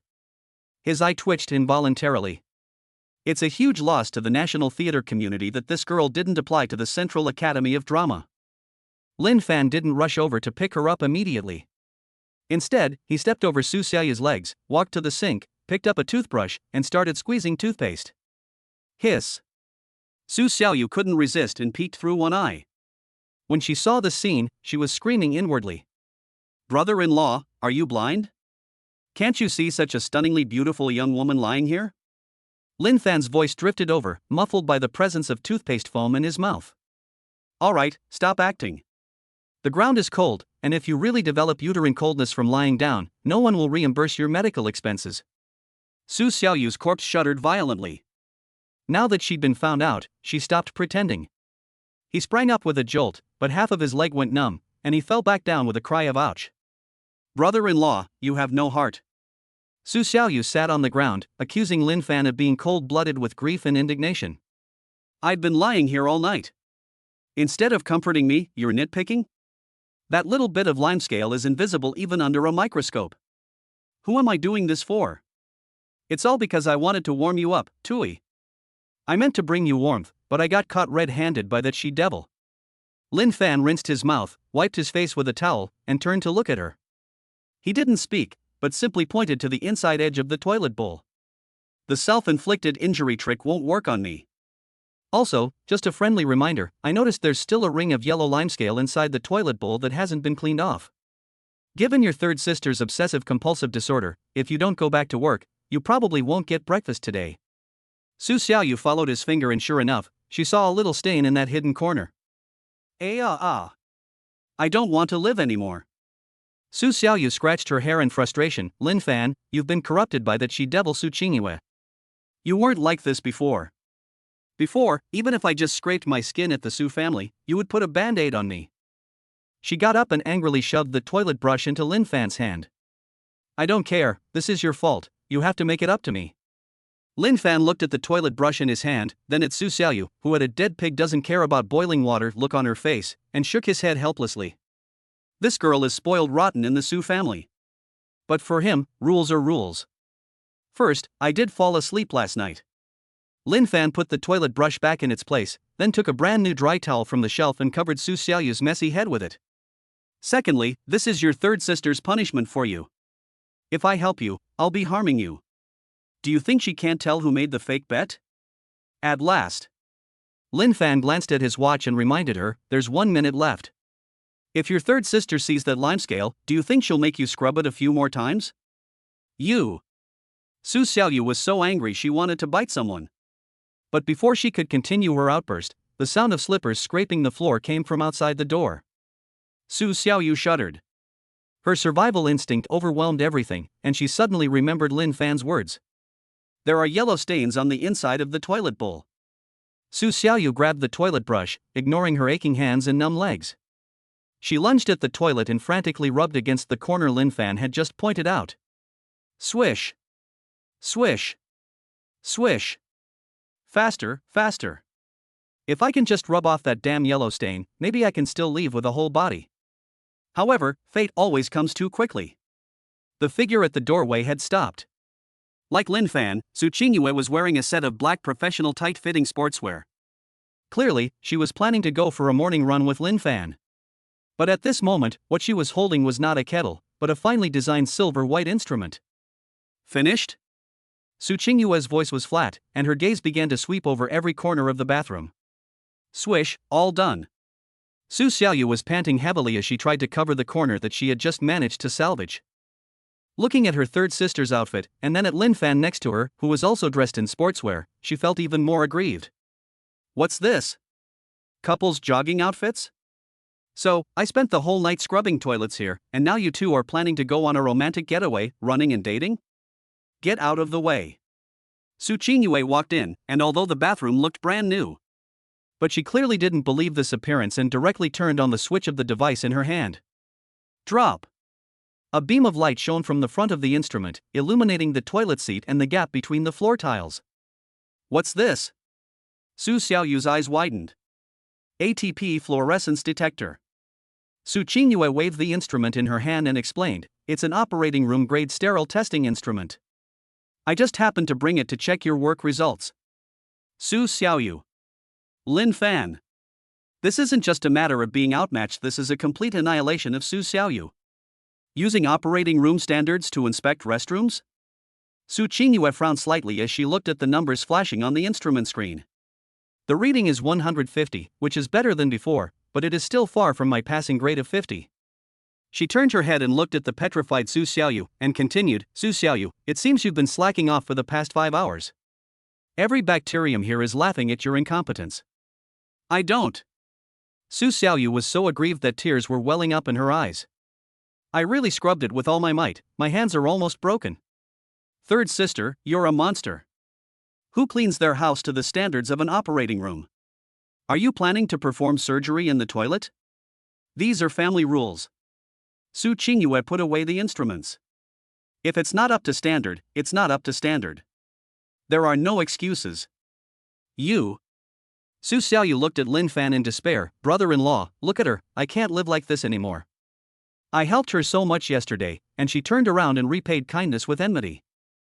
Chapter 57 Brother-in-law, I want to eat lots and lots of meat. Lin Fan looked at the two women, one big and one small, and sighed. He knew that reasoning with him at this point would only add fuel to the fire. The only solution is to shift the blame. Alright, everyone, say less. Lin Fan clapped his hands, interrupting this one-sided crushing victory. Instead of arguing about the number of bacteria, let's get to the point. He pointed to the sportswear the two were wearing and turned to look at Su Qingyue. Dr. Su, now that we've changed our gear, let's not waste this beautiful morning light. Let's go for a run, 40 minutes. As he spoke, he looked at Su Xiaoyu, who looked aggrieved. As for the small fish, these 40 minutes are your rectification period. If your toilet passes Dr. Su's inspection when we get back, you'll get a meal. If it still fails. Lin Fan shrugged, not finishing his sentence, but his meaning was already quite clear. Su Qingyue glanced at Lin Fan, then at Su Xiaoyu, seemingly quite satisfied with the suggestion. Make a deal. She put away the equipment, told Su Xiaoyu to start the timer, and then turned and walked out of the bathroom with Lin Fan. Hey! You guys, you're leaving already? Su Xiaoyu watched the two figures disappear into the distance. This is outrageous. You guys go on a romantic morning run, leaving me here to fight germs? However, the only response she received was the click of the door locking. 45 minutes later. With a soft beep from the fingerprint lock, the apartment door was pushed open. Lin Fan and Su Qingyue walked in, still covered in the morning chill and sweat. Su Qingyue's wisps of hair were damp with sweat and clung to her fair cheeks, but the moment she entered the room, her gaze swept towards the bathroom. There, Su Xiaoyu was pitifully clinging to the doorframe, looking at the two of them. You're back. Su Xiaoyu raised her bright red hands, her voice trembling. Third sister, if this doesn't work out, just flush me down the drain. Su Qingyue didn't say anything, but simply changed into her slippers and went straight to the bathroom. She took out the ATP fluorescence detector again. Drop. The blue-violet beam of light shone again, conducting a thorough scan of the toilet bowl's interior, the seat's crevices, and the corners of the floor tiles. The atmosphere remained frozen for a full 10 seconds. Su Xiaoyu held her breath, her heart pounding in her throat, her eyes glued to the screen. Finally, as Su Qingyue looked at the numbers flashing on the screen, her eyebrows twitched almost imperceptibly. 50. She gave the numbers, her tone remaining calm. Su Xiaoyu was momentarily stunned and hadn't quite processed what was happening. How much? How much? What's the passing grade? The passing grade is 50. Lin Fan added with a smile, congratulations, Su Xiaoyu, you've passed the test by a hair's breadth. Ah. I passed. Su Xiaoyu let out a cheer and threw the toilet brush in her hand. I'm finally not going to die together with the bacteria anymore, hooray. Seeing her younger sister's ecstatic, post-traumatic state, Su Qingyue took a half step back in disgust, but the stern look in her eyes eventually faded. Alright, stop howling. She packed up the equipment and turned to walk towards the bedroom. Since you passed, there's food to eat. I'm going to take a shower, and we'll eat in 20 minutes. Alright. Take care. Su Xiaoyu saluted, then turned and rushed towards Lin Fan with a look on her face as if she wanted to be fed. Brother-in-law, I want to eat meat, I want to eat lots and lots of meat. Lin Fan smiled and ruffled her hair. Go wash your hands and get rid of all those germs. I'll treat you to a good meal today. After saying that, he turned and went into the kitchen. Soon, the sounds of chopping vegetables and frying filled the apartment. The aroma, filled with the warmth of everyday life, slowly soothed the morning's restlessness and fatigue. 20 minutes later. The three sat around the dining table, on which were laid out three completely different breakfasts. Alright, let's eat. Lin Fan first pushed a delicate set meal in front of Su Qingyue. It was 2 slices of whole wheat toast, sandwiched with boiled chicken breast and avocado, served with a bowl of oatmeal porridge and a plate of okra salad. Dr. Su, this is yours. Lin Fan explained, it's oil-free, low-fat, and high in protein. I added some lily bulbs to the oatmeal, which is good for the lungs and calms the nerves, making it suitable for someone like you who does intense mental work. Su Qingyue glanced at the breakfast. It was indeed completely in line with her eating habits, and even more scientific than her own. Yes, that's thoughtful. She picked up the spoon, took a sip of the porridge with demureness, and her expression relaxed.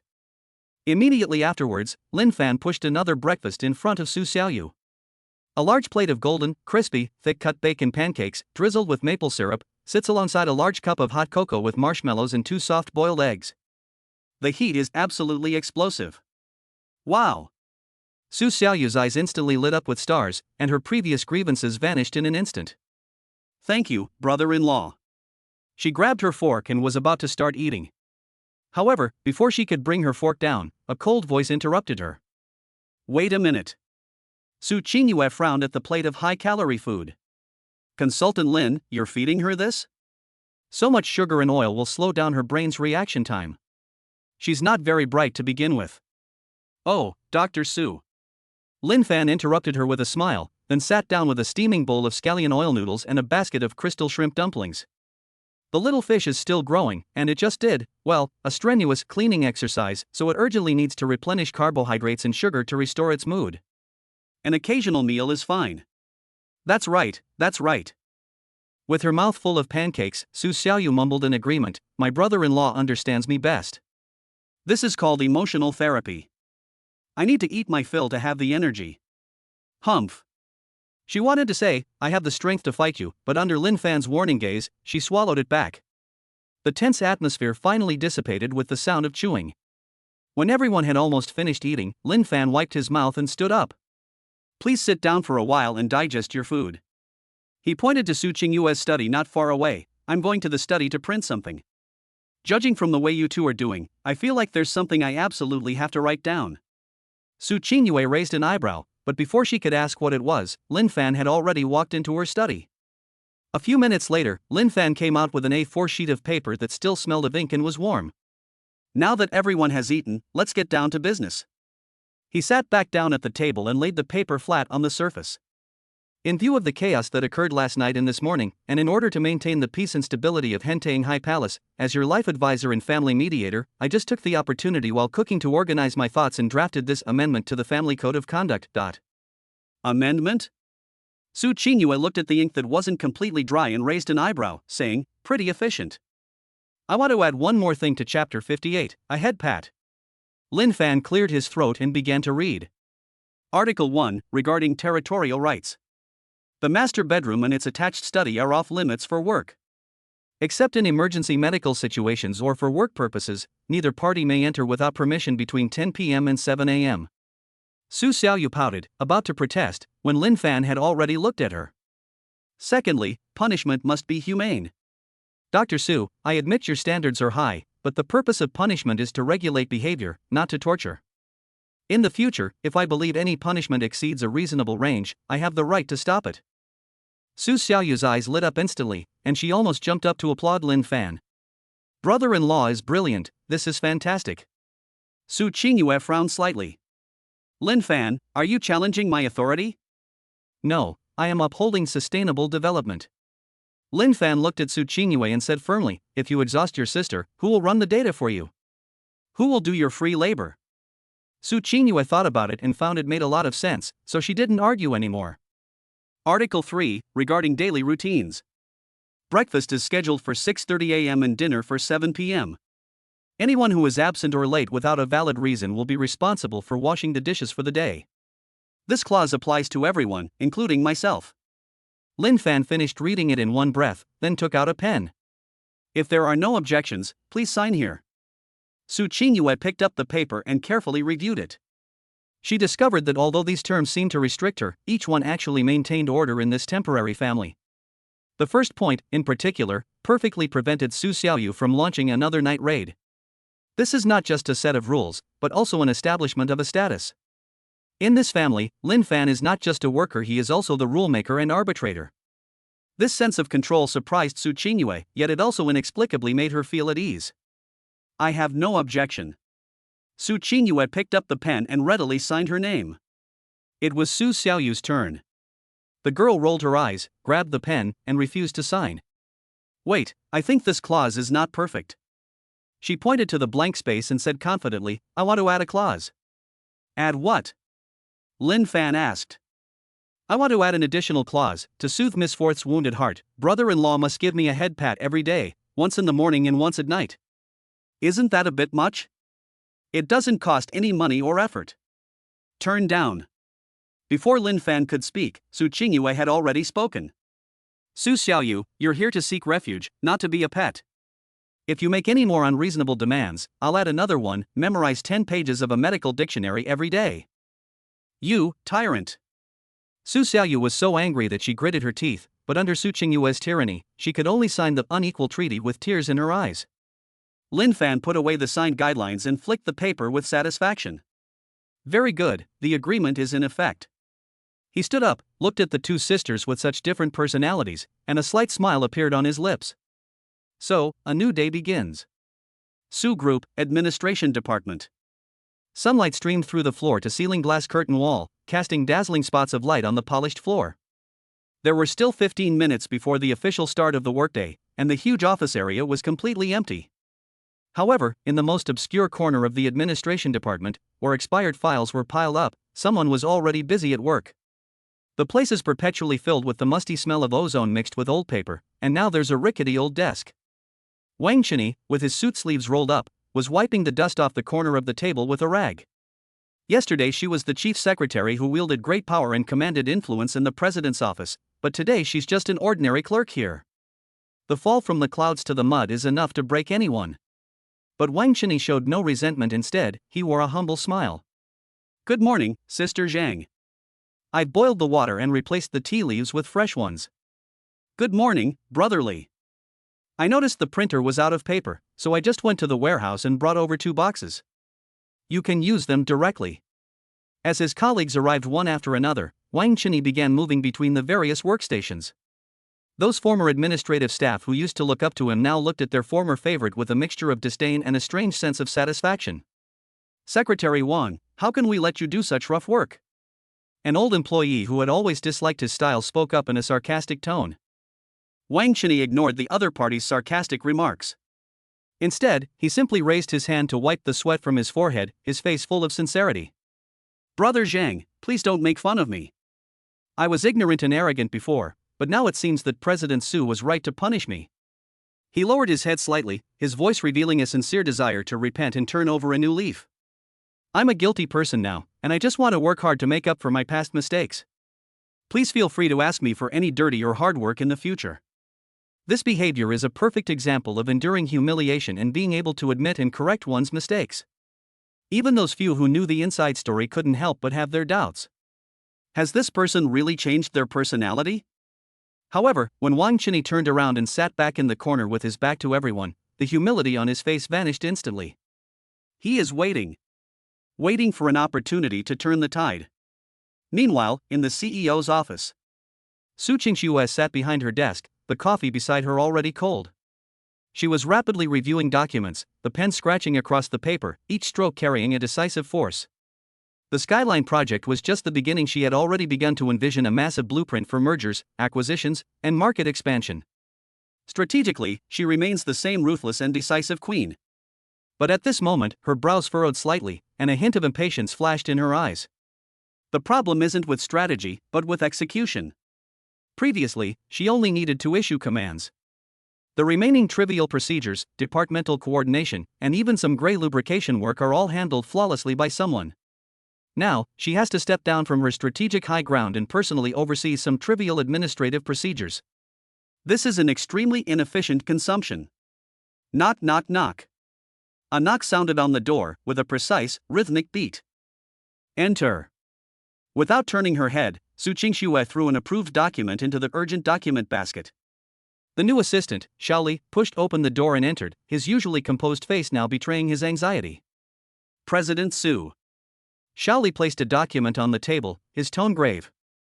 There has been an obstacle to the cross-departmental transfer of the first margin deposit for Yuanhang Capital. I have followed your instructions to expedite the process, but it was automatically rejected by the system at the CFO's step. Turned down? Su Qingxue looked up abruptly. What is Lao Lu doing? This money must be paid out today. It's a matter of business reputation. General Manager Lu said that according to the group's newly updated Risk Control Rules No. 3 last month, any fund transfer exceeding 50 million must be signed by 3 standing committee members of the Project Risk Assessment Committee. Even if it is specially approved by the President, it still requires the committee's written endorsement. Xiaoli speaks very quickly. But Mr. Su, the 3 standing committee members of the Risk Committee are currently out of town on business and cannot complete the signature. The electronic signature system is still under testing and cannot take effect. This creates a vicious cycle. This is a typical deadlock caused by an institutional vacuum. Su Qingxue let out a cold laugh and slammed the pen heavily on the table. Stubborn. Rules are meant to serve people, not to hold them back. He's not following the rules. He's shirking responsibility and passing the buck to me. She knew exactly what the seasoned veterans in the company were thinking. I have already spoken with General Manager Lu. Xiaoli looked troubled. But General Manager Lu insisted on his principles, saying it was for the safety of the company's funds, unless you can produce a highest-level exemption letter that meets audit standards and go through a special channel in the system. A exemption letter? Once the legal team finished the procedures, Far Eastern Air Transport's penalty notice was delivered to my desk. Su Qingxue certainly has the ability to solve this problem. She can immediately convene a board meeting to force a resolution, or directly give President Lu a death order. But all of this takes time. It requires her to personally make phone calls, yell at people, and coordinate. What she lacks most right now is time. Su Qingxue's gaze fell on Xiaoli, and that look made Xiaoli feel that his professional abilities were being peeled away and examined layer by layer. Xiaoli, you're a veteran in the company and a top student from a prestigious university. As the chief secretary, your job is to help me resolve these procedural obstacles, not to simply throw the problems back at me. If I have to coordinate everything myself, what's the point of having a secretary? These words are strong, but they also point out the core logic of the workplace. Go and communicate with him again. Tell Mr. Lu that this is my order. If the payment is not made today, he can forget about keeping his position as CFO. Yes. I understand. Feeling immense pressure, Xiaoli gritted his teeth, grabbed the documents, and turned to leave. She knew that President Su was right. This was a test of her abilities. If she can't even handle this basic procedural issue, she certainly doesn't deserve to be in this position. Chapter 59. The toll for the shortcut is very expensive. Tea room. Xiaoli stood next to the coffee machine, his brows furrowed. The finger slides across the flowchart of the OA system, trying to find a way out of the predicament. Systems, processes, authority. She muttered to herself, her mind racing. Xiaoli didn't believe that such a massive system wouldn't have a reserved emergency exit. She kept clicking the gray abnormal report button, but the system kept popping up a red warning box saying insufficient permissions. Just then, a very soft sigh sounded behind her. Xiaoli froze, then turned around and saw Wang Chenyi standing at the door of the tea room, holding a mug. Upon seeing who it was, the wariness in her eyes not only didn't disappear, but deepened, even carrying a hint of undisguised disdain. Commissioner Wang. Xiaoli deliberately emphasized the word commissioner, and subconsciously took a step towards the door to create a safe distance. This is the president's office break room. The administration department is downstairs. Faced with this blatant expulsion, Wang Chenyi's face flashed with embarrassment for a moment, which then turned into a wry smile. He held up the empty cup in his hand. Sorry, the water purifier downstairs is broken. I just wanted to come up and get a cup of hot water. Since it's inconvenient, I'll leave now. With that, he turned to leave. Xiao Li stared at his back without saying a word, just waiting for him to disappear quickly. However, Wang Chenyi suddenly stopped at the door. He didn't turn around, he was just talking to himself. Today is the first day after the signing. According to the contract practice of Yuanhang Capital, the first deposit must be transferred out before 10 a.m. Upon hearing this, Xiao Li unconsciously tightened his grip on the tablet. Wang Chenyi turned his head slightly, glancing at Xiao Li's tense shoulders out of the corner of his eye, and continued, General Manager Liu of the finance department is a stubborn old man. He loves to get approvals for that newly updated risk control rules number 3 at the beginning of the month. When I was in charge, we'd have an argument with him every month around this time. He shook his head. If this money isn't out by 10 o'clock, Yuanhang will have an excuse to cause trouble. Every word struck precisely at Xiao Li's most anxious nerves. All correct. Without any intelligence, relying solely on time and the characters' personalities, he accurately deduced the deadly predicament he was facing. Stop. Xiao Li called out to him, her voice less of a shoo-in and more of a look of surprise and doubt. Wang Chenyi turned around, a harmless green tea smile on his face. Assistant Li, is there anything else? If President Su sees me here, she'll probably get angry again. Xiao Li squinted, sizing up the former chief secretary. Wang Chenyi, stop with your act. I don't believe you'd be so kind. Just tell me, what exactly do you want? Are you trying to trap me, or are you trying to use me to do something?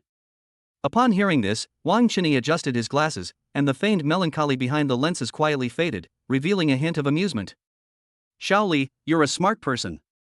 He took 2 steps back, keeping a safe distance, and lowered his voice. You're right, I am a petty person.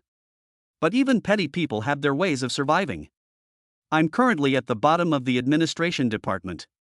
If I don't seize this opportunity to climb up, my life is over. President Su hates me to the core. My only chance to turn things around is for this project to succeed. Wang Chenyi met Xiao Li's scrutinizing gaze directly, speaking in a calm yet forceful manner. If the project fails, the Su family will suffer losses, Mr. Su will become even more irritable, and I will never have a chance to rise in the future. Only if the project goes smoothly and Mr. Su is in a good mood will I, the sinner, have a glimmer of hope. So, helping you is the same as helping myself. This is called a shared interest. Xiao Li fell silent. Compared to her previous attempt to elicit sympathy, this blatant selfishness argument actually seemed more credible to her. Bad people are not scary. What's scary are bad people who have no ulterior motives. As long as he has something to gain, there is a basis for cooperation. How do you want to help? Xiao Li remained vigilant, saying, if you're asking me to steal an official seal or forge a signature, don't even bother asking. That's too low level. Wang Chenyi smiled. You're new here and only know how to stick to the rules. But at Suez, some unspoken rules are written in the code. He lowered his voice, there's a shortcut hidden in the OA system, the code is 09.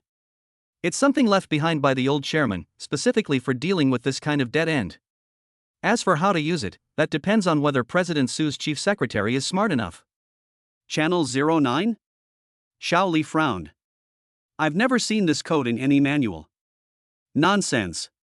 Wang Chenyi shrugged. What's written in the manual is called a process, what's hidden in the code is called a shortcut. President Su was arrogant and would never stoop to such methods before. I always, secretly helped her deal with these troubles. Now that I'm gone, no one will tell you about this spare key, so you can only stare helplessly at that iron door. Xiao Li's heart began to pound violently.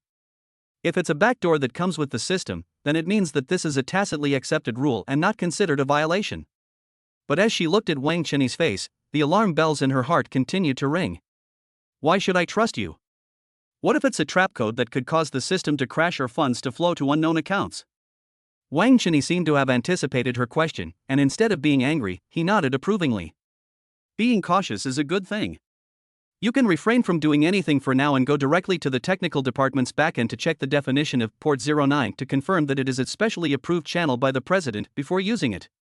Now you can rest assured, right? This retreat as an advanced tactic completely shattered Xiao Li's last line of defense. If the technical department can verify it, then it means that the code itself is not problematic. The situation is extremely urgent. President Su has given a strict order: if she fails to complete the task, she, as the chief assistant, will only be able to work for one more day. Rather than sit and wait for death, it's better to take a gamble. Good. Xiao Li took a deep breath, took out his phone, turned on the recording function, and spoke to Wang Qinyi. Say what you just said again. If the code passes verification but any problems arise later, this recording will be irrefutable evidence that you instigated me to sabotage the company's system, and I will personally send you to prison. Wang Qinyi looked at the phone microphone, a hint of mockery flashing deep in his eyes, but his face remained completely open and honest. No problem. He dutifully repeated the operating procedure, even in more detail than before. After recording, Xiao Li put away her phone and looked at him with a complicated expression. If the verification passes, I'll consider this a favor I owe you. But that's all. Don't expect me to say a good word for you to President Su. That's enough. Wang Qinyi smiled, a humble smile. As long as Xiao Li doesn't kick me when I'm down, I'll be thanking my lucky stars. Without saying another word, Xiao Li grabbed his tablet and headed straight for the technical department. Watching her retreating figure, Wang Qinyi's humility vanished completely, and the curve of his lips grew increasingly cold. For top students, the toll for shortcuts is very expensive.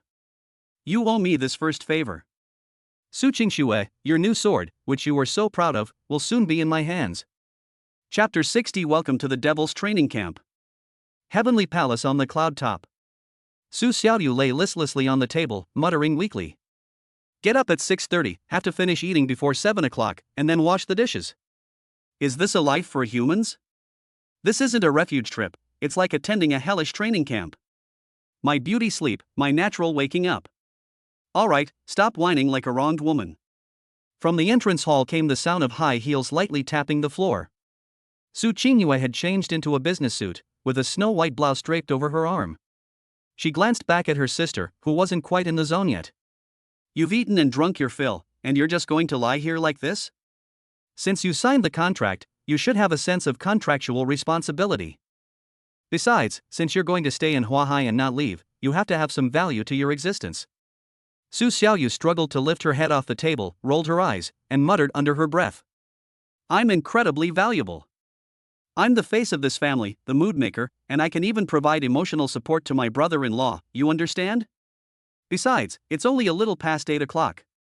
According to college students' schedules, my soul should still be in bed at this time. Your soul is in bed? That's perfect, I didn't expect you to work with your soul anyway. Su Qingyue straightened her collar and then took a USB flash drive out of her briefcase. With a flick of her wrist, the USB drive traced an arc and flew straight toward the tea table. Then, Su Xiaoyu subconsciously reached out and grabbed it, and the small metal trinket landed steadily in her palm. Su Xiaoyu held the USB drive in her hand, looking completely bewildered. A new game? Or your secret stash of adult films? Third sister, I didn't realize you had this hobby? Dream on. Su Qingyue's hand was already on the doorknob, and her last words before leaving extinguished all of Su Xiaoyu's fantasies. This is the first batch of raw clinical data that Hans just sent over, all of it is raw meat without any labels. A total of 300,000 groups, involving changes in the activity of brain neurons under the action of stardust molecular sieves. I need you to turn these dry numbers into a visual, dynamic 3D model before I leave work. Su Xiaoyu's hand trembled, and the USB drive almost fell to the ground. How many? 300,000 sets? And 3D visualization too? Su Xiaoyu jumped up from the sofa, pointing at the USB drive, her voice trembling.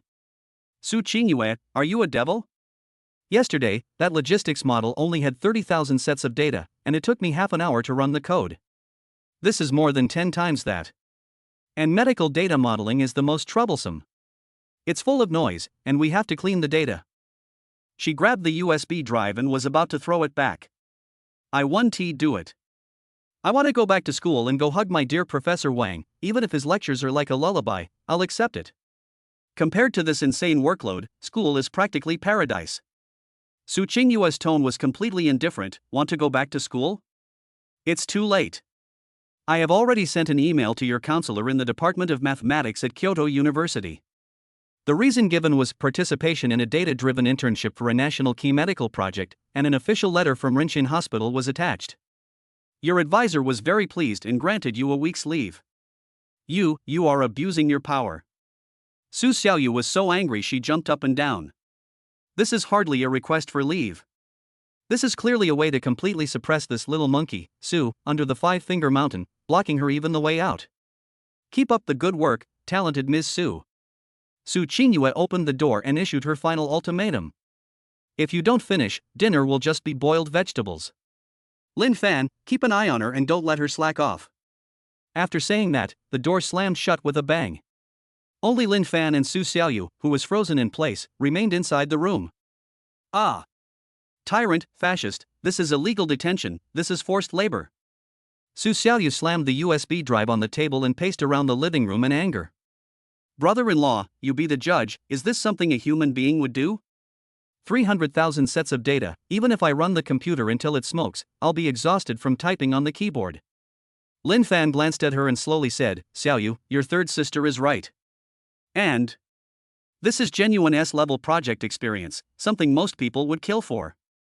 When you go back to school, this will be the most eye-catching piece on your resume, wouldn't that be great? Good my ass. Su Xiaoyu plopped down on the carpet, turned on the computer, and plugged in the USB drive. I'm just a poor little thing who came to stay with my brother-in-law, how did I become a computing power worker in the Cloud Palace? Drop. As the loading bar finished, the folder properties popped up on the screen. Looking at the enormous capacity measured in TB, Su Xiaoyu's jaw almost dropped to the ground. At this moment, Lin Fan had already walked to the coffee machine. As the machine ground coffee, a rich aroma of coffee filled the air. In this family, we need to have a division of labor. Your third sister is responsible for earning money to support the family and making requests. I'm responsible for logistical support and maintaining order, and you. Lin Fan walked over with a cup of coffee and placed it in front of Su Xiaoyu. Since you stayed, you have to pay some rent, right? That's your value. Su Xiaoyu looked down at the black coffee and asked in despair, what is this? Italian extra rich, 3 times the concentration, no added sugar, no added milk. After saying that, Lin Fan sat down on the single sofa next to Su Xiaoyu and picked up a magazine. Drink this, it will refresh your mind. I will stay here with you until you finish. Su Xiaoyu was completely dumbfounded. Brother-in-law, you've gone bad too. People always change, little fish. Let's begin, computing power worker. Su Xiaoyu pouted and looked at Lin Fan with a wronged expression. If the hard approach doesn't work, then try the soft approach. Her eyes darted around, and she moved closer to Lin Fan, grabbing his sleeve and gently shaking it. Brother-in-law. The voice was sickeningly sweet, with a touch of deliberate coquettishness. Look at all this data, it's so dense and makes my eyes blurry. You're so smart, could you help me with just a little bit? Just a little bit. As she spoke, she deliberately blinked her big eyes in an attempt to deceive the questioner. Then, Lin Fan did not pull his sleeve back, but simply looked up from the book and glanced at her. First, I don't know programming. Lin Fan lied through his teeth, his tone calm. Second, according to Article 1 of the Amendment to the Family Code of Conduct, unnecessary physical contact is strictly prohibited during working hours. Hey, rules are rules, but people are flexible. Su Xiaoyu was unwilling to give up and pressed herself against Lin Fan, even trying to lean her head on his shoulder. Brother-in-law, can you bear to see me working so hard? Even if you don't help me with the coding, could you at least give me an encouraging hug? I need to feel recharged so I can keep working. Chapter 61. You're ruthless. I'll hire you to shell a ton of walnuts. Just as Su Xiaoyu was about to lean her head in, Lin Fan grabbed a peeled walnut from the fruit plate next to him. With a flick of his wrist, he precisely shoved it into that mouth. Ha! Su Xiaoyu's eyes widened, her mouth stuffed full, and she couldn't utter a single complaint. Eat a walnut to nourish your brain. Lin Fan withdrew his hand, picked up the book again, and said, now, start coding. If you say one more word, I'll give you another extra espresso. Ugh. Ugh. Ugh. You're ruthless. Su Xiaoyu chewed on a walnut with an angry expression. Since acting cute and being unreasonable didn't work, she had no choice but to accept her fate. Go ahead and tap. When I become successful, I'll hire you to peel walnuts for me, a whole ton of them. She swallowed the walnuts and vented all her anger on the keyboard. Crackling sounds. The crisp sound of mechanical keyboard clicks suddenly intensified, and the previously static code on the screen began to flow wildly. Lin Fan watched her sullen back as a man walked away, and the corners of his lips unconsciously turned up. This girl is like a donkey, she won't move if you lead her, and she'll back down if you hit her. She needs someone to push her to unleash her potential. Time passed by, second by second. The clock hand points to 9:30 a.m. The apartment became unusually quiet, with only the sound of keyboard typing echoing in the background. Lin Fan didn't just sit there staring intently. Seeing that Su Xiaoyu was already in the zone, he got up and went to the kitchen. He didn't make much of a fuss, he simply turned on the tap and began washing the ingredients he would use for lunch. The sound of rushing water, the thud of the knife blade hitting the cutting board while chopping vegetables, and later the bubbling sound from the stew pot.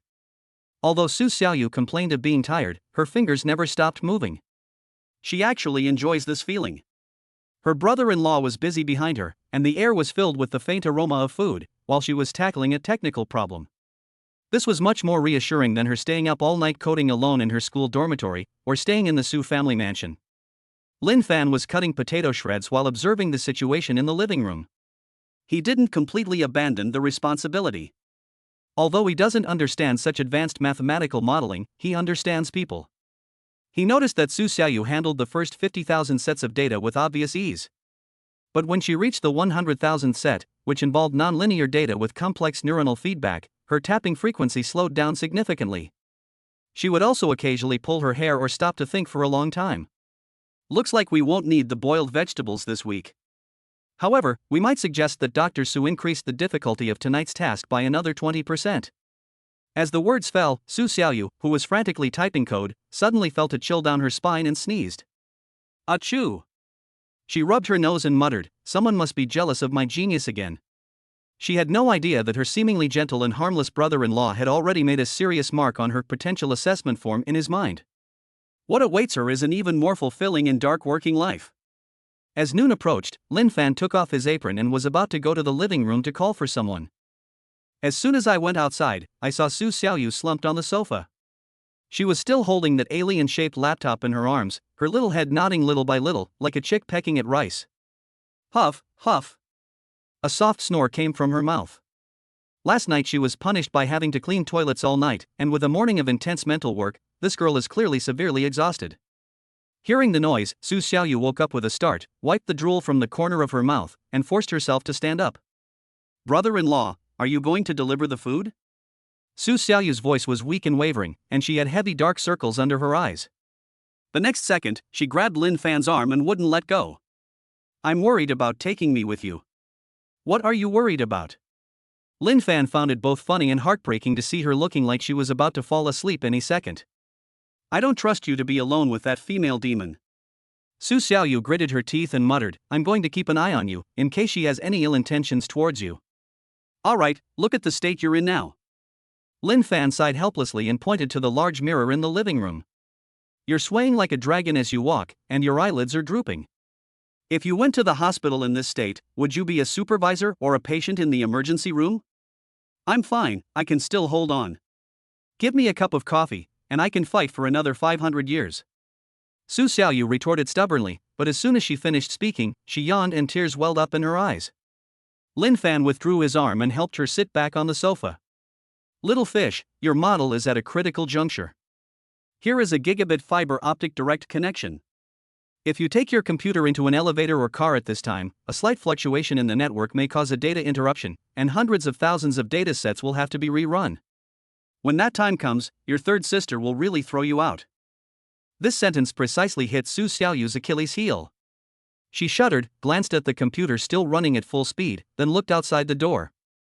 Her last bit of stubbornness was finally crushed by reality and drowsiness. Well, okay then. Su Xiaoyu reluctantly let go of his hand. Seeing this, Lin Fan went over and placed the computer she was holding on the coffee table. He then plugged in the power adapter to make sure everything was in order before giving her a word of advice. I've plugged in the computer for you, just leave it here and let it run. You should get some sleep at home and not push yourself too hard. After saying that, Lin Fan took a thin blanket from the room and covered Su Xiaoyu with it. With the blanket and the comfortable sofa, Su Xiaoyu's last line of defense completely collapsed.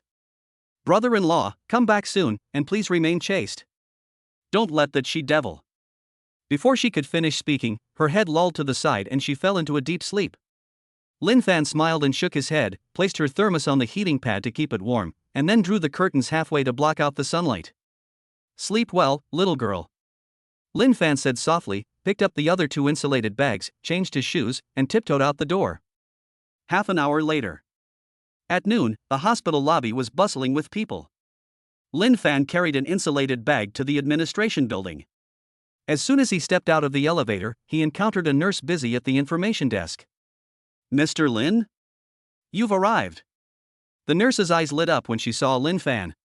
"You've come to deliver lunch to Director Su, right?" Lin Fan nodded and asked, "Yes, is she in her office?" "Not here." The nurse shook her head and said in a low voice, "This morning, a patient with severe injuries from a car accident was brought to the emergency room. His condition was extremely critical, and several department heads were hesitant to take him on. As soon as Director Su heard about it, he changed his clothes and went into the operating room." Lin Fan unconsciously tightened his grip on the insulated bag. "How long have you been in the operating room?" The nurse glanced at the wall clock. "It's been almost 5 hours. It'll probably be a while longer." 5 hours. Lin Fan was once a medical student, and he knew all too well how terrifying the physical and mental strain of a high-intensity surgery could be. "I understand, thank you." Lin Fan didn't go to the office to wait, but turned around and headed straight for the floor where the operating room was located. Chapter 62. If we don't get an explanation today, we'll smash this hospital up. The floor where the operating room was located was unusually quiet. Unlike the noisy public hospitals, the corridors here are empty, with only the overhead lights casting shadows on the polished floor tiles. Lin Fan found a bench in the corner, sat down, held the insulated bag in his arms, and waited quietly. Time passed little by little. 20 minutes passed quickly, just as Lin Fan was staring blankly at the operating light above the operating room. A burst of noise broke the tranquility of the corridor. The elevator doors opened with a ding, and a group of people dressed in morning clothes and in a state of emotional agitation rushed out. A middle-aged man was leading the group, holding a white banner with black lettering, followed by 7 or 8 family members who were wailing and crying. "Where is Su Qingyue? Tell her to get out here. This hospital is heartless, and its quack doctors are killing people. If they don't give us an explanation today, we'll smash this hospital up." Several security guards and nurses tried their best to stop them, but they couldn't stop this group of people who were blinded by rage. The situation instantly spiraled out of control. The group of family members had rushed to the airtight door of the operating room, and some even started banging on the door. "Stop! What are you all doing?" Just then, a loud shout rang out from the other side of the corridor. Dean Zhao arrived quickly, accompanied by 2 vice deans and the head of the security department. The imposing presence of Dean Zhao, who was over 50 years old, caused the family members who were shoving the nurses to freeze in their tracks. Dean Zhao's face turned ashen as he sternly ordered the security captain behind him. "Security, form a human wall and block the operating room door. No matter what happens, we absolutely cannot let them interfere with the surgery inside." At the hospital director's command, more than a dozen security guards rushed forward and formed a human wall in front of the operating room, effectively keeping the agitated family members a meter away. "The situation is temporarily under control." Dean Zhao, his face ashen, strode up to the middle-aged man in the lead and pointed to the bright red operating in progress indicator light above his head. "This is a critical surgical area where patients are being treated. If someone dies from all this noise and disturbance, who will be responsible?" These words were well reasoned and supported by evidence, and they exuded confidence and authority. Even Wang Degue, the ringleader of the medical dispute, was so shocked that he shrank back. But he quickly realized what was happening, plopped down on the ground, wrapped the banner around himself, and switched to rogue mode. "Murder? The real murderer is your hospital. Everyone come and see." After doing all this, Wang Degue even took out his phone, skillfully opened a live streaming app, and shoved the camera directly into Dean Zhao's face, with the headline, "A heartless and compassionate hospital disregards human life, Dean's official intimidation is terrifying." He roared at the camera, "My family saw it. This is Dean Zhao of Rinxin Hospital. Instead of solving the problem, he wants to eliminate the people who raise it. Everyone, be the judge. My father died under mysterious circumstances, and they still want to cover it up." This live streaming killer move instantly struck at Dean Zhao's Achilles heel. Dean Zhao originally wanted to have someone carry him away, but when he saw the phone cameras shoved in his face and the other phones around him that were being filmed, his outstretched hand froze in mid-air. He knows all too well how terrifying online public opinion can be. If a physical altercation occurs, or if he utters a harsh word that is edited and posted online, it becomes a heartless hospital director intimidating the victim's family. Even if the truth is eventually revealed, the hospital's reputation will be ruined, and its application for National Key Specialty status will be lost. This is the overall situation that he, as the head of the hospital, must consider. Dean Zhao understood that the other party had come prepared, and that forcibly driving them away would only cause the public opinion to ferment more intensely. He suppressed his anger and said in a deep voice, "Sir, I understand how you feel. But this is the operating room, not a market. The hospital has formal mediation channels, and the whole process is recorded to ensure fairness and impartiality. If you really want to resolve this issue, come with me to the mediation room, instead of using another life as a bargaining chip here." "I'm not going. Once I'm in that dark room, I'll be at your mercy." Seeing that the dean had softened, Wang Degui's arrogance instantly reached its peak, and he spat as he spoke. "Let us talk right here. If you don't give me 2 million in compensation and an explanation today, I'll keep broadcasting live so the whole country can see the true colors of your Rinqin hospital. Let us see who dares to touch me."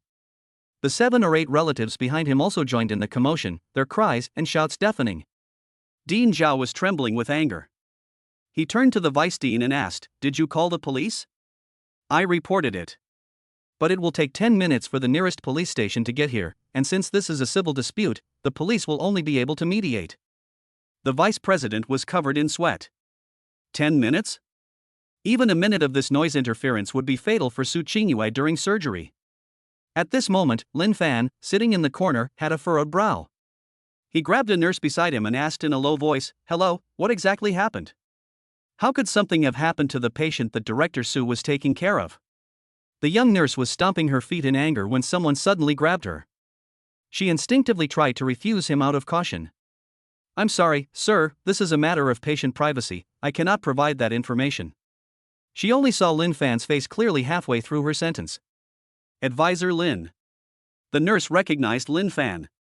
"The hospital has been buzzing with the story of the man behind Director Su these past 2 days."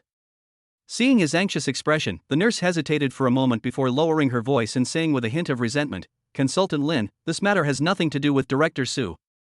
She already drove away one of our doctors, Dr. Li." Lin Fan asked with a puzzled look, "Dr. Li? What does that have to do with Dr. Su?" The nurse, who had been interrupted, then explained, "Dr. Li is from Dr. Su's department. Dr. Li is one of Director Su's subordinates." The nurse's eyes were red with anger. It was them last time. They refused to do a CT scan to save a few hundred yuan on the examination fee. As a result, the patient had a hidden disease that wasn't detected, and the patient died. They pinned their anger on Dr. Li, forcing him to resign, and even extorted 50,000 yuan from him. Now that they've spent all the money, they're back to cause trouble, insisting that Director Su's leadership is problematic. So that's how it is. Lin Fan's gaze swept over the arrogant ringleader of the medical dispute, over the helpless Dean Zhao, and finally landed on the family members behind him who had been coerced. Chapter 63. To deal with a rogue, you have to use the language of a rogue. Just then, a hand suddenly reached out from the side and covered Wang Degui's phone camera. "Who?" Wang Degui was shocked and was about to curse when he met a pair of calm eyes. "The live stream signal is bad, it's choppy," Lin Fan said casually, then with a flick of his wrist, he snatched the phone from Wang Degui's hand, locked the screen with a snap before the other party could react, and tossed it onto a bench a few meters away. "What are you doing? Are you robbing me?" Wang Degui jumped up. "I am Dr. Su Qingyue's personal consultant, not a hospital employee." Lin Fan looked at Wang Degui and said, word by word, "Dean Zhao, as the representative of the hospital, you need to consider the overall situation." "But I don't need to. I'm barefoot, and I'm here specifically to deal with people like you who wear shoes." These words stunned everyone present. Dean Zhao looked at the young man, a deep sense of surprise flashing in his eyes. This kid, by speaking frankly, is deliberately drawing the blame onto himself for the hospital. "Consultant? I think you're a scoundrel." Seeing that the live stream was over, Wang Degui stopped pretending and pointed at Lin Fan's nose, cursing, "Since you're Su Qingyue's man, that makes things easier. Pay up and give us an explanation, or this isn't over today."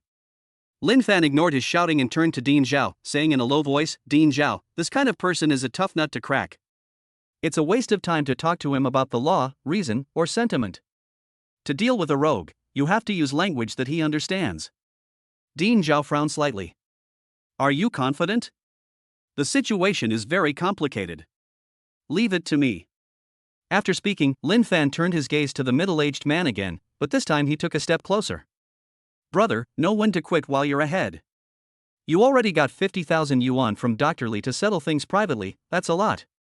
Don't give back that 50,000 yuan for the sake of 2 million. Upon hearing this, the middle-aged man's expression changed, but it vanished in an instant. He subconsciously glanced back at his relatives, then suddenly turned back and warned them in a low voice. Don't talk nonsense. What 50,000 yuan? That's completely untrue. Immediately, he deliberately raised his voice and shouted at those around him in an attempt to cover up his guilty conscience. Listen to this, everyone, this is the hospital's attitude. Not only did they kill someone, but now they've sent a pretty boy to accuse us of taking bribes. Our family hasn't seen a single penny. Today, the hospital must pay 2 million and give us an explanation. His shout only fueled the righteous indignation of his relatives behind him. Exactly, that's too much. They won't pay a penny and are even throwing mud at us. This hospital is heartless. Dean Zhao stood to the side, trembling with rage. You, how could you lie through your teeth? That transfer. Transfer of money? Show me the evidence if you have it. Don't accuse innocent people without evidence. The middle-aged man interrupted the hospital director, betting that the scene was chaotic and the hospital wouldn't be able to produce evidence in a short time, or that they wouldn't dare to make things too ugly in public in order to keep the peace. Lin Fan's eyes narrowed slightly. It seems that conventional legal intimidation is ineffective against this seasoned veteran. His gaze fell on the female vice president behind Dean Zhao. Lin Fan immediately stepped forward and whispered a few instructions to the vice dean. The female vice dean was stunned for a moment. She knew that Lin Fan's method was feasible, and since Lin Fan's original intention was to solve the problem as soon as possible, she nodded heavily after thinking for a while, turned around, squeezed out of the crowd, and hurriedly ran towards the elevator. After doing all this, Lin Fan's brain was working at lightning speed. A head-on confrontation will only drive the other side even more insane. If they were to actually crash into the operating room, the consequences would be unimaginable. We must find his weakness. Lin Fan's gaze quickly swept over the group of troublemakers. Although the middle-aged man leading the group was dressed in morning clothes, the gold watch on his wrist and the leather shoes on his feet were clearly new.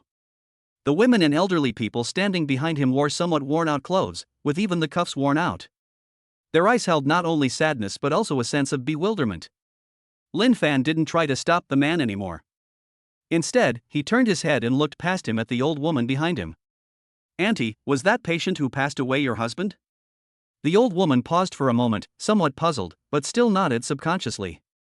Then I have to ask a question. Lin Fan's voice suddenly rose, carrying clearly throughout the entire corridor. Did you receive the 50,000 yuan that Dr. Li paid as compensation? This unexpected question instantly silenced the room. The old woman looked up in confusion. What? 50,000 yuan? Dr. Li paid? Mom, don't listen to his nonsense. Upon hearing this, the middle-aged man in the lead changed his expression drastically and turned around abruptly to cover the old woman's mouth. He is trying to sow discord. I'm sowing discord? Lin Fan sneered. Just then, the female vice dean who had just left rushed back, covered in sweat, clutching a manila file folder tightly in her hand. Advisor Lin, we've found it. The female vice president handed the file folder to Lin Fan, saying, "This is the original copy of the patient's signed letter of refusal to undergo examination, as well as the explanation and transfer receipt left by Dr. Li before he left the company." Lin Fan took the file folder, pulled out the commitment letter, and quickly glanced at it. At the end of the signature, there was a name signed and a bright red handprint next to it. Lin Fan held up the paper, his gaze sweeping over the group of troublemakers. It says in black and white here, refuse to be inspected, and you will bear the consequences. Lin Fan pronounced the name clearly. Family member, Wang Degue, who is Wang Degue? As soon as he finished speaking, all the relatives turned their gazes to the middle-aged man who was leading the group. No further identification is needed at all. This perfectly synchronized movement completely betrayed him. Lin Fan's gaze locked onto the middle-aged man whose face was deathly pale. So it was you. You signed the document, you took the money, and now you're the one instigating this trouble. Legally speaking, the hospital bears no responsibility whatsoever. Your demand for 2 million is simply wishful thinking. Lin Fan took a step closer. Do you think you can get money just by making a scene? No. If the disturbance continues, interfering with the surgery and causing further injuries or deaths, then that would be a criminal offense. He pointed to the middle-aged man who was still arguing. So, who will the police arrest then? The ringleaders, or the ones who actually broke down the door? Since this guy was able to embezzle that 50,000 yuan, do you think he'll step forward to stand up for you when it comes time to go to jail, or will he push you out to take the blame? Don't forget, the money is in his pocket.